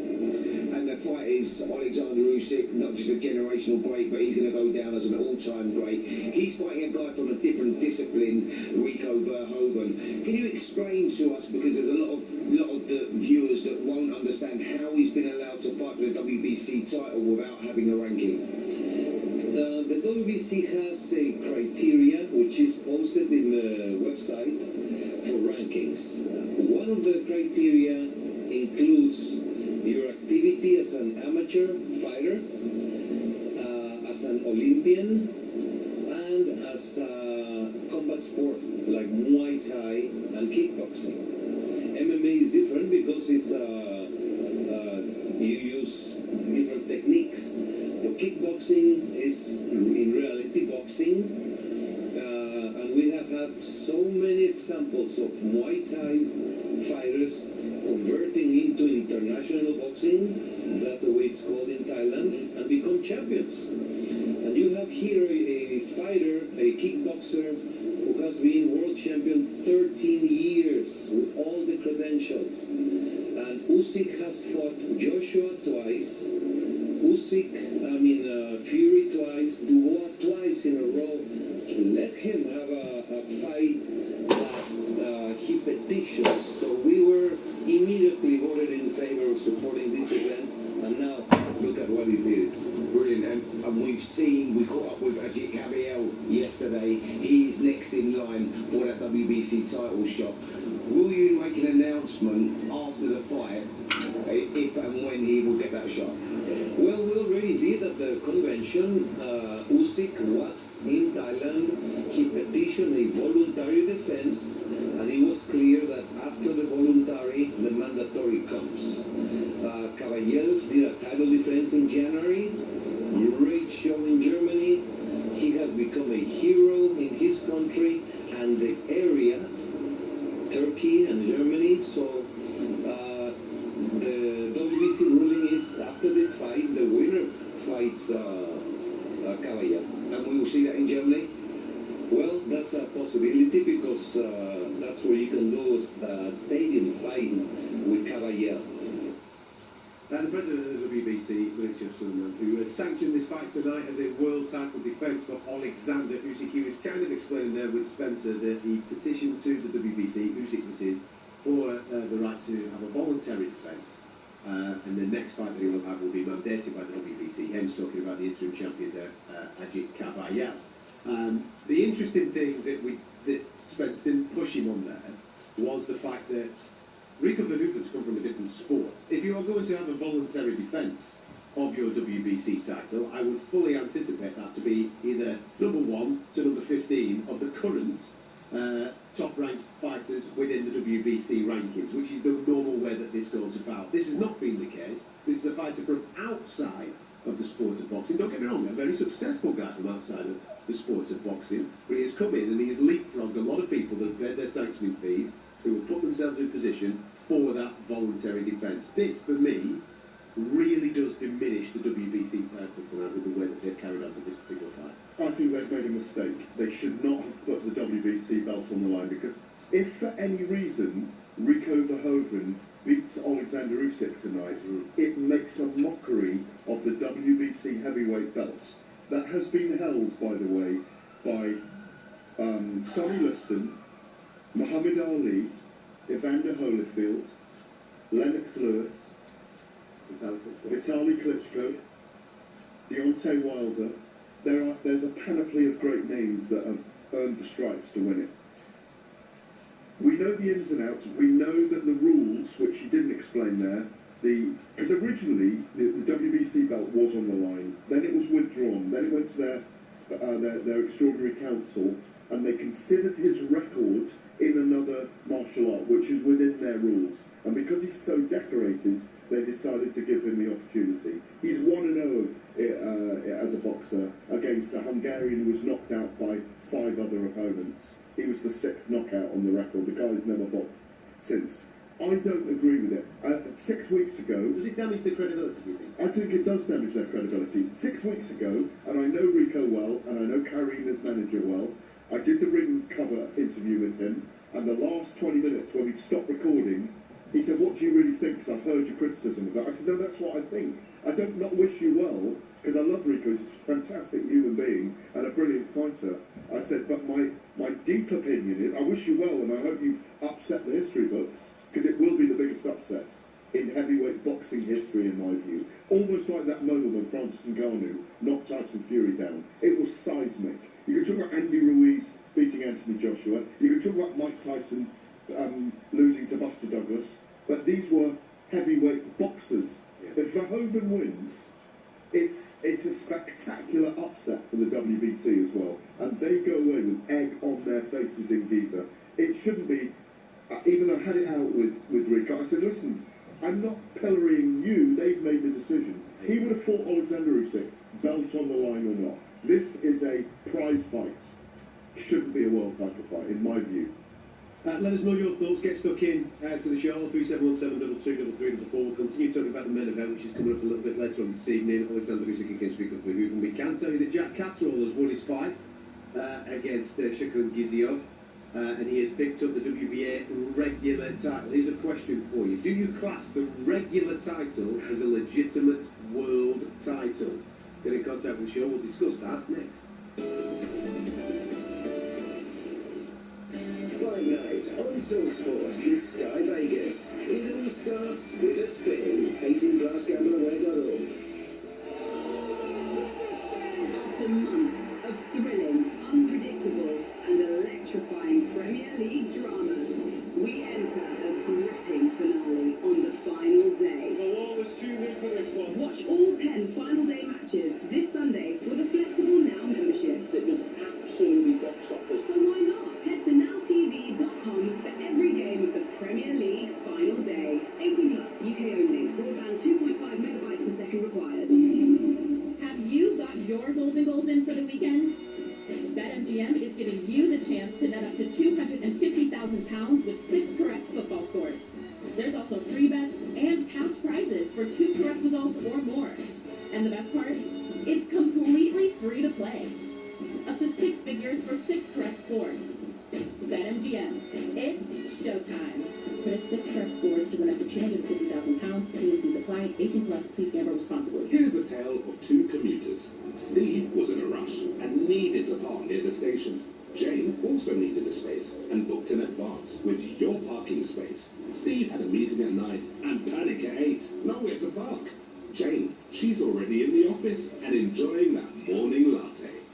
With Your Parking Space, you can browse thousands of spaces and reserve one instantly. Use the code GET10 for £10 off your first booking. Download the Your Parking Space app today. With Betfair, when you bet £10, you get £50 in free bets. So, want to back your new striker to score the first goal? Your midfield maestro to get the assist? Want to see there'll be a header? Want to see their striker caught offside? Who was born offside? Want to predict the final score? Or both teams to score? Want to get involved for 90 minutes? Want to nick it in extra time? Want to bet £10 and get £50 in free bets? Want to bet? Betfred. New online customers only. 5 £10 free bets. T's and C's and exclusions apply. 18 plus. Gambleaware.org. Why go small when you can go grand? Meet the new Vauxhall Grand Griffin. Striking alloys, sleek black roof, heated front seats, and 10-inch touchscreen. Everything you need for life on the move. Grand on style, grand on tech, grand on value. And during the Vauxhall sales event, get a grand off the new Grand Griffin or any other new Vauxhall on top of all other offers. Search Vauxhall Car Offers. Offered to private individuals, £1,000 including VAT saving on new car orders due to the 31st of May. Must be registered by 13th of June 2026. 18 plus seats to supply. We're into the thick of the season now, and so's Coral's Reward Shaker, with even bigger rewards and offers. The half and half scalpers shaking decisively for once. They backed their super boost. Next to that, the prawn sandwich brigade. Oh, they've shaken up a free bet after that free lunch. Play Coral's free reward shaker to win bigger guaranteed daily rewards and offers this season. Coral, we're here for it.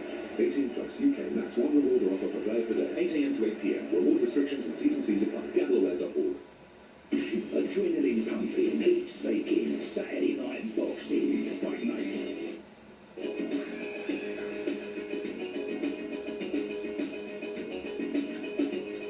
You're listening to Fight Night on Talk Sport, and Adam Catterall, Gareth Davies is alongside me. Jack Catterall just picked up a win there against Shakur Giziev, picking up the regular title with the WBA. Your thoughts on that? 03717 22 What would you like next for him? A little earlier on, Frank Sanchez knocked out Richard Torres Jr. in the heavyweight division. We've still got Hamza Shiraz challenging for the WBO championship at £168 before we get to Alexander Usyk and Rico Verhoeven doing their thing. Just a little bit of extra on top of what we've just been speaking about with the WBC sanctioning tonight's main event. For me, and I know that obviously he was alluding to it there, the minute that this fight finishes this evening, they have to order the fight with Ajit Kabayel, and that has to be next. And then Alexander Usyk's got a choice then, hasn't he? Whether he fights Ajit Kabayel and defends that WBC crown, or he vacates it, because Kabayel's career shouldn't be being held up with events like this. Yeah, timing. The only reason I think it works is because Ajit Kabayel has had an opportunity to draw this big audience in Germany, and that's the only reason that it's beneficial to him. That he's become almost a sports crossover star in Germany in the last year. I was speaking to Spencer Brown, his manager, about this, who's also the manager of Tyson Fury and several others, that his resonance in Germany has really grown, and had it been slightly earlier that he fought Usyk, he might not have been able to generate a stadium fight, but they genuinely believe now they can get 30,000 to 40,000 people in an arena or a stadium for him to fight. Back to the days of Hamburg, back to the days of Munich, back to the days of big arenas when I would travel there 3 times a year, twice a year, when Vladimir Klitschko was defending against nobody. And you had your VIP, VVVIP, oysters and champagne at ringside. Yeah, and I did partake in that as much as possible. We enjoyed ourselves. The ripple of applause like Lord's Cricket Grounds from the opera singers that were there. It was a big occasion. The Germans like to dress up. They're not like our fans who are rowdy and noisy and great atmosphere. The Germans are very civilised at the boxing. Henry Mask used to come out to Time to Say Goodbye. You know, it was operatic. But there's a chance with this big following that Ajit Kabayel's got. And it's the only reason I'm being positive about it, is that this could be the great time to take Usyk to Germany in the next 6 to 9 months. Do you think Usyk will do it? That's a big question, and I think he's been hinting, as we look at him on screen, 233 pounds of him, 10 pounds heavier than he's ever been at yesterday's weigh. Big man now. Yeah, I think he will, because I think he's the kind of guy that doesn't want to leave the dots joined up, the question marks about him and his career and who he was and whether he was a genuine warrior who fought everyone. Because I think that what he'll find is that there's a pugilistic puzzle there against Ajit Kabayel, because we all believe with his body punching he could be very effective against Alexander. So it's a really good challenge. So I think he will take it. Like, I think if he's around long enough and still beating everyone, I still think he might face Moses Hammer before he disappears. Shall we talk about the heavyweight division? Yeah. Can I borrow that pen over there? Because I need to write a list. You're making a list, are you? Well, you mentioned Torres losing tonight to Frank Sanchez. Yeah. I had Torres in my top 10. Okay. 14-0, he was undefeated before this. I think the heavyweight division is fascinating at the moment. We're just coming tonight to the close of a series of, maybe what was it with Deontay Wilder and was it? No, maybe it was before that even. But that's the one I can remember. And then we got Fury and our son McDonalds. Then we had Dave Allen. We had Moses. We had who else? Wild Wardley. Oh my God, how can I forget that? But all those people, apart from Kabayel, they've all been fighting. Just on what you mentioned there, because I was really interested to watch Richard Torres this evening, and he was knocked out in 2 rounds by Frank Sanchez. Richard Torres kind of was the one that I was hanging my hat on for the American side of this heavyweight division, and we kind of need it. I know listen, Deontay Wilder was the guy. Then he had a little bit of a goal where Andy Ruiz. But where's the rest of them? Where are the rest of those American heavyweights? When I was a kid growing up in the 1990s, it was all American heavyweights. Yeah. And then we just had Lennox going over, and Frank Bruno had a little bit as well, didn't he? We had a couple of guys going over like Herbie Hyde and what have you. But it was mainly American heavyweights. Whereas now they don't necessarily seem to exist. It seems to be all about Brits. So where is the American interest in the heavyweight division? And with Torres Jr. getting knocked out this evening, it kind of kiboshes that a little bit. Andy Ruiz Jr. is in attendance this evening, but the guy's not really been that active. No, not for 3 or 4 years. So, and he's slimmed down. So is there, you just made your list there, is there American in your top 10? No. Which is because Torres was at 8 or 9 for me before, I think 9. So you haven't got Ruiz Jr. as a former world champion? No, because I think Sanchez goes into that position now after that victory against him. Sanchez is a very decent fighter. Usyk won. Yeah. I've got Dubois at 2. Dubois beat Caballero or not? For you? I think it's a very good fight. It is, and it will happen.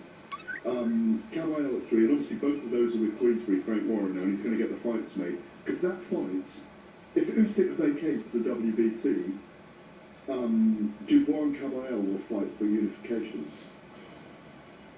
Do you think they'd automatically upgrade the interim champion, Caballero, and then away we go?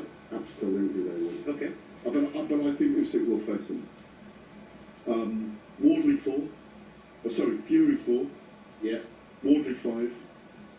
Who do you have as 3? All right, you've got Dubois, Caballero. I've got Usyk at 1. Yeah. Dubois at 2. Yeah.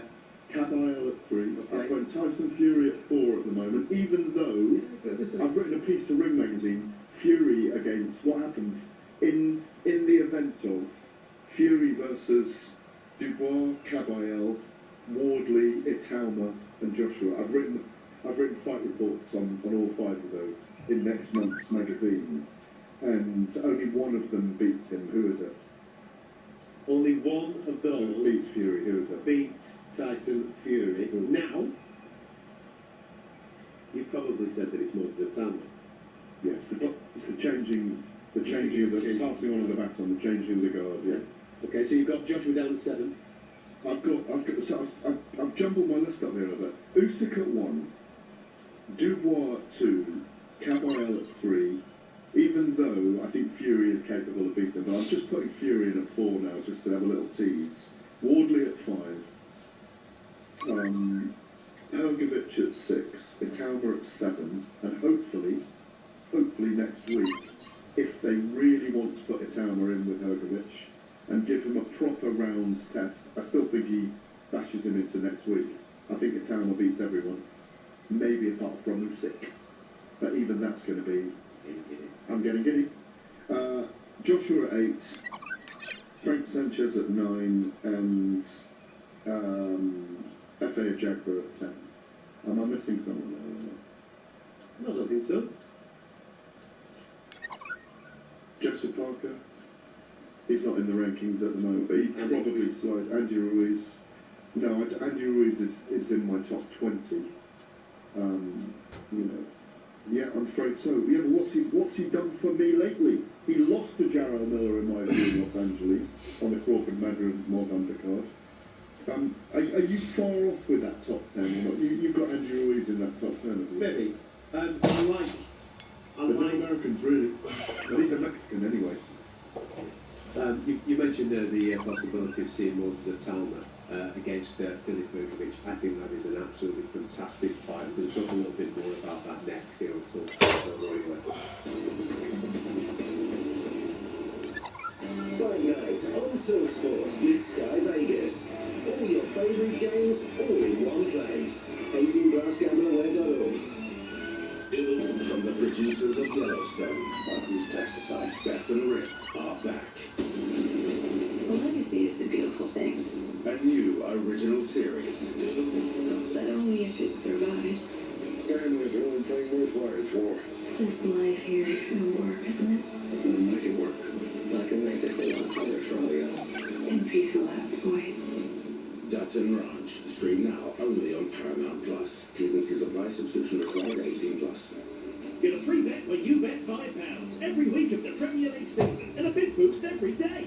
That's Ladisfaction from Ladbrokes. And for extra Ladisfaction, here's the T's and C's Garage Style. 18+. Plus it's a very good point for the bet. Opted weekly. Selected Premier League markets.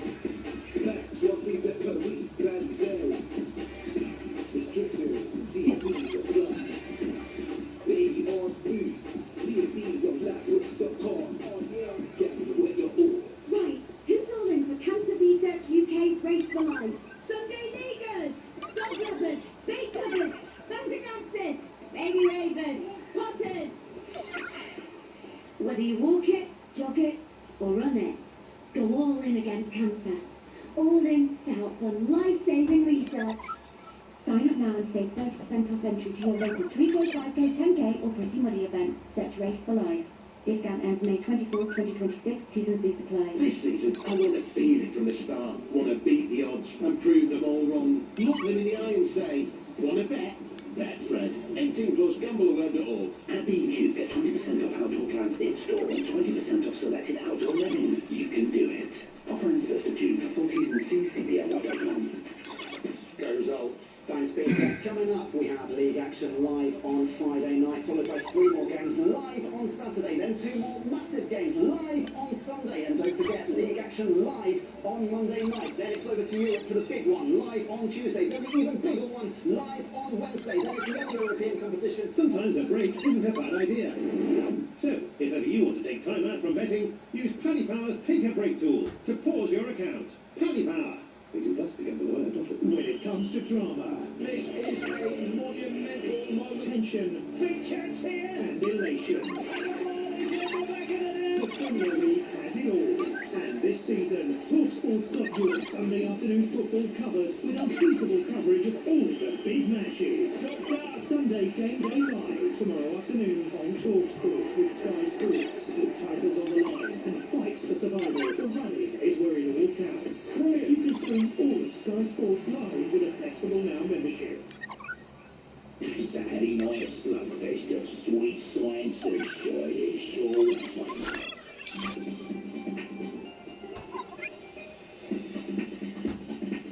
It's Fight Night on TalkSport. I'm Adam Castle. Gareth Davies is alongside me. We're going to get stuck into the potential of that fight between Moses Salmon and Billy Bergovich in a moment, but we're going to get ourselves back out to Egypt. Why not? I want to know about the temperature. I want to know about the wind. I want to know about the atmosphere. I want to know about the stars that are there. Spencer Oliver, I believe that you've snappled one. You're speaking to another A-class celebrity. I am, mate, and you're talking about the temperature. I tell you what, the temperature is hot. Maybe not in the air, but definitely in the ring. Things are hot enough, and I'm now with Aldous Cross. Aldous, who's in a series called Cross. It's on Amazon Prime. He's a huge star. Just absolute celebrities are out here right now. Aldous, thanks so much for joining us, mate. I mean, firstly, what about the backdrop there, the pyramids? We were talking about that. I know you've not had a chance to get over and see the pyramids yet. What was up close and personal with them actually on Wednesday, yeah? And it brings up that theory. Who built the pyramids? You know, we go back over 4,500 years ago. Like, you look at it, when you get up there and see the size of them, I go, could have been humans. So I'm now leaning towards that theory of aliens. I mean, where are you at with that? I'm on us. I can't believe it was my people, man. The brilliance, the ingenuity. So you gotta understand this about me, right? I come from a school of invention. Like, that's what I do. I'm a creator, inventor. I'm like, make watches, all that kind of crazy stuff. So all I do is I study theory, I study foundation, design theory, all that kind of stuff. I don't know how they did it. I just know that they did do it. Now, the bricks are heavy. But I think about everything that came from just historically. Like we talked about, like I went to the museum today and saw the papyrus. Just the thought process around it. I saw how they, I saw the hieroglyphics and I saw the tools that they used to create the hieroglyphics. And in my mind, I'm sitting there thinking, what did they do to study like what rock cuts what, the resistance, the resilience, who does what? How do they figure it out? But it's just years and years and years of getting it done right. So honestly, I think it was just years and years of lessons on top of lessons that created the brilliance that we still continue to learn from today.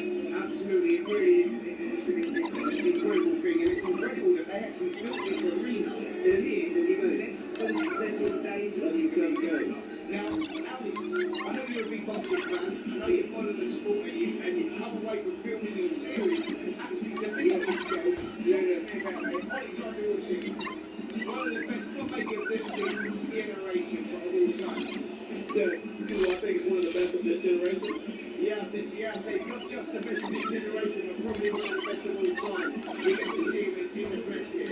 Yeah, so, definitely happy to see him decent because the man's a monster, and I say that obviously with full on respect. I come from a foundation of fights. I was a competitive martial artist growing up. So to be where he's at is insane. But I gotta put the love on my boy Rico because my boy invited me out, and I want to see him make some history tonight. There you go. Now, Aldous Hodge is actually here supporting Rico by 100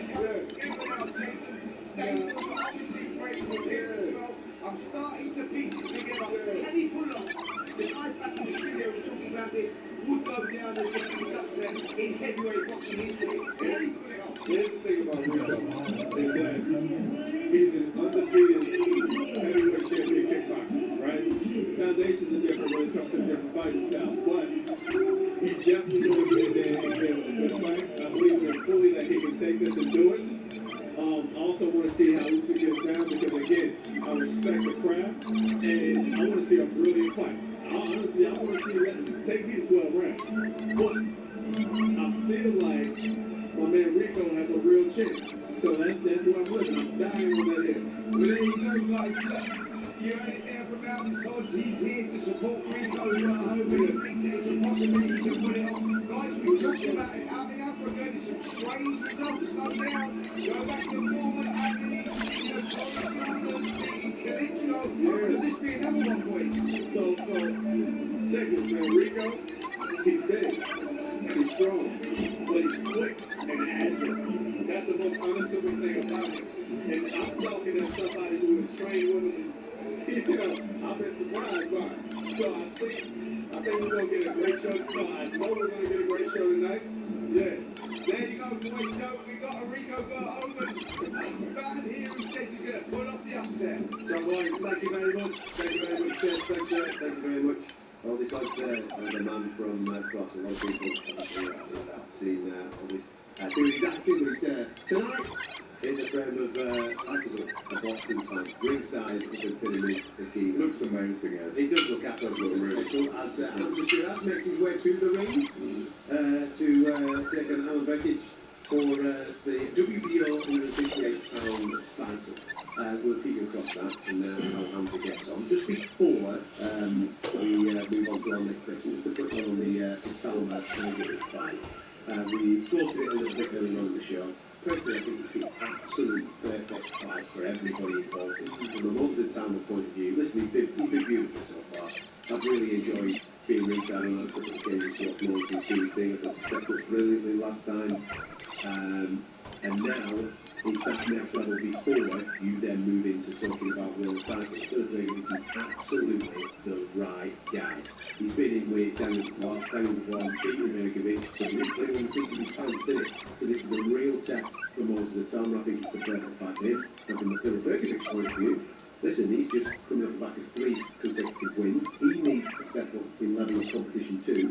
And there's nothing better than stopping an amateur, is there? So if he can do that, he would put himself in prime position to fight Daniel Dubois. Yeah, and if you look at his record, really, that defeat to Daniel Dubois was what an extraordinary performance by Dubois. And he was kind of stopped on cuts in the end, really, rather than he was fatigued and cut very badly, cut around the eyebrow.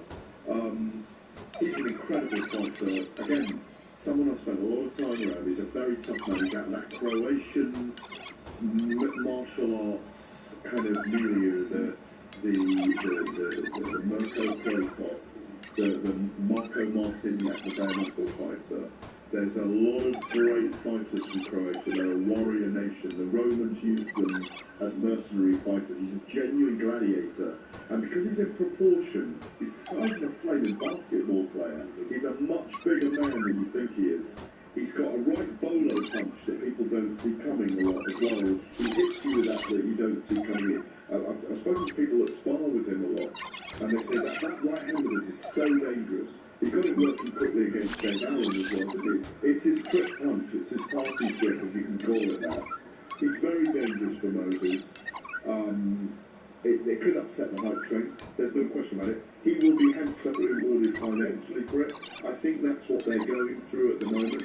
What's the risk and reward for him? Obviously, he can come back and fight for a world title still, but they're going to have to pay out big for Bergovich to take on Moses Atama. He could upset the apple cart. But I think Moses has the speed of a middleweight, got great power. He's going to be caught at some point, unless he puts Bergovich away early, which I'm not going to rule out either. But it's, like you say, the idea of that is thrilling. As it is, if Alexander Usyk comes through Rico Verhoeven tonight, and we get him against Tadej Kabayel next, and we get Fury and Joshua later this year, wow, the heavyweight division is on fire. I don't care what anyone... It is. Listen, listen, and Queensbury in particular are putting on some sensational fights, putting in their guys together. Wardley Dubois a couple of weeks back was absolutely sensational. I know that obviously they look after most of the time, they look after Ajit Kabayel.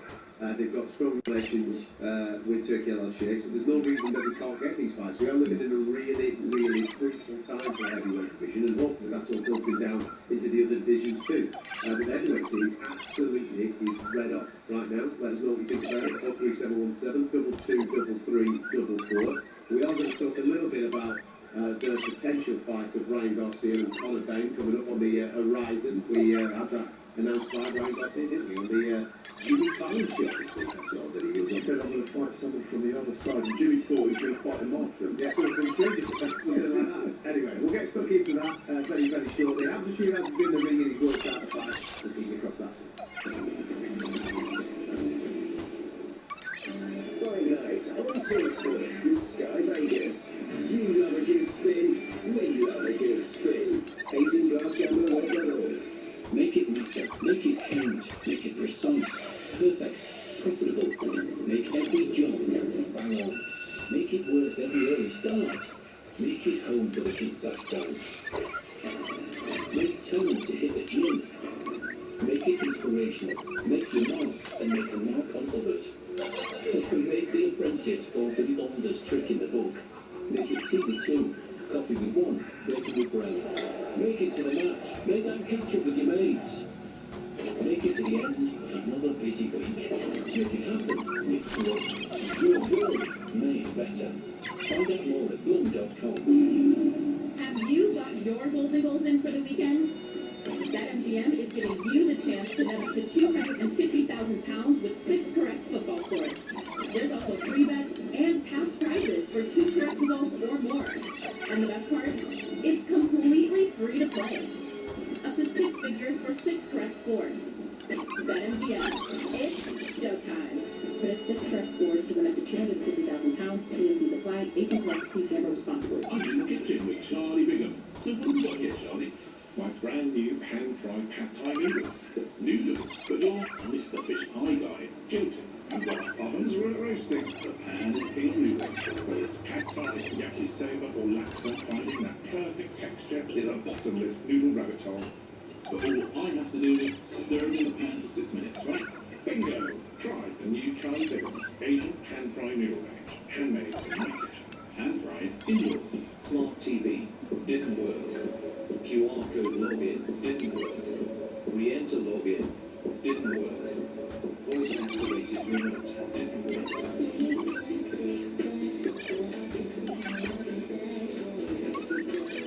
Wager £20 for 100 free spins with midnight on eligible games. Search the practice email for download the midnight app today. Nicholas Mazzoni, restricted and T&Cs apply. 18 plus. Play responsibly. Gamblingaware.org. The Meal Deal Plus is now on the McDonald's Saver menu and comes with a choice of 1 of 5 bonus sides. Like a mayo chicken or cheese burger with medium fries, a selected drink and a bonus side, all for $5.59. We're talking a mini McFlurry, apple pie, 4 nuggets, or even another mayo chicken or cheese burger on the side. Now that's Saver satisfaction. From 11 a.m. not on delivery. Includes a selected Saver menu burger, medium fries, selected medium drink, and selected bonus side. Price and anticipation may vary. Result. Thanks, Peter. Coming up, we have league action live on Friday night, followed by 3 more games live on Saturday, then 2 more massive games live on Sunday, and don't forget, league action live on Monday night. Then it's over to Europe for the big one, live on Tuesday, then the even bigger one, live on Wednesday, then it's the other European competition. Sometimes a break isn't a bad idea. So, if ever you want to take time out from betting, use Paddy Power's Take a Break tool to pause your account. Paddy Power. Easy plastic and the word. On 79 and 1053 medium wave, online, on your mobile, and on your smart speaker. Your Sport Talk. Sport. Good evening with your sport and news update. I'm Steve Forbes. Following the football's richest game, Hull are heading back to the Premier League. Irakawa, deep for left hand side, ball into the near post. Off the goalkeeper and in. He makes his shot up and runs away in celebration. McBurnie makes us the step home to the Premier League. That 95th minute goal sealed a 1-0 victory over Middlesbrough at a ripping hot Wembley. The match Ashwin told us it's the stuff dreams are made of. When I ran in much better, I think we knew the game was going to be like that. We were coming here to have 90% possession of the ball, and we knew Middlesbrough were a top team, so they made it difficult for us, but I think we equally made it as difficult for them. And we were confident through the whole game that we'd get that one chance, and thankfully we did, and managed to take it. While Borough boss Kim Helberg isn't blaming the Spygate debacle for his side's performance. It's been a roller coaster emotions, and I think everyone is so exhausted from all the emotions and back and forth. But we had days to prepare, we had opportunity, and we weren't good enough today to win it. Elsewhere, Martin O'Neill's guided Celtic through the double after beating Dunfermline 3-1 at Hampden to lift the Scottish Cup. Charlton have won promotion to the WSL with a penalty shootout victory over Leicester. The result demotes their opponents, who had 4 spot kicks saved, while Barcelona have won the Women's Champions League with a 4-0 victory over Lyon. Earlier on, United skipper Bruno Fernandes was crowned the Premier League Player of the Season. He'll become a top-flight record breaker tomorrow if he registers an assist against Brighton. And Arsenal supporting Prime Minister Sir Keir Starmer has urged TNT Sports to make next weekend's Champions League final free to air. TNT says its price of £4.99 for the 3 European finals represents exceptional value. Remember, you can listen to Arsenal against PSG right here on TalkSport. TalkSport News. France suspended extra EU border checks at the port of Dover after thousands of holidaymakers faced hours of queues. And a former health secretary warning the UK is heading for an economic catastrophe because young people are addicted to screens. TalkSport weather with QuickFit. The weather's hotter than a barbecue on a bank holiday. So score an aircon recharge at your local QuickFit. Visit quickfit.com and book today. Cloudy and breezy in the northwest with patchy rain. Elsewhere, a mild night after a sweltering day across much of England. Fight Night live online on DAB, on the app, and on the smart TV. Suck in your guts and push up your fist. Fight Night live on TalkSport. The Rumble on the radio. Fighting is what we believe in. The UK's #1 live boxing broadcast. It's a live we do. Fight Night live on TalkSport. Hey, listen to Fight Night on TalkSport. I'm Adam Cattrall. Gareth Davies is alongside you. We are speeding towards Alexander Usyk and Rico Verhoeven. That is the next fight, because I can tell you that the Coleman feature is just finished. I'll give it so it's in a moment or two. You can get involved with the show if you wish. 03717 223344. We're going to talk about what is next for Canelo. Yes, I know that he's going to be fighting Christian Mbidi for the WBC title. He's in the pictures all this week. But he's an overwhelming favourite for that fight. If he comes through it, who do you want to see him in with? We've got a suggestion based on what we've just seen. 03717 223344. And Ryan Garcia, Conor Benn. September is the rumour. Is it a thing? Is it something that you want to see? How big is that fight? Is it the biggest fight outside of the heavyweight division? 03717 223344. This is Fight Night on TalkSport.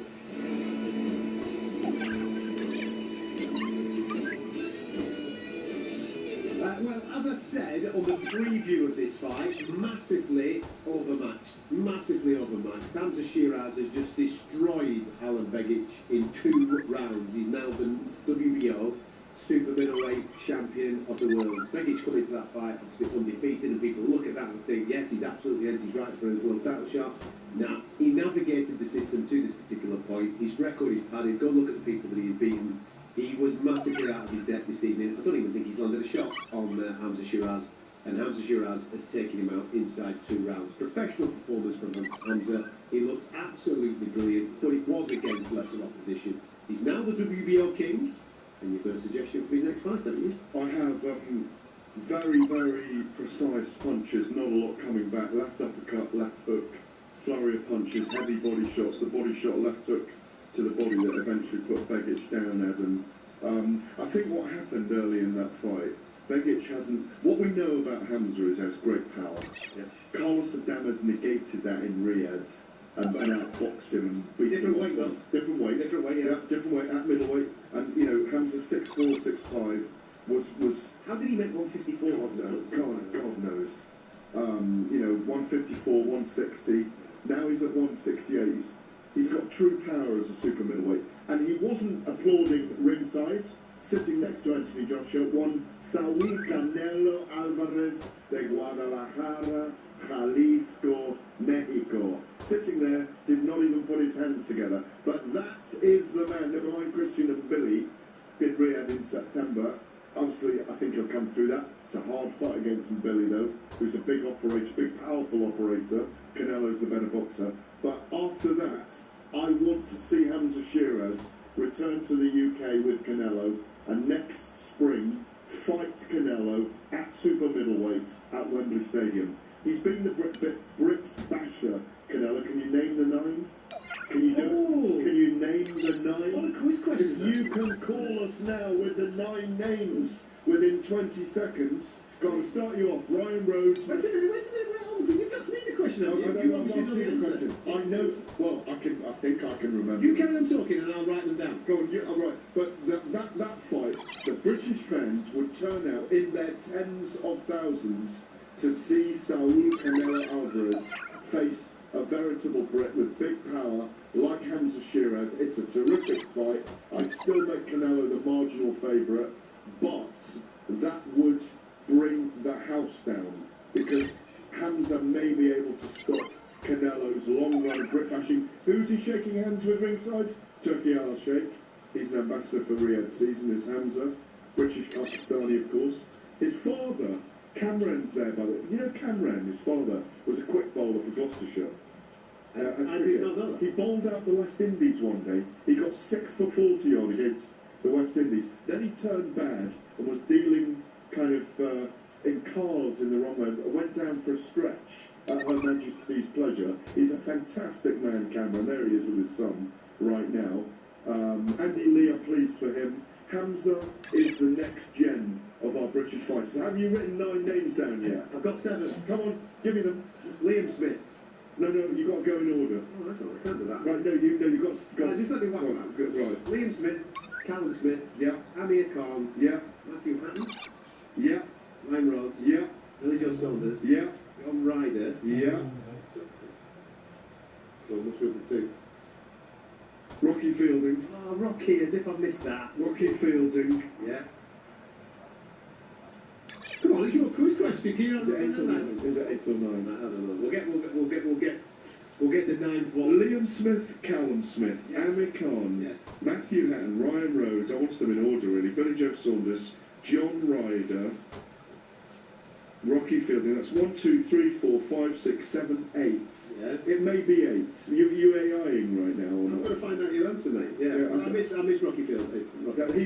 It's easy to forget Rocky Fielding. That's disrespectful. No, I don't mean that. No, I don't mean that about Rocky. Every time I'm somewhere in the world, I saw Rocky in Thailand the other day. I saw him in Dubai the other day. He's everywhere. I think it's 8, isn't it?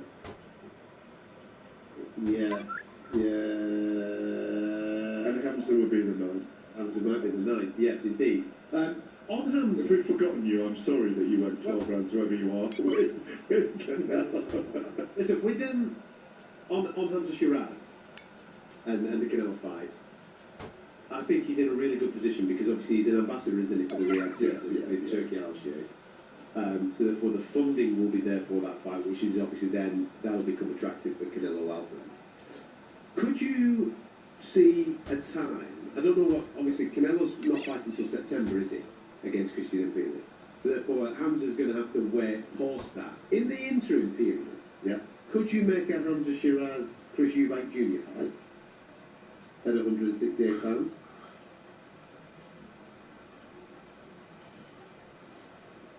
I'm just In thinking. the interim. Yeah, I'm thinking of name value. And in the interim. Well, what? Yeah, because Canelo's fighting Christian and Billy in September. September the 12th or something. Right, so we've got time to wait. We're only in at the back end of May now. So that means he's going to have to wait September, and then he's going to have to wait post-September, because Canelo only fights twice a year, he won't fight till next May. He can't wait a whole year. Iglesias is number 2, isn't he? I think it's Iglesias. At the moment, Billy's 3, Canelo's 1. There's no Ring magazine champion at the moment. Yeah. Trying to think of another super middleweight that will be a good fight for him. Well, the problem is that there's no names. There are no names. Yeah. They're all moving up. They're all moving into light heavyweight. They're all moving into now cruiserweight. I mean, Benavidez has gone all the way. I've got one. Go on. I've got one. Hamza Shiraz has to face Zach Chelly, who comes down to 12 stone, or they do it at Catchway after Zach's win the other day. Well, listen, he was yeah. From a Zach Chelly point of view, absolutely outstanding. That's going to deliver that fight, isn't it? It's going to deliver. Yeah, but what? It's a money maker for Chelly. It's a keep him warm fight for Hamza. He's got, what's he got now? The WBO, isn't he? The WBO is vacant, wasn't it? There's Spencer Brown there with Hamza Shiraz. Tiny little bit of commentary on the ring here at the moment. Hamza's so mellow, you know. He never gets beyond himself. I know you'll have met him many times. He really impresses me he's from a warrior tribe, his family in Pakistan as well, you know, so he's very much British. But I was with Amir Khan last weekend, who was working with me at the BK. In fact, in the background there, doing Hamza's security, is a guy called Dan Lurwell, I can see the back of his head, who wanted his bare knuckle fight in Manchester last Saturday night, and then jumped on a plane to Egypt to do the security for them. We often talk about who's going to be the next crossover star. I think he's got a chance. We haven't got one in the new generation yet. Obviously, Conor Benn's crossed over. Hamza's a different kind of character, deeply religious, doesn't trash talk his opponents, talks with his hands, doesn't he, and his feet in the ring. Is always modest, and is a great character and a great stand-up character, a great stalwart for British boxing. No, I think he's great. He represents his community incredibly well. I think he is that crossover star, absolutely. When I was spitballing potential fights for him, I'm thinking of those big commercial moneymakers. This is no disrespect to Zach Chelly, because from a performance last week against David Morrell, he was absolutely incredible. He was incredible. But obviously we're talking about different weights and what have you. For me, Canelo, Eubank Jr. Is Jaime Munguia a big name? I mean, he's just picked up the WBA version of his title at £168. Jaime Munguia. He's already beaten him up. Oh, Canelo's already beaten him. Yeah, but I'm thinking of something for Hamza now. I like Munguia. Oh, that's a good call. But there's no. The problem is in the 168-pound division, there isn't that star. No. Everybody's chasing the Canelo money, aren't they? No. So it is going to be interesting to see how they're navigating next. But congratulations to him, because he is undefeated. He did have that draw on his leisure in the lower weight division. He stepped up tonight and he's become a world champion. I've got one. Turkey Al-Sheikh. This is fantasy now. I'm doing fantasy fight making now, okay? This is pure fantasy factory. Turkey Al-Sheikh is there tonight. He loves Hamza Shiraz, and we know that Turkey Al-Sheikh wants Hamza Shiraz and Canelo to fight. I know that Spencer Brown, who also manages Hamza Shiraz, wants him to fight Canelo. It's the right time for him to fight Canelo. In the interim. And I'm saving it for the break. I'm saving it. Who do you think Hamza Shiraz should fight next? Who do you think he should fight next that would be absolutely spectacular and as big as facing Canelo? Wow. I'll tell you next. Don't go anywhere. Fight night on Talksport with Sky Vegas. It all starts with a spin. 18+Gamblerware.org. Este es un anuncio de radio de Hiscox Business Insurance que pretende mostrarle ciertos riesgos y peligros de los que Hiscox Business Insurance puede ayudarle a protegerse. If your business gets blamed by a client for a mistake, like accidentally recording the radio ad in the wrong language, Hiscox could help protect you. The story of your business, underwritten by Hiscox Business Insurance, subject to already holding a relevant Hiscox policy and subject to policy eligibility terms and conditions. Smart TV didn't work. QR code login didn't work. Re-enter login didn't work. Voice activated remote didn't work.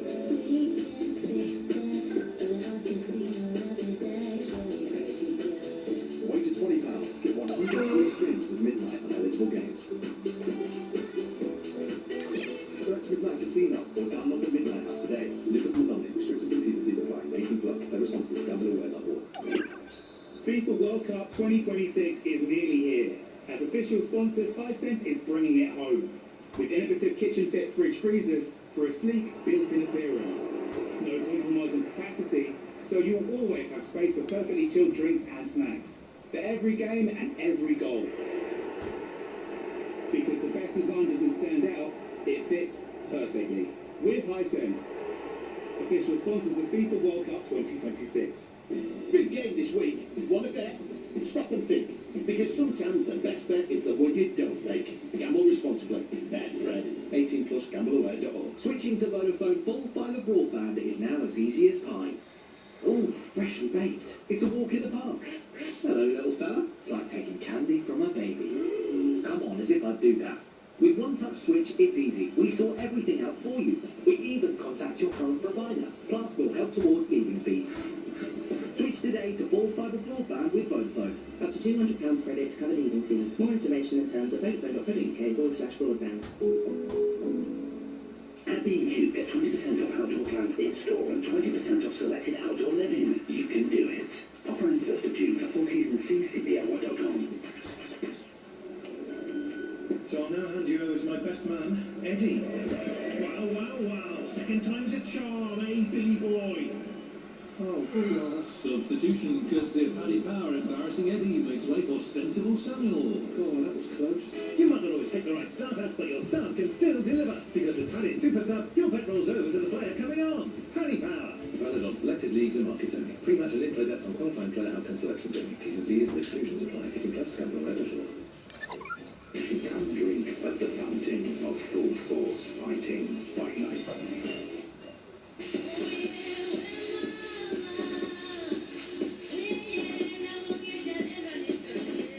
It's Friday night on TalkSport. I'm Adam Castle, Gareth Davies is alongside me. He's just told me the fighting he's going to suggest to fight Hamza Shiraz next, who has just become the WBO super middleweight champion.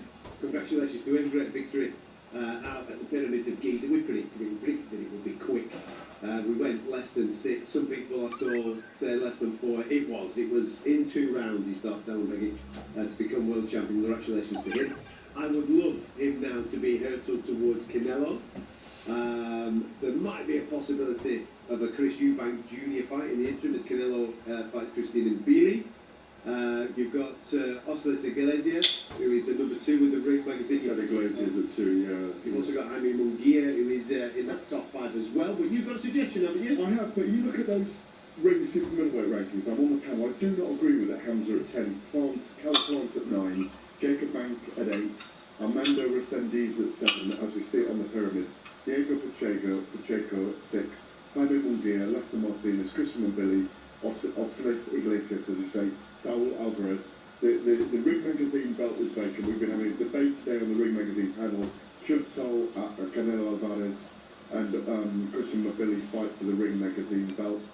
Kind of saying no. I think they should, because they're both, obviously Canelo's coming off that loss to Terence Crawford. But for me, reverse order, 3 fights. Yeah.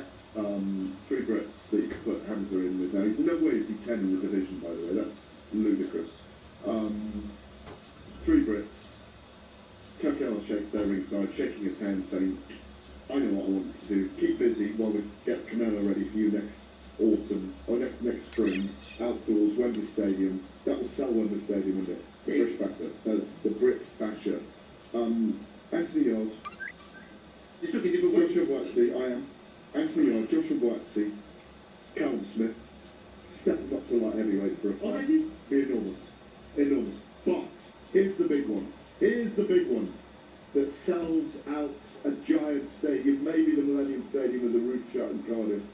Bring Terence Crawford back for a fight with Hamza Shiraz, and Turkey El Sheikh just lays out a giant blank check for Terence Crawford. Well, we're in that kind of era. Well, he's in Egypt at the moment, and a man that's also in Egypt is Spencer Oliver. So maybe after this interview that he's about to do for us here on TalkSport, he can nip over to go see Bud Crawford himself and ask him if he fancies coming out of retirement to take on Hamza Shiraz. But let's get over to Spencer Oliver, who is with one of my favourites, Michael Venom Page is out there. Let's get a little bit of insight from MVP. Yes, he's here, boys. He's here, and he's turned up for the big one. And MVP, I've got to ask you, mate. come to these boxing events. I see you at a lot of the boxing events. Actually. I know you've been in the ring a couple of times. I was at your, I think it was your second pro fight, wasn't it? Your Paul Becker. Yeah, that's the one. Yeah, but when you come to these events, we see these crossovers all the time and whatnot. Does it ever tempt you to get back in? 100%. Obviously, I'm focused on what I'm doing. You have to kind of, with the game that we're in, you have to be focused, you have to be disciplined. But if there's ever a chance I get to free myself up and lean into boxing again, I definitely will step back in. Well, guys, back in the studio, I know you're both, you know, big fans of Michael, and you've seen him actually in the boxing ring. And with what we've got going on tonight, you know, this big crossover fight out here in Giza in the pyramids. What do you guys reckon about that? Could we see Michael going? Oh, easy, man, easy. I've seen him in movies, I've seen him in all sorts of stuff, boxing rings, kickboxing rings, I've seen him in a lot. Listen, Mike, I want to get your expert opinion.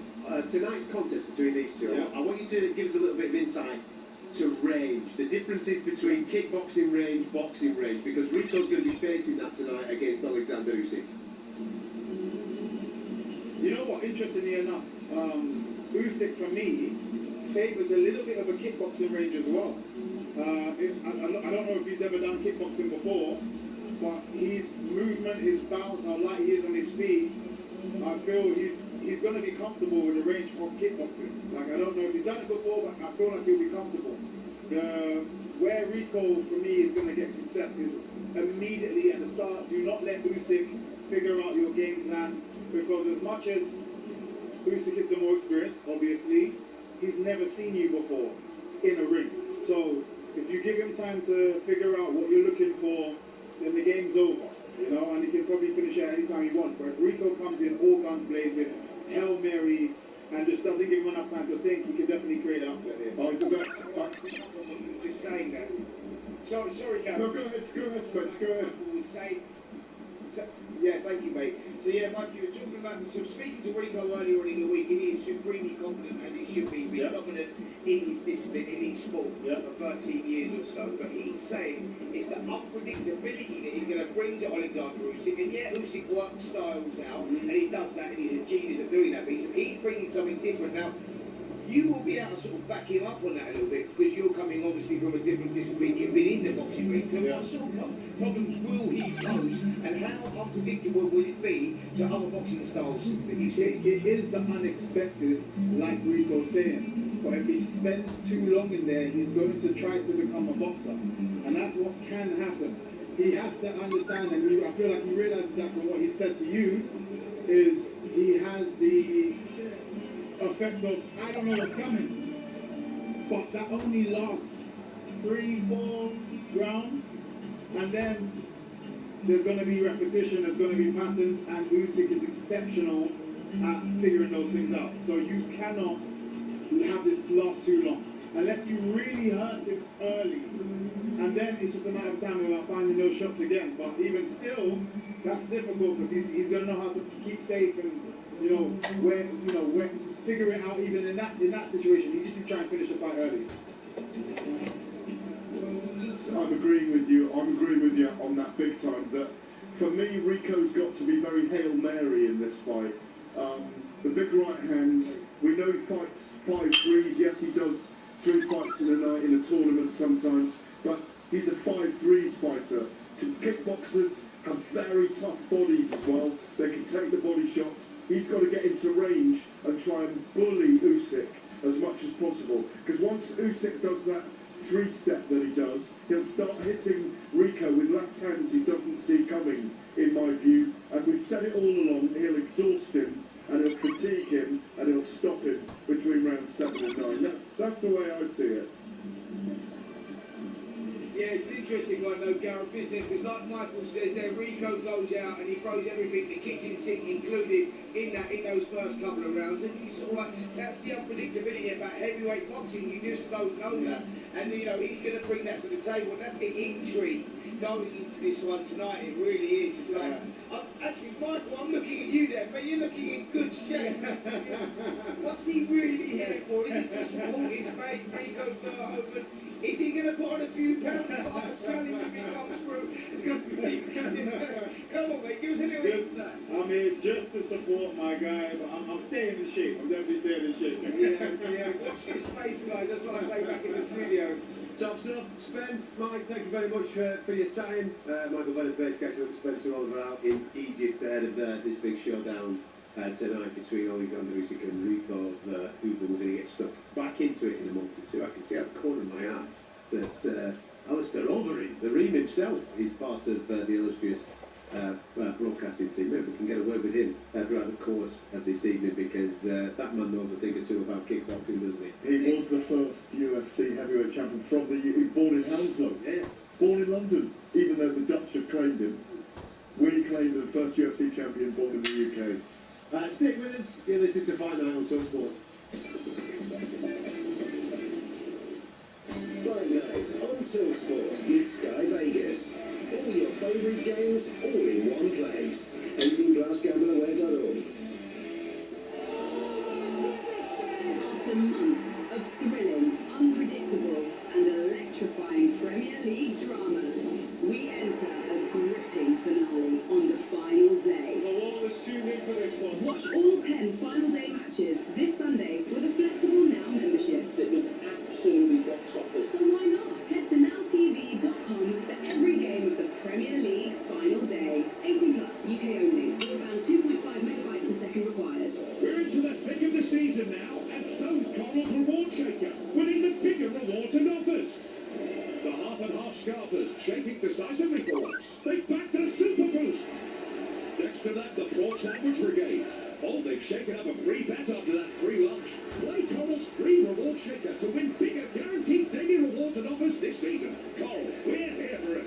18 plus UK max one reward offer per player per day. 8 AM to 8 PM. Reward restrictions and T's and C's apply. Gambleaware.org. Why go small when you can go grand? Meet the new Vauxhall Grand Am Griffin. Striking alloys, sleek black roof, heated front seats, and 10-inch touchscreen. Everything you need for life on the move. Grand on style, grand on tech, grand on value. And during the Vauxhall sales event, get a grand off the new Grand Am Griffin or any other new Vauxhall on top of all other offers. Search Vauxhall car offers. Offered to private individuals, £1,000 including VAT saving on new car orders between 50 to 31st of May. Must be registered by 13th of June 2026. 18 plus T's to supply.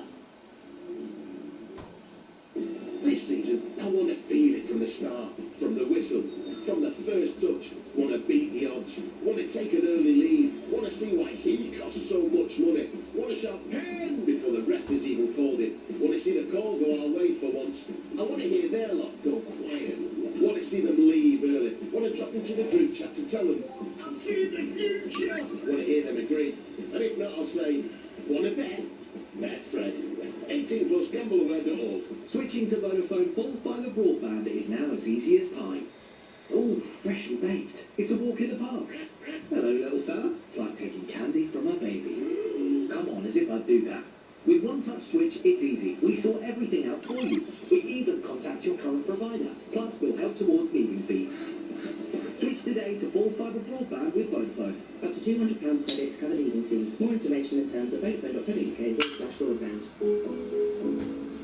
With Little Plus, say yes to celebrating the best bits of British summer and enjoy 20% off a selected range of tender burgers perfect for barbecue weather. We've got everything you need to make the nice weather a little bit nicer. Lidl, more to value. 18 plus GB only while stocks last. T's and C's apply. See lidl.co.uk/LPTV. Offer ends 27th of May. So I'll now hand you over to my best man, Eddie. Wow, wow, wow. Second time's a charm, eh, Billy boy? Oh, God. Substitution because Paddy Power embarrassing Eddie makes way for sensible Samuel. Oh, that was close. You might not always pick the right starter, but your son can still deliver. Because with Paddy's Super Sub, your bet rolls over to the player coming on. Paddy Power. Valid on selected leagues and marketing. Pre-match and in-play bets on qualifying player outcome selections only. T's and C's and exclusions apply. 18 plus gambleaware.org. Living legends built to survive. Saturday night is fight night.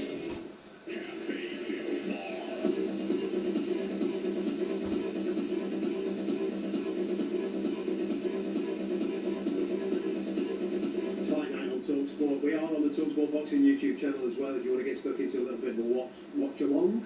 The event this evening taking place out in the Pyramids of Giza, and the backdrop does look absolutely spectacular. We've been blessed with a couple of these recently. Obviously, we had the Times Square occasion, and now obviously this. It's a bit of a shame, I'll be honest with you, it's a bit of a shame that if we can get a venue like this and an event space like this, it's such a shame that we didn't have Usyk Fury here, rather than Usyk and Verhoeven. This is not disrespect to Rico Verhoeven, because I know it is a clash of sporting disciplines coming together tonight.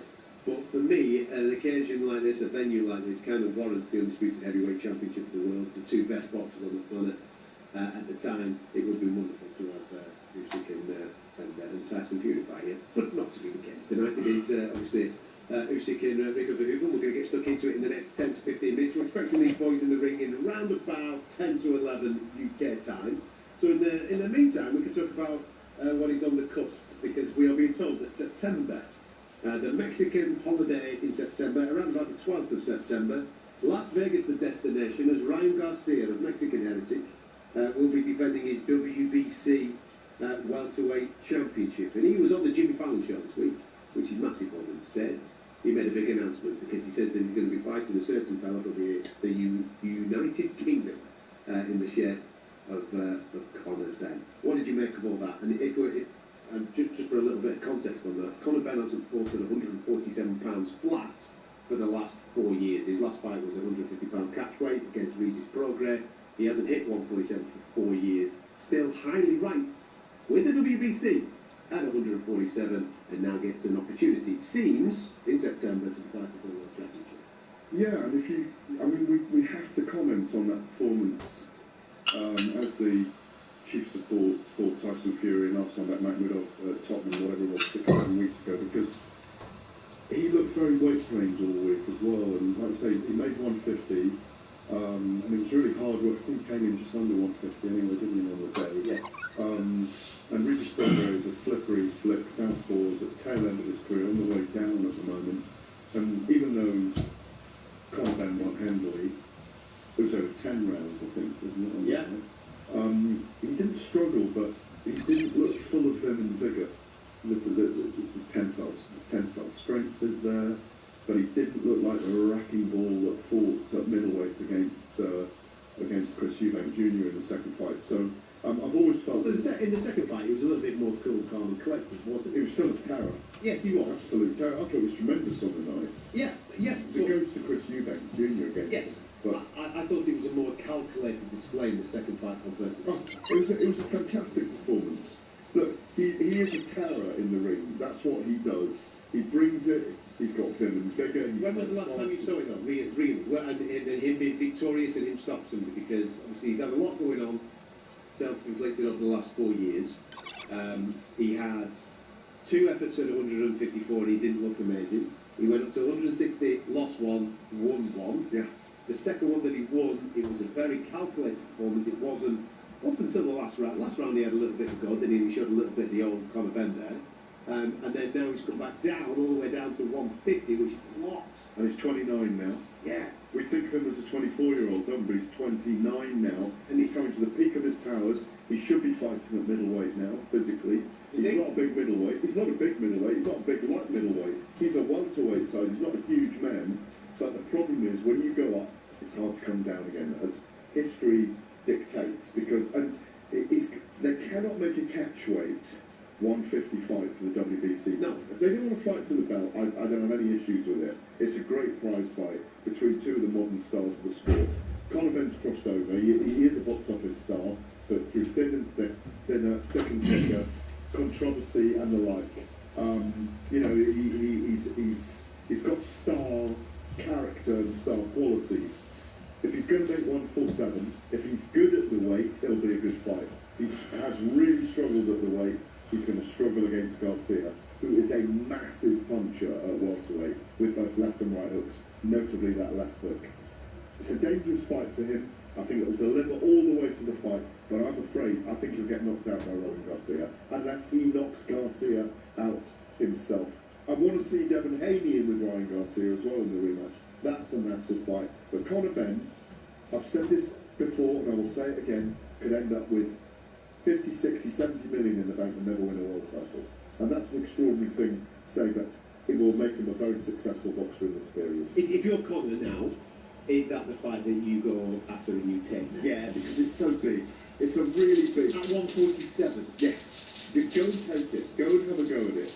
Look, he's a big and controversial star here. The Americans love Conor Benn. I've been over there when he's around. They love him. He can saunter in, every chat show.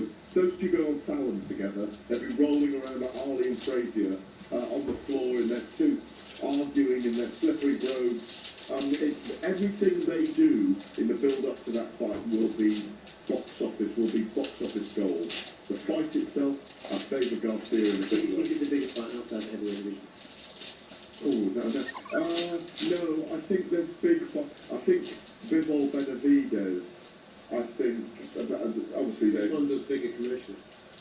That's the biggest commercial fight because of the draw of Ryan Garcia and his huge social media following. Because of where Conor Benn sits now. Because Ring will be behind it. Turkey Al Sheikh will be behind it. Zuffa Boxing will be involved in it. It's a big crossover fight in lots of different ways. There's a couple of fights that spring to mind when I'm thinking about those commercial crossovers that would generate some big cash. And it's easy for us to get caught in our own little bubble here in the UK because we're constantly talking about Fury and AJ, right? And it will absolutely commercially blow more things out of the water, that fight. That fits into the category of Floyd Mayweather and Manny Pacquiao, of Conor McGregor and Floyd Mayweather. That fits into that category. Yeah. We watched by 60 million. Netflix will make 200, 300, 400 million out of it because it will, At Home with the Furies 2 series, up for another awards. AJ, they're making a documentary about for Netflix as well. They're just big figures in the sports world. So you're right. All the talk shows, all that stuff. Yeah. I'm just thinking, in the smaller weight divisions, listen, we've got Noya Inoue, who's massive in Japan. Could him and Bam Rodriguez... That's enormous. For us, it's massive. I'm thinking commercial. Take it to Japan for Yes. 50,000 people at the Tokyo Dome, Saitama Super Arena. You have to take it there. Yes. So I'm thinking, from a commercial point of view, does that one do more than this one? I don't think it does because you're in the American pay-per-view market, which is absolutely gigantic. Zuffa are behind one of those guys.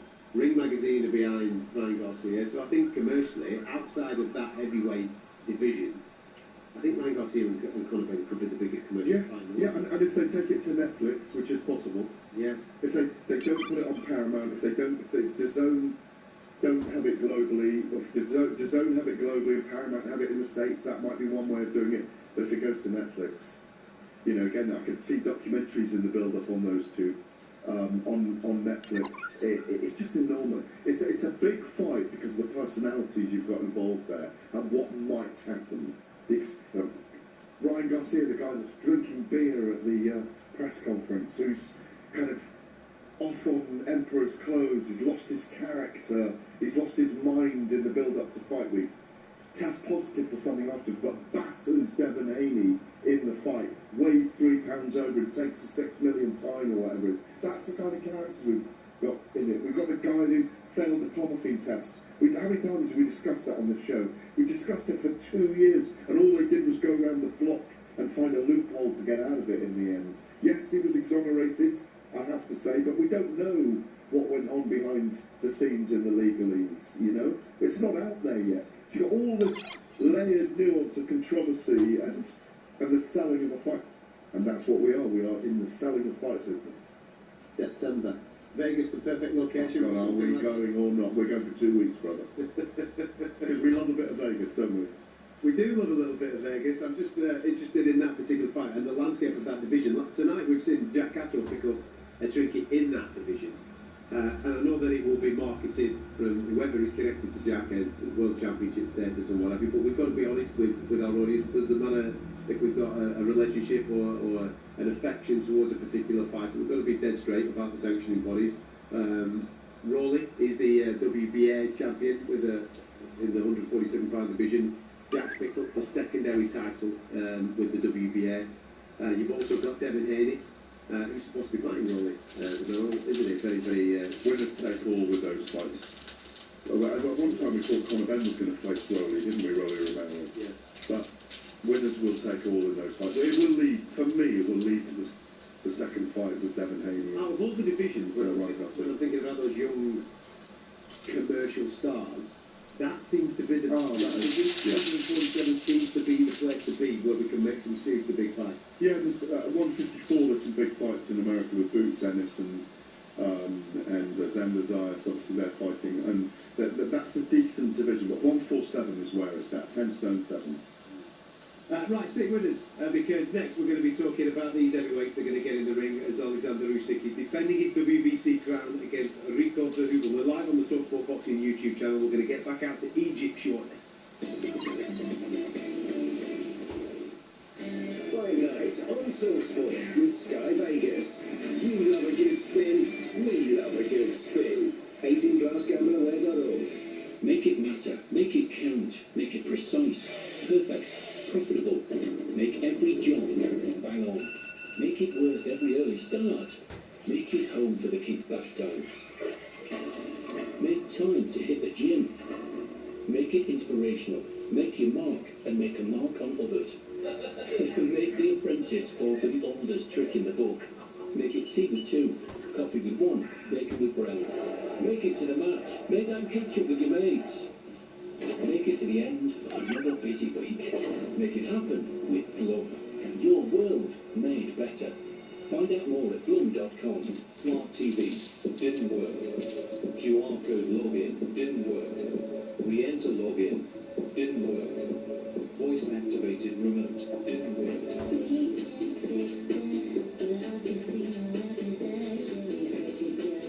Wager £20. Get 100 free spins with midnight on eligible games.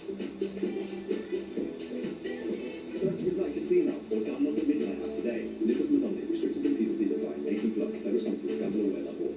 The Meal Deal Plus is now on the McDonald's Saver menu and comes with a choice of 1 of 5 bonus sides. Bag of mayo chicken or cheeseburger with medium fries, a selected drink and a bonus side, all for $5.59. We're talking a mini McFlurry, apple pie, 4 nuggets, or even another mayo chicken or cheeseburger on the side. Now that's Saver satisfaction. From 11 a.m, not on delivery. Includes a selected Saver menu burger, medium fries, selected medium drink, and a selected bonus side. Price and participation may vary. Have you got your golden goals in for the weekend? BetMGM is giving you the chance to net up to £250,000 with 6 correct football scores. There's also free bets and cash prizes for 2 correct results or more. And the best part? It's completely free to play. Up to 6 figures for 6 correct scores. BetMGM. It's showtime. Credit 6 correct scores to win up to £250,000. T&Cs apply. 18+. Please gamble responsibly. Welcome to Paris Pizzeria. Your blind date is already at the table, and there she is. Cousin Brenda, what are you doing here? You're married anyway. Substitution brought to you by Paddy Power. Cousin Brenda makes way for Beth, the office crush. Oh, get in. You might not always pick the right starter, but your sub can still deliver. Because with Paddy's Super Sub, your bet rolls over to the player coming on. Paddy Power. Valid on selected leagues and markets only. Pre-match and in-play bets on qualifying player outcome selections only. T's and C's and exclusions apply. 18+ GambleAware.org. The fists, the fury, unleash the beasts. Fight out.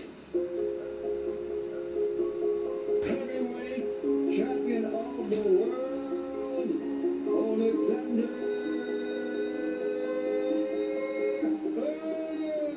Usyk. Everybody expects him to win.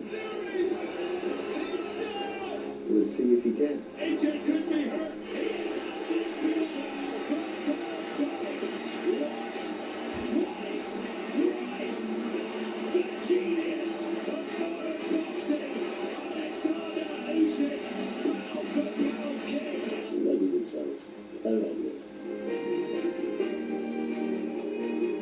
Alexander Usyk, Rico Verhoeven is about to get underway at the Pyramids of Giza.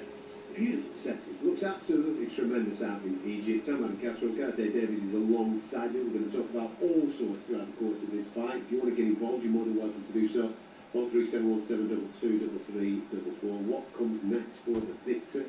Is there a chance for the 13-1 underdog to pull off one of the biggest shocks in boxing history? All that, all welcome on the programme and welcome on the TalkSport Boxing YouTube channel. So go and get stuck into it. I think we should get back out to Egypt, shall we? Because our boys are ready to rock and roll. Spencer Oliver has now been joined by Adam Smith, who is out at the Pyramids of Giza. Give us a little bit of a flavour, boys. I know that the events like this obviously do have the stars out in full force. We've seen ringside the likes of the Stedhams and the Triple Gs and the Canelos and all those types of characters. Who else is out and about? Why are you two? No problem.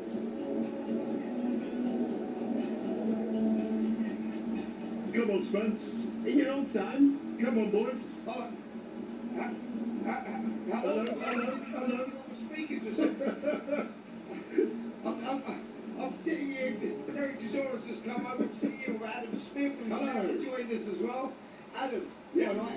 upsets we've had so far, mate. I mean, it all started off obviously with Frank Sanchez. Well, Daniel Lappin before that. And Daniel Lappin before that as well. Could this trend continue through the night? Yeah, it's a roller coaster of a night here in Egypt. Absolutely fantastic. The atmosphere's been unbelievable. And just being around ringside with the likes of Terence Crawford, Devin Haney, Canelo, AJ, so many fighters, Derek behind us. Just everyone wants to be here. Andy Ruiz is somewhere around, Andy Cabayel. Yeah, look, we've had all sorts happen tonight. Jack Cattrall's perfect performance, beautiful, I thought. He boxed. Hamza Shiraz, destructive, a 2-round demolition job to become world champion. But then here we had Daniel Lappin down 3 times, a brutal knockout.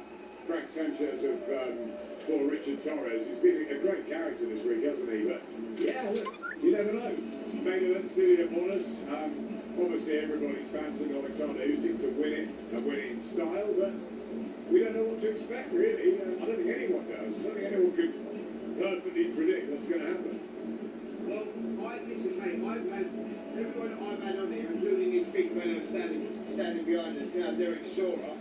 They've all gone the other way to Alexander Usyk. They've been Rico Verhoeven has picked him MVP, picked him as well. Derek's picked him, isn't it? Derek's picked him. So you're actually the first guy. I'm assuming that you're going for Alexander Usyk. I am, yeah. You're the first guy that I've had on tonight that actually picked Usyk wins. I've followed Alexander Usyk Spencer since 2008, and he has been unbelievable, really, incredible, fantastic at every turn. As an amateur, 350 fights, he won most. As a professional, he's undefeated in 24. Derek shared the ring with him, Tony Bellew shared the ring with him. He cleaned up a cruiser, he's cleaned up a heavy, he's done the double over AJ, over the wire over Tyson Fury. How can he lose to Rico Verhoeven? I just can't see it. Rico is a wonderful kickboxing legend, but he's had one professional boxing fight, and I know he's got a great guy in the corner in Peter Fury. He'll be incredibly conditioned, athletic. He's a big man. He's strong. He's powerful. But Usyk's a master of the squared circle. He's so intelligent. He's so disciplined. And unless something's gone wrong in camp or he gets all overnight, I can't see anything other. And I was with him last night. He was having dinner. He seemed so relaxed. The work's done. It's a business, and he'll give a professional performance, I believe. Alexander Usyk will win by stoppage at some point, probably in the middle rounds. Guys, sorry Adam, can I just ask you guys, what's been the standout, we don't know how hot it is there for a start, we'd love to know, but what's been the standout moments for you both this week, apart from the fighters themselves? Have you been in the milieu of all these famous people? What's it been like rubbing shoulders with Joshua and Crawford and Canelo and Golovkin? What's it been like, the atmosphere? Oh, it looks from here like it's a celebration of all things boxing. That's exactly what it is, actually. That's what it feels like, a celebration, a stunning setting. I've never been to Egypt before, neither Spencer, the pyramids, and just a phenomenal week, really. And everyone's been around, like chatting to Devin Haney and Terence Crawford and Triple G's here and AJ, and then it's just Agin Kabayel, Giles Bataya's joined us. It's fantastic to have so many boxing stars around. It feels quite normal. It feels like they're all here just to talk boxing and to be around this sort of stunning event. It's surreal, and it looks and feels magical. You see the moon over there, Spencer. We've had hot weather with the sun, but it's been cool at night, and I've loved it. Yeah, it really has been fantastic, guys. You know, it's that the intrigue in this contest with that crossover, and you know, we're seeing that more and more in boxing, and the people do love it. The people, the fans have turned out for it, you know, whether they're celebrities or just fans. You know, looking around this arena, Adam, that was built in just 7 days, can you believe it? It's a fantastic building that we've actually got here. We've got restaurants that have been built out the back as well, but the atmosphere is buzzing. The place is absolutely packed. You know, and that's down to Alexander Usyk, Rico Graham, and, you know, selling this fight the way that they've sold it. The celebrities have turned out in their droves. Quite funny, really. On Wednesday night when we arrived for the grand arrivals, we went past the site here, and it was sort of felt half-built. So what they've done in 72 hours-ish has been astonishing. It really does feel a great atmosphere. It feels like a sort of enclosed stadium. And you look over there, and there are the pyramids. What about the locals, guys? What about the locals? How have the locals taken to it?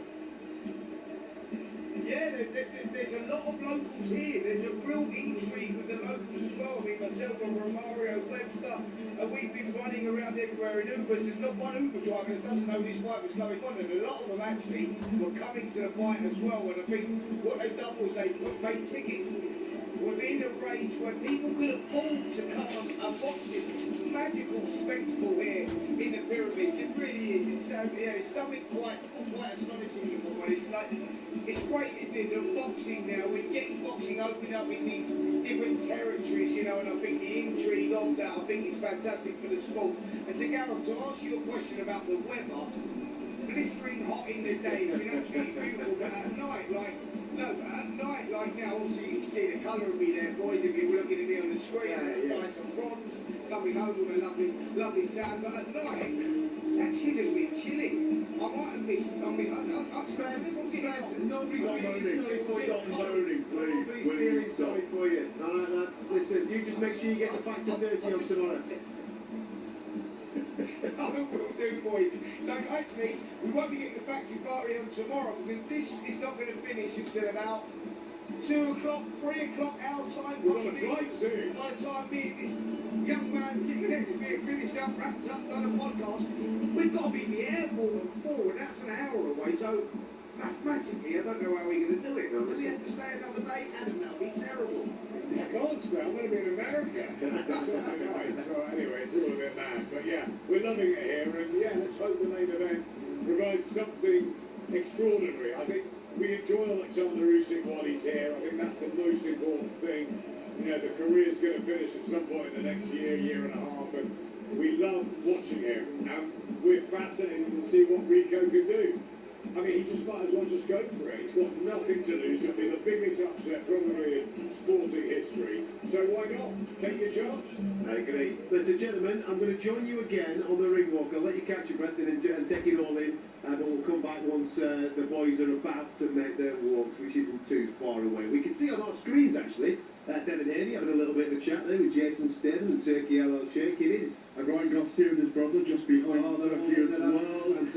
Look at Devin and Ryan looking at each other trying to get... I love it. Jason Statham picking that up as well. Let's have it, yeah. It'll happen in time, says Turkey. Yes, make another fight. You are listening to Fight Night Live here on Talk Sport. We've just been speaking about this spectacular setting. Could this be a setting for Fury versus Zlatan Ibrahimovic? How very fun. You know, when Zlatan, with his 69 million social media followers, put out, when was it, Thursday evening? He put a picture. Yeah, he put a picture of him and Tyson Fury facing off. And he's a big unit, isn't he, Zlatan? Yeah. Man United, the 2 Milan clubs, LA Galaxy, retired last year, he's 44. Is this a commercial venture rather than Fury's run out, his next warm-up fight? I don't see it, I don't want it. But I spoke to Spencer Brown and he was trying to tease me, Fury's manager, saying, yeah, we're talking to them, we're in Poland. For a fight? They were having dinner with Zlatan in Poland. And they were saying, yeah, we're talking about it. It may a fight? Maybe a fight. No, I'm not. I'm teasing it. I think it's a tease. I got a message from one of our production team here at Talksport, and it was the picture that Zlatan had posted. And I said, where on that post does it say that they're having a fight? Well, it says August the 1st, Dublin. Right. But the words it said they're having a fight. They might be doing an event, an audience with. They might be come and see us and, you know, have your picture taken with us and a bit of an autograph and all that type of stuff. Listen, commercially, you're talking about two absolute giants, aren't you? Zlatan has an unbelievable following worldwide, as does Tyson Fury. It would make absolute sense if they can do some type of business together. and maybe come up with a commercial event. But a fight, listen, Zlatan's a taekwondo. he loves his martial arts, man. Yeah, he does. Loves He his does. martial He's arts. very good at it. He's bang into it, but come on, let's not go down that route. Taekwondo exhibition. Come on. If Tyson Fury is gearing up for a fight, hopefully with Anthony Joshua. Late September, October, Wembley, they're still trying for it. Okay, well, let's have a proper fight then. Yeah. You know, I know that Anthony Joshua's got his thing with Bragg coming up, which I fully anticipate him to look spectacular in.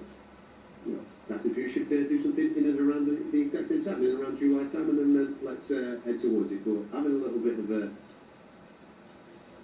commercial venture with Zlatan's cool, but that's not. What's the point?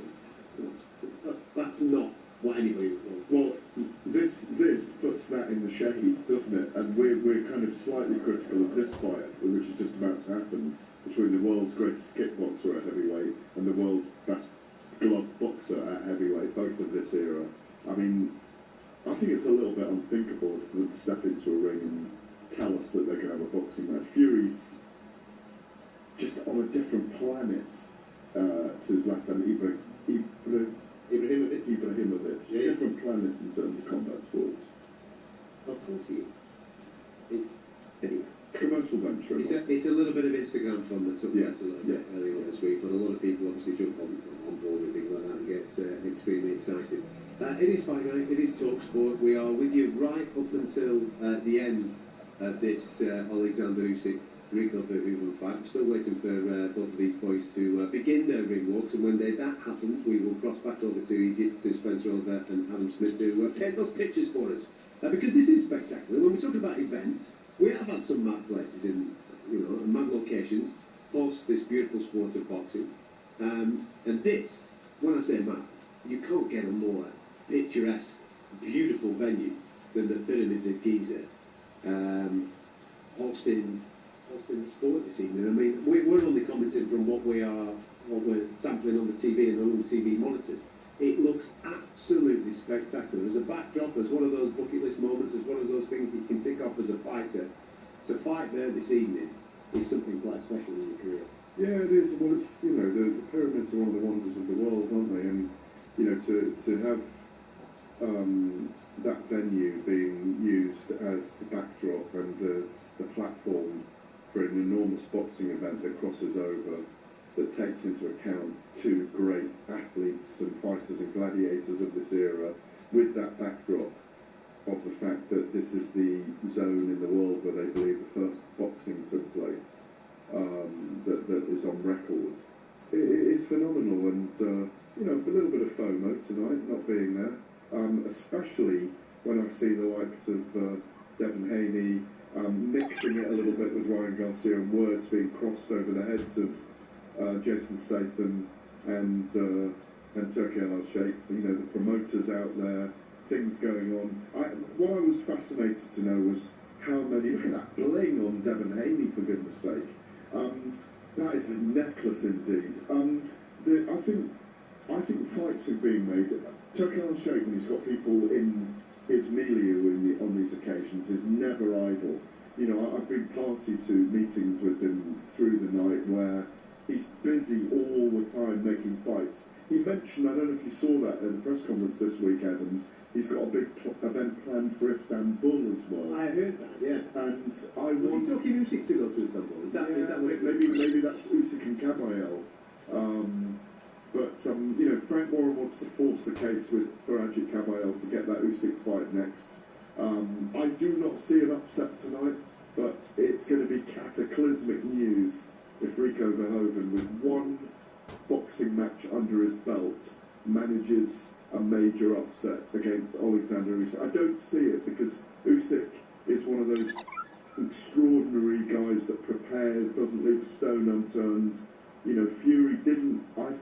Tyson Fury didn't take Francis Ngannou seriously when he fought him, and he got caught in that moment where the fight world gave a collective gasp when he was knocked down in the third round, then had to recover and win the fight on points.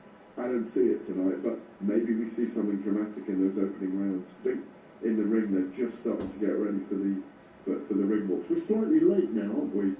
Yeah, they did commit to the ring walks at around 10 to 11 UK time, and obviously we're now past that, and they've still not started those ring walks, but it is a bit of a theatrical experience tonight. They are milking at the moment. There's a couple of interviews going on with various fighters. What do you make, by the way? Devin Haney, noise coming out of America, hotly rumoured that he is on the verge of doing a deal with Zuffa Boxing. I think it was his dad that took to social media yesterday or the day before talking about a multi-million, multi-fight deal. He didn't actually say that it was Zuffa, but listen, you put two and two together, you can probably a few things in this sport. That was the noise surrounding him this week, and also similar noise, similar promoter for Shakur Stevenson. So it looks like two of the biggest stars in American boxing heading in that direction towards teaming up with Dana White and Zuffa Boxing. Not the first time I've said it, and I said it from the beginning of the year. Don't take any notice of those apex shows as they start to get into their rhythm. They've got $100 million a year to spend on the boxing in the 5-year Paramount deal. Salah are involved with them as well, the Saudi Arabian entertainment arm. Turkey Al-Sheikh is an ally of Dana White as well. Ring Magazine is an ally to them as well. They might not always be, but it would not surprise me to see that phalanx of what we call the princes of American boxing around that weight division from 135 to 154 eventually dominate that scene, because as you said earlier, rightly said, there ain't no heavyweights doing it in America, so they've got to rely on lightweight to super lightweight, to super welterweight rather, for their goods and their purses and all those things. Wouldn't surprise me to see all those guys in that Zuffa Boxing cachet or stable within a very, very short space of time, maybe in the next 6 to 9 months. And Devin Haney, of course, was a promoter himself at 21, wasn't he? Yeah. I will let you take it away, because the man in the white suit and tuxedo is about to do his thing. Well, we'll be back with you in a moment, because this is a watch-along, and it is on the TalkSport Boxing YouTube channel, but I want to get the pictures from the guys out in Egypt, because the buffer has just got in the ring. He's made a little bit of an announcement. There's a phenomenal video currently playing, giving us the history of boxing and a little bit of a play on everything that is all Egyptian. Spencer Oliver's all over this. This is right up Spencer Oliver's street, I can see. He's alongside Adam Smith out there. Take it away, fella, because it looks absolutely incredible. On my screen it looks incredible. It must be incredible where you guys are right now. Yeah, thanks, Gareth and Adam. It really is an unbelievable atmosphere. The visuals that we're seeing of the beginning of Rico Verhoeven's ring walk are quite astonishing. Michael Buffer, the man in the middle, and the pictures that are being painted here, and the setting, the backdrop is, well, something unique, Spencer. Yeah, it really is. I think the best way to describe this is magical. Just for the first time, we've seen Rico Verhoeven enter the arena, and I've got to say, guys, he looks focused. He is up for this one. Huge challenge. I know I used it earlier on in the week, but he really has got a pyramid to climb here. He has got a pyramid to climb, but this ring walk, he's got a real Egyptian theme, and there's burning lanterns behind him as he clasps his hands and stalks his way into battle. He looks mean, focused, and more than ready. He's been great all week. He's been absolutely brilliant for the media, but this is now fight time, and he's been here time and time again as a kickboxer. I don't think he's going to feel extra pressure, but this is a very different sphere. This is a boxing ring, and that's the big difference. What do you think's going through his mind right now? Listen, he's focused, he's up for the challenge. He's 13 years world heavyweight kickboxing champion. He said this is something that really stokes the fire, something that he really wanted to get his teeth into. It's a massive challenge. He's been training for 6 months under the watchful eye of Peter Fury, who says he's done brilliantly in the gym. And Adam, I've got to go back to this ring walk. It's quite magical. That's the best way of describing it. The pyramids lit up after a firework display, and Rico Verhoeven just looks back at the pyramids and checks himself, and there's a big support for him here. I think he's had a few come from Holland, and he's also made a lot of friends locally with his charming demeanour, his attitude, and it's time really just to roll the dice, and what a moment for him. What a moment, and I've got to say, guys, the music, as you can hear now, he's playing a Rico Verhoeven. He's up on his toes, he is buzzing, and he has come sprinting into the ring through the arena. He approaches the ring, he's made it in about 2 seconds. I'm totally honest. I'm not sure I've seen any fighter get to the ring quicker, and this is a huge heavyweight. Rico Verhoeven has come here to win. Whether he can, well, there's big arguments against that on paper, obviously, but he's got the demeanour, he's got the look of somebody that is a born winner and a gladiator. Yeah, absolutely. As I said, he's had that all week. Michael Buffer, ready to bring the champ in.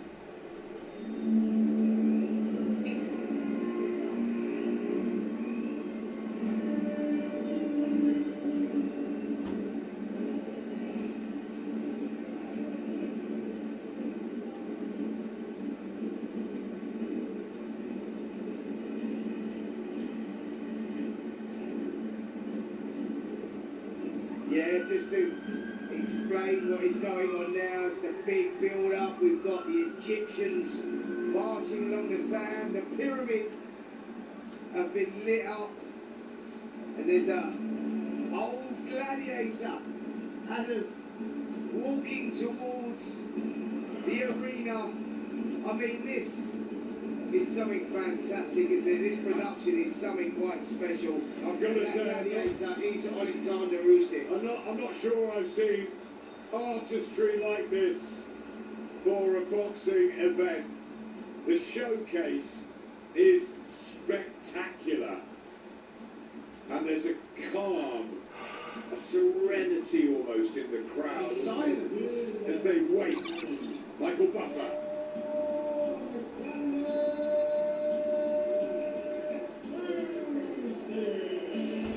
It's almost like award-winning cinematography, this.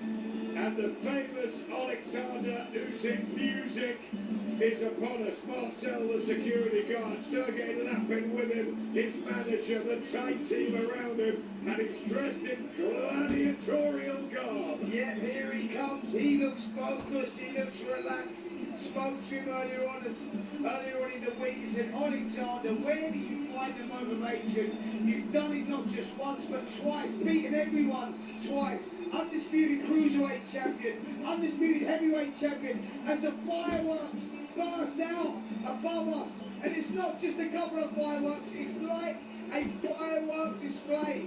As I said, guys, for people that can't see the pictures, it really is magical. They have gone all out here. What a moment. And in this arena that's been built with 5,000 to 8,000 people in it, there is not a seat left in this house. The atmosphere is absolutely electric. Golden sparks from the night sky. The fireworks have finished, and the gold of Alexander Usyk's helmet as he gets into the ring and steps over the top rope. This is a phenomenon. This is a one-off, one of the greatest fighters of all time. I'll say it again, enjoy Alexander Usyk while he's here.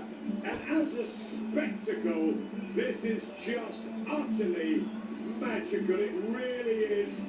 The pyramids, the fire, the visuals.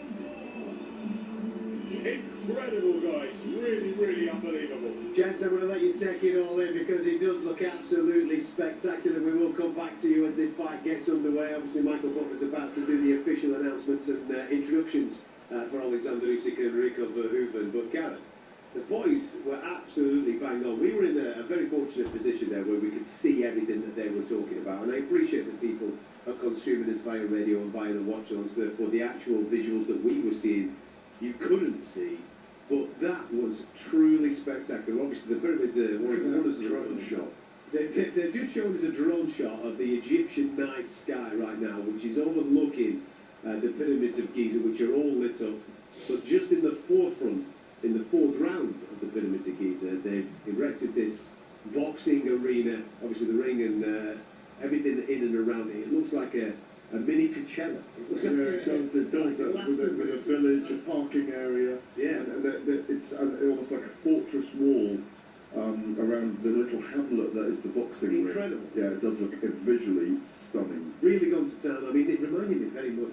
Remember the old Pride days with the ring walks and various things like that? You know, they really have embraced the crossover of the kickboxing world, because that's nothing that Rico even hasn't done before. That's what kickboxing does. That's why he doesn't look nervous. He's been here many times. He's made this walk. He's been on these giant occasions. He's been in front of 10, 15, 20,000 people before. I love the way that they CGI'd the walk-ins as well.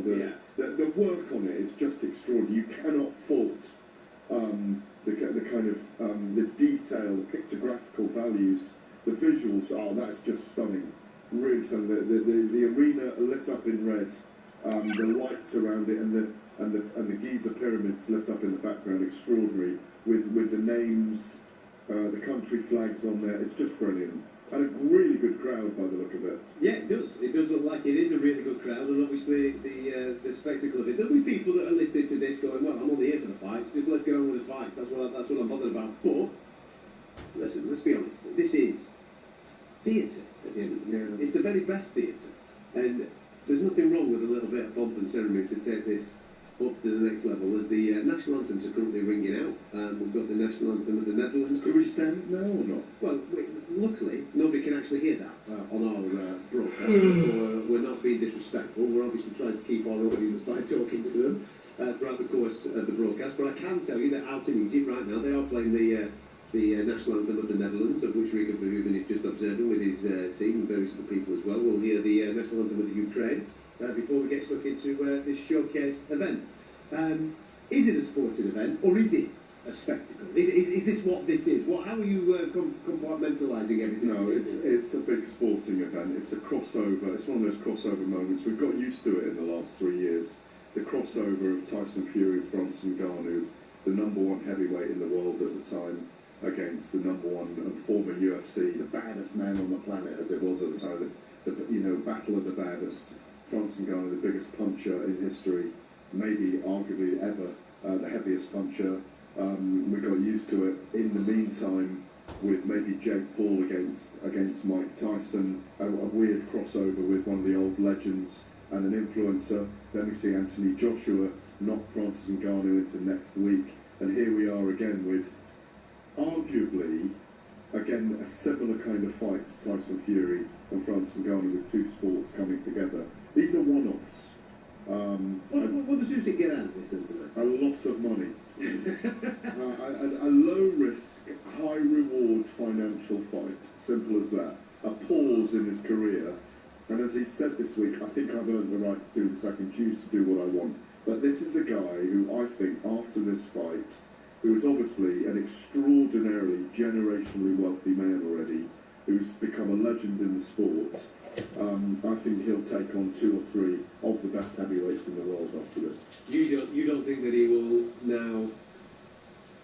I don't want to be disrespectful with the wording of this. You don't think that the back end of his career will be diluted compared to what we've experienced? You think that he will? This is just a one-off. He's just going to have a little one of these, bit of fun, bit of a showcase, bit of a spectacle, and then he's going to be back to the real business of taking. Ajit Kabayel, if Tyson Fury beats Anthony Joshua, maybe a trilogy fight with Tyson Fury. I know your ears are burning on after that one. You don't fancy it.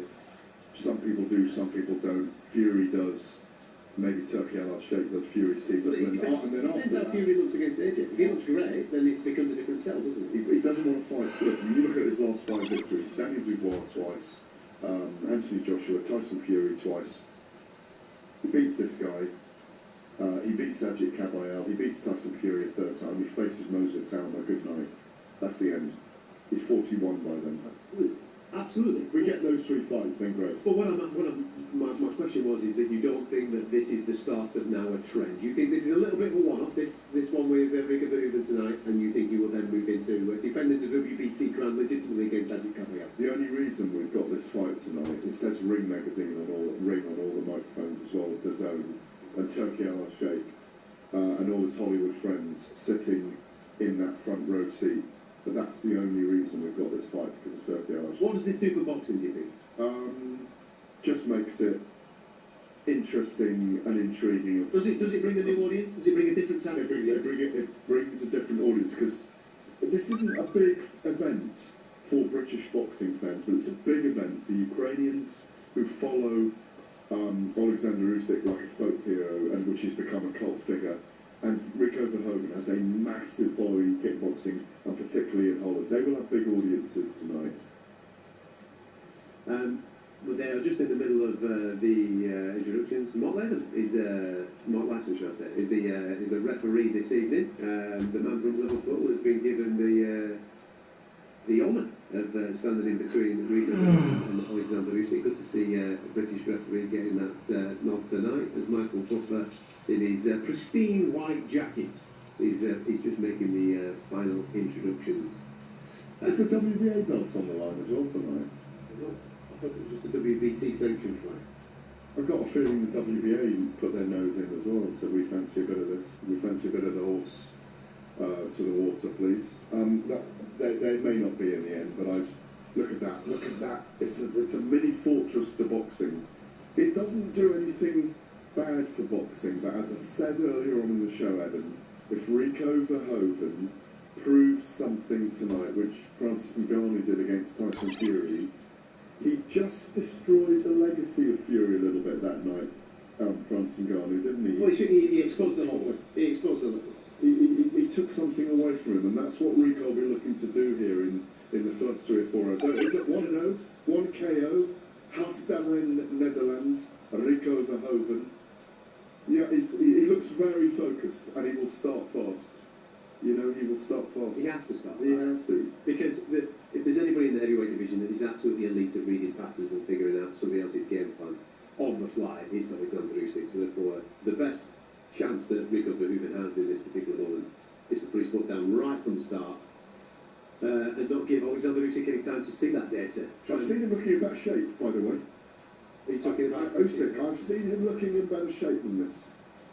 You know, I think, I'm not saying he looks paunchy, but I've seen him looking in leaner shape than this. He looks big. He looks big. And Michael Venom Page, who was on with Spencer Oliver earlier, saying that, set midriff a little bit. I know, I'm being hypercritical. But you're clutching it sometimes. Maybe. But Michael Venom Page saying that, and Derek Chisora are both kind of saying that Rico Verhoeven has got a chance early on in the fight. Derek's predicting, Ward Chisora's predicting a knockout win for Rico. He'll look like a genius if he's right, by the way. And if he's wrong, no one will ever remember, which is what happens with those extraordinary picks. But in this fight, there's Maurizio there, just congratulating his champion and saying thanks for the 3%. Yeah, look, there's Mendoza. Saying hello. The WBA guy, yeah. So you might be right. I think I am. Yeah, I think I read it somewhere. But the key is, Usyk's not the kind of guy to let someone else dictate to him early anyway. We haven't seen that. The last time we saw that was when Derek chased him around a ring 5 years ago. He did, when you said dictate, he did, for example, when he fought Tony Bellew, he did let Tony do all the work, didn't he, in the first 4 rounds, but it was all about Usyk's feet and where he was, and he was making Tony work at times. Sorry, I'm wrong. The first 7 rounds against Tyson Fury had him on the run a little bit. Fury was up 5-2 after 7 rounds. Really? Yeah, that's how I see it. But then also he broke Fury's nose in the 8th and you know, made him look like a falling skyscraper. Like, here we go, Adam. Here we go. Little touch of the gloves. Oh, we got a bit of atmosphere, have we, from Egypt? That's beautiful for the people that are tuning in to us. Size-wise, they both look very similar in stature, to be fair. Alexander Usyk in white shorts, Rico Verhoeven fighting out of an orthodox stance in black shorts. That fencing right hand that Usyk uses to kind of push in front of the eyes of his opponent, looking for that at the angle for the left hand. Yeah. Hasn't really got going yet. Well, he's having a look. This is what Alexander Usyk does. He downloads data. He's having a little bit of a look to see what Rico Verhoeven's going to do. And Verhoeven, as of yet, he does have a very awkward, unorthodox style when you're looking at traditional boxing. That jab's an unusual look. Lovely footwork from Usyk, though. He's not going to get trapped, is he? He's not. I wouldn't imagine that he's going to get trapped in any kind of bother right now. But if you're Rico Verhoeven, I know this is a lot easier said than done. We've been saying it all night. He's got to go now. He can't allow Alexander Usyk to be downloading any data and trying to figure out some type of pattern.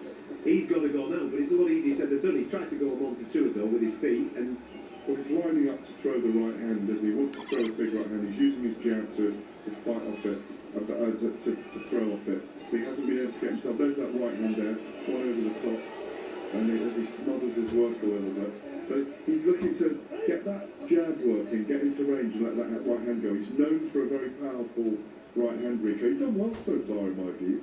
He has a very unorthodox style, yeah, which is going to work in his favour, but it's just how long can he do this for? Because you made a really good point earlier on. This is a gentleman that is used to fighting 5-3s.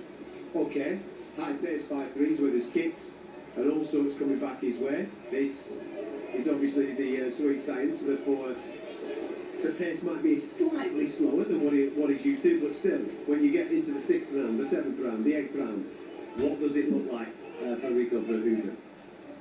Yeah, and he's finding Usyk a bit of a puzzle at the moment. Good body shot there with the right hand just aiming through the middle of the torso of Alexander Usyk. Not done too badly as we come up to 30 seconds in the first round.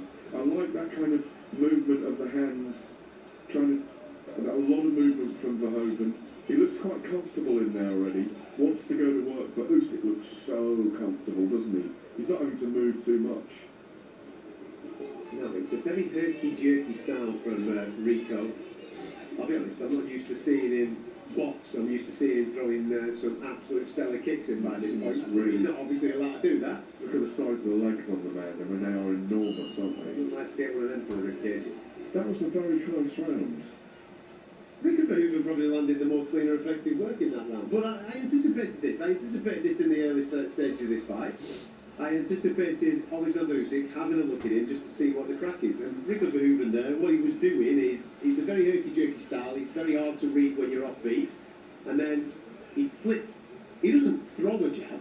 He flicks his lead hand out to try and blind or distract Alexander Usyk. He steps off with his left foot to the left-hand side, which then opens up the southpaw right down the middle, and he keeps trying to throw that big right hand, doesn't he? That's what he's trying to do. Yeah, he's landing one on the body. I think when Usyk had his back to us in that round, he landed, I'm not sure whether it's a right shot, here's the highlights from the first one, here's that punch. There you go. He landed that right, that was early on in the round. He got the right hand, and then after that, he hasn't been able, there's the right hand to the body that I mentioned, but apart from that, he didn't really land anything spectacular. Well, Usyk threw a 3-punch combination that he got very close with in the last minute of the round. Here they go in the second round. We will get ourselves back out to Egypt in a month or two to get the thoughts of Spencer Oliver and Adam Smith. They'll talk us through a couple of moments of round number 3 as we have just entered round number 2. Not much happened in round number 1. It was incredibly close, but if you're looking for clean and effective shots, you might have a little bit of a look at Rico Verhoeven there. He is going for it early on. He is. It's an unorthodox style. And what he's doing, he's just trying to march down Alexander Usyk, put some pressure on Alexander Usyk and make Alexander Usyk work. But Usyk's seen this a million times. And everything Usyk had... That was a lovely shot from Alexander Usyk. Nice little right hand. But Rico Verhoeven is a tough boy. He's used to being booted. So he's a tough lad. He'll keep coming forward. It all comes down to the cardiovascular work, I think, here, down the back end of this particular fight. And these particular moments, these are going to be important moments. The clinches, when they do tie up like that. Rico is a big lad. He is. He got good body shot away when they were tied up there. Nice left hand by Usyk, because he's starting to measure Rico in as he comes in. He's starting to measure him in the mid-range. throwing more punches there, covering up. Well, nice left hook to the body from Usyk, and then moves out of range smartly. Careful not to be hurt by this big right hand that Rico does. Oh, lovely left uppercut and some return punches. Clinch work from Rico Verhoeven there. Mark Lyson pulls them apart. It's not boring action, but I mean they haven't really gone into the exchanges yet. Usyk's so smart, isn't he? I think he's figured him out, mate. I think he had a look at him in round number 1, and now he starts to time him on the way in. Yeah. Because with all due respect, from a boxing point of view, Rico Verhoeven's footwork isn't to the standard that Alexander Usyk or Vasyl Lomachenko is. I don't want to say clumsy, but it is very straightforward to read. Yeah. He runs in, doesn't he? He doesn't glide in, he runs in. But Usyk has got that timing off, and I think he's cracked him a couple of times. Some beautiful little uppercuts on the way in this round. Crowd got excited when Verhoeven managed to force Usyk into a neutral corner then, and then land a few punches. You've got to scream and shout when someone gets battled into a corner. He's making Verhoeven miss a lot, but what Verhoeven's doing, once they're in the clinch, he's trying to get punches away. Yeah. Series of fairly... A bit of dirty stuff. Yeah, and they get punches there. There's got to be a bit of dirty boxing in there. If this is a game of the sweet science, Alexander Usyk wins all day long. Rico Verhoeven's going to turn it into his type of knock, hasn't he? We're through 2 rounds. Let's get back out to Egypt. Let's have a little bit of a chat with the boys, shall we? Spencer, Adam, take you away. What are you seeing so far, fellas? Yeah, thanks, Adam. It's fascinating, really, to watch this unfold. Rico Verhoeven doesn't overawed at all, does he? And he's raw, but he's giving it a go. I thought the first round was close. I think that Usyk didn't really land anything, but he was, as you were saying, Adam, just having a look. And in that second round, he started to figure him out. And that's what Usyk does. The brain ticks in, the movement goes. I thought the second round was definitively his. But Rico is landing a couple of shots, and he's awkward, and he's game, isn't he? Absolutely. Listen, Alexander Usyk, yeah, he did try and figure him out, work out the puzzle in that first round, but Verhoeven done well. He wasn't overawed. I was very impressed, actually. He was coming, and he was unpredictable. He said that. He's been talking about it all week. He's a big old lump. He's dangerous enough for sure, but Usyk definitely took round number 2. He took control of that one. He started getting off with his shots, landed a good right hook in there as well. But the good thing was that Verhoeven, Adam, wasn't phased at all. The uppercut's starting to work as well as Verhoeven comes in. He's big and he's quite clumsy, and I think Usyk just needs to get his timing, and once he's done that, I think it probably will be a matter of time. A good body shot. Well, Usyk said that's low. Rico apologised, but obviously that is the target, the body. And look, I think the crowd are enjoying this, because although you see Mike Coppinger scored the first 2 to Rico, so you know there's aggression, and Usyk may find that he's got a little bit of a fight on his hands. However, he is trying these uppercuts, and he is the class act in there. Yeah, he definitely is. Rico coming forward, trying to land a couple of shots of his own there, a little bit raw, and tripping over his own feet a little bit there, and Usyk just tying him up on the inside. Yeah, Alexander Usyk, look, Adam, at this stage, he is just biding his time, you know, not making any silly mistakes.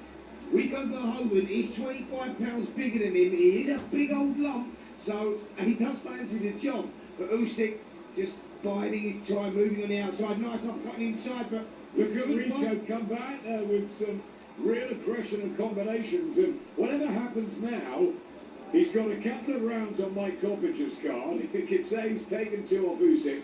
He's certainly not been any sort of embarrassment or disgrace. He's really trying his best in there, and he's giving Usyk plenty to think about. Yeah, I'm just not sure Mike Coppinger's having too much of a good night, though, to be fair. He gave Gears off a couple of rounds against Jack Catchell. I don't know what fight he was watching there, Mike Coppinger, because Catchell dominated all of that fight. But back to this one, yeah, he has.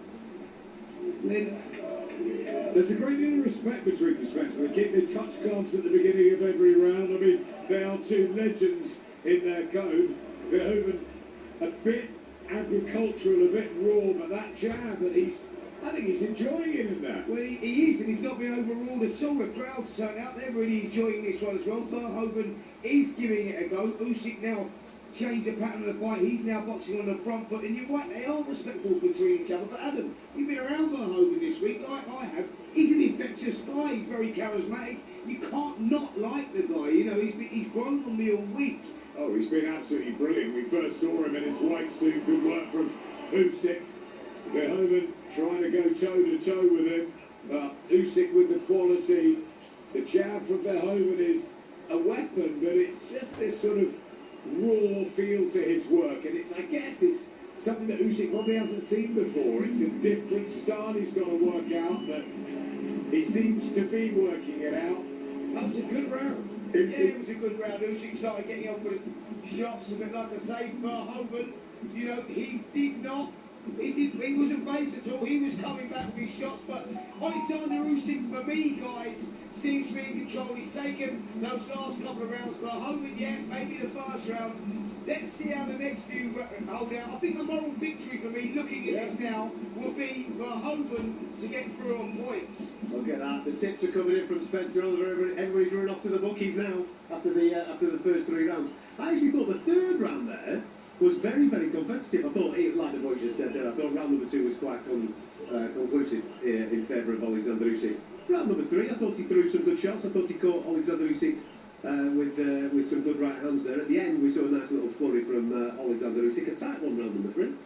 Yeah, I've given it to Alexander Usyk, but I think in that round he got caught a couple of times by Rico. Thought I need to get his respect here, and he's fighting.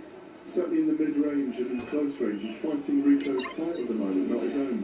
But you know that normal footwork we see from Usyk, where he's dancing around, he's very immobile in this fight. He's not using his footwork to a great extent. Is that because of the style? No, I think he wants to land. I think he's looking to land.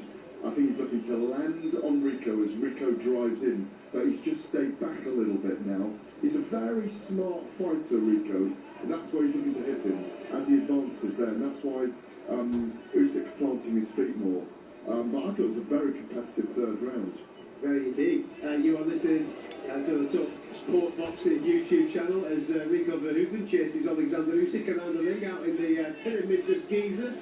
If you are just joining the show, we had a little bit of something special earlier on where Hamza Shiraz became the WBO super middleweight champion of the world. Obviously, a title that was vacated from the retiring of Terence Crawford, and Hamza Shiraz picked that up with a fantastic victory over Alan Begic. He blasted him out in 2 rounds to become the world champion. And a version of the world title was won by Jack Catterall earlier on. He won the regular belt. Big uppercut from Usyk in that round, and I think he's got. Sorry to interrupt you. I think he's got Rico on the run here a little bit. Massive uppercut. Tough boy Rico Verhoeven. Tough boy Rico Verhoeven. Alexander Usyk did for a split second there, just with a little bit of blood and started to let the hands go a touch. But Rico Verhoeven. Yeah, he's going for it here. He knows he's sniffing victory here. He's starting to get into him a little bit. And this is what we expect. Remember, 5 3-minute rounds kickboxers do. Rico can't throw his kicks. He can't clinch. So, you know, this is Usyk's game now. And the uppercuts are very effective from him as Rico advances. So it's good entertainment, though. Well, it's different. We're not used to seeing this style of fight, are we? We're not used to seeing this style of opponent against Alexander Usyk. It's fun to see him try to figure it out. And as you rightly pointed out, listen, when he went on his cruiserweight run, we saw many different styles from Alexander Usyk. Front foot, back foot, aggressive. Sometimes he was flown like a butterfly, other times he was stinging like a bee when he was on the road against almost fantastic cruiserweight champions when he unified the division. Oh, good right hand from Rico there. Usyk's almost too relaxed now, loading up, and he loves the uppercut with the left hand in this fight so far.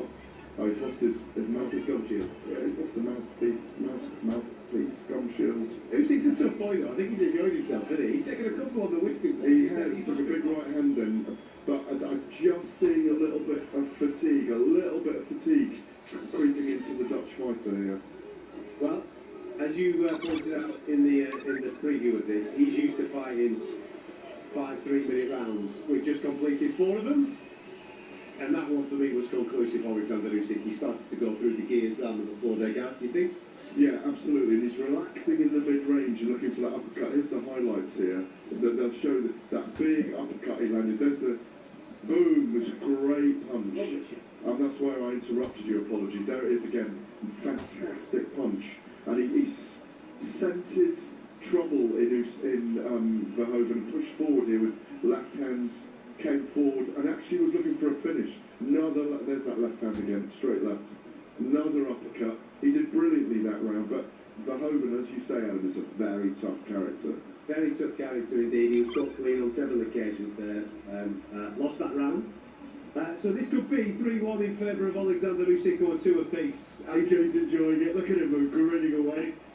Anthony Canelo with his shades on at midnight. The stars are all out in force watching this one ringside out of the Pyramids of Giza. A beautiful, beautiful setting for this show this evening, which earlier on, as I was saying, Jack Cattle picked up a version of the welterweight crown. He picked up the regular WBA title, which puts him in nice prime position to maybe get himself a fight with one of the major belt holders at some point later on this year. Fingers crossed that can happen for Jack. If anybody deserves a shot at a full, legit world title, it's absolutely him. You cannot fault Verhoeven's desire and an ambition here, but he's getting caught as he advances more and more. Oh, staggers Usyk with the right hand. I think he was slightly off balance. He was off balance, but it was still exciting for me that moment as Usyk looks to land as Verhoeven pushes forward.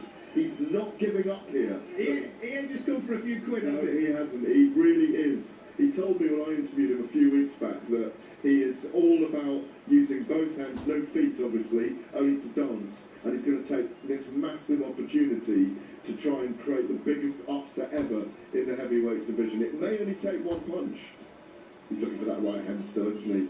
But Usyk's always moving, always that left foot, always being outside Verhoeven's left foot itself. So smart. It's such... I know this is going to sound crazy for you listening to this or consuming this via the Total Sport Boxing YouTube watch along, but it is a fascinating... It's dramatic. There's something dramatic about it. It's... I don't know. It's 2 sports coming together. You know, it really is 2 sports coming together. It's one of the greatest in one sport against one of the greatest in our sport of boxing. And he's giving his all, and you can see why he's such a great champion and has got such a great heart and is so respected. He's getting caught more and more as he advances by Alexander Usyk. This crafty, majestic southpaw. But every now and again, he just crouches down and throws that overhand right over the top, doesn't he? And he does, because of the way that he steps off, which isn't a usual step off. I mean, he is catching Alexander Usyk, but Usyk's looking for that, as you said, but you pointed this out 2 rounds ago, he's looking for that right hand, isn't he? Yeah. That lead right hand hook. I mean, in Rico Verhoeven's mind, he must be thinking, I'd love to throw a back kick to the body. Little team kick up the middle, right in the belly button. That's what you need. A little liver kick. Listen, why not there? You're only here once. No, don't. You're only here once. That would really ruin the whole spectacle, wouldn't it? Floors, big right and left from Usyk then, really get swing on and caught him with the left on as Rico was advancing then again. He's switched southpaw Rico for a split second. Yeah, he has. Alexander Usyk a little bit of a different look. And now he's back into orthodox. The problem is that his feet are very clumsy on the way in. He crosses his legs, he runs in, and therefore that is food and drink for someone like Alexander Usyk. 5 rounds gone, 4 rounds to 1 for me to Usyk. He's getting into his rhythm now, there's no doubt about that. He's timing Rico Verhoeven, but it's not for the want of trying for Rico Verhoeven. Boys out in Egypt, Adam Smith and Spencer Oliver. Listen, it's kind of what we thought it was going to be, but Rico Verhoeven's coming out with a bit of credit here because he's giving it everything that he's got. Adam, I think it's better than we thought it would be. I think Rico's giving a real effort here, a massive, massive opportunity for him. He's doing everything he can in there. He's obviously not nearly as skilled in the art of pugilism at the art of the squared circle. It's a massive goal. You can see, you mentioned his feet, they're clumsy, but he's trying his hardest. I think Alexander, though, has now completely got his measure, and I think he's going through the motions. And for me, it looks like he's not really out of second gear, Usyk, and it's turned into a bit of a sparring session, but again, not without the want, the courage of Rico to do what he can in there, and he's giving us a show. Yeah, Adam, you nailed it there. I think that Rico Verhoeven is acquitted himself very well. You know, he's in against Alexander Usyk. He's come into Usyk's discipline away from his own kickboxing discipline, and he's had his little moments, and he's done quite well. But Usyk, we know what a fighter he is, and we know that when he decides to turn the screw, he will turn the screw, and you feel that he could get the job done. You know, he's sort of cruising at the moment, landing the odd uppercut on the inside, hurt Rico Van Hoven in that third round, but just sort of going through the gears a little bit, Adam, or not even going through the gears, just cruise control is probably the best way of saying it. I spent a lot of time in Gandia in the training camp, and it is like watching a spar, or maybe slightly more advanced than that. Usyk moving better now as well. I think he's really worked out what Rico can and can't do, so it's a case of sort of when I think he wants to put his foot down on the pedal here, Alexander Usyk, and maybe make a statement. I thought he'd get rid of him in about 7, 8 rounds, something like that, and yeah, it's the respect, I think, as well between the two, and Rico's definitely had an excellent attempt, whatever happens going forward. I mean, to get halfway through against the world heavyweight champion, and to make it, even though he's losing the rounds, to make it a bit competitive, I suppose. Yes. I did see actually pop up on our screens, our monitors in front of us, that Mike Coppinger actually had Rico Verhoeven up. I don't know, he's having a bad night tonight. I don't know what he was watching, because I'm with you, Adam. Usyk in control as he holds centre of the ring. Verhoeven comes through with a good jab of his own, but Usyk again just flicking out a couple of jabs, lightly flicking out the left hand through the middle as well. We don't know what the three judges are sitting at ringside as Rico gets a right hand in. He's got a lot of support here, and yeah, there could be a split. Some of the rounds have been close. The feeling is that he's in control, Usyk. He's the one that's the master of this arena, and now he's sort of worked out his prey and what the opponent can or can't do. He'll probably up the gears. Yeah, he's controlling the space now. He was just popping out the jab there as Rico Verhoeven comes to the centre of the ring. He took that half a step back. He's controlling that space so well. Pinged the left hand through the middle. Verhoeven, to his credit, took it well. Usyk now on the front foot. Is he looking for something, just flicking out that lead right hand jab?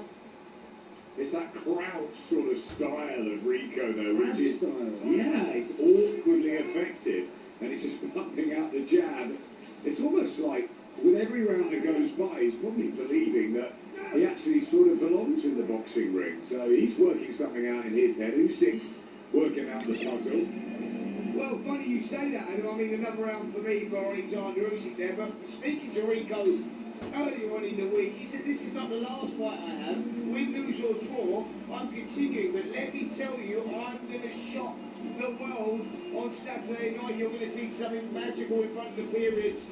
I'm going to do what no one else has done in this generation and beat Alexander Usyk. He said that from the original press conference in London. I spoke to him there, and he said, I will become the world heavyweight champion. I will create the biggest story in sporting history. Now, Alexander Usyk is one of the biggest stories in boxing history, and if Rico upsets him, it would be exactly what he said. I don't think it looks like that's going to happen at the halfway stage. I think Usyk is in control, and I think he'll probably now start to up the tempo, guys.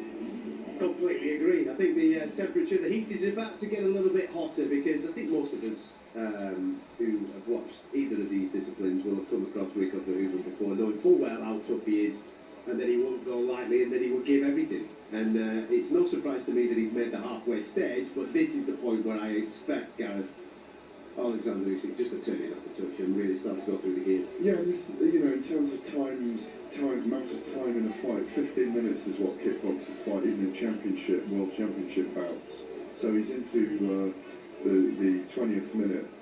Rico, 59, 55. I might come and just... What is he watching? I don't know, but he ain't watching the same thing we're watching. So he's going to score this fight to Rico Verhoeven if it goes this way. No way of Verhoeven winning this fight. But he is giving his all. I think fatigue is starting to creep in. Let's go over that again. Mike Coppinger is the television... 59-55. He's the television scorer for the broadcast. It's unofficial. But out of the 6 rounds completed, he's given 5 of them to Rico Verhoeven and 1 of them to Alexander Usyk. Well, he's looking for an upset, isn't he? Must have predicted Verhoeven winning, but I don't get how he sees that. I've got it, unless they've written that down. I've got it 5-1 to Usyk at the moment. So after I was being generous with round number 3 towards Rico. I thought he came back into it in round number 3, but every other round it has been Alexander Usyk. Yeah, I'd like to see Usyk be a bit more dominant now and actually just advance and take the fight to Rico and then start to fatigue and exhaust. Take advantage of the cardio. Yeah. But also just to exhaust Rico by making him. Oh, it's a great left and right by Rico there. We saw this with Zach Chelly the other day against David Morrell. He was doing very similar things. Lovely left hook, which Usyk really felt then from Rico. He got the right angle there, and Usyk's now fighting him back toe to toe because he needs to. He was hurt by that left hook by Rico. He felt it. Fair play, Rico Verhoeven. He did land that left hook there, and he just took a puff of the cheeks, didn't he, Alexander Usyk? But he's kept it simple, Verhoeven. He's doing the same thing. He's keeping his chin down. His arms are working the whole time as a camouflage, if you like, for that left hook in the right hand, which is what he's mainly throwing. He's not bothering with the jab very much now. Wants to land big punches. But that left hook was really effective. There's about 20 seconds left of round number 7. You're listening to the TalkSport boxing watch-along of Alexander Usyk and Rico Verhoeven. Now, there's a lot of unofficial scorecards knocking about at the moment. There's one ringside in Egypt that believes that Rico Verhoeven is currently well and truly up. In this particular studio where we're broadcasting from, I think I gave Rico that round. I thought he did well in that round. Yeah, I've got it 5-2 now to Usyk. I've given Rico the first and the 7th. He's not winning the fight, is he? No, but he's staying in the fight. Again, What I was saying about Zach Chelly the other day when we were live when he fought David Morrell. David Morrell ranked 4 or 5 in the world at light heavyweight. Zach Chelly not even in the rankings, but is now number 10. He kept his game plan simple throughout the whole fight. Obviously, he was 100 to 1 that night, and this is almost that kind of upset by a kickboxer against a boxer if he manages to do that and stay in the fight. Usyk was definitely he felt something in there. He felt something because you saw him fight back off the ropes there and throw some punches. This is Alexander Usyk. He's been there, done it, and got the t-shirt. The guy that he's facing though does have a very different type of style. It's a new puzzle for Alexander Usyk to be figuring out this evening. He's unorthodox, his movement's different, those hands. Oh, he did a little kick. He raised the knee there as if he wanted to body kick Alexander Usyk. A little feint with the right knee, the back knee. Just for those tuning in, he didn't throw the kick, he just feinted to throw the kick. Jabs thrown equal, 157 each. Power punches, Usyk 49 to Rico's 46. Power throw 151 by Usyk to Rico's 134. So the actual round score, the punches thrown after 7 rounds are quite even. Punches thrown and landed.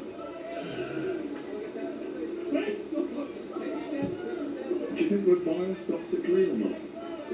I'm just trying to figure that out, actually. Because we're watching an orthodox boxer against a very unorthodox kickboxer. Yeah, and we're obviously used to scoring. Listen, the scoring doesn't change. Oh, great right hand by Rico and Adam. It's a big right hand. Rocked Usyk's head back. Oh, another big right and another big right hand. Sorry, I'm getting too excited here. This is unbelievable work from Rico in a minute 20 into the 8th round. This is brilliant. Fair play to him. Rico Verhoeven, who Doesn't look like he's slowing down. He looks like his conditioning's absolutely bang on. He's still got the herky-jerky. And he believes. And now that he's cracked him a couple of times in this round, he's starting to believe in himself once again. Maybe all combat sports are closer than we ever imagined. Stop it now, you. This guy... Listen, he hasn't come for a paycheck. He's come to try and knock out... Make history. ...the best heavyweight that we've seen in this generation. And Look at Rico's belief. That's really given him some self-belief, hasn't it? Early in this round, those punches. Well, he's walking Alexander Usyk up because the only problem is with a situation like this, the success has come from that right hand from Rico Bermuda. Now, he doesn't really use his jab as a weapon, Rico. He's using it as a range finder. He's using it to try and get in range, move his feet into range, and then he just wants to let that big right hand of a bomb go. Whereas the more rounded selection of shots is coming from Alexander Usyk. So going back to your original question of are we being optically biased? Maybe, because the sweeter, more beautiful science is most certainly coming from Alexander Usyk.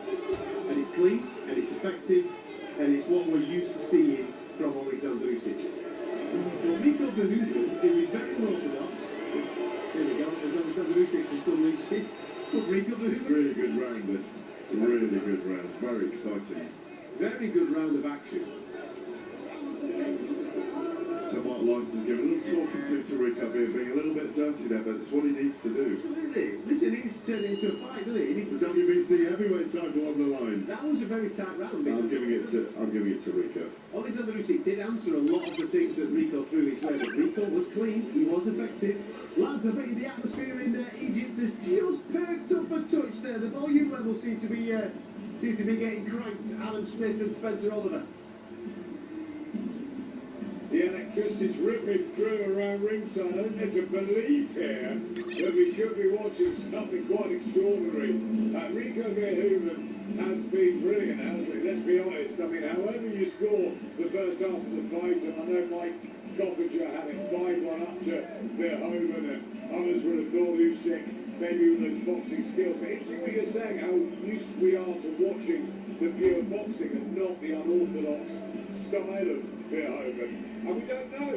The judges may favour the aggressor, who tends to be Rico, even though sometimes you can see the punches coming. But he certainly shook Alexander Usyk in that last round. I thought it was a good round for Rico in the 8th. He still looks good. Look, it's just a fascinating one, Spencer. It really is. Well, I mean, can't believe we're going into round number 9, and I've got it 5 rounds to 3 to Alexander Usyk. If one of those rounds was a swing round, all of a sudden you've got a fight on your hands. You've got 4 rounds apiece right now, but he's looked a little bit... 6 up on Mike Coppinger's card. Yeah. He's given the last 4 to Rico, and gave the first 3 as well. Just 1 round he's given to Usyk. Yeah, I'm going to stop reading Mike Coppinger's card, if I'm totally honest, because he's been some strange ones. But Usyk does need to, stamp his authority in this a little bit more, because Rico is growing in confidence. He's oozing, he's pinned, Alexander on the ropes, he's letting the shots go.